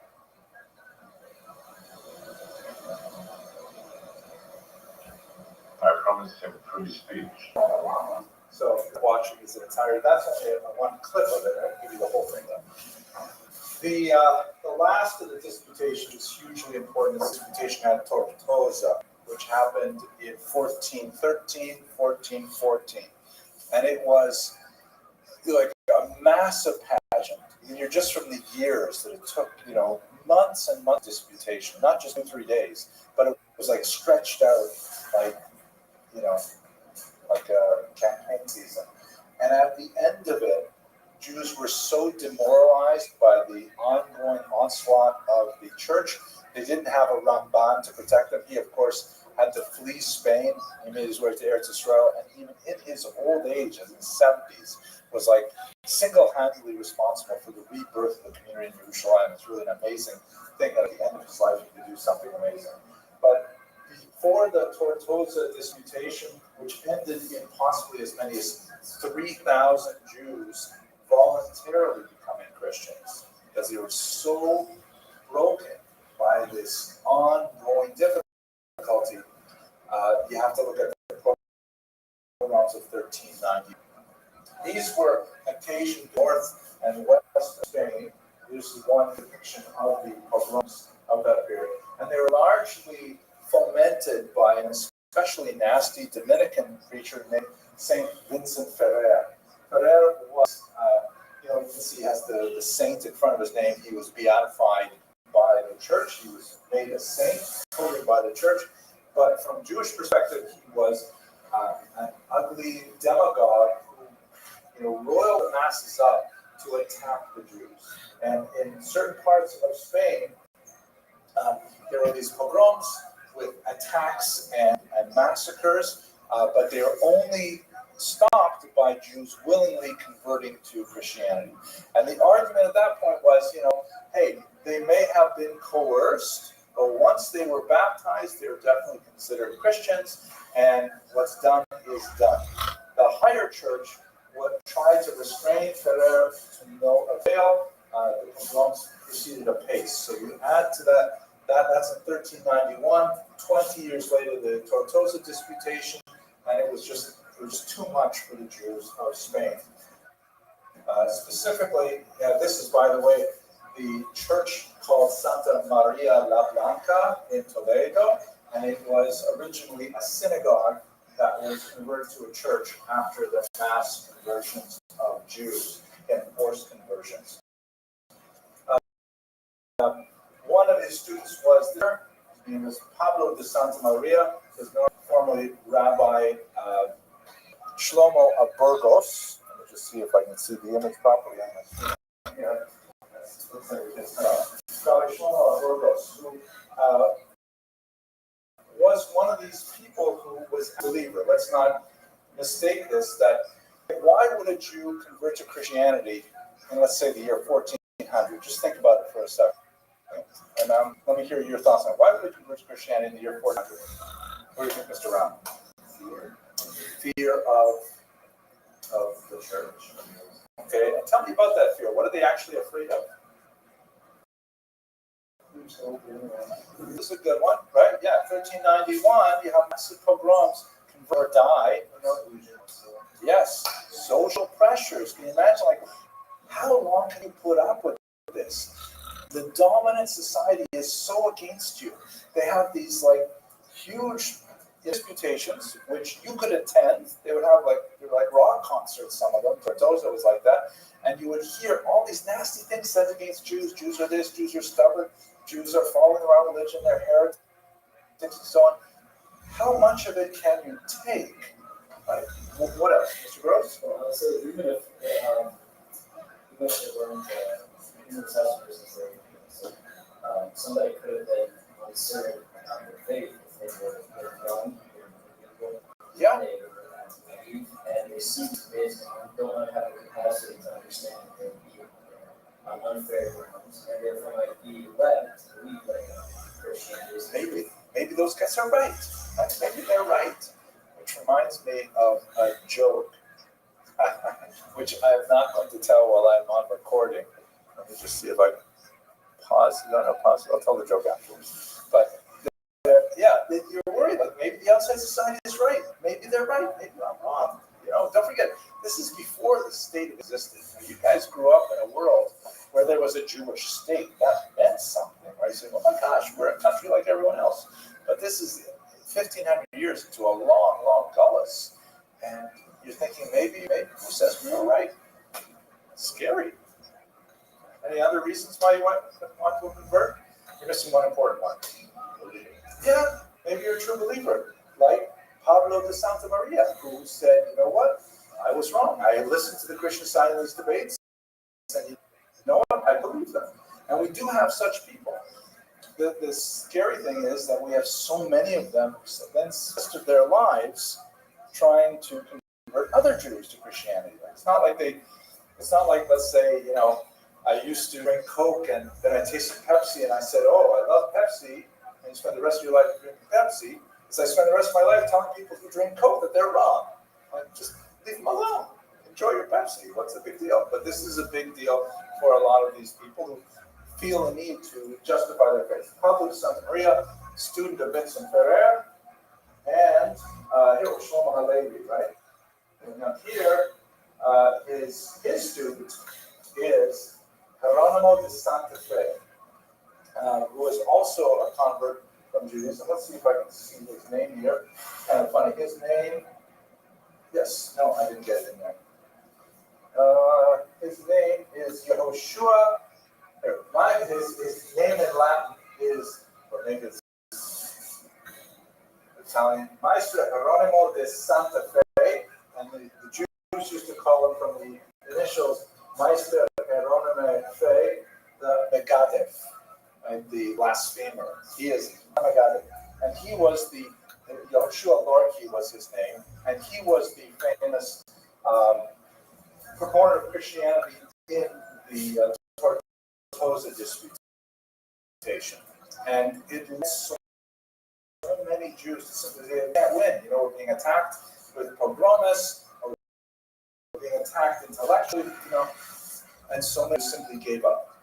So by the time we get to the middle of the 15th century, this is, by the way, the 2-volume transcript of the disputation at Tortosa. We have the whole transcript. People are so bored. Even the scribes started thinking things over. But imagine like a 2-year attack on Judaism, mounted by the state. Can you imagine if the United States of America were to have like a 2-year campaign here in New York City? You could go to Madison Square Gardens and hear arguments against Judaism. Imagine what kind of thing that would do to your self-image. It's horrible. But that's where the Jews are at the beginning of the 15th century, and that takes us into the period of the Inquisition. Okay. Arguments, discussions, questions, disagreements, observations. Yes, Ruben. Some people who didn't watch the debate, the Jewish people watched the debate, but these people who were intellectuals and other rabbis, or were they just trying to be people who came for secular sports? Random. First of all, most of the audience was Christian.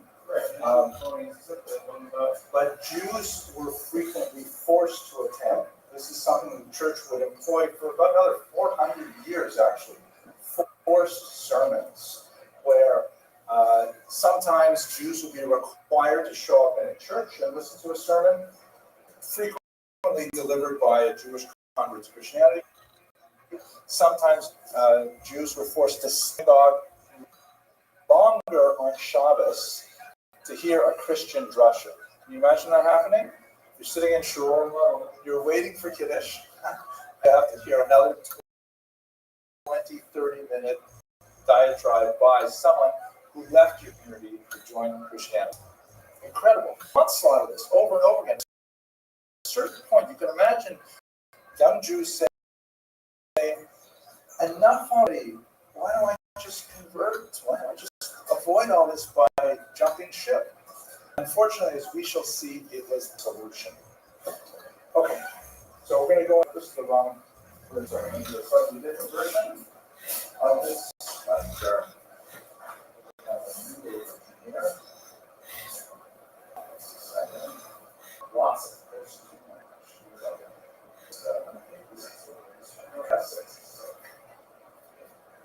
Just change this slightly. This image here is very powerful, by the way. This is the Goya's Esquina de Inquisición, the scene from the Inquisition, and it shows a Jew here wearing a San Benito. Right? This is like the infamous sort of tunic that Jews were required to wear when they were attacked by the Inquisition. There's a few more of them waving here to be tried, and here they're having all kinds of questions directed at them. You can see the kind of dejected looks on their faces and so on because they're going to be punished with one thing or another. We shall see what it is. Now, there we go. Now, we talked about what's happening in Spain here, right? With the disputation, the slowly increasing tendency towards monolithic Christianity there. We talked a little bit about disputations. I thought I had edited this part out because I included it into the last one. Talked about the riots of 1391. Here we go, going to the Inquisition. So what was the Inquisition? Jump ahead about 60 years from the Tortosa disputation to 1478. At that point, what do you have going on in Spain? You have maybe something like 150,000 Christians who are of Jewish descent. This is now, think about it, a generation is usually somewhere in the neighborhood of 20, 25 years. So you have the grandchildren and great-grandchildren of people who were at Tortosa, and the great-great-grandchildren of people who were converted by the riots of 1391, right? Put that in your own terms. It's now 2024, so that means that if you think about the Holocaust, everyone here, not everyone here, your great-grandparents and your great-great-grandparents overlap with the Holocaust. And you are like, to one degree or another, survivors of that. And you walk around with that kind of consciousness of that. Imagine in this scenario where you have Jews walking around who have been made Christians 4 or 5 generations ago, but they are still designated as special Christians in Spain. They're called new Christians to distinguish them from old Christians, meaning people who were never Jewish, people who were converted to Christianity way back in the 4th, 5th century. But the people who were Jews converted, they and their grandchildren and great-grandchildren and so on were always called new Christians. Novo Christos, yes. Two questions. Number one, was there a maximum amount of generations before they could be used as a nation? No. And okay, so it did not legally. It can happen practically, but not legally. So this very much question, which would have been if marrying out, when they left marrying out, and so without the mission. So they were absolutely allowed to marry out, in fact, encouraged to marry out, because that would like kind of dilute the Jewish strain, but it would never remove it. I think I told you in the first lecture maybe that there is one Holocaust historian named Raoul Hilberg, who he's like, he died about 20 years ago, a senior scholar, and he wrote a massive book on the destruction of European Jewry, 3 volumes on the Holocaust.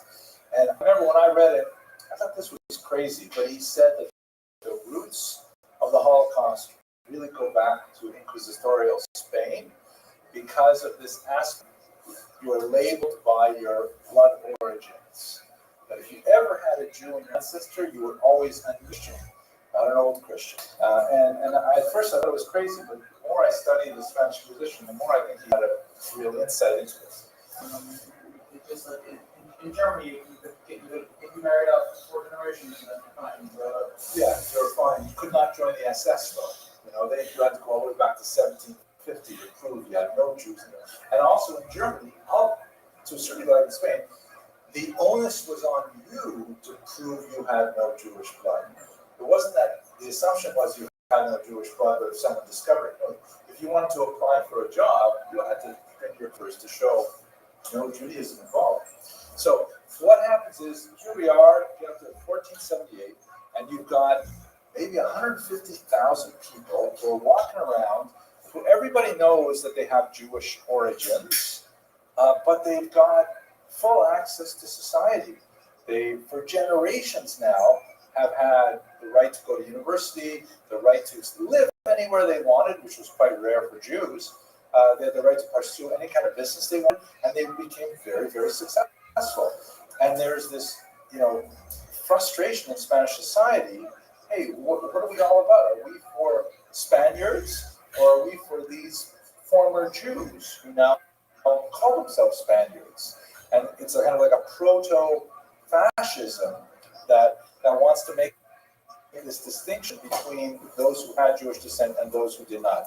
And as I mentioned to you in the previous class, and I will refer to you again if many of you are doing projects in this period, there's a big debate among historians. Was the Inquisition primarily religious in orientation, but they wanted to get rid of Judaism, or was it economic in orientation? They wanted to get rid of all these people who were taking away jobs and economic positions that non-Jewish Spaniards felt that they deserved.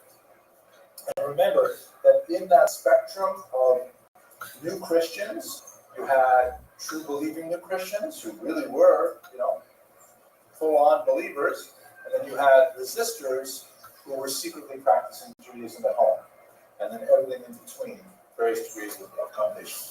So along comes Tomás de Torquemada, who is the leader of this Inquisition that is brought in by the church. The Inquisition actually predated Spain by a few hundred years, and it was originally directed at heretics within Christianity. And there were several movements that were horribly persecuted by the church, especially in France. And the Inquisition, like the name implies, inquire, was kind of like an investigative body, the FBI of the church, to make sure that nobody was secretly practicing heretical views or non-Catholic views. In this case, Torquemada, who actually had some Jewish background himself, was brought in to say, hey, if any of these new Christians are actually secret practicing Judaism, and if they are, we're going to extirpate that problem. And he goes at it with a vengeance. Really, really. As I believe I mentioned to you, did we look at this? Did you see this image before? I can't remember if I talked about this with you before. So, reminding you that in Catholicism, one of the weirdest things is that if a person against their will, it counts. Right? Lechatchila, as the church says, you can't forcibly baptize, but b'diavad is a Christian. The most notorious example of this, but we have literally 10,000s of examples. Mortara affair of 18s. They talk about this. Look at the picture. Well, look at the picture. This is by Jewish artist Morris Daniel Oppenheim, depicting a moment when the Vatican police show up to arrest young Edgar de Mortara, who was secretly baptized when he was an infant by his non-Jewish nursemaid, and then when she happened to blab about it in a grocery store, the Vatican police heard about it and they came to arrest the 6-year-old boy, and he was never released from the side of the Pope. Here is a picture of him grown up as an adult. He was trained as a Catholic priest. He served as a monk. He was later, in his adulthood, reunited with his parents. They were allowed to visit him very infrequently while he was kept prisoner in the House of the Catecumens, which were special houses that were built just to protect Jewish converts to Christianity, protect them from Jews who were upset at them, but also to, imprison children like Mortara. Here he is, and you can see his mother, so pleased to see him. His brother's kind of looking daggers at him. He spent the rest of his career proselytizing Jews, like so many of these guys we see. This is modern times, right? He went to New York. He died in 1940 in Belgium, just weeks before the Nazis invaded. And if they had gotten there, they would have killed him anyways, because he was definitely Jewish, regardless of what the church had to say. So the Inquisition's goal was figure out who is secretly practicing Judaism. And the method was so cruel and gross, but incredibly ineffective. What you basically do is you arrest someone you suspect of practicing Jewish rites. You ask him questions. Are you secretly practicing Judaism? They say no. It's okay, just to make sure, we're going to torture you. We're going to put you on all kinds of interesting devices that are designed to stretch your bones, dislocate your joints. There's a whole bunch of other tortures which were applied, some which may not actually be true, but I'll show you some of them that are at least, it became kind of like a fetish for people to imagine these tortures. So the historians are divided. This particular image happens to be historically much more accurate. They have various kind of stretching devices and things like that. And under torture, people would say, Yes, it's true. I lit Shabbos candles, whether or not they did. People would say this obviously under torture. You can't rely on what a person says, but they would confess because they want to get the torture done with. They say, oh, thank you for confessing. Now please tell us the name of 10 other Judaizers who practice with you. And they would go and they would arrest those people too and torture those people who would give up names, even if they were not true at all, and eventually envelop the entirety of society. People were confessing left and right, and you could never be sure who was going to be arrested next. This kind of thing happened in the Soviet Union in the 1930s as well, for similar reasons. Here's some rather nasty pictures. This is another awful device that had this crucifix here up front, so that when your hands were trapped inside it, you would have to stare at this and hope for redemption, and they would turn these wheels to crush the bones in your hand. Nasty. This is one that's especially awful. This is called the Pope's Pear, and this would be inserted in an orifice of the human body, and then this ring here would be turned until it expanded like this and ruptured membranes. Absolutely horrific. You can imagine these 10 burgers. Again, scholars have disputed whether these were actually used by the Inquisition, but it's kind of an awful thing, so I showed you anyways. And what would happen at the end of it is several possibilities. Let's say this is, by the way, a 17th century representation. 17th century, right? We're talking about 200 years later. It's still going on. 200 years. Well, thank you. I mean, 25 years, that's like 8 generations. Can you imagine like this slow burning holocaust for 8 generations? Just try to put it in your mind. Your parents, your grandparents, your great-grandparents. I mean, it's crazy. Can you imagine just going on and on and on like this forever? It's amazing that anyone survived it. So at the end, if you totally confessed, you told them everything you wanted and stuff like that, then they would, like in this case of this woman here, they would say, okay, fine, we are releasing you. Be forced to wear the San Benito as a sign of humiliation and so on. But look at her smiley face, because thank God she has, by the way, it's also words, affirming that you're going to be a good Christian from now on. Right? That's her over here. Then you have a woman who is, condemned, but she has eventually confessed, but she's not been, released completely. She, however, because she confessed at the very end, she was given a lighter sentence, and that was a kind of a chesed, a kindness, that they would garrote her before they burned her at the stake. Garroting is like strangulation. So that way it was considered less painful death than being. And this woman is in big trouble. She did not. She had stayed a Jew, and she burned at the stake. And the various types of designs on the tunics, the San Benitos, would illustrate this. And you can imagine, like, just try to in your head. It's actually happened to people for years. It's really beyond belief. Arguments, questions, debates. So this is going on for like 25 years, right? Where we simply cannot come to terms with it. This, I forgot to mention, this is the actual public burning. And this is one example from 1683. And look at this scenario here. They've got 2 Jews on the stand here for Judaizing. Good one. And by the way, it would not always involve live human beings. Sometimes they would do this also to people after death. Sometimes they would actually exhume their body and then burn it afterwards. Mr. Rabbi, this is yes. This is a public trial here. These are the 2 of them. You see wearing the corn hats there, and they're going to be burned over here. And look at all these people who show up. I was actually at this place. It's the Plaza in Madrid, and it was a big square. It is about the size of the football field outside. Yeah, about the size of that. And buildings all around, just like in this picture. There's balconies, and seats, and they can watch.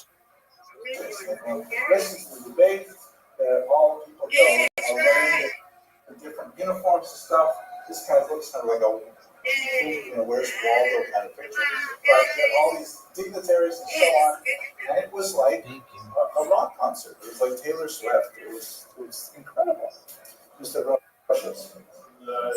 So, Nice try. 500 years or 25 years? Oh, so the public burnings, all that stuff went on for centuries. I think the last one was in 1699, if I'm not mistaken, in Peru. I mean, it was across the sea, it was also in South America.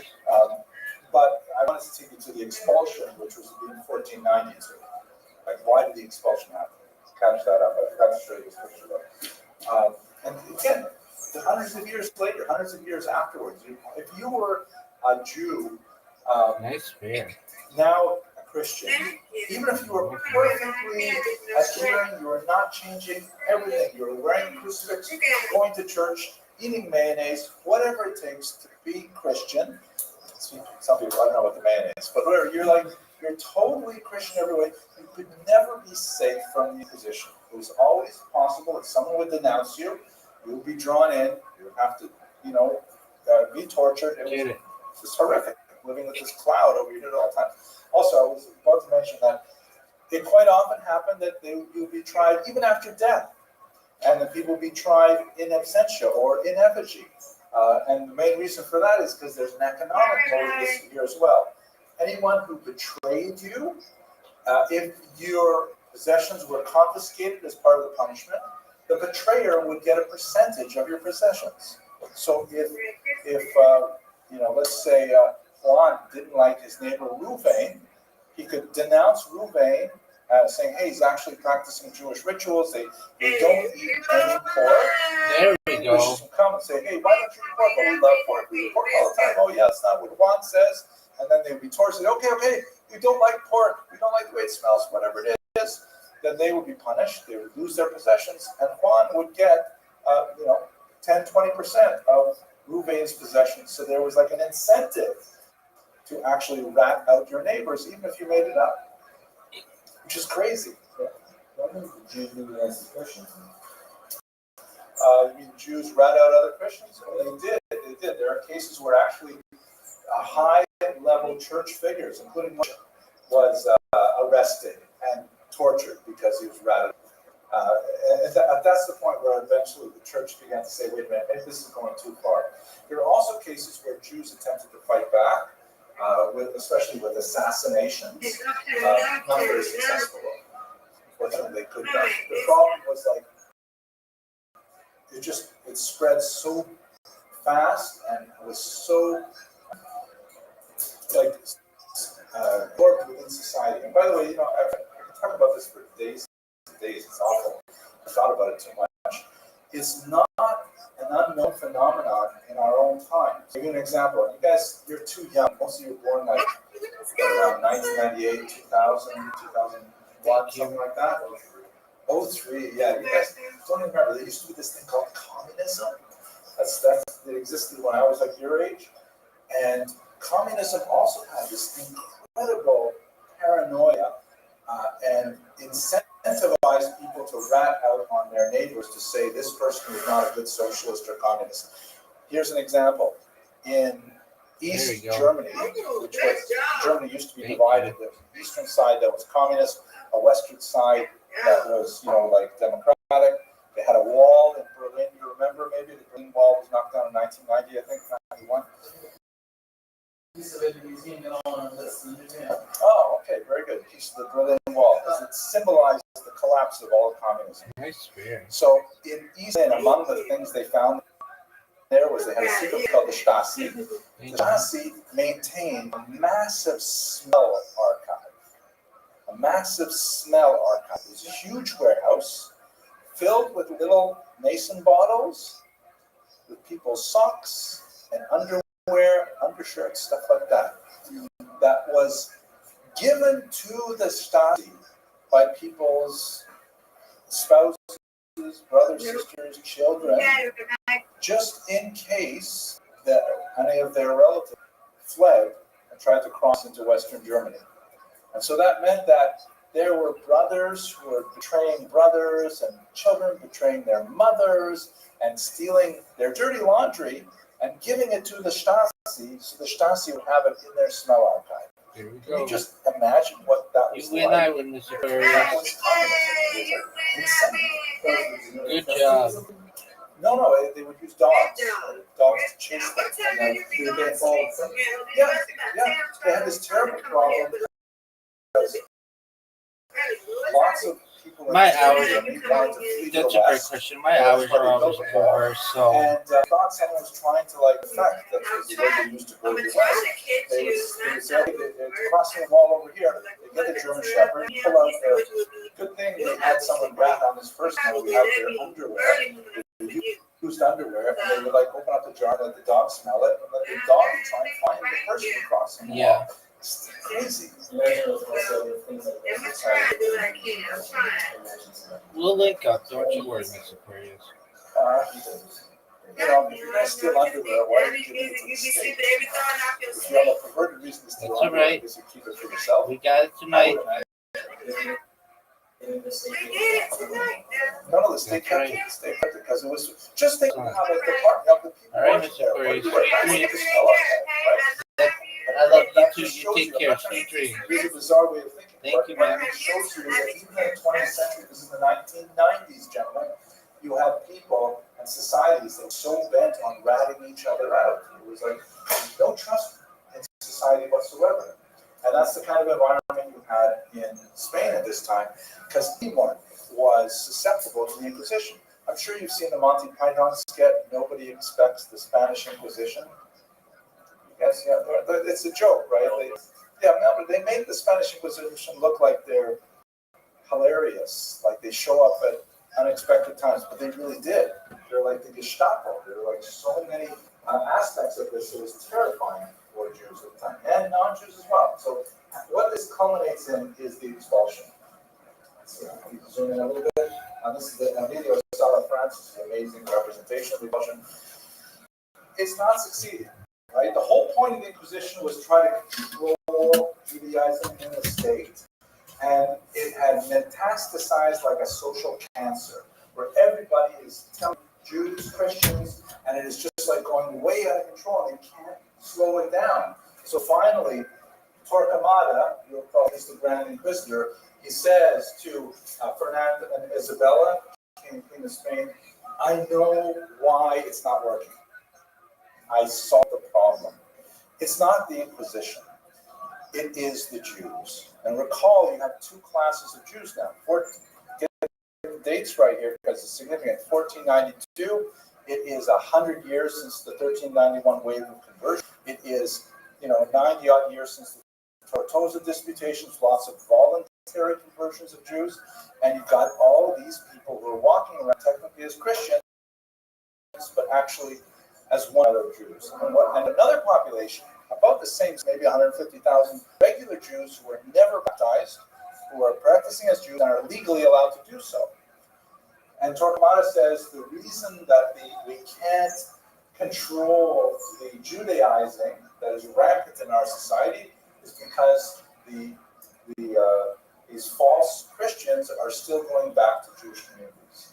They're still able to get kosher food if they want it. They're still able to meet a rabbi. They're still able to get Jewish books, all kinds of things.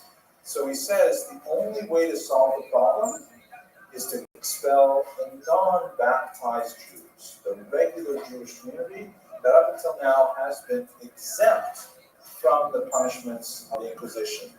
And that's what the bottom line was. That's why the expulsion happened, is because Ferdinand and Isabella thought, yes, we can finally put an end to this chaos. They were wrong. It kept on going, but we'll put an end to this chaos if we get rid of the regular Jews. There's a lot of debates as to their motivation. Isabella, who's fanatic, may have been motivated by her desire to make Spain totally Judenreich. Like she also didn't like Muslims either. She wanted to be totally Catholic. Ferdinand may have been more economics, saying, if we expel all those Jews, like we did France so many times, theoretically we'll have a huge surge of wealth. We can use it in some of the battles we're having and so on. But ultimately they decided in 1492 that's what they were going to do. This is, by the way, Don Yitzhak Abarbanel, famous Foreish, who was the second in command of the finance department. He was the deputy finance minister of Spain at the time. Ferdinand really respected his talents and said, stay, just convert, stay, we'll give you tons of wealth, you can keep your own wealth and we'll give you more. He said, no, I'm going to leave with all house, and that's in fact what he did. His boss, Rabbi Abraham Senior, he was called in tradition Rabbi Soneg, someone who hates light. He says, I can't do this. I'm converting to Christianity. And his nephew with him, and they, in the world, they actually became a very family. You can see them in South America now. But that's the roots of the expulsion movement. Yes, Mr. Rothschild.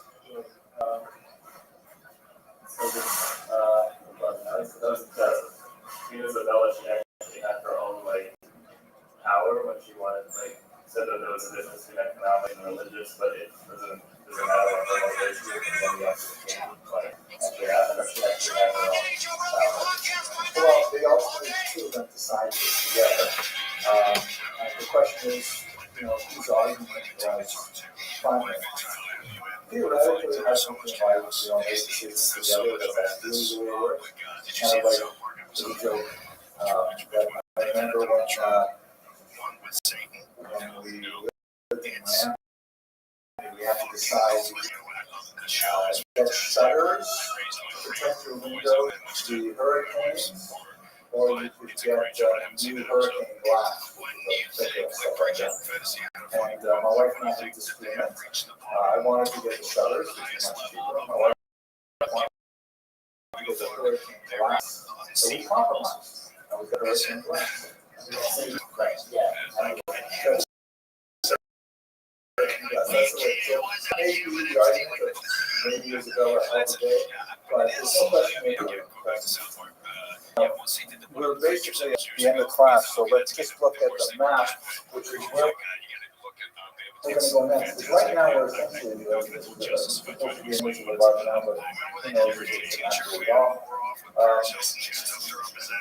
We are basically at the midpoint of this class, because up until now we studied Sephardic Jews in Spain, and now the rest of this class is going to be about Sephardic Jews after expulsion, either those who are in internal exile in Spain and then later in Portugal, or those who are in physical exile from the other peninsula, living all throughout the Mediterranean basin to Europe, Bordeaux, which we got up here, this is where I was last week, and Russia, which we did see examples of what's Sephardic Jews out there, or in the New World. So we're at this point of the class, which of course, let's wrap it here, gentlemen. Thank you very much for your attention and your endurance. Okay. You want to see the video? Oh, yeah, wait, let me turn off the recording first.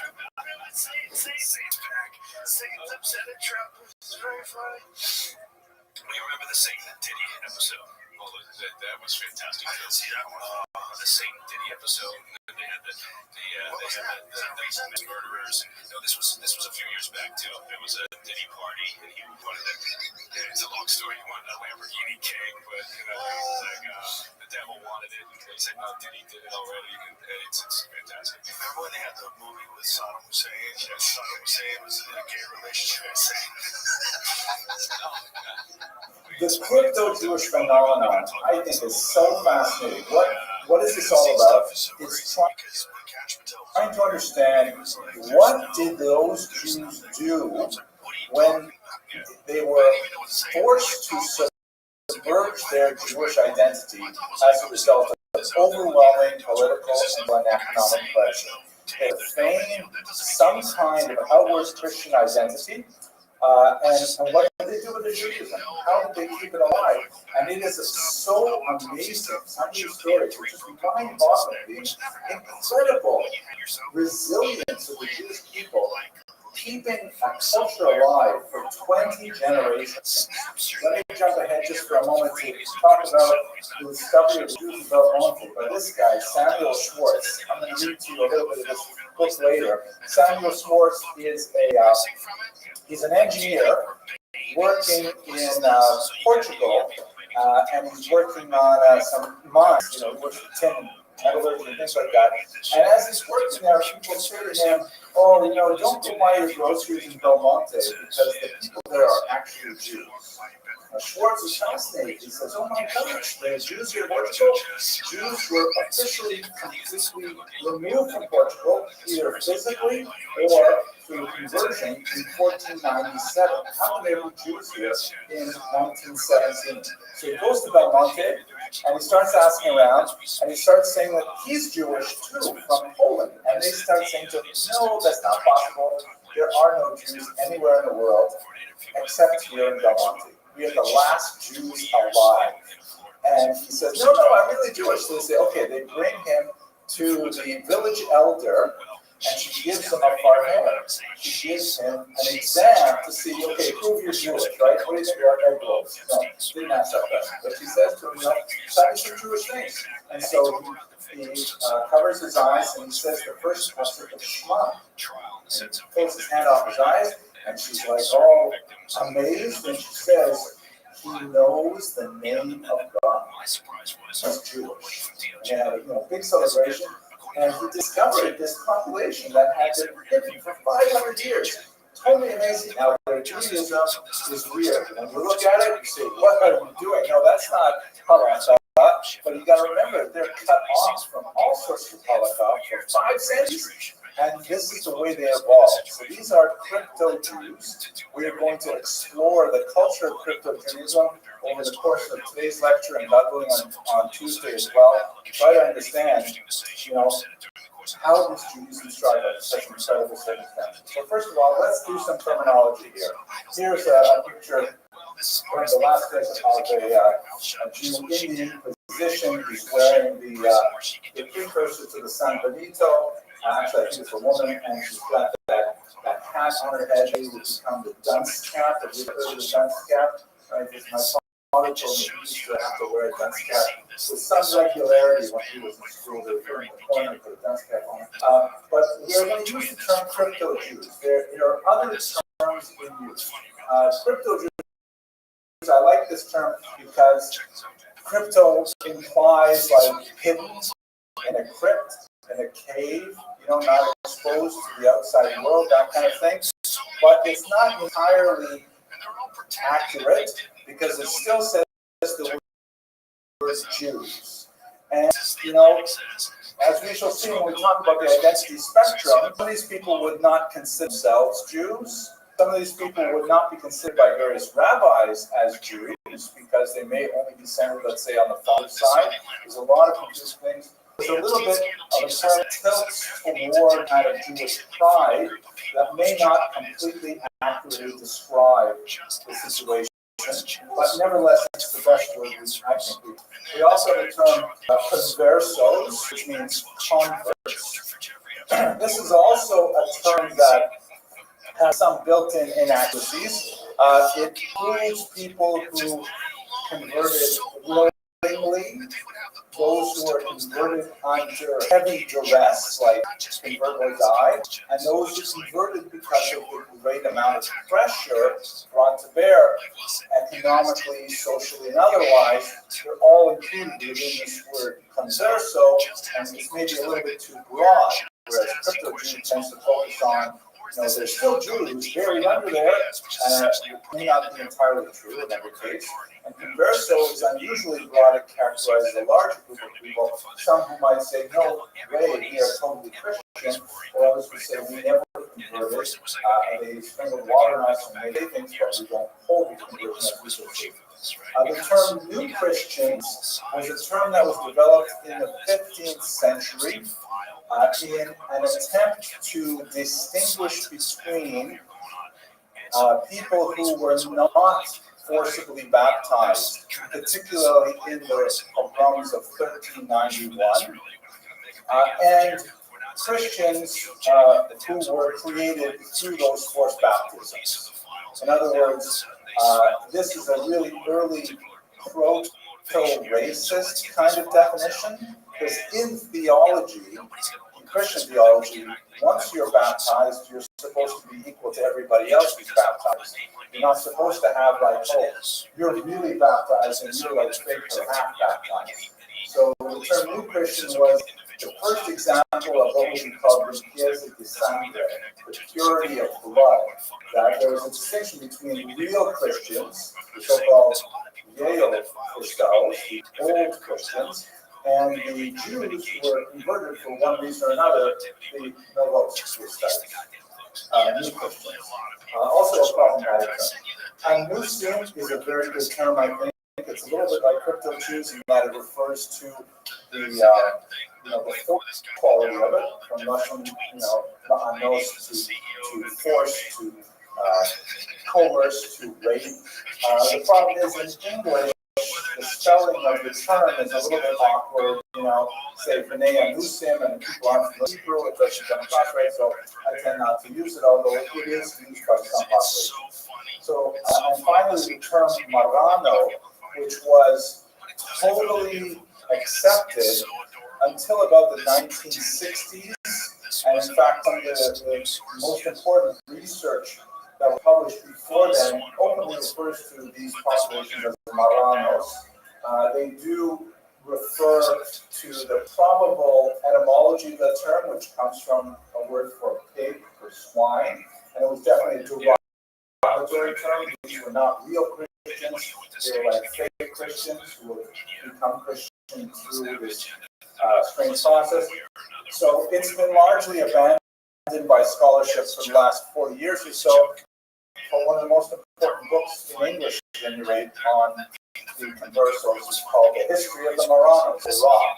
And it's a great book. It's certainly very sympathetic to them, but it uses this term, which is kind of like the crypto version of the N-word, right? This is the N-word, which is typically not used today for derogatory things. Okay. Now, here is a really important part. This will link into the whole rest of this class. The whole rest of it is really happening in this slide here. So stay with me on this one.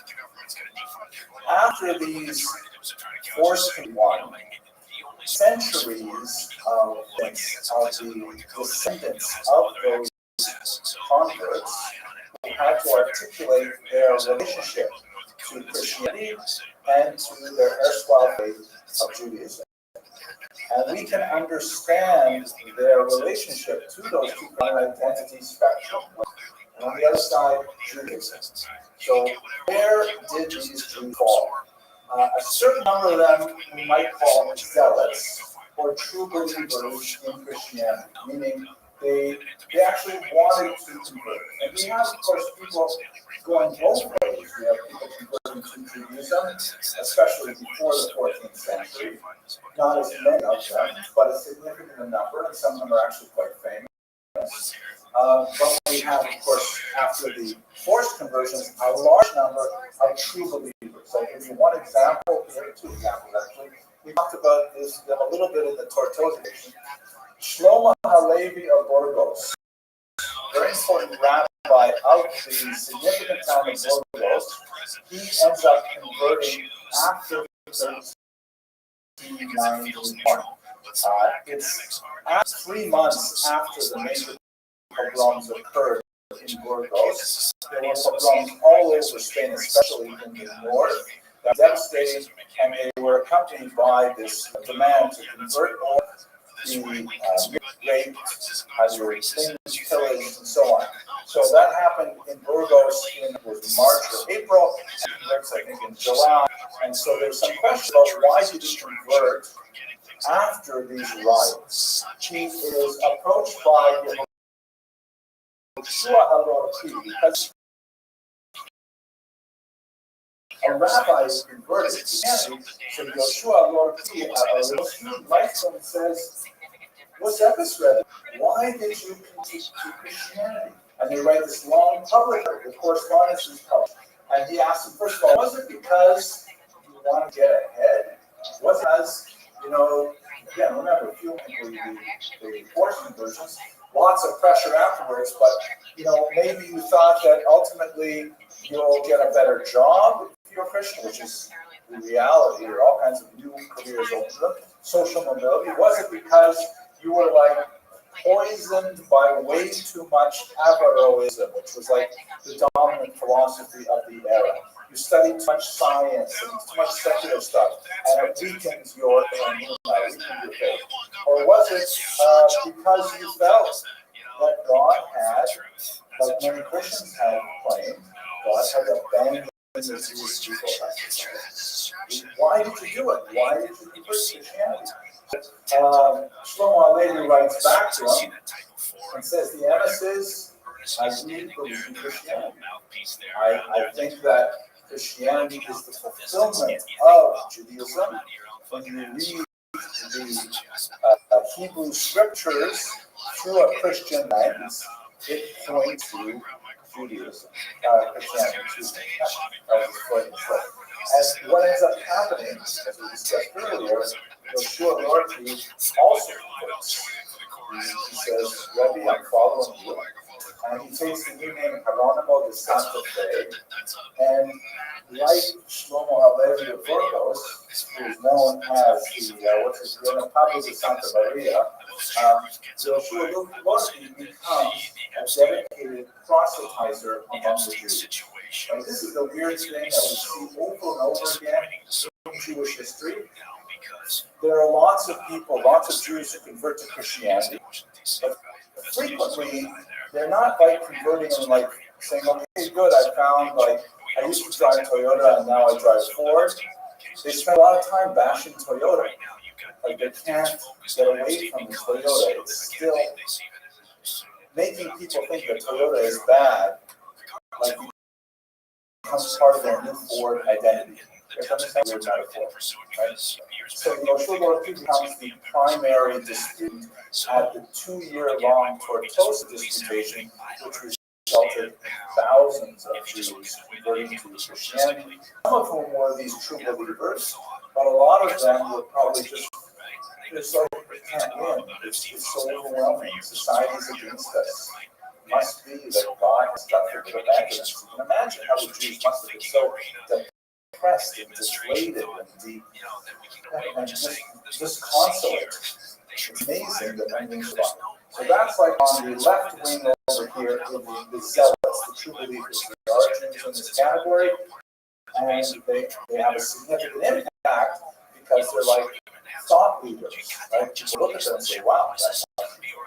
Then you have a lot of these cryptos become what we might call, and these terms are, by the way, from a book I forgot the title of the author, but I'm borrowing them from Crypto Judaism. I think it's called Secrecy of Deceit or something. Anyway, Christian reformers and neo-Protestants. These are probably, just imagine now, you're talking about, let's say, not particularly well-educated Jews who, everything was falling apart. They can go along with the false conversion force or whatever. And they, the truth is, we're still living in this town, pursuing the same option. Nothing's really going to change. It's just sort of, pretend we're Christians. And the fact is, we have lots of friends, and their religion is kind of weird in certain ways, but the truth is, if you just look at it in a certain rational way, then it can be acceptable. In the neo-Protestant sense, they felt that Christianity on the whole had some good ideas. It just had to be reformed a little bit. So they were kind of like skeptical Christians, still Christians, but like not hardcore believers like Yoshua Lorky. I'm not going to give you examples. Probably the majority of them, we don't really know. Once these people are converted, they tend to be lost to Jewish history. Probably the most of them were just what we call low-profile Christians. If you imagine, you have to remember, gentlemen, that you are, in terms of Jewish history, you are in the elite. You are the highest percentage of education in over our history. You imagine you guys are about 20, 21 years old right now, right? How many 21-year-olds in Jewish had the opportunity to sit and learn full time? You guys would have been working when you were like 13, 14. And the ultimate would have been given the privilege of actually studying Torah the way we do here in our college. It is an amazing thing. So you have to think that the vast majority of Jews don't know even a tiny percentage of how much you have learned. And you may not consider yourself to be devoted, but historically you know way more than most Jews. This gets into Jews and read the Torah, but I think that most Jews ended up becoming low proud Christians. Same sort of.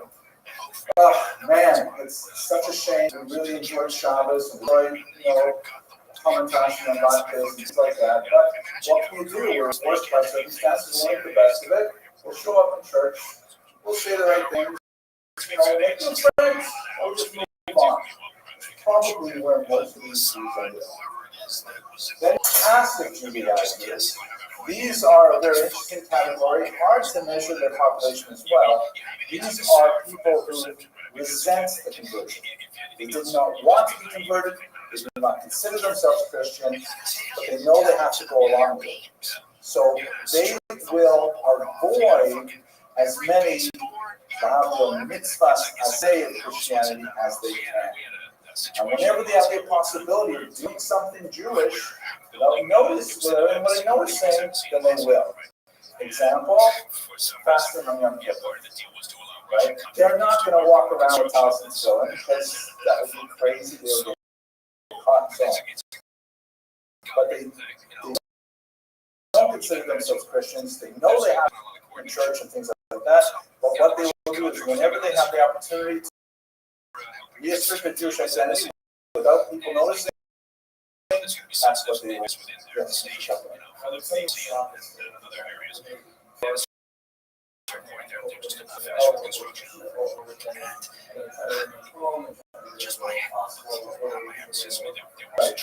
The thing is, over the course of the missions, it was depending on how intense the persecution was. But you're generally right. The passage of the age is we're going to try and limit the amount of Christian stuff that we have to do. We'll do what we need to do, but we're going to try and limit it.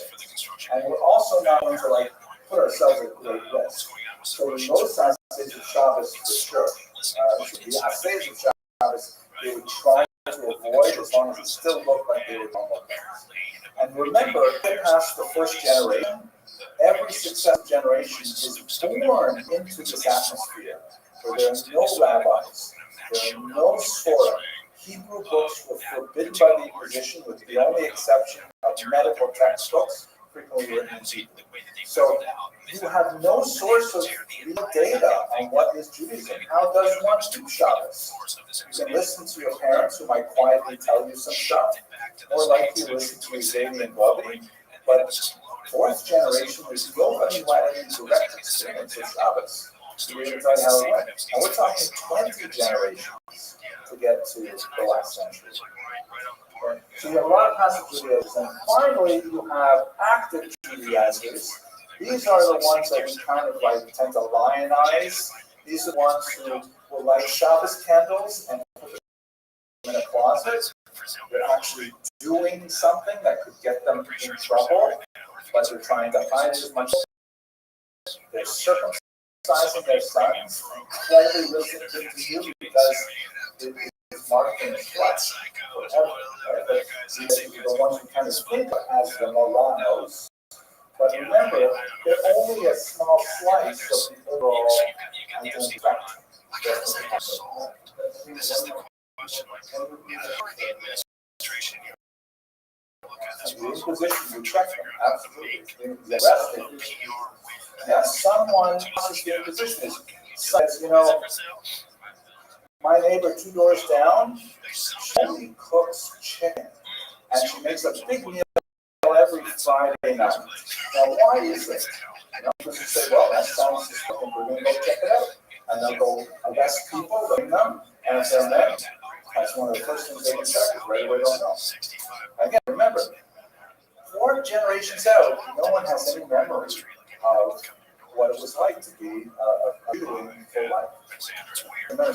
Now, one last thing. Now, this is kind of like a spectrum. But it's even with the spectrum, it's complicated. Like, for example, consider this individual. he wrote under the name Nase Ephod, right? The ephod, like the Kohen Gadol would wear.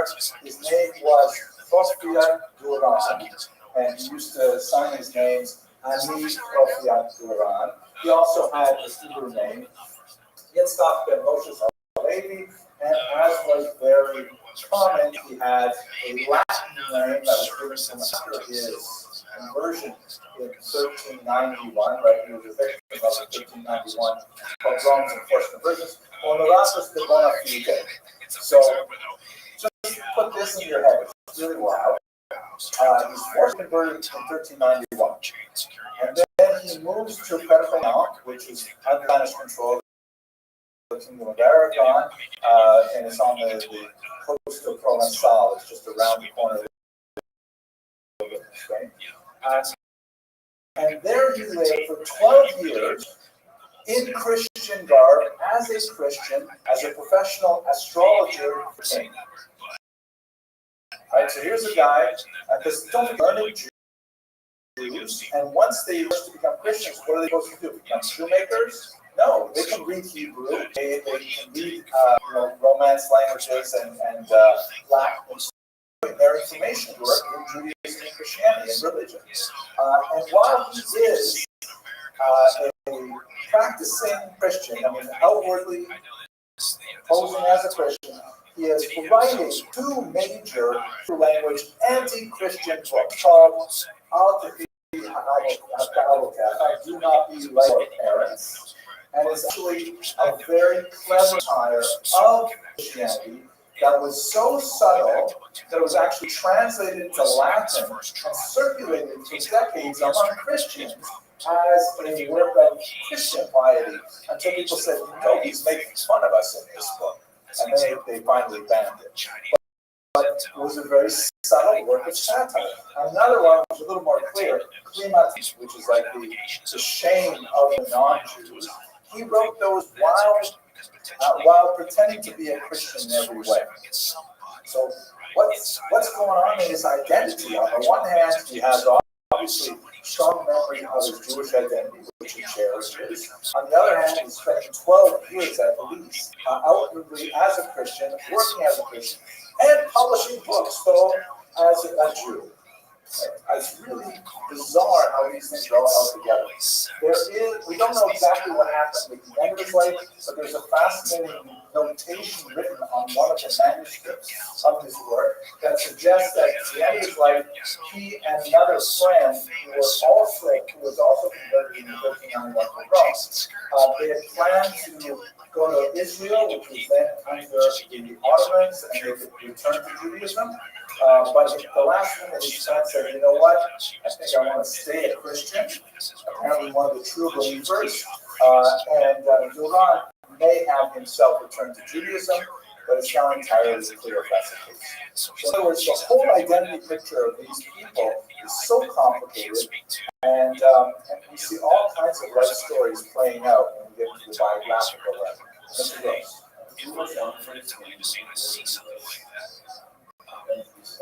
I might find that a bit. I would definitely go after somebody to see what's going on, just if for no other reason. Absolutely. Maybe it's an opportunity to, what's the easiest connection that's possible all the time? You're rich, powerful people. Absolutely. You're quite right, Mr. Gross. I mean, how do we get into the head of another person in our own times? That's difficult enough. How do you get ahead of someone who lived 500 years ago or 400 years ago?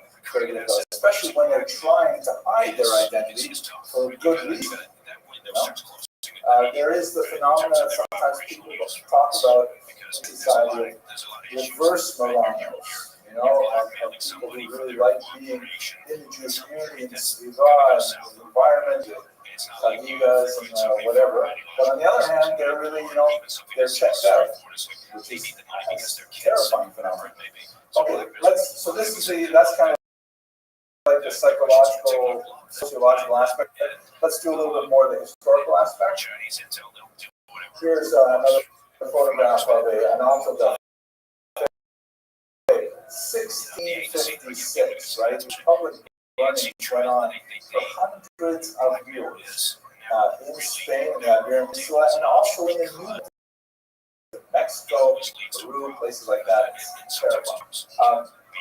Just remembering the demographics a little bit, we didn't talk about the pressures from France, but France expelled its Jews somewhat earlier, a major in 1306 that added demographic pressure. A lot of French crossed appearing into Spain this time, really swelling the population and exacerbated some of the existing tensions in Spain at that time. And so you have throughout the 14th century sporadic, it happened to be the 14th century was like a perfect storm of illness for the Jews. You had economic crisis, you had civil wars going on, and you had multiple attacks on Jewish communities, which culminated really in 1391 was the worst of them.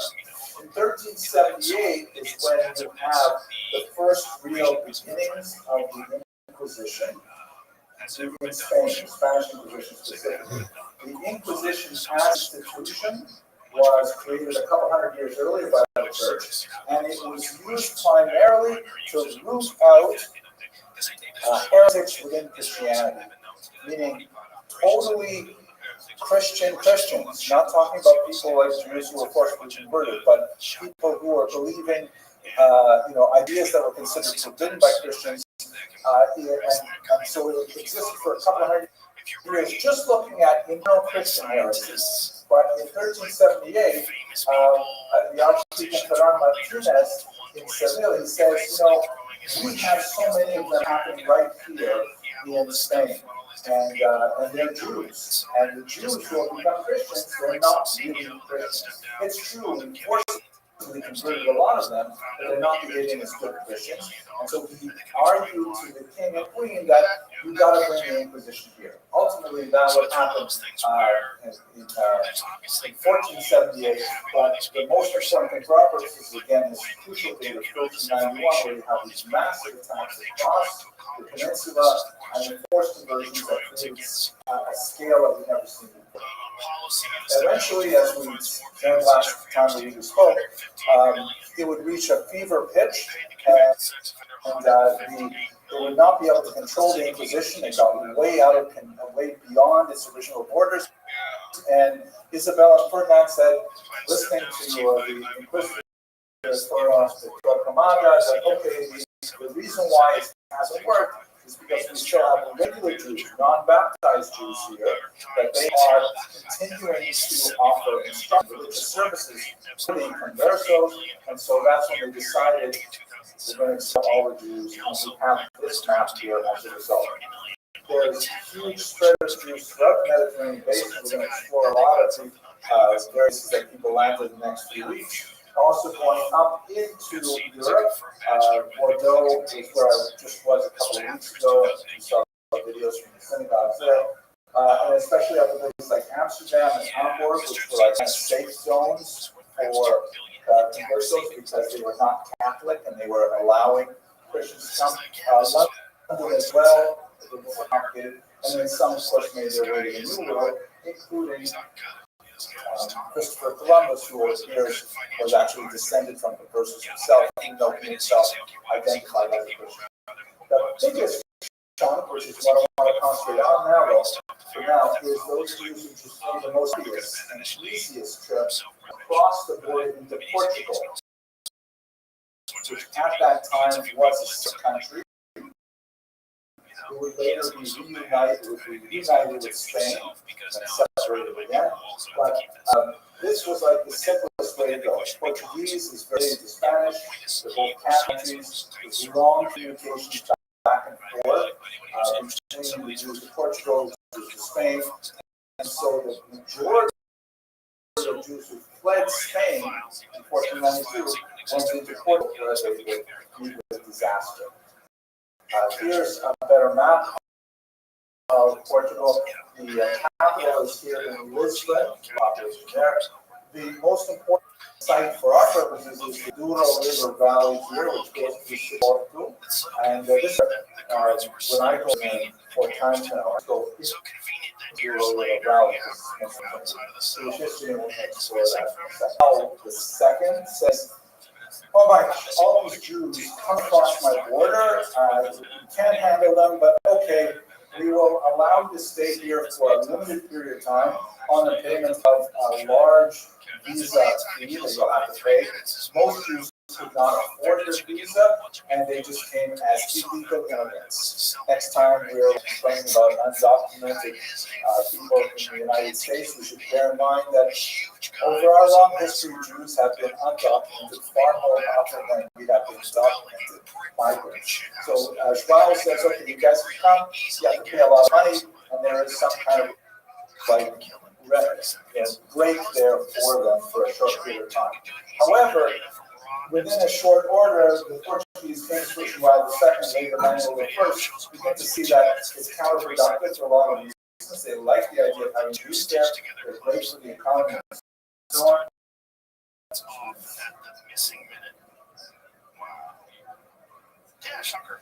But they have aspirations to rejoin with Spanish monarchs. Say there's no way we're joining with you in a dynastic deal. You guys still have Jews there. So they try different things, try to coerce the Jews to convert. One of the most notorious and awful of them was that they demanded Jewish children under age 14, if I remember correctly, are all converted, and they pull the children away from their, amazingly, some 750 of them down to the island of Sao Tome here off the coast of Africa, where according to contemporary reports they were all killed, apparently eaten by indigenous lizards who lived on the island. There's a lot of reasons to doubt the specific detail of how they died, but the idea of sending a whole boatload of children to this tiny little island they're hoping to colonize, it's not surprising that the tragedy would result. Ultimately, what happened under Manuel I, shown here, marrying the Infanta Isabella, I think she's the daughter of Isabella. Manuel I says, okay, everybody, all the Jews have to leave. He says this in 1496, the end of the year, and then he changes his mind and says, you know what? You guys are too valuable. Instead of everybody leaving, everybody is now forcibly converted. And so all the Jews of Portugal in early 1497 are forcibly baptized just like in 1391, and in one fell swoop, the entire peninsula is now Lugnaron, free of Jews. Manuel's thinking was he still wanted to take advantage of the economics of the Jews, and he promised them that they would not bring the Inquisition into Portugal. It would later be established in the 1530s, but the Jews in Portugal were an entirely different category, because these are Jews who elected not to convert. So right away they're self-selected, I want to keep my Jewish identity, I would rather flee than convert. So they already are in a more motivated category of population. And secondly, they had about 40 years prepared before the Inquisition set in. They had about 40 years to get ready that they may have to go underground. And so they have a very special kind of quality. The Spanish Jews who remained behind in Spain as conversos largely disappeared. We don't have communities of crypto Jews like we will in Belmonte in Portugal. We won't have those in Spain. They're gone. But in Portugal, you have a different quality, different silk of Jewish identity that manages to be perpetrated.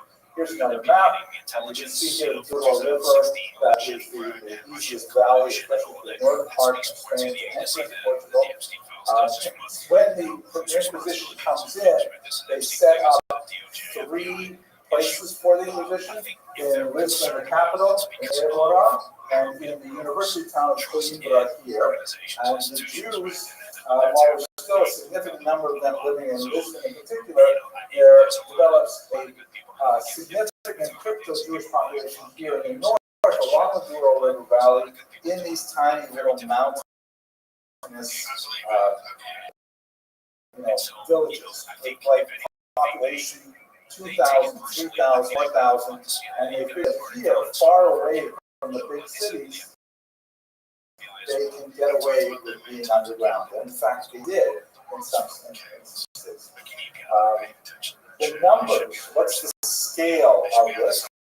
So it's hard to know exactly. Population of the entire peninsula in 1491, something like 79 million. If you include Portugal, 79 million is Spain. If you include Portugal, you got to add another 1 to 1.5 million people. The Jews constituted before the expulsion somewhere around 125 to 200,000. These are non-baptized Jews in Spain. And you have probably around the same number, maybe a little bit larger, who are already converted to Christianity. So that means half of every person that might be called, half of the population converted to Christianity with these regular Jews. At this time, before the expulsion, had about 20,000 Jews. Most, very few conversos, because they didn't have to convert before 1497. After the Jews were expelled in 1492, the numbers of people who chose to leave, again, we don't really know, but the guess is something like 100 to 160,000 Jews chose to leave. That is out of this big number here, 125 to 200,000. And about 50,000, which is maybe a half or a third of them, went to Portugal. Just to get looking at it from the other perspective, how many people were arrested by the Inquisition and put on trial over the next 3.5 centuries. Spain put almost 50,000 people on trial. 50,000 people on trial for being Jewish or for the practice of Judaism. Portugal, almost the same number, smaller proportion, 30,000. A lot to do, I think, with the nature of the Jews went over there. One more statistic. Colonies 4,000. That's the last one. I'm going to put to death. Yes, Mr. Rubin. The reality is that oftentimes this is somewhere in the middle, right there. There's a lot of conflating of issues here. So, nobody is questioning Republicans or Democrats. Nobody's It's the people who remain, because once they're expelled, unless they go to another Catholic kingdom, they're not going to be subject to these issues. It would happen, like for example, in Italy, in 1555, the Pope arrested about 100 Jews and burned 25 of them at the stake. So that was like, another 60 years later. Amazing. Okay, so let's look at what did these crypto Jews actually do? What were their practices and beliefs? You recognize the picture. This is a San Benito kind of church. Oh, I actually saw some really cool pictures. There are only very few actual San Benitos left. There's very few museums kept and things like that. But I have to bring you the photographs to see what they look like in color.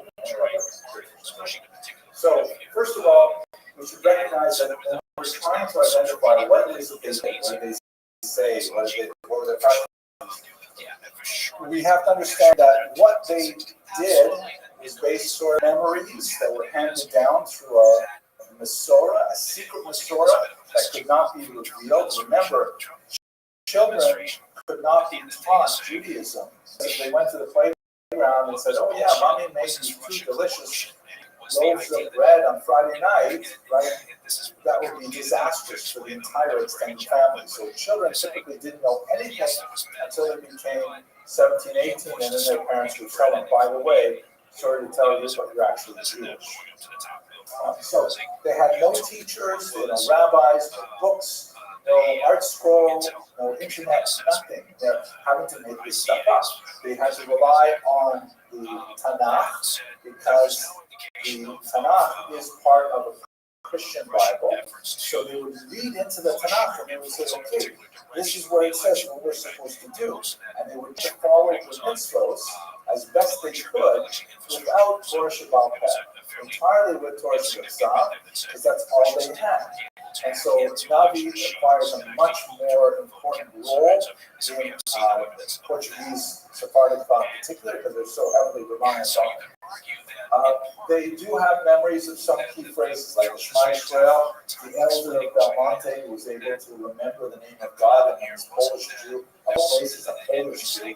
When he was able to say the name of God, she was able to recognize it, but typically just like a person. And in fact, in their prayers, they're almost always recorded in the vernacular, meaning in Portuguese or in Spanish, and very rarely would they have a Hebrew phrase or two. Lots of observances feel a mission. Like, so for example, the fast of Esther was very well observed. And if I remember correctly, it was observed for longer than one day. Because Esther says she fasted for 3 days, doesn't it? Yeah, I think so. So there were some of these crypto Jews who would fast for 3 days. Because this is what they're reading in the text. We didn't have any rabbis say we fast for 1 day. So Esther, by the way, was an incredible hero to Jews because they read her story in their life, right? They were like also hiding their identities, also pretending to be someone they weren't. Also, worried about this guy. Lost fascinating gender differences, and this is where by the women's role in preserving Judaism is so overwhelmingly obvious. For men, we mentioned already circumcision was an especially dangerous thing to do, so that was typically omitted. Boys were not circumcised at all. We know from Inquisition trials, however, that one of the practices of women, which I'm going to think about, when they were sons and they could not circumcise them, it was a custom for them to incise a round star on their, I think it's called a deltoid, right? They would incise a round star here as a reminder that as soon as they have the opportunity, they live in a safe place, they are to circumcise their sons. It's as if these crypto-Jewish women would circumcise themselves symbolically because they couldn't do it to their own sons. Amazing women were the ones who tended to preserve a lot of the traditions. So the Monte elder was a woman. They were considered the ones who were like focused on and keeping the Torah. And so a lot of the crypto-Judaism that we see is based around things that would happen in the home associated with women, less so than public study, things like that. Okay, right. And also, because they're really influenced by their environment, there's a nice amount of emphasis on trying to figure out what exactly is Jewish belief. What do we have to believe in to be Jews? Less about what we have to do to be Jews, what's our behavior, more about memorizing our beliefs. And one of the things people are talking about in the testimonials, especially, there's a whole book on this written by Mary Bowman, is the law of Moses. Whatever Moses said, that was a law. Tremendous emphasis on this because that's all they had access to. The Inquisition has, this is a 6th century depiction of a secret Passover, which is then broken into by the inquisitorial police, people are fainting and stuff like that. I'm not sure this is better. There's not a lot. So, how do we know what crypto-Judaism was? They didn't write books, right? They're not recording it because it's totally dangerous. You know what? Largely from the Inquisitional trials, because the Inquisition was like super paranoid on catching last crypto-Jews, and they put them on trial, forced confessions out of them, put their confessions transcripts, and we have them over Europe, but especially in Portugal. So I don't even know where Jews would. It's hard to really tell the truth. They may have things out, and so on, but we have several corroborators. We also have interesting denunciations, meaning people would write out others, complain about what they saw people doing that was actually Jewish. That forms part of the trial record as well. And there's a lot of bizarre things. Like there are actually a colleague of mine recently wrote a crypto-Jewish cookbook. What is a crypto-Jewish cookbook? What does that look like? imagine? I've actually tasted some of this, not so bad.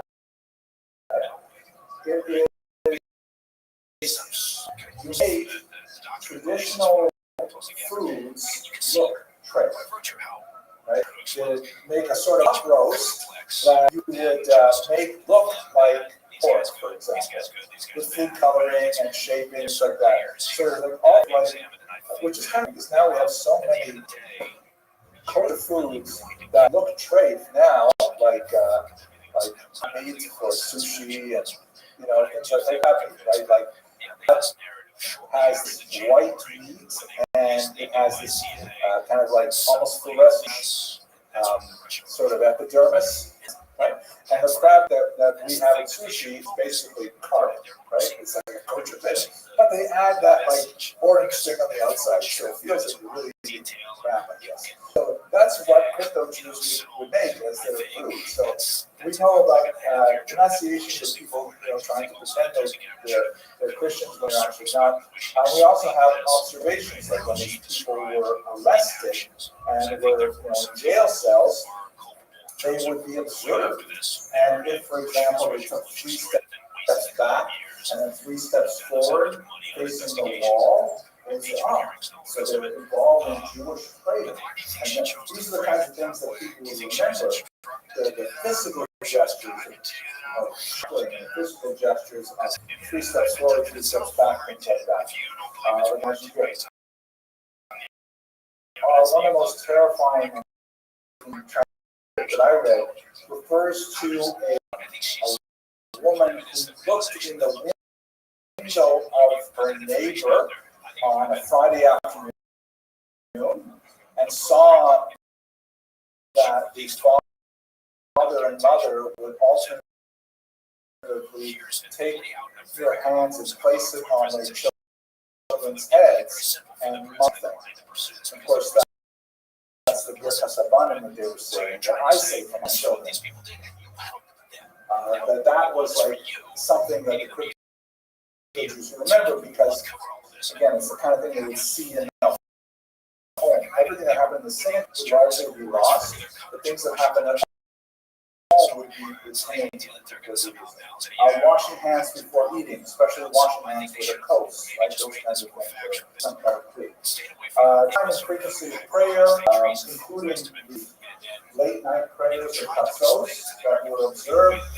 These are the kinds of things that we know what their prayers would seem kind of crappy. And then ultimately, shortened variety prayers were begun. Think of Modeh things like the first recipe of Shema, the things that people would be handed down to their children, they would memorize, would not know how to do that. They were all raised in the Hebrew was gone. Maybe a few Hebrew words or phrases in Portuguese or in Spanish. So here is from Samuel Schwartz, amazing book. He's the guy who found those Jews in 1917, and in 1920 he published a book that includes about 50 pages of the crypto Jewish prayers that the Jews have done. And they're like actually amazing. And some of them, like here, I'll read you one that says, when you enter into the prayer place, okay, is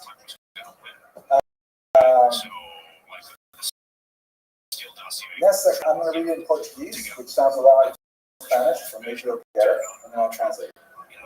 Nesta casa endo now adoro nem ao nem a pedra. Só a Deus que em tudo governa. So it's a rough translation. Into this house I enter, not to adore neither the Father nor the Son, only God who governs all.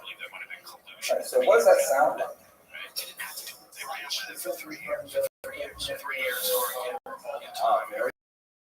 Very good. Yeah, absolutely. And again, this is kind of what you're alluding to, because you guys are saying the Holy Ghost, right? So Father said, forget about it, but there's sort of confusing the Holy Ghost. So are there, and also they echo are real concepts in the walk of the soul, right? Like, well, is that something like that. I don't actually say it. Some of them, though, are just so beautiful. I'm just going to do a short one here that really speaks to their creativity and in a very gorgeous way. Here we go. Tell me what you think this is. Yala ven abella aurora, yala ven o del dia, yala ven o tissimo Señor, como sua Santa Alegre. Translation. Here comes the beautiful dawn. Here comes the heat of the day. Here High Lord with his holy happiness. What the hell was going on? What's that? Served out at all times, right? When is it said? Here comes the beautiful dawn. Here comes the heat.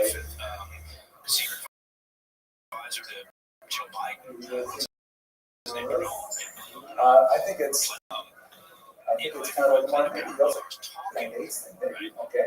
This phrase here, Señor, right? The Most High God. There's a Yiddish word for this. There's English there. Altíssimo Señor, Portuguese phrase for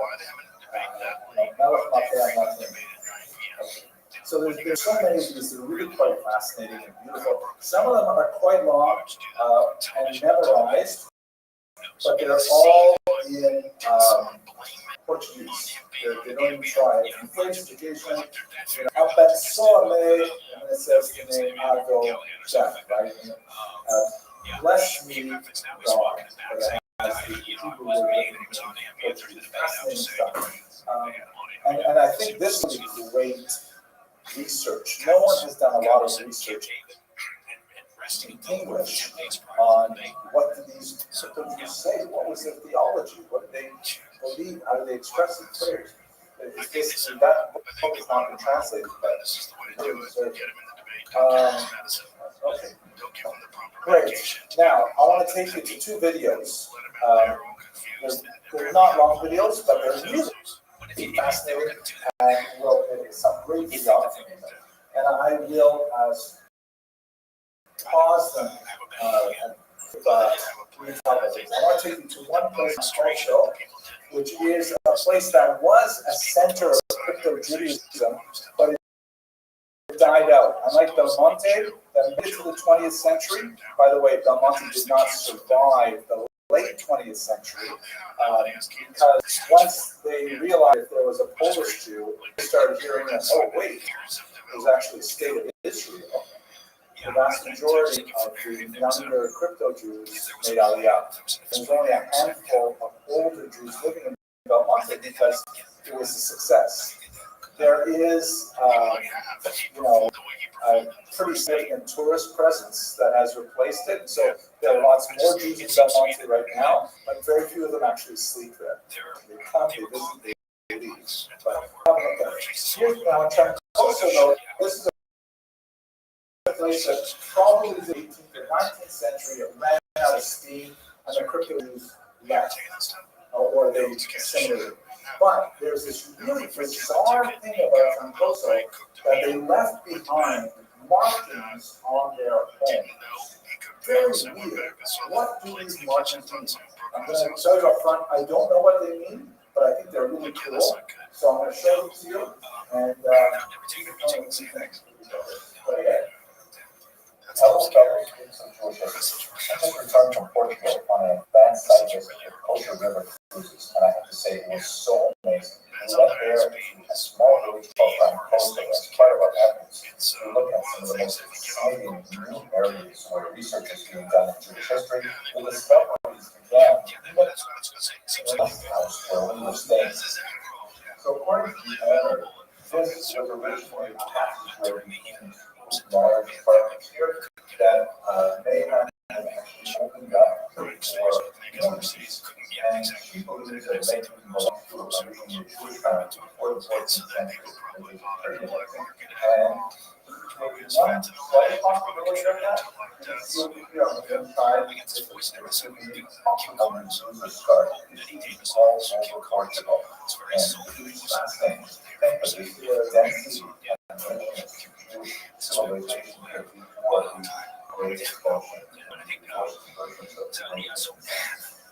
Judaism was not practiced openly in Francoso for the last 500 years as a result of the Portuguese Inquisition. And when we look at the archaeological remains of the town, there's a lot of sites that appear to have Jewish influences, but again, very hard to really say for sure.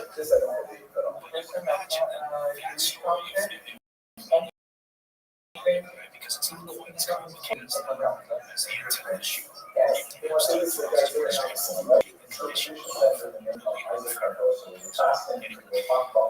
It's just a thought. It's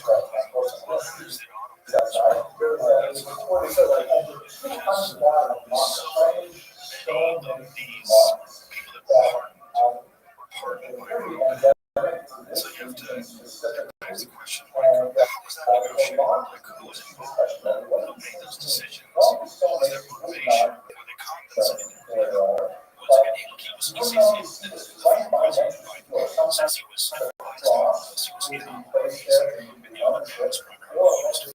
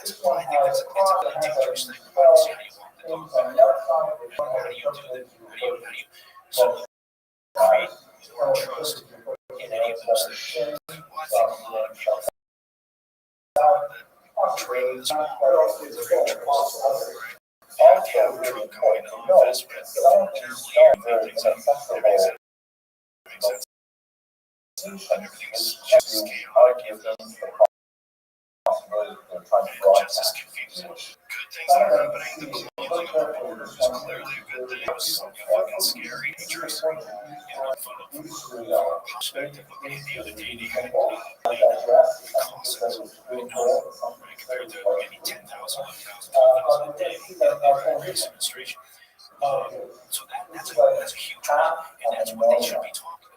And they should be talking about trade deals. Right? You have a good trade deal with Japan, you have a good trade deal with Indonesia, you have a good trade deal with Vietnam, you have a side with the UK, they're getting ready for the European Union.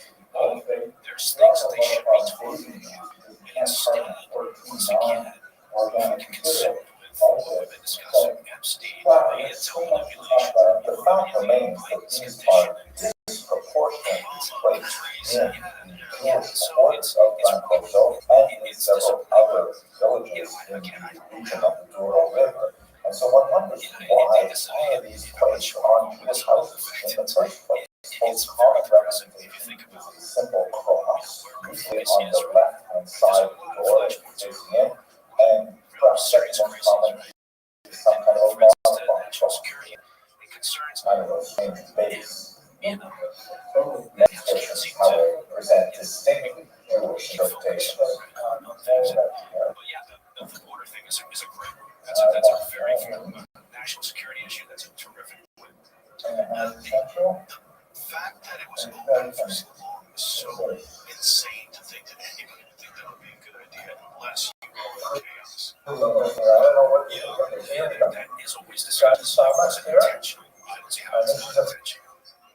Because we can see now after 6 months of the second Trump administration, you can't fix the problem. It's going to fix it. They couldn't, they chose not to. So, clearly there's a lot of people in the town on either party. I was especially fascinated to see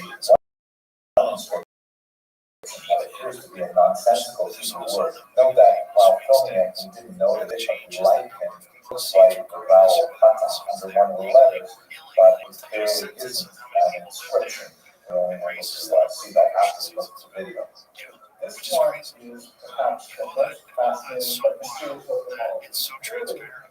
It looks very simply like a ray, a dove, with the clue another ray completely dug into it. By the way, they come around to this is some of the very same. This thing you can almost a full fingernail length thin. Another dove here. It should be legal. You should know who's coming to court. You should have security. You can't pay for everyone. So open up your borders and come on in, and we're going to provide you with Not at all. Some have thought that maybe sometimes strange probabilistic hotspot everything's going to be free. take away the office, take it backwards. That's what he said. He said, if you're wondering how I'm going to pay for this, I'm going to tax the rich. Right? You think like, how? Stop. You know, you've been going way back to progressive and talking that way for years, feeding the same bullshit lines to the sheep. Just now, Mom Donnie's just talking to him in general. This was far from someone who's trying to remote the country of Ramadan, or let him in for thought, and not really know You see the way older rich people the that back are of so corrupt, they don't care, they're all capitalist monsters, all they care about is money. I don't have any money. Let them take the money away from the rich people and give it to the poor people. Everything will be fine. Yeah. And it's not my fault. Yeah. You know, I get it. If you're young, you probably look at your parents and your parents and then, okay, so, well, okay, they can, you know, maybe I'm not going to be able to, young folks out there buy a house. I'm not going to pay for my house. You know, I'm trying to get school loans, which of course they took out. So I get the frustration. So I think, you know, Donnie's doing again what loans, like socialist guys in the past have done. He's speaking to the masses and he's using all these platitudes.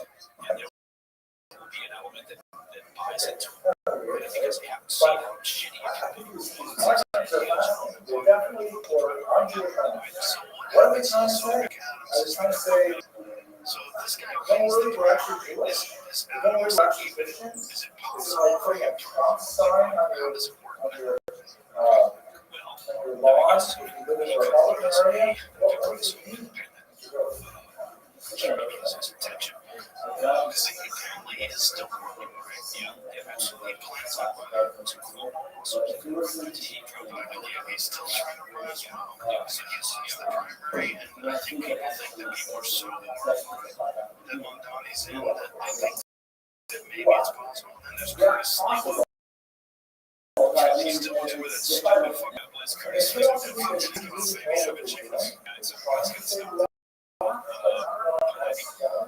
There's a good chance that if Eric ran as a and if Grant dropped out, I think if they split the vote, but they're going to have to, the Democrats, you know, white seem to have sort of conservative done. Because that's not the message they want to send at that time. They see shift in America. It's also possibly not even Hebrew. Maybe it's 1717. Number.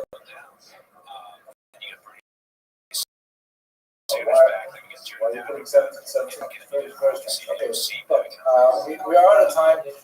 I just want to show you one thing. I'm not going to show you the whole video because it was have one. I want to show you one thing on Belmonte and this is video I made for a fundraiser and so on. This is one more amazing. This is Belmonte. We're watching hard. That sounds of course discovered the news there.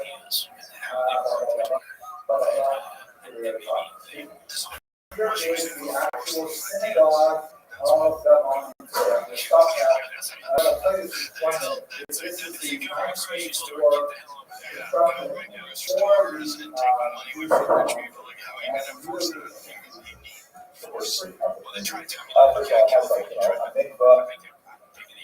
of course, it has a beautiful olive standing on either side, but this is the aspect of the synagogue architecture that I find most fascinating. Have a look at this. There, the eternal light, which in most synagogues is designed as the tradition of the purchase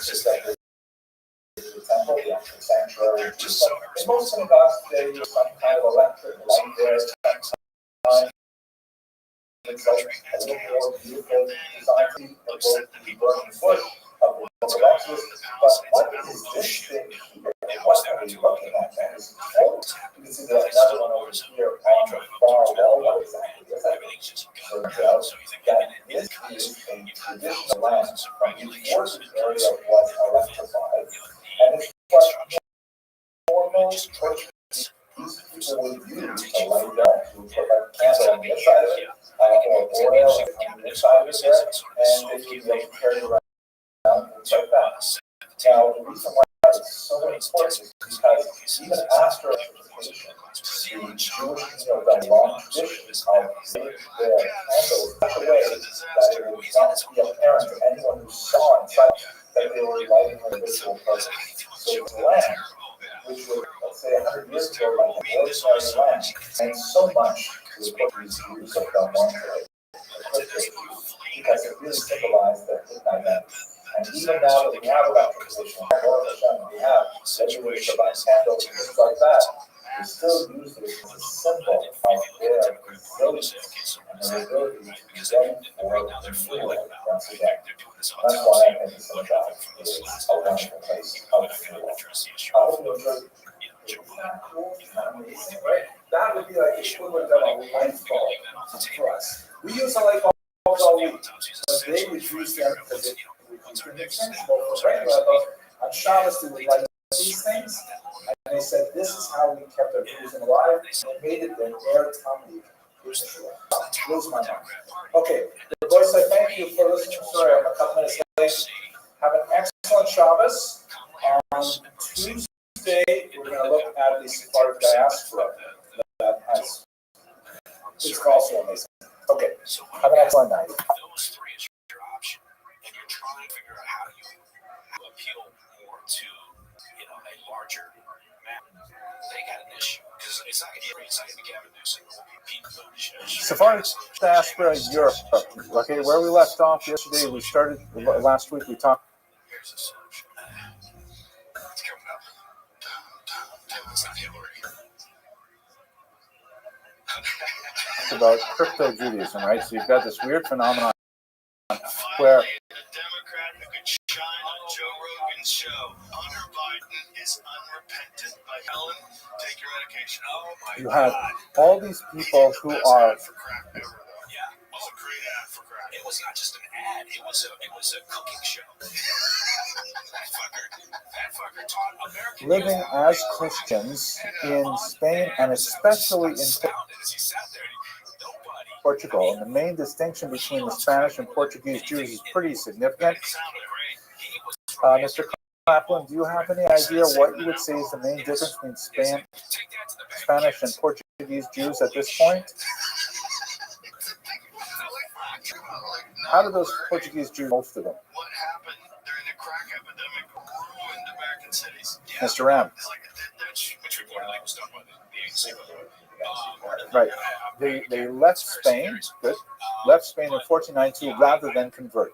Right. There were a lot of Spanish Jews who either forcibly converted a century before or said, you know what, it's just too much of a hassle to actually leave. We've got our money here, we've got our family here. I'm not minimizing that choice. It's really awful. But you have somewhere around 100,000. It's hard to know exactly, fled to Portugal. And then 5 years later, what happens to them in Portugal? What do you think, Mr. Lipschitz? Nope. Forced to convert. That's right. They didn't get a choice.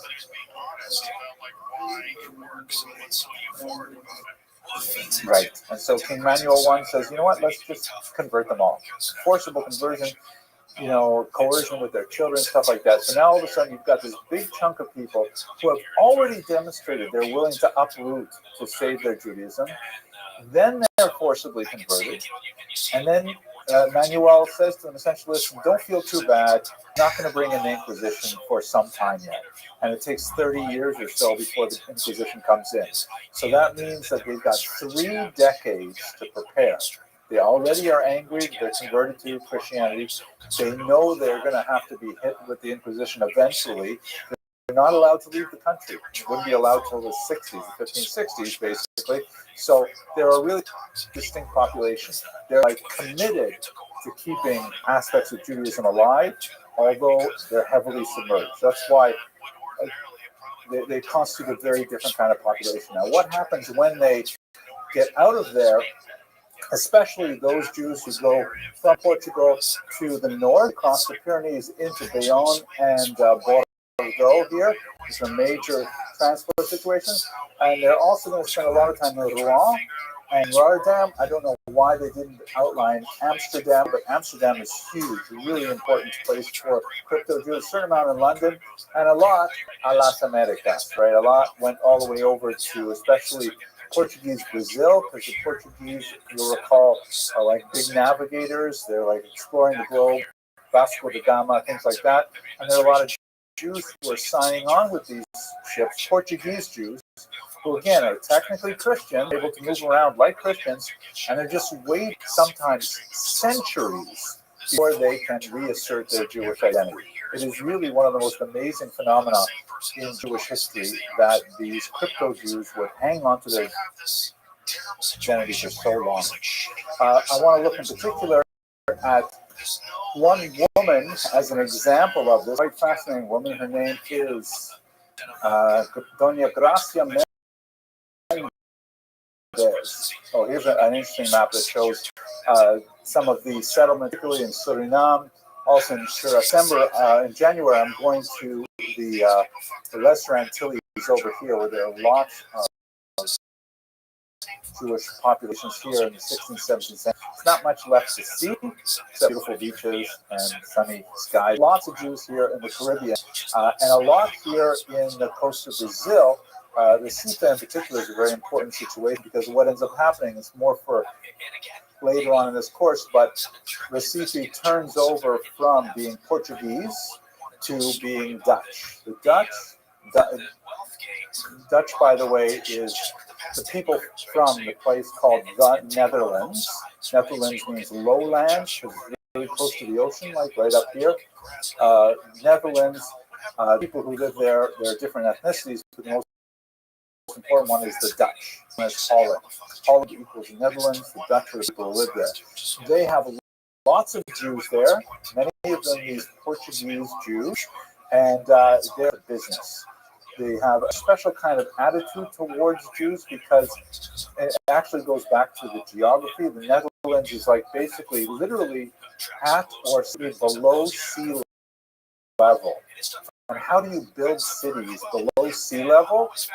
What you do is you have to, like, everybody has to cooperate and build these massive canals and dikes. Dikes are like big, like. And if people are lazy and don't community, then the dikes fail, the cities flood. So they build a kind of society where they say, look, we don't care what you want to do. We don't even care what you want to do in your private home. Just make sure you keep the dikes going like everybody else. And that's great for Jews, because Jews are saying, we will absolutely help you build these dikes and these canals as long as you leave us alone in our synagogue. So in the 1600s, they're really settling in Amsterdam. They're coming as Portuguese Jews because they're technically Christians allowed to move there. And they're quietly in synagogues and quietly in people's homes and stuff like that. And they're also huge businessmen, because it goes from that culture of everybody just cooperate with business and you'll be okay.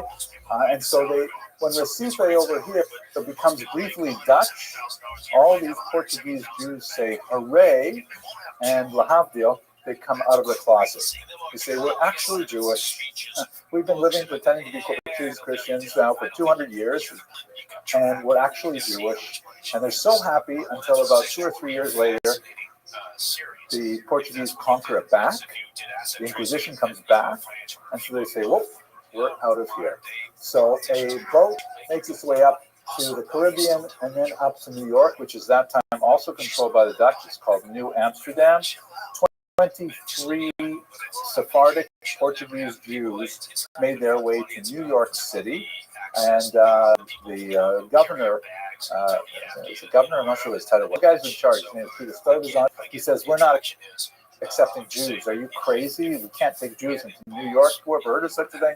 But his bosses in Amsterdam say, no, let those Jews in, and that's how we got here through this particular route.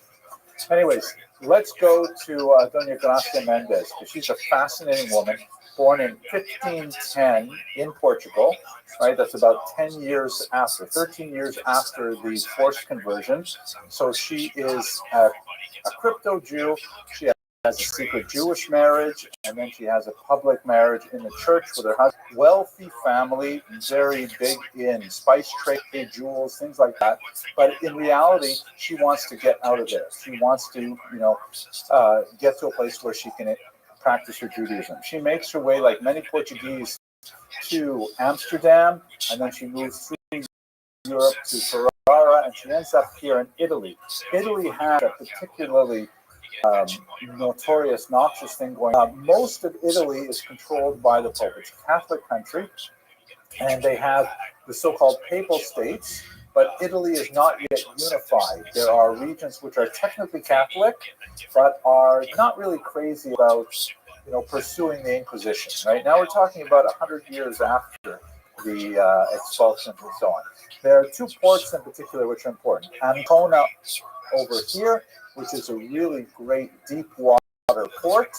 You can see this nice picture of it. And Pesaro, just a little bit further to the north, quite as nice. Not quite as nice, although the picture is nice. Not quite as deep, but nevertheless hopeful. The reason why they're important for our story is because Pesaro is not under the papal states, it's not under the Pope's command. And why is the Pope important? So the Pope, up until 1546, is a guy named Pope Paul III.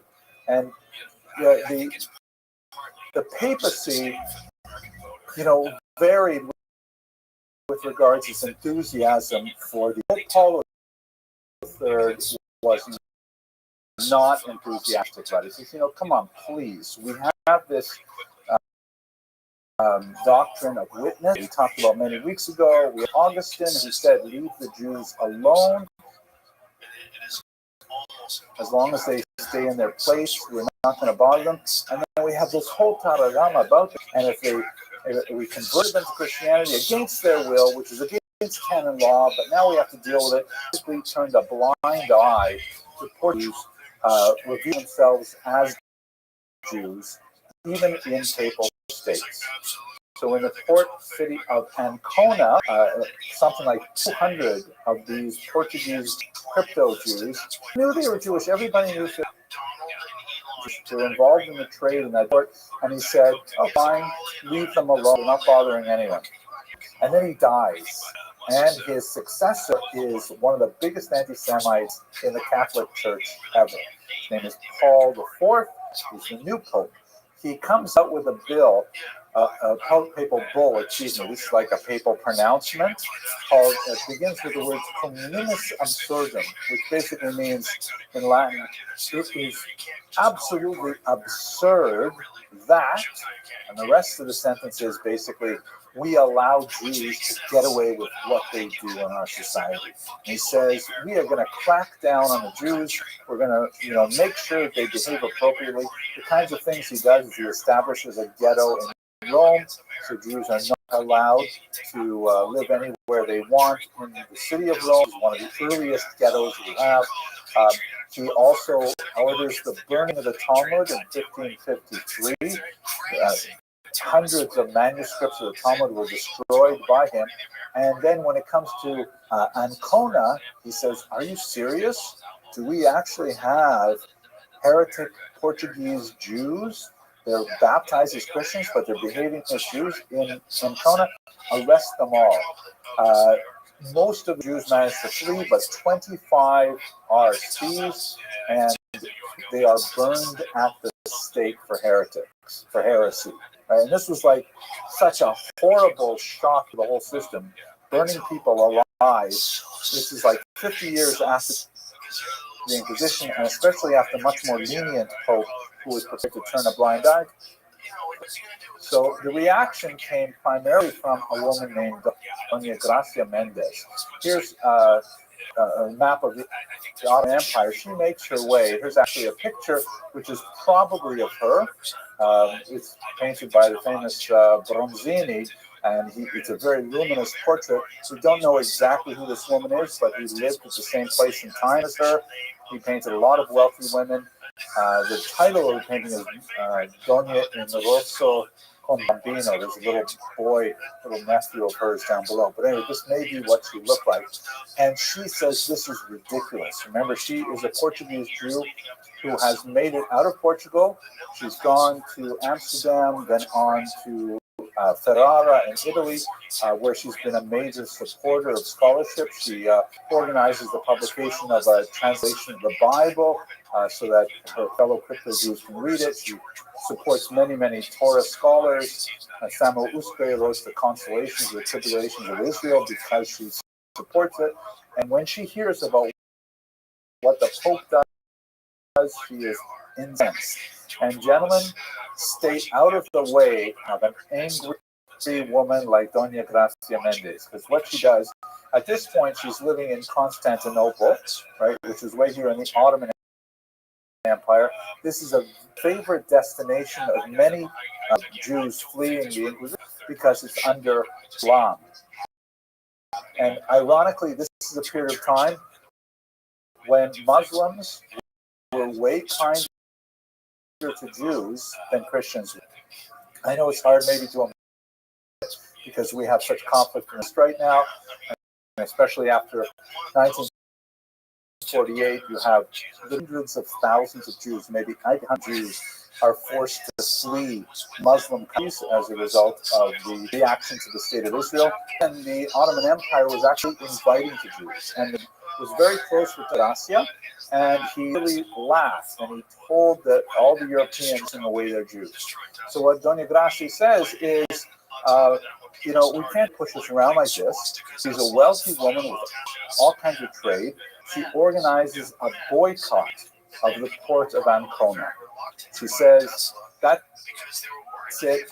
No more Jews are allowed to facilitate trade in the port of Ancona. Remember that beautiful deep water port on the Adriatic Sea? She says that's it. And she shuts it down. She essentially split the Pope, saying, you're going to do this to my people? I am going to shut down your major port and bring everything to a standstill. And it was actually quite successful. She managed to get all kinds of Jews to back her. They would not send ships there. They would not do business through it. They wouldn't do any import-export. The only problem is that what is the one force that a powerful man like Dona Gracia Mendes has to back down to? You know? Another powerful woman like this. And it's so ironic that they lived at the same time. I don't think I have a picture of her. I don't think a picture of her exists. This is, by the way, not her niece. For a long time, it was believed this medallion was done. So maybe she looked a little bit like this. But a woman named Benvenida Abravanel, who was a niece of Yitzchak Abravanel, a Barbanel. She was also a very wealthy woman, but she was Spanish. And here you have to remember, right? The Spanish Jews were those Sephardic Jews who went into exile rather than convert, like Don Yitzchak Barbanel and so on. And they tended to have a different attitude towards themselves. After all, they never succumbed to the pressure of the Inquisition. They said, okay, that's it, we'll flee. We'll give up everything and we'll flee. The Portuguese Jews, they initially fled, but then they were converted, and so they had the advantages of being technically Christian, and only when they finally got to a safer place did they eventually adopt their Jewish identity, or not at all. But the ones that we're following did. So Benvenida Abravanel said, Dona Gracia, I love you.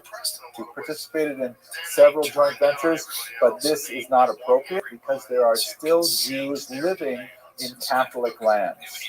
And if you force the Pope to give in and you shut down the port of Ancona, then he will take revenge on the Jews living in other Catholic lands. And so she proposed a counter boycott to shut down Doña Gracia's boycott. And after a couple of years, the whole thing fell apart. But I think this is an amazing story that illustrates kind of like the unusual power of these two women in the middle of the 16th century and their willingness to go toe-to-toe over international politics. You don't see this happening too often. I mean, these are the golden years of the 16th century. Okay, I forgot to use all of these things here. Right here is Benjamin up here. This is not actually her. This is another Bronzini. This is one of her students, but I happen to like it, so I included it there. Right. Okay, and we talked about all this stuff. Right. Okay, so now I'm going to move on to Uriel da Costa, another scary story. But questions? Yes, Mr. Gross.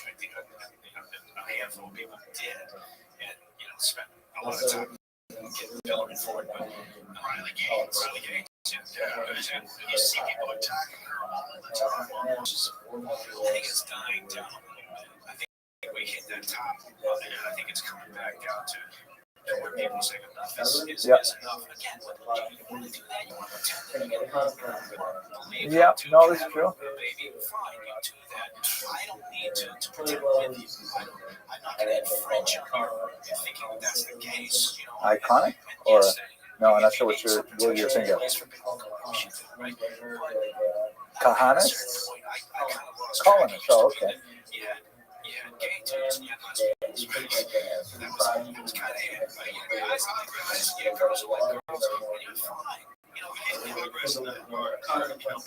Yeah, I think that it's fair to put it that way. I wouldn't characterize Doña Gracia as not being rational, though. I think she was rational and said that the only way to deal with this is with a forcible boycott. And Benvenia Abravana, who incidentally stood to lose a lot of money herself if Ancona was boycotted, she said, wait, what do you think about these other consequences as well? So I think they both have interests, they both have reasons for their position. But good observation. Anything else? Should we go on? And then talk to, this is somebody I think about frequently. I think about him especially Yom Kippur. Uriel da Costa. Anyone hear this name? Sad story. Get ready. This is really sad. So Uriel da Costa, also Portuguese Jew, born in Porto, 1585, right? So now we're moving a little further into the century. Like most Jews his age, he was not told that he was Jewish. Right? So we discussed how a crypto Jew, you don't kid. They're crypto Jewish kids because they'll be playing, and they'll be saying, "Oh, my mother baked challah on Friday night for Shabbos," and they'll say, "What?" And they'll go back home, tell their parents, and they'll tell them the Inquisition, and could be a horrible thing. So he actually became your age. He actually was told by his mother, "You're actually Jewish." He was religiously inclined. He went to the University of Coimbra. He studied theology. He actually got a degree in theology, in Christian theology. And when his mother said to him, guess what, Uriel, I forget his actual Portuguese name, "You're actually Jewish," he said, "I knew it. I always felt different. I always felt, he said, I'm reading the Hebrew Bible, and I always identified with, Abraham and Yitzchak and Yaakov, and I didn't feel the same things about, the New Testament. I studied it because I had to, but, he's just so excited." And she says to him, "And guess what? We're moving to Amsterdam." And he's like, "Wow, I'm going to be able to finally," he's like the ultimate boss. He becomes totally engrossed in becoming as Jewish as he can, as fast as he can. He was about your age when he first moved there. Goes to Amsterdam, and he gets in an incredible amount of trouble because he's probably suffering from some kind of mental illness. Maybe his identity issues were related, they contributed to his mental problems. But when he gets to Amsterdam, he is extremely unwilling to forgive Jews being regular people. So In other words, he's the kind of Baal Tshuva. I don't know if you know too many Baal Tshuva, but they're the kind of people who say to you, did you actually bench? I can't believe you benched. Did you say every word in the bencher? Because you went so fast. Or they'll say to you, excuse me, isn't that Lashon Hara? Aren't you are you allowed to say that? And they're saying you're not holding the lulav right. And they're like super, they're farbrent. They want to do it just right. And he got into a credible amount of trouble because he kept on criticizing the community from within. Serious criticism, including writing books like this, Examination of Pharisaic Traditions. In which he said, I don't think the rabbis are doing the right thing here. He was like, ideally, he wanted Judaism he wanted all Jews, actual real human being Jews, to be like the Avos and the Imaos, and the distance between what he had imagined and what he was experiencing in Amsterdam was just too much for him to bear. He was put into the cherem twice, right? And this is a tool that they used quite often in Amsterdam. Cherem was one of the few that the Jewish community had to try and make sure everyone behaved. I told you about Amsterdam earlier, right?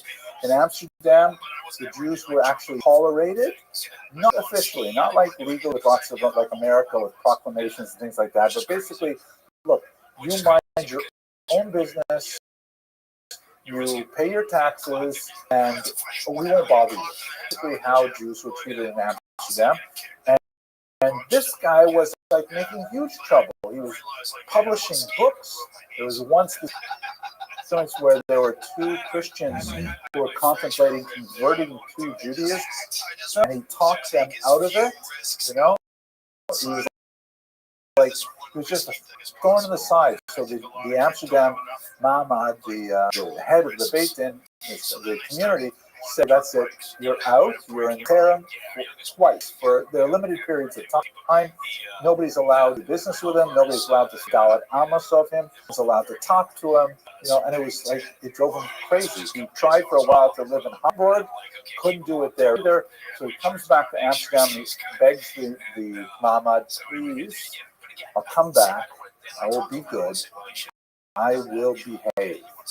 As he put it in his writings later, I will be an ape among apes. Meaning, this is the only shul in town, and everything's monastery. But I have to daven something. I need a minion, so I'm going to daven here. It's kind of a condescending thing. We can address the situation. So the Mamad, they come back to him and say, listen, you've already made so much trouble for us. You could bring trouble down for the whole community because of the way you're behaving. So what we're going to demand of you is that you, I think I have another picture I'm going to show you even better. This is a powerful Parisi Godly. What we're going to ask you, if you want to come back, we're going to assemble the entire community of Amsterdam, Jewish community of Amsterdam, in the synagogue. You are going to stand on the bima, you're going to take off your shirt and receive 39 lashes, right? And public flogging, like for real flogging, was actually a tool, like flogging with this was symbolic flogging, like with a very thin sort of shoelace type of thing, but it's definitely humiliating to stand in front of the entire Tehillah and be flogged.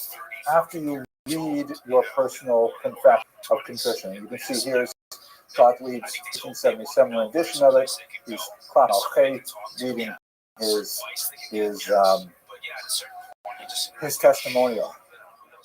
And then at the end of it, lie down on the threshold of the synagogue, and every single member of the Tehillah will walk over your prone form. Like total humiliation. Because this is the third time. He's already been put into harem twice. And he said, if we're going to take you back, this is what you have to do. But he doesn't. He goes through the whole thing, and he goes home, takes out a pen and paper, writes a 12-page suicide note, and then shoots himself with a pistol. The actual letter that he wrote was later published. I think I have a picture of it here, right? He wrote in Latin, Exemplar Humanae Vitae, the example of a human life. He goes through the whole story of his experiences, first as a Catholic in Portugal and not feeling at home, and then finally discovering he was Jewish, and trying to live with Jews in Amsterdam, and then not living up to it, and then finally he became more, and that's how he takes his own life, mathematics life.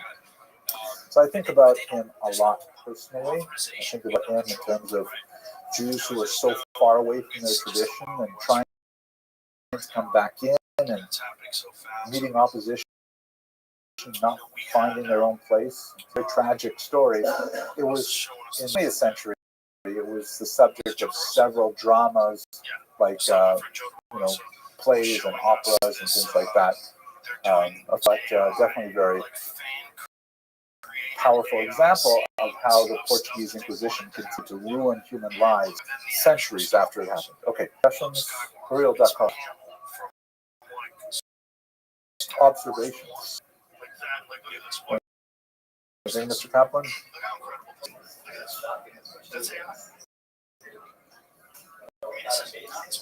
No, they had a based in. Yeah, based in Oregon. Yeah, and it was done. We're talking about now the 17th century, but earlier medieval periods, you definitely had flogging as a tool to coerce Jews to behave appropriately. Mr. Lipschitz? This is a massive issue for them. They're seeing full scripts out there written. Yeah, and actually Spartan were known, particularly in certain parts of Spain, for even on dramatic occasions using extrajudicial executions for someone who's a Moser. Anyways, sad story. Now, it relates to another guy, very important guy who's much more well-known, Baruch Spinoza. This is a painting by Shmuel Hirschenberg. Uriel Acosta, who's shown here, like in the black, with sort of claw-like hands, and a very moody and depressed kind of individual. And on his lap is Baruch Spinoza. And in fact, they lived in Amsterdam at the same time. This is age difference. He may have even known the boy, Baruch Spinoza, at the time. And you can see that whereas Acosta is dark and brooding and like, self-absorbed in a negative way, Spinoza is just like chill, relaxed. He's got these, blonde curls. He's got bright colors. He's just sort of languidly putting his hand on top of a book, looking at it sideways. He's not the same kind of personality at all, but in many ways he had a parallel experience. What is the story of Baruch Spinoza? Here's his years, 1632 to 1677. He died very young. He was a lens grinder, and he most likely died from inhaling glass dust every day on a job for so long. But he was a very important thinker who actually shaped much of Western philosophy. As here is the decree of the Mahmad, of the Jewish community in Portugal, that specifically put a horrible curse on Baruch Spinoza. I wonder if I have the text of it here. I don't think I do, but the text of it is just awful. And it's the same kind of thing. Baruch Spinoza, born in Amsterdam, also of Portuguese Jewish descent, he begins to question the notion, among other things, that the Bible is written by God. The Bible is the Word of God, literally. This is pretty central, of course, to Jewish theology, additional Jewish theology. And he says, no, it's essentially a constructed document with multiple authors. This is going to be basically standard fare for 19th century biblical criticism. But in the 17th century, it was like shockingly heretical for Christians, let alone. And the leadership of the Portuguese Jewish movement says, would you shut up already? Would you stop talking about these things? And he's like not bothered by it at all. So they put him in a very serious harem. And he basically, unlike Uriel da Costa, wanted to be part of the community and was willing to come back and literally abase himself before the community. Spinoza was kind of like, okay, so that's what you're doing, and he just keeps going. This picture, I think, captures that, also by Hirschman.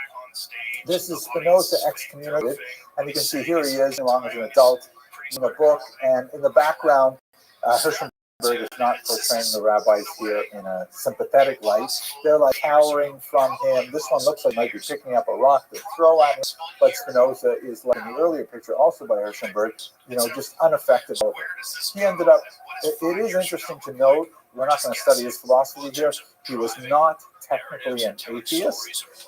It's just that the God that he believed in was not precisely the same kind of God that the Jews would recognize. Here is, he was widely derided by Christians who call him both Benedictus, his name is Baruch, but in Latin Benedictus, Judaeus et atheista. Right? He's both a Jew and atheist. It's a bonus. You get both negative qualities in one. But he had a major impact on Western thought. And again, it is like this is another generation of the impact of the Portuguese Inquisition on Jews living in Europe. And I think here it's useful to reflect and ask you what you think about this. Cecil Roth, one of the most important historians of Portuguese Jews, writes that Portuguese Jews, modern Jews. And he says that primarily because before you had the Portuguese forced conversions, Jews could come basically in two flavors in Europe. They were either observant Jews, members of the Jewish community, and when I say observant, meaning technically part of the Jewish community and at least trying to look observant at various levels, because Jews are Jews, some are more machmir, some are less, but basically you knew the rules were you had to keep Shabbos publicly, etc.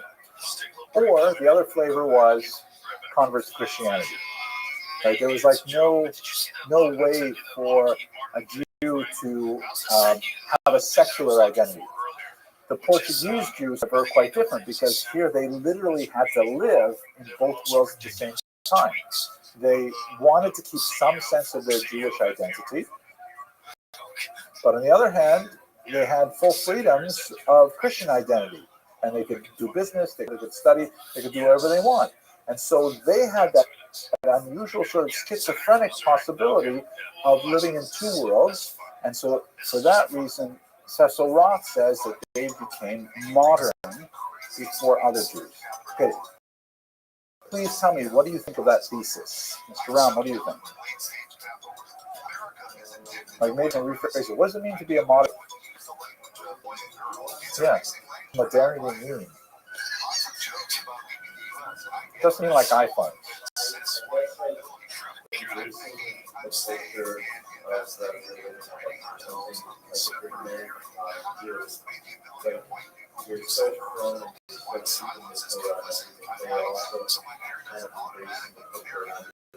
Okay, so that's very useful.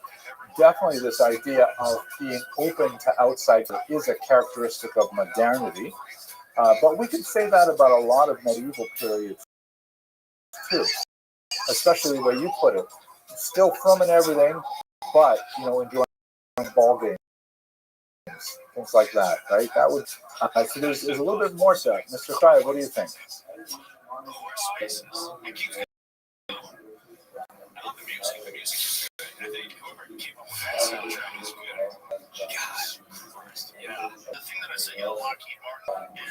Tahara Spracha.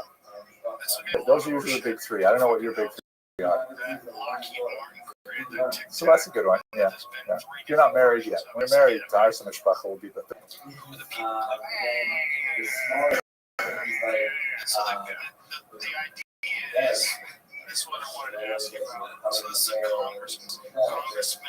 Okay, that sounds a little bit like sort of a pre-modern Jew, because look, we can't assume that before, let's say, 1500, all Jews were completely shulchan aruch, every single little akiva eger they've got, well, actually long years, but they're not like doing everything. There's Jews who are there are always Jews who are not so from.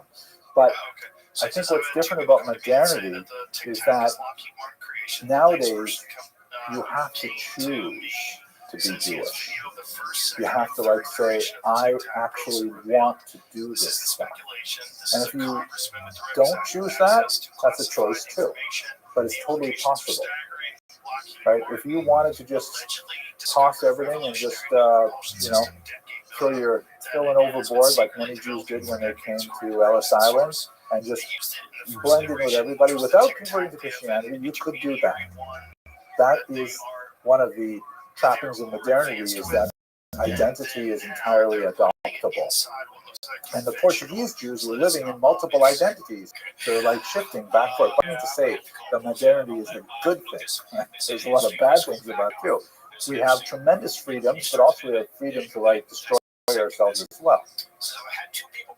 And we are assimilating out of this way faster than even Hitler, Massimo, could kill us. So that's a scary thing about modernity. But the Portuguese Jews were the first ones to have it.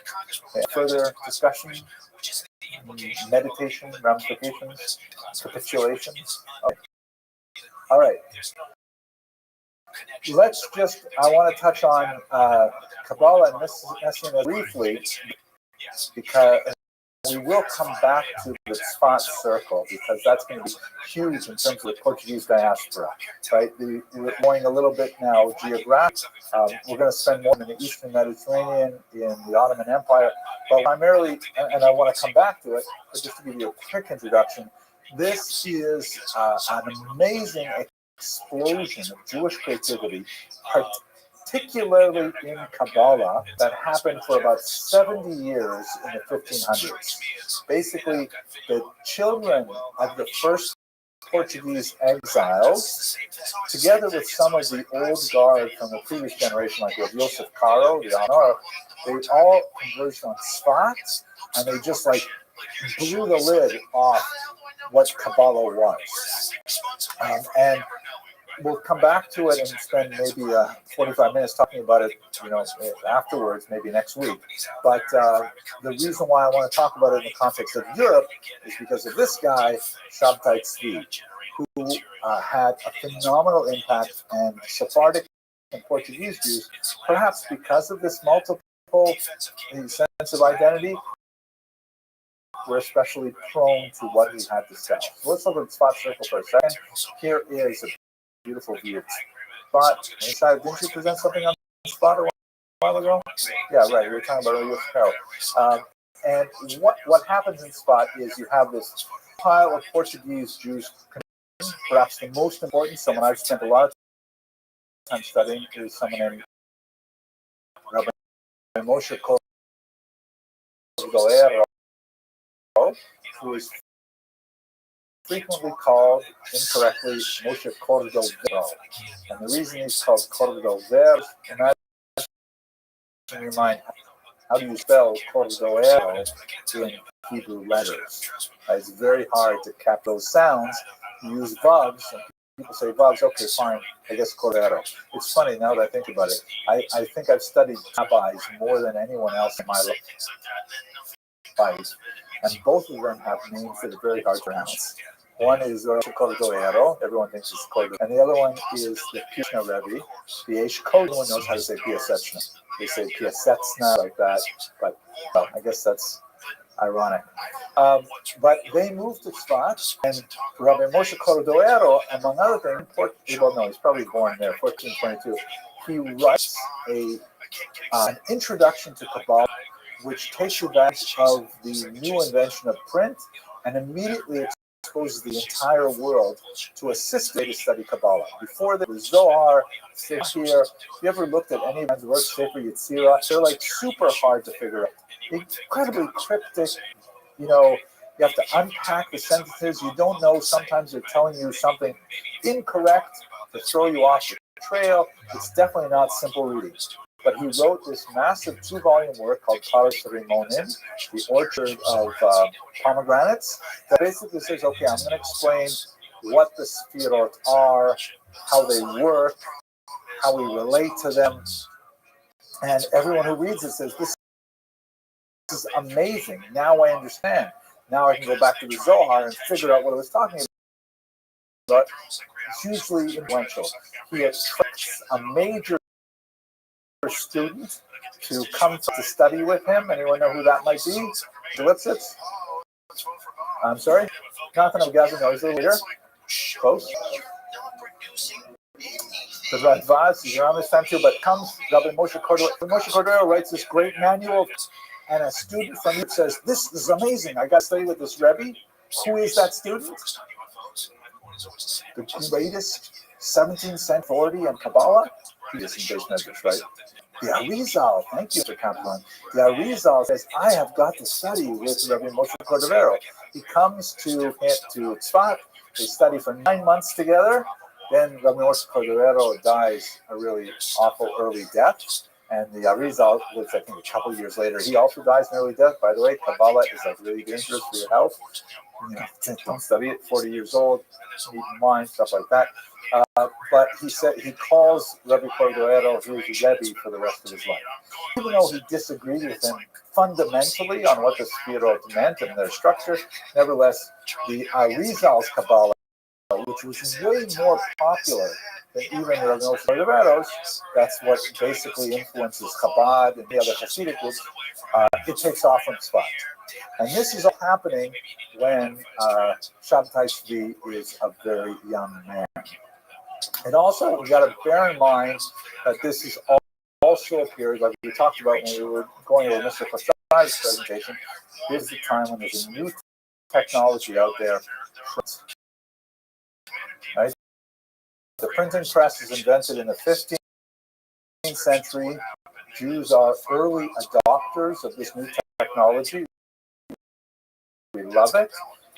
By the 1480s, we were printing volumes of Talmud, Gemara, Chumash, Rabbi, all kinds of things. And Pardes Imonim is one of these things come out here. Also, this book, which is published in Amsterdam, is Amsterdam, massive center of Shabtai Tzvi popularity. This is this is Shnei Luchot Abrit. This is not Sabbatian. This is the work of Levi Horowitz, a Polish scholar. It's incredibly important because it's kind of funny if you ever read the Shloh HaKodesh, Shnei Luchot Abrit. He says, as he's writing this book, it's like 5 volumes in himself, he says, "Oh, I came across this really great book. Let me write it for you here, of someone else's." And it's like not called plagiarism. That's just like a convention.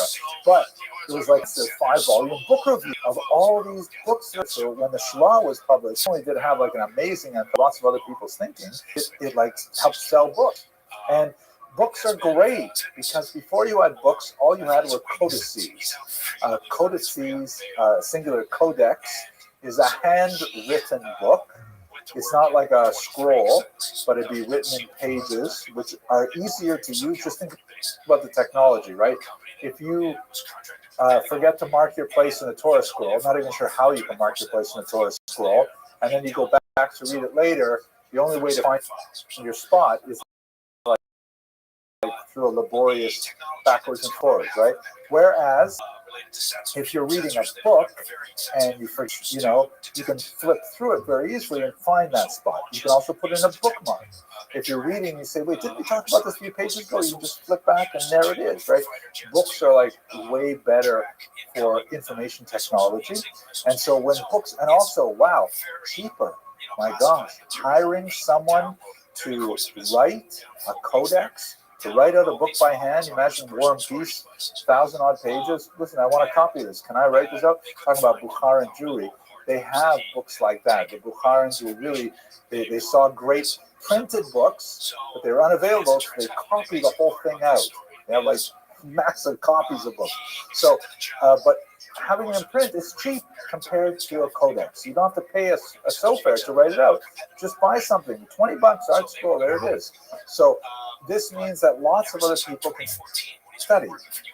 People who have less money, people who have less education, women, they're all beginning to study books way more as a result of this new invention, right? Technology, education, and gender, these things have changed radically in the print era. And Shabtai Tzvi takes advantage of it. Among the crazy things he said was, we're no longer going to need Torah scrolls. We will be all learning from Chumashim. And, he said, forget about the Torah scroll. The Chumash is the way to go. among other strange things. So what's the story? Shabtai Tzvi, he comes from Izmir in Turkey, and he is, the early accounts indicate that he's Kabbalistically inclined, but, you know, everybody loves him. He's good looking, he's tall, he had 3 shidduchs proposed him, he rejected them all. He would later get married 3 times, although one of those times was actually to a scroll, so I'm not sure it counts. We'll see his wife in a little bit. And, you know, to experience in his early 20s what such might say were associated experiences that are characteristic of schizophrenia. Schizophrenia tends to affect young adults around 22 to 26 years of age in particular, and it begins to kind of like swing back and forth, these oscillations between extreme mania, where he feels like he can do anything, levitate, Kadera, that he feels like he can, you know, traverse massive distances very quickly, and then periods of like abject depression, sort of a manic depressive, bipolar kind of situation. I'm not just so I'm just making it up as I go along, but this is the kind of, and he began to have some delusions of grandeur, which were horribly exacerbated when he met this man, Nathan of Gaza. Nathan of Gaza says to him, you know what? I think you are the Mashiach. I think you really are. Tzvi says, no. He says, yes, you are. Got Shabtai Tzvi excited, and Nathan becomes his incredibly propagandist. Who's around the Middle East, are traveling around Israel in particular. They get lots of support. Lots of people believe him. Wealthy people give him. Oops! Oh my gosh! A little too excited. Through my. Oh, you guys! I hope you're having fun because I am. Don't be so. But it's so weird, you know. Sometimes I wonder how do they pay me to do this? It's so much fun. So Shabtai Tzvi, he gets so excited and he walks around. He says, "Okay, that's it. I am the Messiah." And he starts like naming all his friends. You're going to be the king of Africa. You're the king of Asia. And like here, it was like the Christians were so fascinated with it. Most of the artwork I'm showing you now is actually from Christians who are saying, "Oh yeah, there's this guy. He says he is the Jewish Messiah, and he's collecting tens of thousands of people." And he was. They were like people who are selling all their property and saying, "We're going to follow Shabtai Tzvi to Israel. He's going to take back the Holy Land. He's going to initiate the Messianic era." It's fantastic. This goes on for a while. You can see here he is tooling around the Middle East, in particular in the region of Greece, Israel, Egypt, and so on. Comes to a head. Oh, here's like some of the pictures that were describing wild things that happened to him, naming people, various authorities, and moving buildings. None of this, of course, happened. He was getting weirder and weirder, though. He was like, you know, like I said, he married the Torah scroll. He did engage in lots of what were called antinomian behaviors, meaning anti-halacha. So he was saying, like, since I'm here now, we no longer have any fast days. Av is now a feast day. Everybody feasts. And there were some indications, it's probably much more exaggerated, but it was a very prurient kind of thing that made it into the press quite a bit. The institution was rendered considerably more flexible than it would be in halakha. And so, you know, there are a lot of people who are attracted to this particular Sabbateanism. What ends up happening is, here's, for example, one of the prayer books calls him Ateret Tzvi, right? Tzvi, the crown of Tzvi. All kinds of interesting things going on here. Messianic Zionism, egalitarianism. He was so very big on equality between men and women, which may have garnered him a lot more authority because he was saying, okay, that's it. Women can have aliyahs. 17th century, and women saying, yeah, why can't we have aliyahs? You know, and he may have gotten more as a result of that. Like technologies I mentioned, like printing and so on. So it comes to a head. This is great. This is Christian, but it's still fun. It's sort of like a cartoon or an early graphic novel. You see it has like numbers here: 1, 2, 3, 4. It tells you the story of what's going on. Did I go through quickly? Yeah, I did. So here is what happened. Nathan of Gaza in front there with a trumpet. They make their way to the Ottoman Empire. Tell him, okay, he's the Mashiach, him Israel now, and everything will be okay. Meets with the Sultan. He actually didn't get the story right. He didn't get that literally. But here he is saying, oh, Sultan, here I am. I'm the Mashiach. The Sultan is saying, that's cool, but listen, I have a counter offer for you. How about, instead of me giving you the land of Israel, I let you keep your head on your shoulders if you convert to Islam? Shabtai Tzvi says, okay. And he converts to Islam, which devastates the community. His wife, Sarah, who was an orphan from the pogroms of the Khmelnytsky era, also converts with him. Here's a picture of her, and I think this is a really interesting picture. Look at her hairstyle. I bet it inspires Princess Leia in Star Wars. No? Right? Definitely the same kind of hairdo. They both convert, and all the Jews who follow him are completely crushed. What a horrible thing. They followed him. They really believed this is going to be Mashiach. And look what happened. Most of them just sort of limped home to their, crushed economic situations and trying to rebuild. A lot of them, however, felt that, what? Maybe this is what's... And about 3,000 of them converted to Islam, saying maybe this is part of the unfolding of the divine drama, that Jews have to convert to Islam and sort of run the whole tour of world religions so that God will bring about the Messianic era. They convert, they become called the Meh, and they last right up into the 20th century, especially in Turkey today. He also had an impact on Jacob Frank, who is also a Messianic pretender a century later. This time he converts to Christianity, to Catholicism. Another story not for us today. But there's lingering suspicions of some great rabbis, and there were literally tens of rabbis, major figures, who were Sabbateans afterwards. Yonasan Eibeshitz, there's a huge controversy between him and Rabbi Yaakov Emden.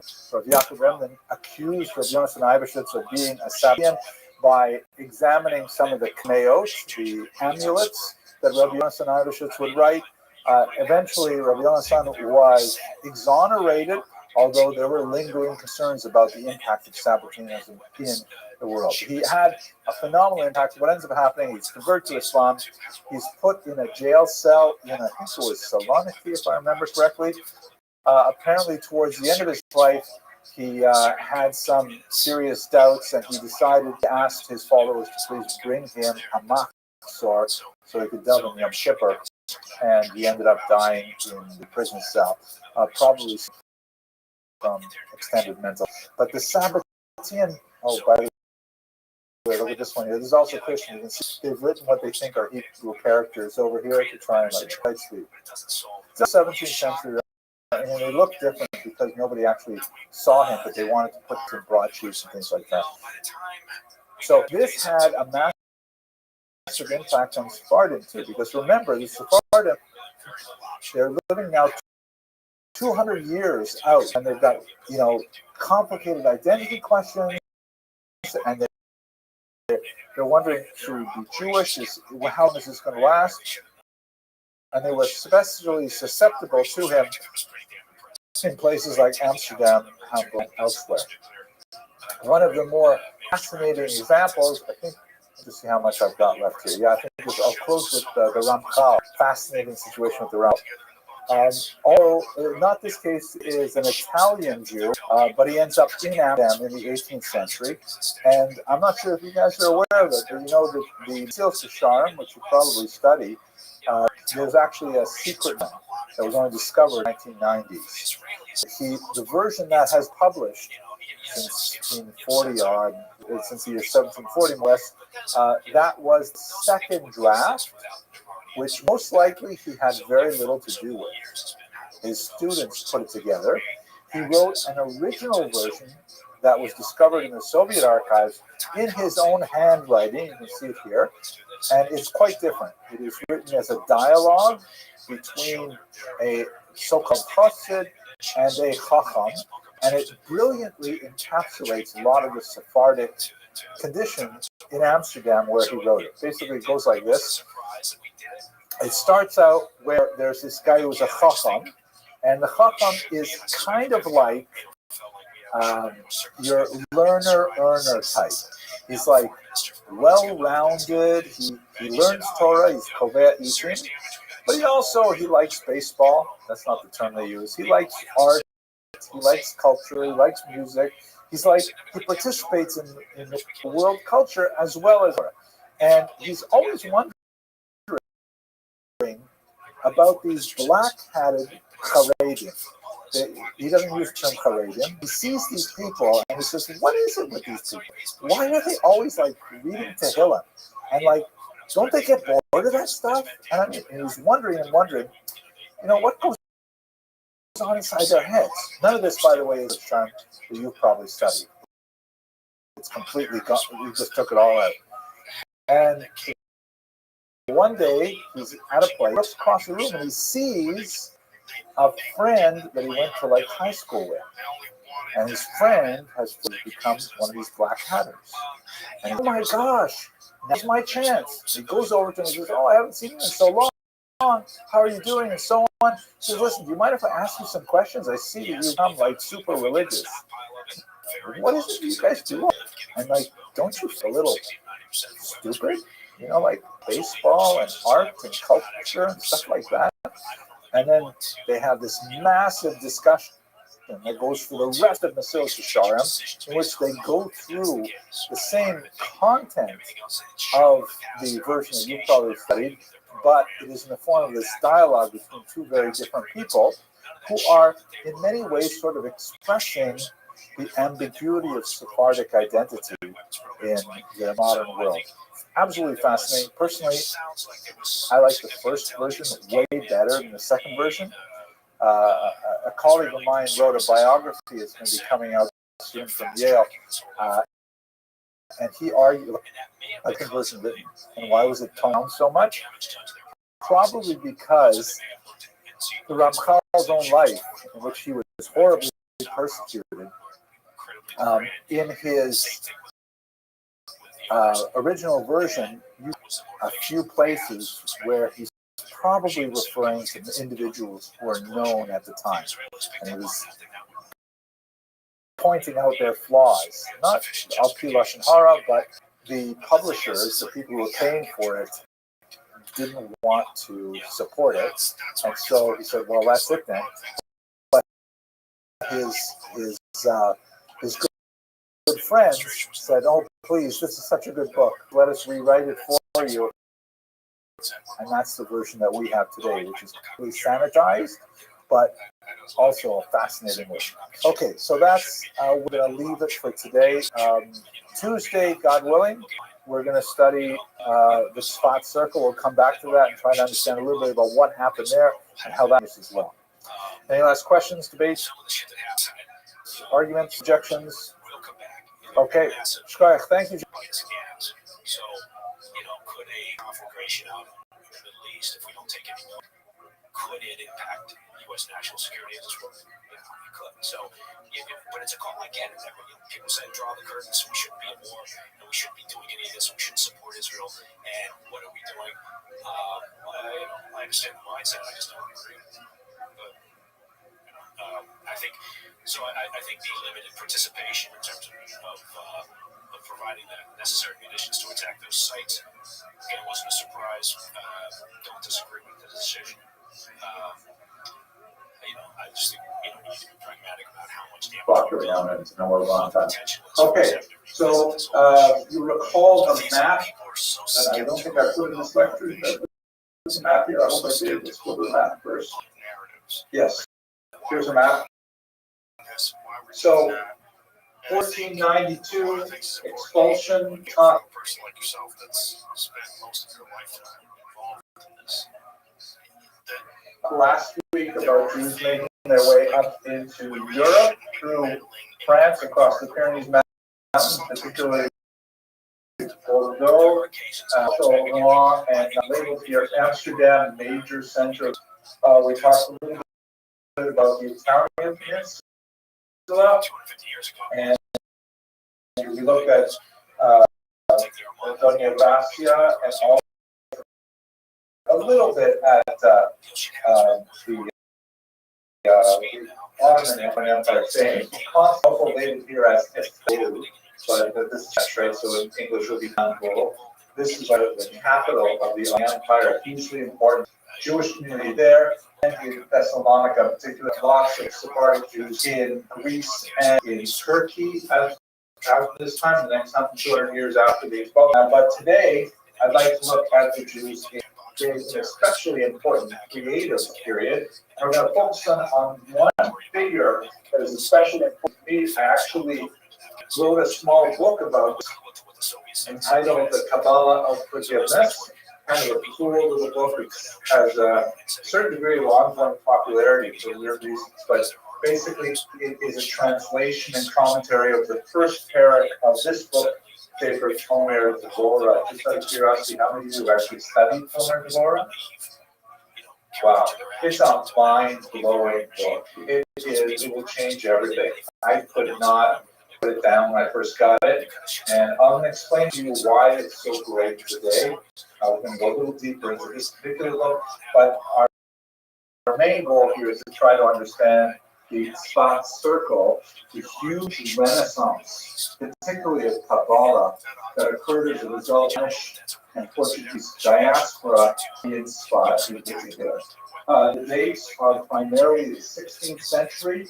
His own years are 1520 to 1577, which pretty much coincide with the entirety of the Spot explosion. This is like such a bizarre place because how many of you have been to Spot? Show of hands. Yeah, great. You've all seen it, right? The hilltop is not much there today. Certainly wasn't much there in the 16th century, but you have like in the space of a few steps, you have the greatest minds of the Jewish people all concentrated in that one tiny little area.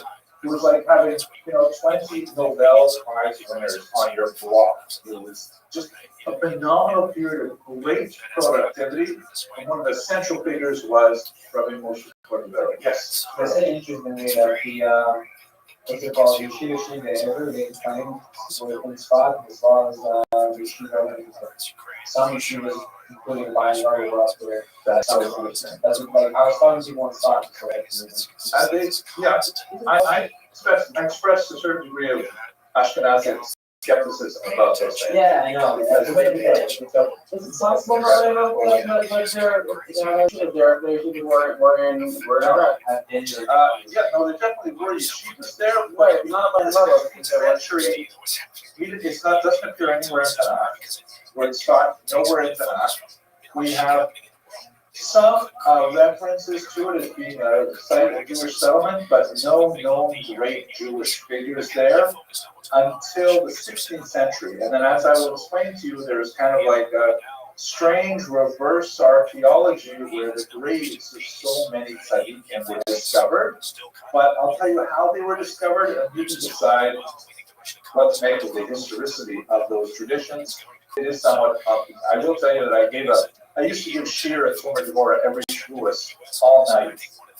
And, not every year in a row. I did it last year, and I did it a few years before at the Yad Yisrael Rothschild. And I remember I gave this shir, and it was a little room smaller than this, and it was packed with people, and I told them how the graves were discovered inside.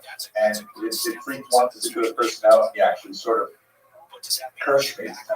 So I have to be careful how I say it. I do not want any of you guys to curse me or think about cursing me, but I'll just tell you the story. You can decide on your own. Okay. All right. So why is it special? Just the book for a minute, and we're going to go to the spot itself. We have 16th century, and it's bracketed by a sudden surge of population of Jews, primarily from Spain and Portugal. And as you can tell, it we're talking about 1520, that's when he was born. It's like the first generation after the medieval equivalent of the Holocaust, when you had this great rupture in Sephardic population being uprooted from Spain and shortly thereafter from Portugal. And this is the first generation after. So just imagine if you took all of those, actually it's not a bad comparison, because after the Holocaust in America, you had the massive growth of places you might have heard of, like Lakewood and Muncie. Like before that, they were not especially widespread Jewish towns. They weren't known as centers of great learning. Why did Muncie and Lakewood suddenly explode after the Holocaust? One reason arrival from where? Here, from right? And one person comes and it just creates this massive new culture. What happens? No, you had like raised people who were they're almost all dead. What the heck? People have a reputation of being able to do almost nothing. Let's push that out a little further. What is the mindset? Jews who came, like the vast majority of American Jews came between 1880 and 1924. When America, there was a generation from Eastern Europe, what was going to adapt to America? Assimilate, right? So it's filling over. Don't teach your children Yiddish, the Mamalush, none of that, right? Because you want to adapt to America. You know, it's you go to the but what about the Jews who came after the Holocaust? They left not before they wanted, because they had no choice, and whatever they tried to keep whatever they could. Exactly. They weren't prepared to adapt to America. They had the mindset, we're going to force America to adapt to us. So people didn't leave the first time, so they Yeah. had no choice. Yeah, and they're leaving devastated homes. You know, like I said, this is a huge, colossal injustice. We will work 3 times as hard to make sure that we recreate it. That's the same kind of generation we're seeing in Scott with first, second generation refugees who are saying, you know, our world is turned upside down, but we are going to make it even better here. Yes, Mr. Rose. It's beyond even that. They want to take what they had in it, and it wasn't just about influence and right. They want to bring something that had in good, and essentially make what they can do rock. Yeah. They want to create this. I don't even call it something. They quite literally want to try to happen here. That's what's happening in Spot. It only lasted about 2 generations. Then there was a series of plagues and earthquakes. Northern Israel came to have earthquakes, and the Spot society basically collapsed. They still have population there, but it never rose once into its form of glory. A little bit of when some of the Canadian immigrants came, but this was a period of really brief, intense, nuclear-like creativity that we haven't seen. I don't know if you've seen it since. Do you want to say something else? I would also point out that it was much more pronounced as an American shtetl with the Newsboro. Newsboro was well created. Yeah, that reason. Exactly. Same kind of thing. More to see the show. Very similar idea. Exactly. Similar. Refugees as opposed to immigrants, right? My grandparents were immigrants, but the post-Holocaust generation were refugees. Very different mindset. Okay, so the book here, this is the Editio Princeps, meaning the very first printing. The manuscript has been lost. He died at a very young age. Many Kabbalists die very young. It's a dangerous intellectual profession. He left behind a whole bunch of manuscripts with his wife and his 8-year-old son, Gedalia. Fortunately, this is at the very beginning of the widespread printing, and a particular rabbi, Rabbi Basola, I think his last name was, I've forgotten offhand, but he came through, he purchased these, all of them, thank you, purchased all the manuscripts and later, brought them into print. 1588 is the date of the first printing, which was sometime around 1550, and it became an amazing instant classic. And it is the beginning of a new genre in literature, which you might call Kabbalistic Mussar, which Mussar obviously is anachronistic because the Muslim movement did not be born until the 19th century under Rabbi. But let's use it as a kind of the wrong timing, but an anachronistic term for ethical development based on Kabbalistic principles. Right, from Chobos of Levavos, you have kind of Mussar, you see it also in the Ram and in the Telestheos. And there are different tracks, philosophical Mussar, things like that. But this is Mussar based on Kabbalah. What's the Sephardic connection to Kabbalah? Okay, so what's any Jewish connection? Where does Kabbalah end? It's where the physical world, the spiritual world, connection between the two. Okay, interesting. I would go make it simple for me. When someone says, "Well, I want to study Kabbalah," what is Kabbalah supposed to talk about Kabbalah? Understanding Hashem, the hidden spiritual ideas. Right, so it's often called Torah Nistar, the hidden Torah, as opposed to Torah Nigla, which is Torah Shabbat. Talmud may not put entirely Nigla, especially when you're stuck in a circuit that's very hard. It is at least, kind of rationally accessible. Kabbalah, on the other hand, or mysticism, if we use that term, is like, it's based on sort of like beliefs that you take on, tradition, receive. It is received wisdom. Don't necessarily derive logically. There are certain axioms that you accept, and based on those axioms, you derive additional conclusions. So one of the big issues that we will talk about briefly today is the idea of the sphere, the ways in which God communicates to the universe.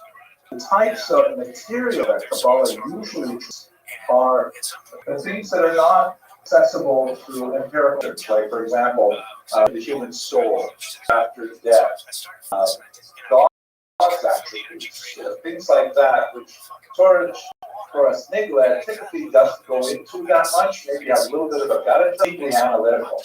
Kabbalah focuses on this exclusively.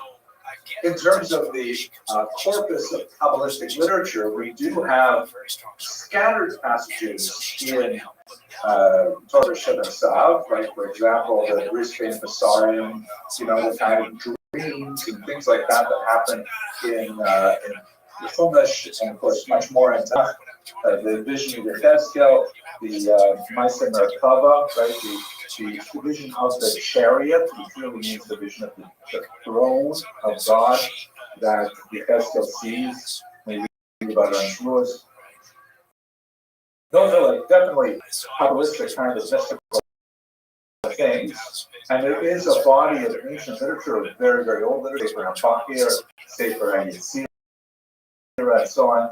But to the earlier question, Kabbalah really takes off amongst Sephardim in the 13th and 14th centuries. That becomes a really major object of study, at least as far as the student access it. So in the Kabbalistic history, you have the idea of a Mekubal, someone who has received the tradition, handing it off to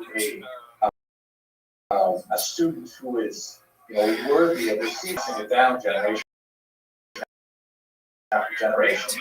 But beginning in the 13th century, that's when we start really seeing lots more literature. Zohar appears. There are traditional elements who say the Zohar is much older, it's attributed to Rabbi 5. Historians say it was actually 13th century. We can deal with that. There are different among many rabbis, but it only goes into circulation, like wide circulation where you can go and find a copy somewhere in the 13th century. And the Sephardim are deep into Kabbalah. They and the Jews of Provence are the main centers of Kabbalistic wisdom as it develops in the medieval period. So it's natural that when some incredible tragedy happens, the Gerish Sfard, that it's going to be Sephardim who are turning to Kabbalah, Kabbalistic type of wisdom, type of analysis, to try to explain their situation. That's what happens in Sfard. It's as if all the Kabbalists land there and they start saying, what happened to us? Let's try and figure it out. Let's try and recreate justice. How well does this relate to the idea that, for example, in government, revolution won't happen when there's no happening and like not happy with it. So it's like a parallel in Judaism, which is people will try to find things when bad, not it's good. It's a useful, it's a workable thesis. I haven't really put a lot of, but we definitely have like an explosion of literature after Christ, theological literature. Like us, there's a lot of literature about the topic of theodicy, the justice of God, which obviously after the Holocaust that becomes much more relevant topic for a lot of readers. But don't forget, this is also at the dawn of printed books, which makes it a lot easier to and to stay circular, so it's easier for historians to. Okay. What is this book? I'm going to read that and we'll respond in a second, but what the book is primarily about is this pasuk, the halachta v'derakav, and you shall walk in his ways, meaning how are we supposed to imitate God? Right? The Latin tradition has a imitatio Dei, the imitation of God, which is a little bit more, stark in its expression of it. The halakha, the derakav, does not imply imitate God so much as it implies, following after God. When this question is asked in the Gemara, Sota, if I remember correctly, it says, how can you possibly, cleave to God? God is an all-consuming fire. How is it possible for a finite being to cross that crevasse and somehow, connect with an infinite being? And the Gemara there offers, well, you have to just do what God does. God buries the dead, you bury the dead. So naked, you fully naked, and it's basically the afterlife question. But where Moshe Cordero takes this is like way past this level, as we shall see that will in about 20 minutes. Notice, by the way, his name, if you look at this, the Editio Princeps, the first printing, so this is the way it should be spelled in Hebrew. And you notice that it has that weird Vav Aleph, Yud, as opposed to just simple Vav. You see modern edition, Tomer Devor spell it simply like Cordova, like the city, Cordova. Not correct. He was not from there. He was from Portugal. Probably born in Spain. But this is the name we read Cordoero, which probably rope maker. His family may have been, but because it's so hard to write Cordoero in Hebrew letters, just got kind of morphed to Cordero, and that's what most will say today, even though it's technically not correct. Okay, so ready to go on? Yeah, let's do Mr. Here we go. So let's look at the map. This is a map of the Ottoman Empire, which was this massive Muslim empire based in Istanbul, previously known as Constantinople, which it fell in 1453.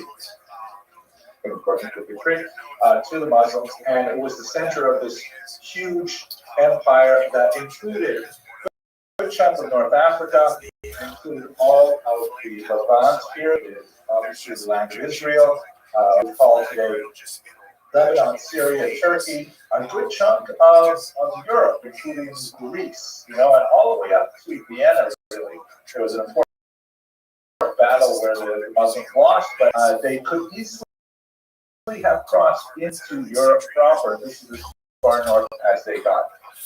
This empire lasted for about 600 years. A massive, long empire. It finally fell in 1917. I think it was 1917 and 19 in the context of World War I, and that's what made possible, among other things, the British mandate over the land of Israel, and then ultimately the War of Independence in Israel became an independent state. So the Ottoman Empire controlled Israel for hundreds of years. And it happened that when they acquired in the 16th century this lean area, between 12 to 1320, that's like just 15, 20 years. And so the Ottoman Turk, the Ottoman Sultan Selim I said, we need to populate this region here. How about we give some tax breaks to textile merchants? And Jews have a long, long history with textiles. Even my own family, my father, Oliver Shalom, his father, Oliver, they were in what they used to call the schmata business. I know a lot of you are starting to you're usually, efficient. What is a schmata? Oh, yeah, right. So that's the way they used to deprecate and they call it clothes. You know that? That's not the Yiddish word? Right. But that's pretty much just that. You like tomorrow words. Oh, you know, that's tomorrow. So Jews said, okay, great, we're going to move to Tzfat, and we're going to be involved in import-export of bolts of cloth, which they did, quite well. And that was the economic engine that attracted Jews to the region. That and what we might want to call spiritual tourism that attracted even more. Because what's going on there, here's a view of Tzfat. It probably has a name, Tzfat, from the word sofa, meaning lookout, because it's quite high. It's about 3,000 feet above sea level. You get a beautiful view all around. The Canary, you can see there, and things like that. But it attracted lots of people, especially interested in something that Moshe Cordoero's Rabbi and brother-in-law very much involved in. Anyone know who his Rabbi and brother-in-law was? Every Friday night, that's right. Because the Rabbi Moshe was older brother-in-law and his Rabbi. And he was deep in the Kubal spot. And one of the weird things they used to do, the Rebbe Muhammad, is they would go on personal tiulim that we call Gerushim. He wrote a book on it for Gerushim, which is really interesting to read, where he would describe how the Rebbe would describe how his Rebbe would go wandering in the forest around Tzfat, and they would just wait for spiritual influences to attach to them. And then whenever something like that happened, they would stop and they would say Tehillim and they would daven and they would do different things. And then his Rebbe would say, this is the burial place of a holy tzaddik. And they would name those places after the burial places of some of the Amoraim and the Sinai and things like that. Again, this is where I got cursed. I just said what it says in Sefer Yerush. If you go look at it yourself, please don't curse me. But it created, whether they were having the spiritual influences, and they were actually, finding the graves of Rabbi Shimon Yochai and many other people like that. But we don't really have a historical tradition that goes back beyond 16th century. But they were. They attracted a lot of spiritual tourists. They said, I want to go be by the garden of those holy Jews, things like that. They had this custom of painting them with this blue color, which is apparently something to ward off the evil eye. And it made Tzfat not only an economic center, but also a spiritual center. Yes, please. So the Rabbi is a very important part of the story. He did, but he came later. The Rabbi was living in Egypt, and he was actually not a Sephardic guy. His mother might have been Sephardic, but his last name was Ashkenazi. And he was living in Egypt. And when he read Rabbi Moshe Cordovero's first book, Pardes Rimonim, he said, I can't be here in Egypt. And he went to Tzfat to study under Rabbi Moshe Cordovero, who was just a little bit older than him. They studied together for 9 months, and then Rabbi Moshe Cordovero died. And the Ari, although he differed with him very significantly, he always called him his Rabbi, and he said that, and even though his Kabbalah was much more popular, I'll explain the differences very briefly as in my limited understanding. He said, people may study my Kabbalah in this world, but in the next world they study my Rebbe's Jewish Kabbalah. But this is like kind of like what's going on, and so I guess Mr. Campbell. It says that sounds Kabbalah down.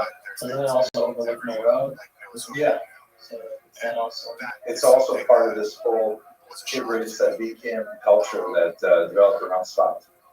Okay, this is of course the famous burial ground in Spot where we have so many of the really important figures. You can see that over here is from Moshe ben Yaakov Cordovero. We don't know his mother's name. He's buried here.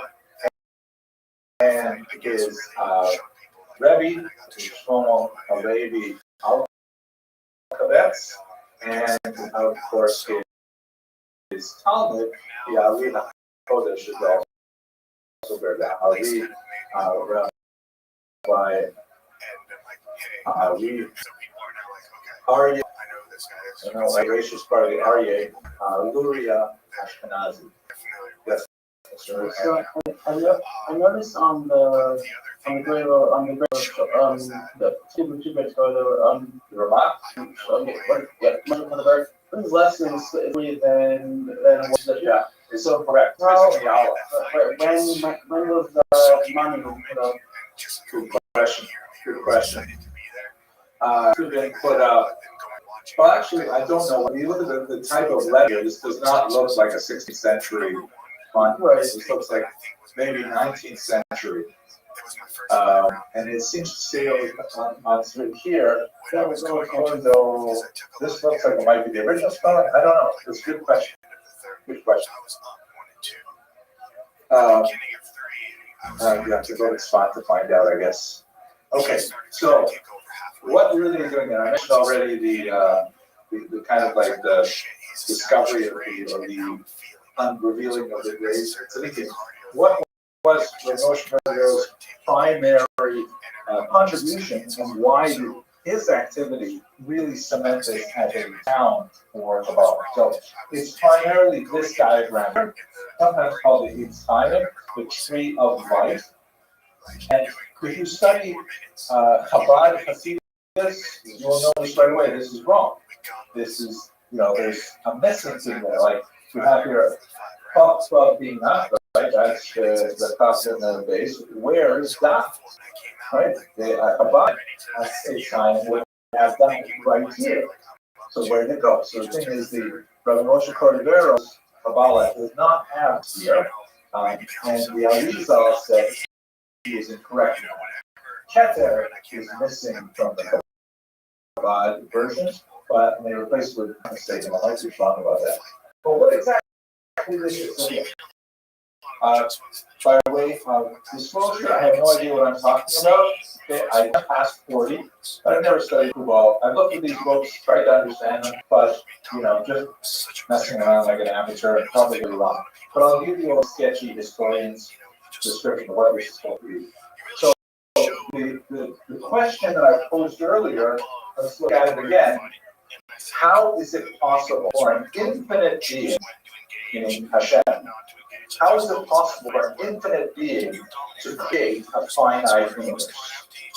Right? Because if God literally is being so, no boundaries, then what am I? Am I also God? Or am I somehow separate from God? What about the material world? Are we going to say that this table is God? Or are we going to say that somehow the table exists in a state somehow separate from God? How does that work? So the Kabbalists before Rothschild, formulated this idea of tzimtzum, which means shrinking, in which, as it were, in order to allow for a finite universe to exist, disparate individual beings of varying levels of sentience, like domain, somea, right? Like rocks and the mineral world and plant life and animal life, and then humans to allow those different gradations of these and being separate. Like I don't feel like I am you. We feel like separate people, right? How does that happen? So God, as it were, shrunk himself and allowed a kind of a vacuum where there was not God. These are hard things to really, it's definitely not our Snegla. You won't be studying it in Gemara, although there are definitely interesting allusions to Gemara to it. And then in that vacuum of not godliness, he inserted a small drop of godliness back into it to rebuild the world that we. There's a whole bunch of this here about how there are 4 different stages, like a cascade of a river waterfall through 4 different worlds. This, which is the bottom world, but the brief topic on here, the idea of could that process of symptom actually happen, because you still have the problem of infinitude becoming infinitude. Following me so far? Okay, so the classic model that is so popularized by the RE, and I'll explain why it is such an important model for Chabad Hasidus and so on, is the idea of the Shira Akir, the broken vessel. Right? God, as it were, imagined in a metaphor, is like a hot oil, and it's poured into clay vessels. But the clay vessels are not able to withstand the intense heat of that oil, and so they shatter. I don't know if you guys have ever seen this. Once when I lived in the Soviet Union way back in the 1980s, I lived in the 1980s, and material goods were so cheap and awful, low quality. And I was staying in a residence there, and they used to serve you tea in a glass mug. You had to put a spoon in the mug before they poured the hot tea in. Why? Because the glass was so cheap, such bad quality glass, that it would happen 1 every 20, 1 every 30 mugs would just shatter. You put the water in, it's too hot, the glass is not capable of expanding properly, and it just shatters. You put the spoon in, and the spoon, because it has a higher level of conductivity, it absorbs some of the heat, so it is less likely, not for sure, but less likely the couple explode while you wait for the heat to report. So that's what Shira Kalim is, that the clay vessels can't handle the hot oil, as it were, godliness coming into the finite universe, so the clay vessel shatters. Luckily, there is another clay vessel underneath the first clay vessel that absorbs both the spilled oil and the pieces of the previous vessel. But it's still too hot. So it is again. And this happens 10 different times until finally, through the stages of mixing with the clay, you end up at a state where you have a kind of a muddy liquid that is no longer shattering the vessel. That's the model of Shira Kalim. And according to the Arizal, this is essentially the model when God comes in through these various spheros until finally coming down to our world, which is here, Malchus at the very bottom. This is the world we live in, which is a mixture of, again, thinking about God kind of language, divine sparks that are trapped inside broken pieces of pottery. This desk, for example, it only exists because there is like a tiny, tiny, tiny microscopic bit of God's essence in it. It allows it to retain its identity, but it's mainly the case, mainly the klipa, the shell of the earlier thing. And that's what Chabad's mission is, to go into like distros on this desk, say some bravos, maybe down a little bit, say some tehillim, and that elevates the spark and allows it to reach to God, as it were, and brings us close to the Messianic age. Okay, questions, arguments? So clear, right? This is like, I'll give you a different example, which I like better, and more close to if you imagine trying to look at the sun, impossible. You can't look at the sun with your retina. It's harmful, you can't do it. But if you take a mirror and you hold it out here and you look at the reflection of the sun, you can look at it just a little bit, right? It's still like these are marked on your eyes. You can't look at it very long, so you can look at it. What if you take a second mirror, you put it over here, and you look at the reflection of the sun? Oh, it becomes much more possible. And if you have 10 mirrors all lined up, then you can actually look at the sun as long as you want when it's in the bottom mirror. Every time the sunlight hits a mirror, it is diluted in strength. It loses some of its radiation, but it also is made impure, right? Because the mirror is pure, it always has some kind of distortion and color and things like that. So what you're looking at the very end is only a tiny, shadow, bad metaphor, a tiny, like fraction of the real sun, and it's light, but you get some idea of its approximation. And that's also like the sphere out there, like it's bouncing the light all the way down to Mount. Yes, so this is enough communication. Huge now. The sheer alien, and this is weird. I don't really get this at all. But the Arizal said it's some kind of bizarre cosmic catastrophe that the children were not meant to break. Kind of like, why do we have the eight Ayudea Torah right there in the gun? Right? Why was it there? We weren't supposed to eat it, and we nevertheless ate it. So for the Arizal, it's as if the universe has been ruptured from the very beginning, and we have to fix it. We must be engaged with all of our energies into trying to bring those lost parts home. Right? That's the Kabbalah energy. The Cordoveran model is talking about what Hashem makes mistakes. Chas v'shalom, you think that Hashem would know the kingdom are going to break? That's why the Cordoveran model is much more sedate. It does not have the same kind of call to action that the Arizal Kabbalah does, and that's why essentially many groups picked up Cordoveran Kabbalah, but the Arizal Kabbalah is like, you can't get away from it. So it's so central. Then I caution you, I have no idea what I'm talking about. I'm just spouting things that I read here and there and poorly understood. Don't try this out. Okay.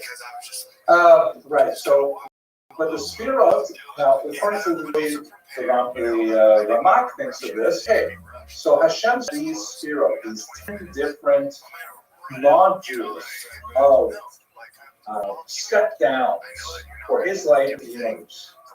And the Ramak says it is impossible for us to know Hashem directly. That's like looking right into the sun or trying to feel hot oil. We can't do it. But we can look at the way in which he interacts with us. This is not an accident. These are all midos, right? Ketzer, whatever that means. Chachma, wisdom, bina, understanding, chesed, all this.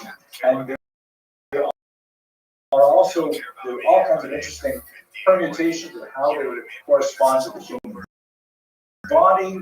They're like the thighs and things like that. The sods, obviously, your sexual organs, because that's the foundation of the next generation. The Ramas, which is so brilliant, is if we know how to get God, how to follow his ways, we have to look at the anatomy of God. We have to look at how does God choose to expose himself to the universe. We want to know how we're supposed to behave. We got to know God is. And that's the Kabbalistic element in his Muslim. It's not, let's look at the mitzvahs as they're written in Psalm. Let's look at the evolution of Chazal. No, let us get a direct, unmediated, mystical understanding of God, and then we'll be able to figure out how we're supposed to be. It's a pretty aggressive, audacious thesis, but it's absolutely brilliant. Okay? Arguments, discussions? So far, it's so clear. I know about that. It's all the human body to it. It has lots lots of different metaphors, but it's often connected to something they call Adam Kadmon, evil Adam that represents all humanity. It's wild. This is definitely kind of anything else? Okay, so chapters 1 and 2 are amazing. We're going to look at chapter 1 briefly today, just to give you a steering. And they deal essentially with mercy and humility. The world is to mercy. I want to mention to you, by the way, also that although we're going to look at Tomer Devorah, most of what I'm saying to you now has been taken from his earlier work, his magnum opus, which is far less complex, it's a lot longer to read and a lot more complicated, but it's called Pardes Rimonim, and it is the Orchard of Pomegranates. And he was the main contribution that he made is that he said, I'm going to take all this Kabbalistic literature that has existed before, like the Zohar, the Sefer Abahar, the Sefer Yetzirah, and I am going to explain it in easy, clear Hebrew. Imagine it's like the Mishnah Torah of Kabbalah. It's like, I'm just going to make this easy for anyone who really wants to understand Kabbalah. I'm going to explain Aleph Beis, and I'm going to walk you through it. I'm not bizarre, convoluted language, and it became an overnight sensation because all of a sudden, so many of these weird Kabbalistic doctrines that are so hard to teach out in the Zohar became accessible to anyone who had Hebrew vocabulary. Lots of cool diagrams in it that he drew himself, really helpful stuff. Okay, but let's get back to our topic here. Chapter 1 is amazing. Chapter 1 says, okay, the very first thing that God does when he creates the universe, what do you think the first decision God makes is? Again, according to the Tomer Devorah, God decides I'm going to create the universe. What's the first? It's great. It's like such a mustard. What's being created for? Yeah, good point. It really comes out the idea that God, just is completely beneficent. He wants to benefit the universe, so that's why we exist. But first thing he does with regards to this, that's like kind of the mechanic. I'll give it away. It's too great. He forgives it. Like, even before created, he forgives it. He says, I know you guys are going to mess up. I already forgive you. It's like when you have children, we're humans. We're not like this, but I can tell you, I hope you guys, well, who knows? I have children. And when born, I wasn't thinking to myself, this child of mine is going to sin in the future. I was just so thrilled that, I have a human being into my life. But if I was, on a house, I would say, I know you're going to mess up, you're going to do things, but I already forgive you because I'm so overwhelmed with love. And that's what happens at the very first beginning. Hashem, as it were, forgives the world. How does he forgive the world? 13 ways. That's hence why my title of the book is Kabbalah of Forgiveness, right? The Yud Gimel Midas of Rachamim is the way in which God starts to create the world, and therefore we have to understand what are those 13 ways of forgiving. And again, remember, this is a Musar Seder. So he says, if we can understand how God forgives us, these 13 ways, then we can understand how to forgive other people around us with those 13 ways. That's the whole essence of the first glorious chapter. Mr. Rose. I'm not sure if it says this particular source, but I have heard the seriousness of some of the idea of Teshuvah actually proceeded. Yes, so it's a Gemara. It's actually a Gemara. Teshuvah was created before the world was created. So we need to actually, but this is not Teshuvah. This is Rahman. This is forgiveness. Like God says, create Teshuvah so it's possible to do the right thing. But even if they don't, I already give away.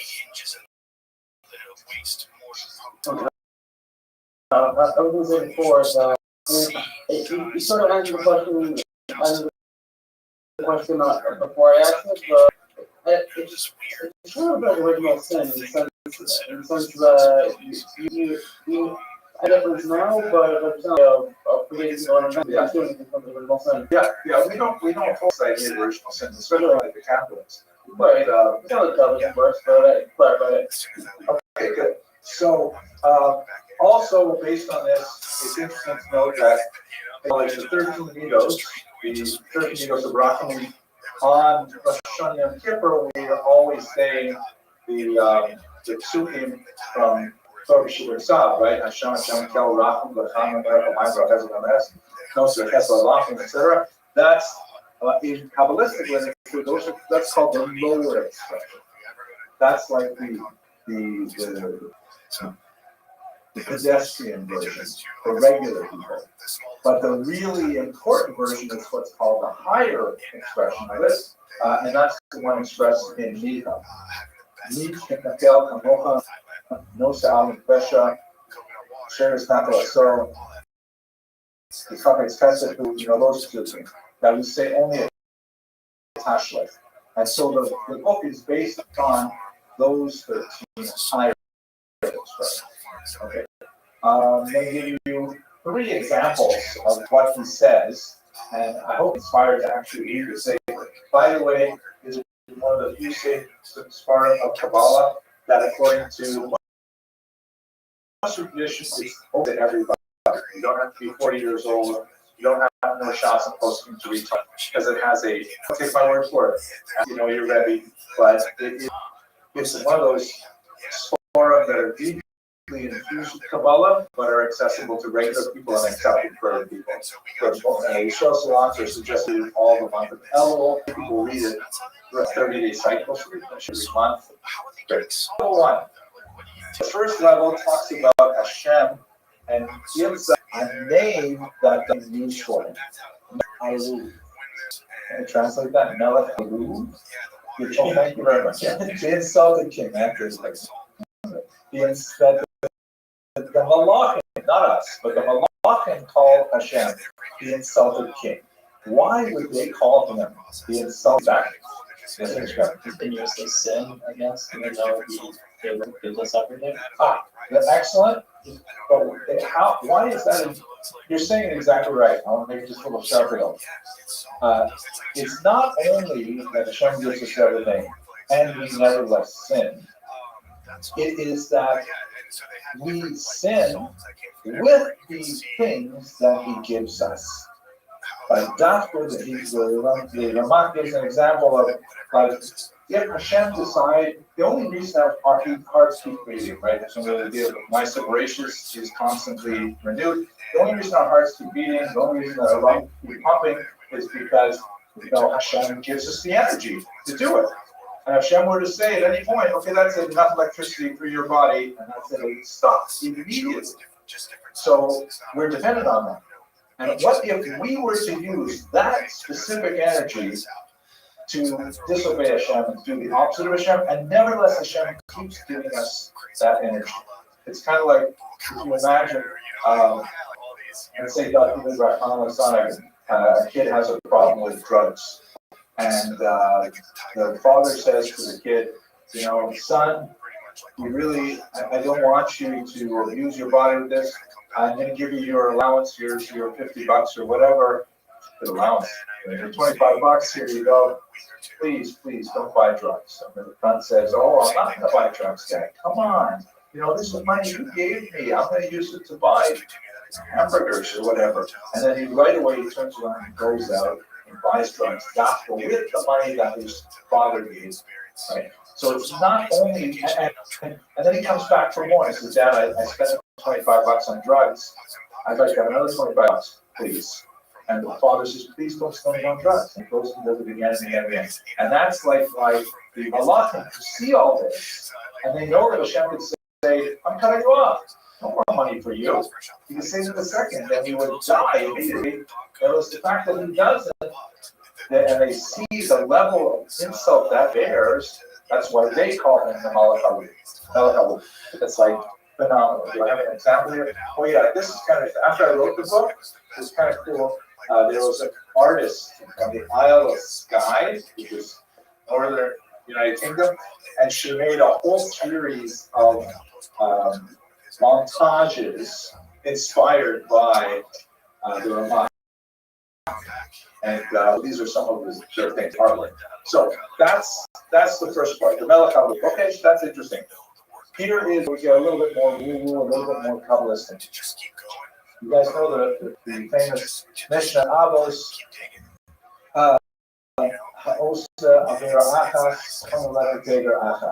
Right? If you do an Avera Shalom, you create a Ketega. What is a Ketega? That's a prosecutor. I mean, what is that prosecutor? What are we talking about?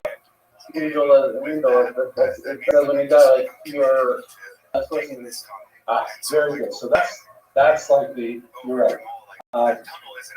What the Ramak calls this is prosecutor, a malach shlili, or a mazik, of a negative energy being. Right? Like when you do a mitzvah, we say to children, right, say a bracha, you create a malach, right? You say a bracha, you have this image of like a holy spiritual energy being released from the child saying the bracha, and somehow positively influence the world.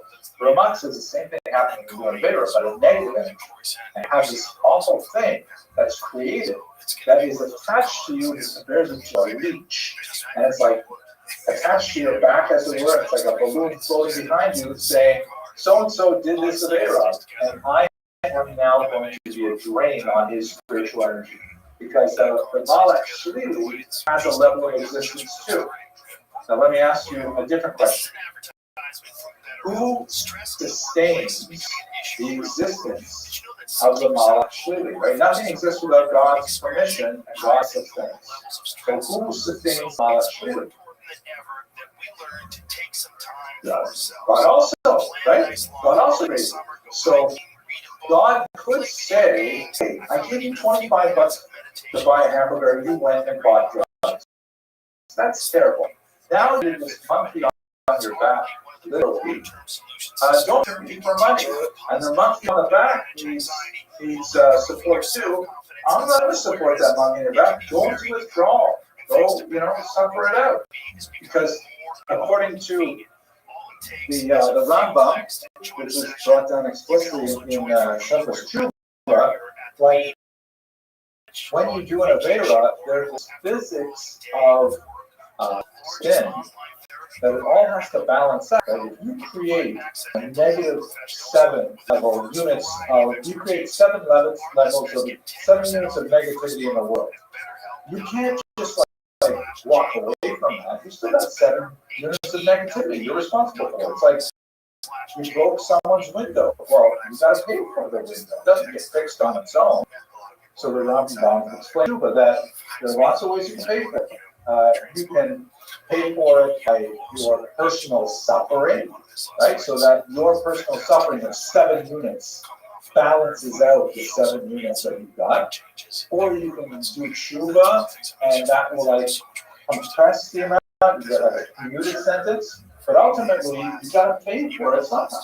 So the second level of forgiveness, according to Ramak, is that Hashem says, "Wow, my human beings who did such awful things, I should not support the Malachei Shalili that they created. I should say, right, to those Malachei Shalili, go back and take your energy from the person.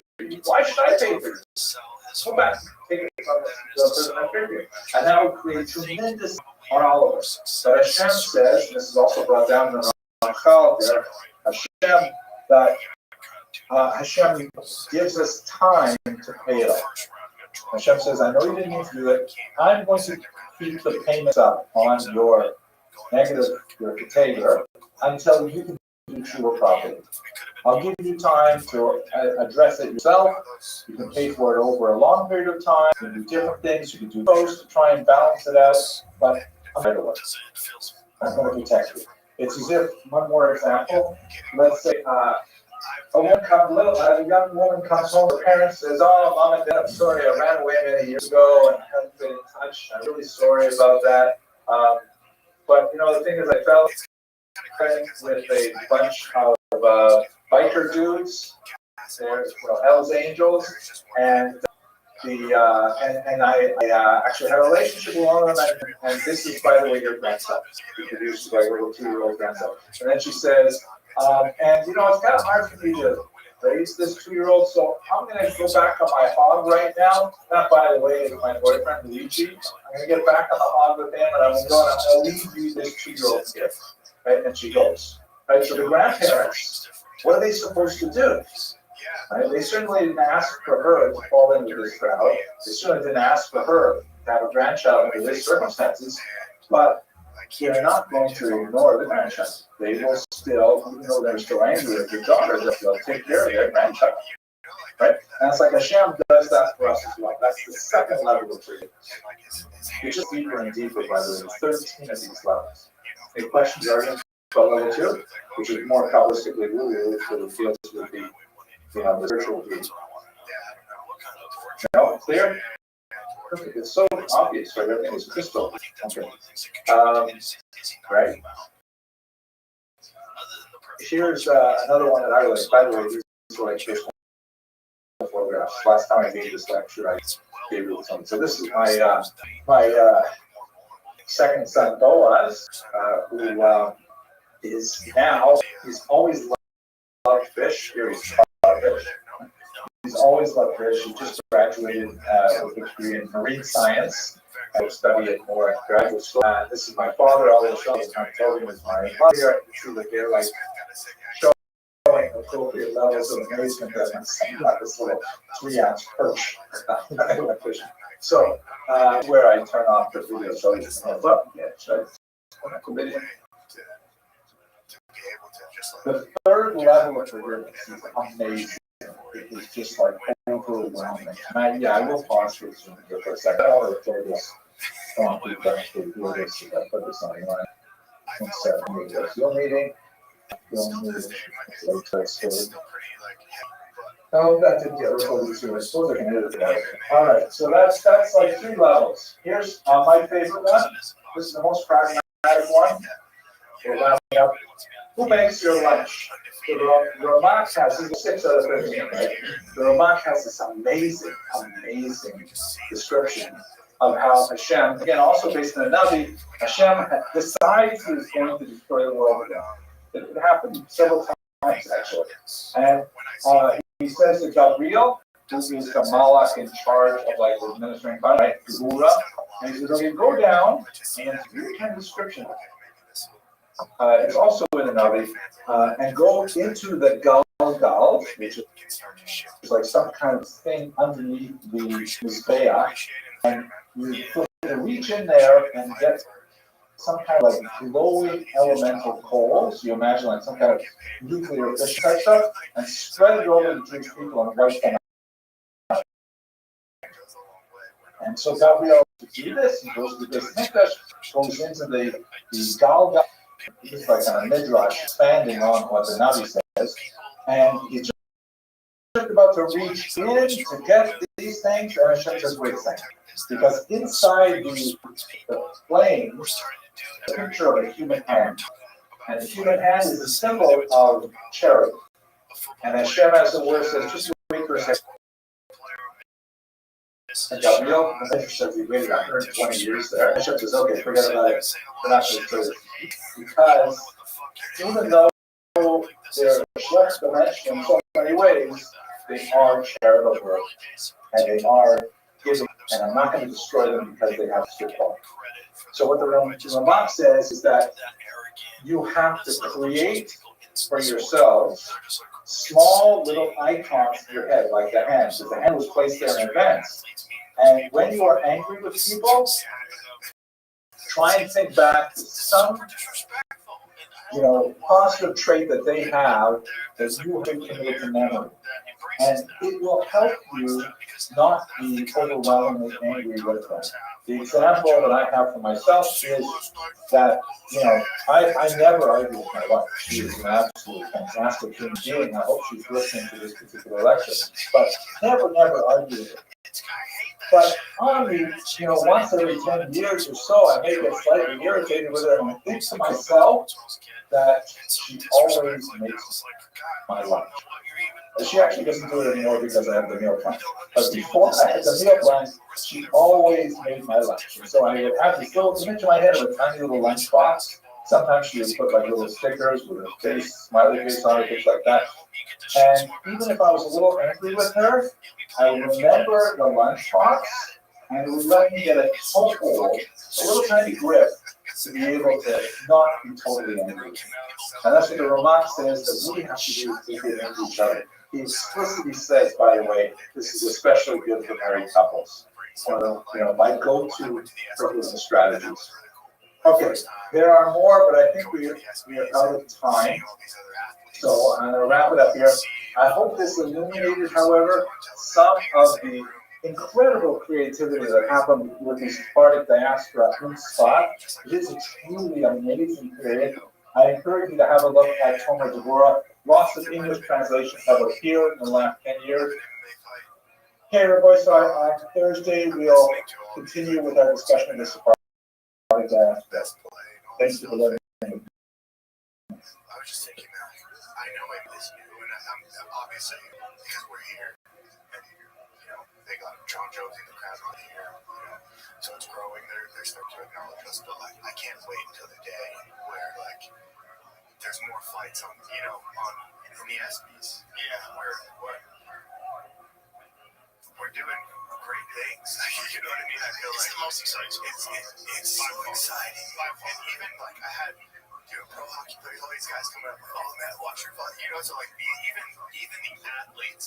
As far as diaspora in the new world, right? One of the areas where Sephardim went after the engaged of excited for the growth of the sport as well.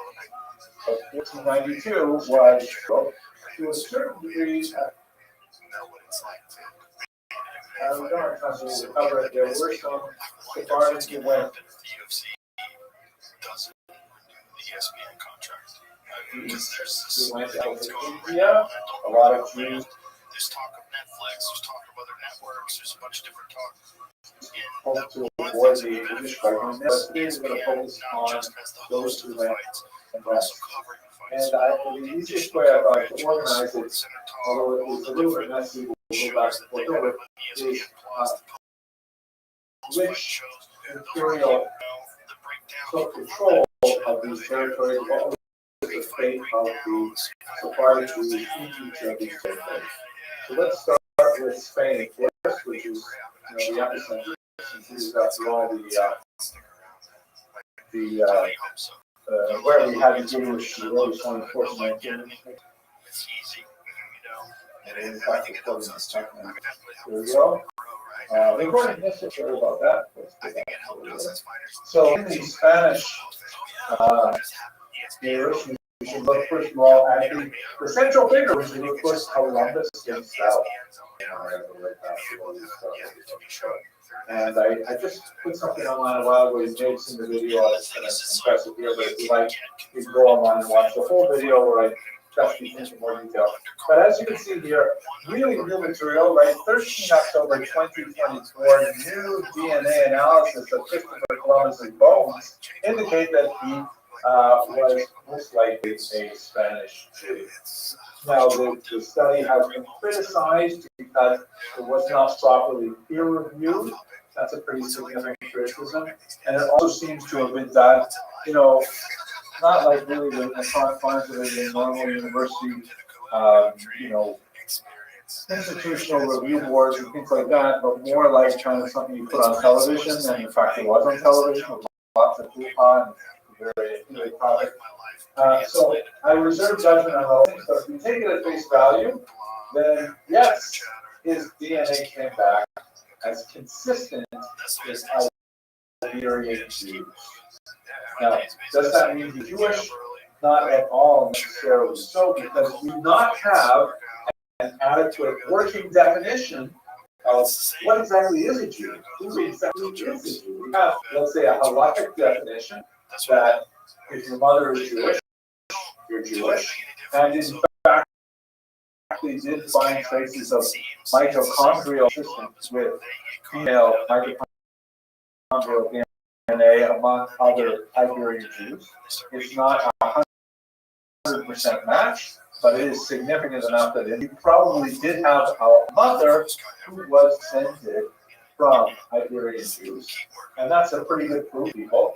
On the other hand, he didn't clearly identify as a Jew. He identified as a believing Christian, and he genuflected to Christian monarchs with all kinds of Christian, apparatuses and protocols and things like that. At the same time, he was also very, very coy about his background. He liked having some mystery about where he came from, so much so that actually half a dozen countries compete for the title of being his birthplace, including Genoa, Italy, Sicily, and Poland. They all claim that he was born there, based on one argument or another. So the DNA study is what it is, going to be proved or not, we don't know. So let's just look at some of the elements before the DNA study came out. The first thing is his last name. So Colon or Colon is a common Italian Jewish name, which would support the argument that it came from Genoa or perhaps Mallorca. It is also a common non-Jewish name too, though. So there's like no proof to this. It's not like Greenberg or Cohen. It's more like, let's say, Green. Green could be, it's not the Jewish name.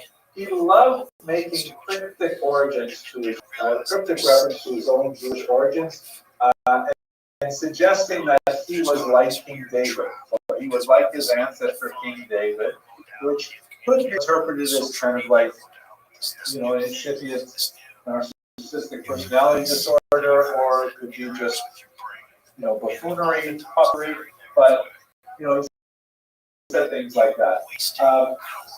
I think much more convincing is the fact that he was very close with lots of prominent Jews, including Albert Hamza, and many conversos. Jews who, of course, were living that kind of double life, descendants of his 91 pogroms, including de Santagel, who was one of the major backers, Sanchez. And in fact, when he discovered the Americas, he didn't write to Queen Isabella as his first man, he wrote to his converso friends first. As if to tell them, hey, I found new territory, maybe it's useful for us Jews and conversos. Kind of an interesting sort of thing. He specifically delayed his departure until after Tisha B'Av. He didn't want to leave on an auspicious journey on such an unlucky day or an inauspicious day as Tisha B'Av.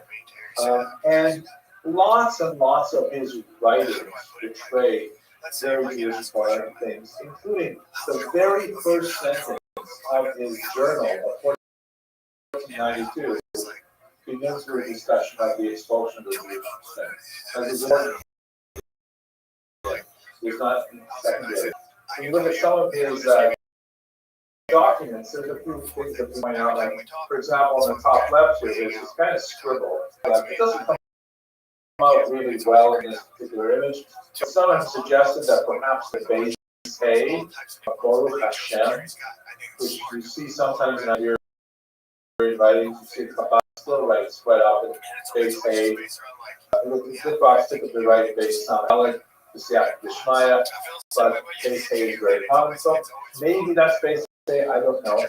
There's another bizarre thing. This is his signature here. Here's a clear review of it. It's a clear view of his signature. You can see the con row over here is like crystal friends, which means it's actually a very Christian, the bearer of Christ.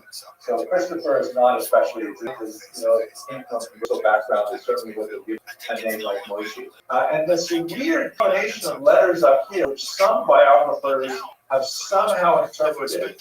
I never could follow the logic that this was a secret signature. He wasn't very much fit on this, and he told his kids he wants them to sign with this as well. And some biographers suggested it is a secret indication that they should take cottage for him. So weird, who knows? But the DNA studies nevertheless tend to support the idea that although he himself, outwardly identified as a Christian, and he had all these kind of coy references to a Jewish background, he probably was descended from converts. Now, what about the rest of Spanish Jewry, right? We know that both were lots of conversos. Jews were especially strong in translation, right? Jews historically master multiple languages, especially strong in narrative, and you have a lot of people on both who are converted back on helping them out in this regard, and Jews world and conversos as well as a possible place for them to land. Unfortunately, the Inquisition to Spain to the Spanish territories with tremendous gusto. We have examples of autos de fe that went over hundreds of years in places like Mexico and Peru, which were under Spanish domination. This is actually an illustration of an auto de fe from 1716. Just put it in your minds. Can you imagine? The Holocaust, incredibly awful, horrific. Can't compare his death process to the Holocaust to the Inquisition. But when it's all said and done, Hitler was in power from January 1933 until May 1944. Right? That's 45. That's the extent of the Holocaust, in its actual application. The Inquisition is going on for hundreds of years, multiple generations. You would experience it, your children experience it, your grandchildren experience it, 5, 6, 7, 20 generations. It's just mind-boggling that we go on for so long, and you can never feel totally safe. You could be completely outwardly a Christian, and you could be totally divorced from Judaism, but the Inquisition catch up with you with false accusations, torture, confession, public burning, absolutely horrific. And even after death, it's not at all uncommon for people their bones to be disinterred, publicly burned, and of course the whole reason for it was then their property would be confiscated and distributed. So plenty of Inquisition activities in the New World, which were not safe in any of the Spanish holdings either. What about the French and the British? So this is actually among the smaller areas. This is because technically there were no English or French Jews. That's only technically. England expelled the Jews in 90, France 15 years later, but they were invited back into France and expelled again several times. And you had from the 16th century, you begin to have the Portuguese crypto Jews making their way into France and even into England. There's recall that Gracia Mendes, for example, was someone who lived for a while in London, because when they actually had the ability to live in Christian countries, and so many of them took advantage of that. But typically, they would not, begin to express their Jewish identities. We saw when we looked at Royal until the 1700s. So it took a good 200 years before they could actually say, hey, it seems to be relatively safe here. Maybe we can buy a plot for Jewish burials. Maybe we can even set up a tzedakah. Recall Portuguese, they were distinct from regular Christians anyway, so that's how they got it. So you have some of these Portuguese crypto Jews who are making their way to the New World, and you're beginning to settle in several different places. By the way, how a crypto map so you get oriented to it. We don't have any references of crypto Jews in the French holdings, as well as these today Canada. None that are known of in what will be later the United States, North America at this time in the early period. We do, however, have lots of them being used in Spanish Florida, which is under the Spaniards this time. And of course, in South America, you have a ton of them. What were they doing? So, one of the main economic engines of the colonization of the New World was the triangular trade.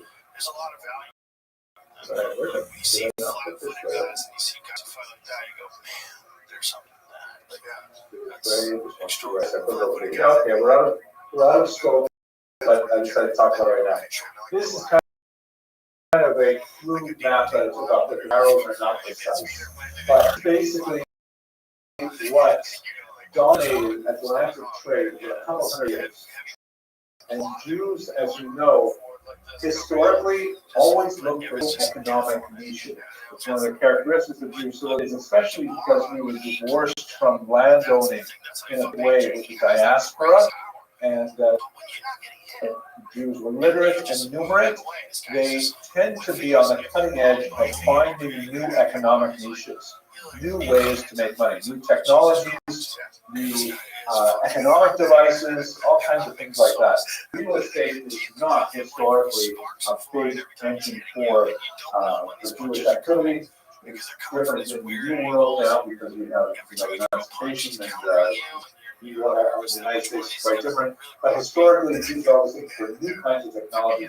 One, for example, that relates to French Jews is I don't know if I told you, is chocolate. Did I tell you about chocolate? Chocolate was unknown to the Europeans, and it was a certain drink. They would take cocoa beans and they would like grind them up, mix them with hot water, and that was what they would drink. Hot chocolate was what the South Americans would drink. And it was a Jewish guy, one of these islands in the Western Antilles, we'll come to that later, who said, wow, the Europeans love chocolate, so it's super expensive shipping to Europe, right? You have to bottle it, and then you have to ship barrels of it or whatever. It's really expensive. He figured out a way to dehydrate chocolate, make it into pellets, very light, easy to transport, and he shipped it to France, to Bordeaux specifically, which pioneered the industry of chocolate. And anytime you have a Snickers bar today, if you're not following Israel, just think that there was a Jew named Andre from the Lesser Antilles here who got the idea of making chocolate available to Europeans in a physical crop.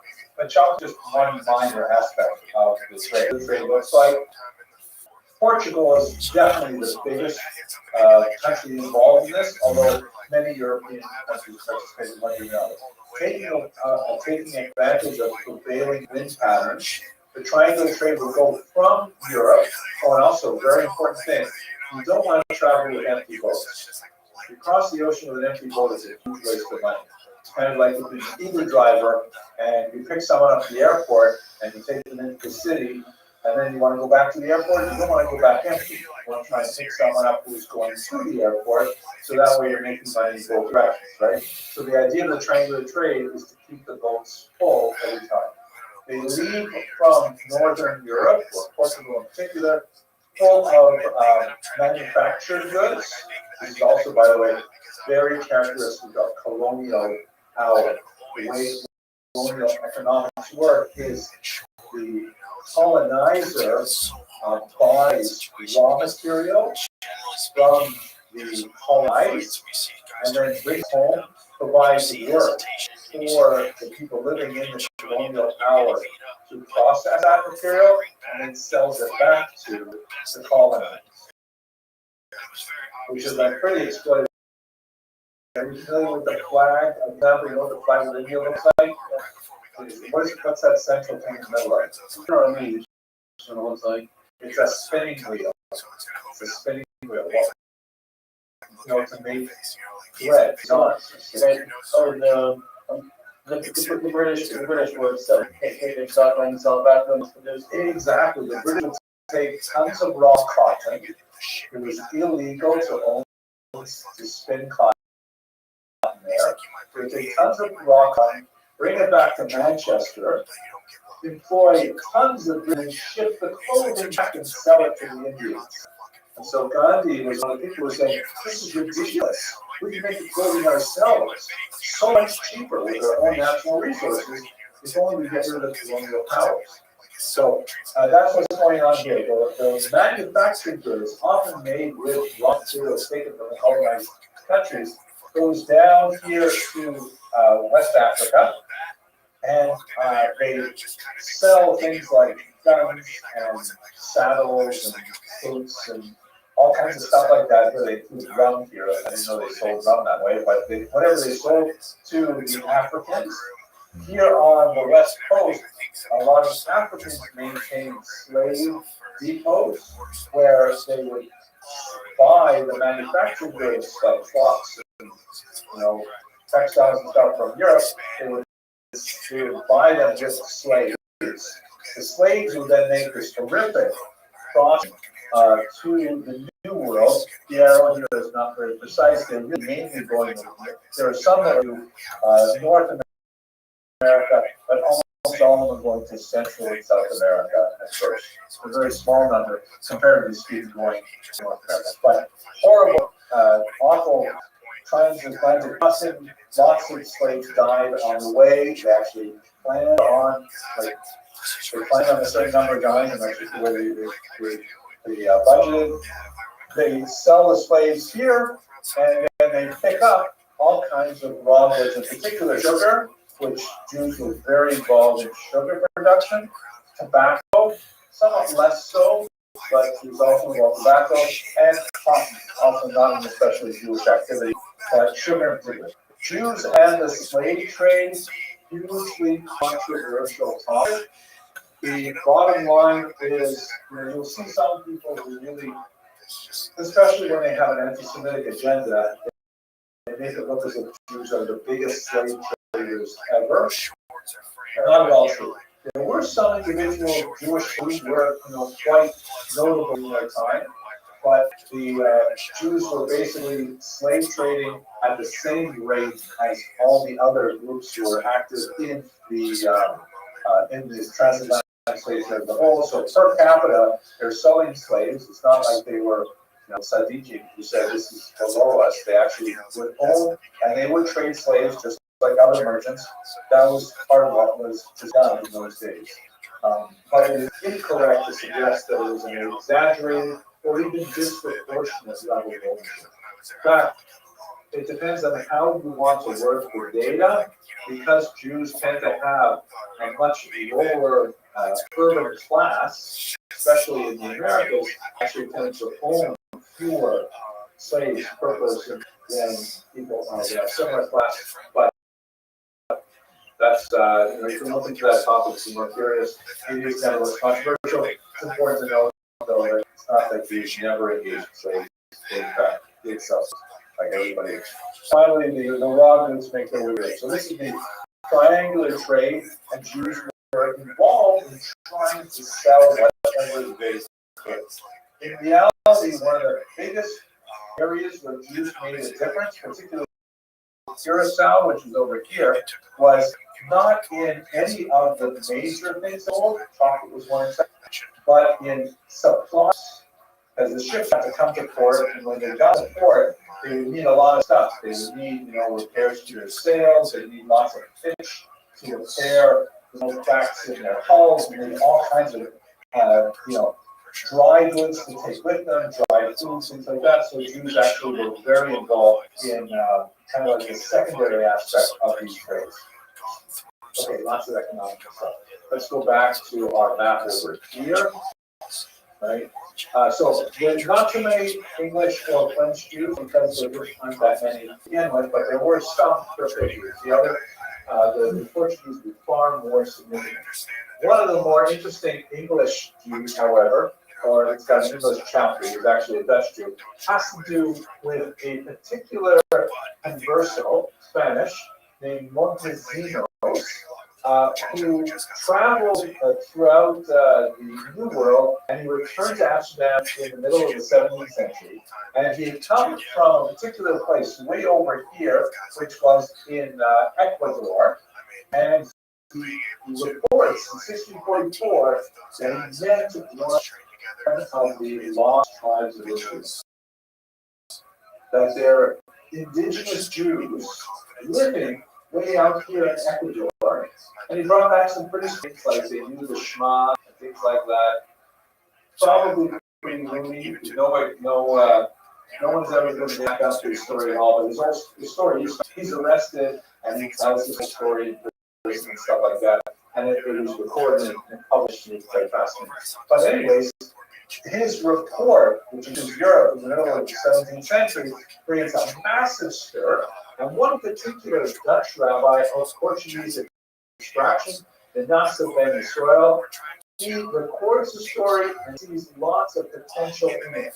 And it got so much attention from Protestant clergy all over Europe. Here's the book itself, or actually, no, this is a different book. This was printed along with it, saying that Jews in America, look at the unusual spelling, Jews, right? Because they're trying to say Jews in America, or that the Americans are of that race. The Americans here, what they're referring to is South Americans, not like, Americans, but that concept.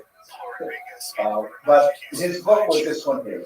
Saved from Mikveh Israel. Mikveh in the sense of home. Yes, Mr. The name of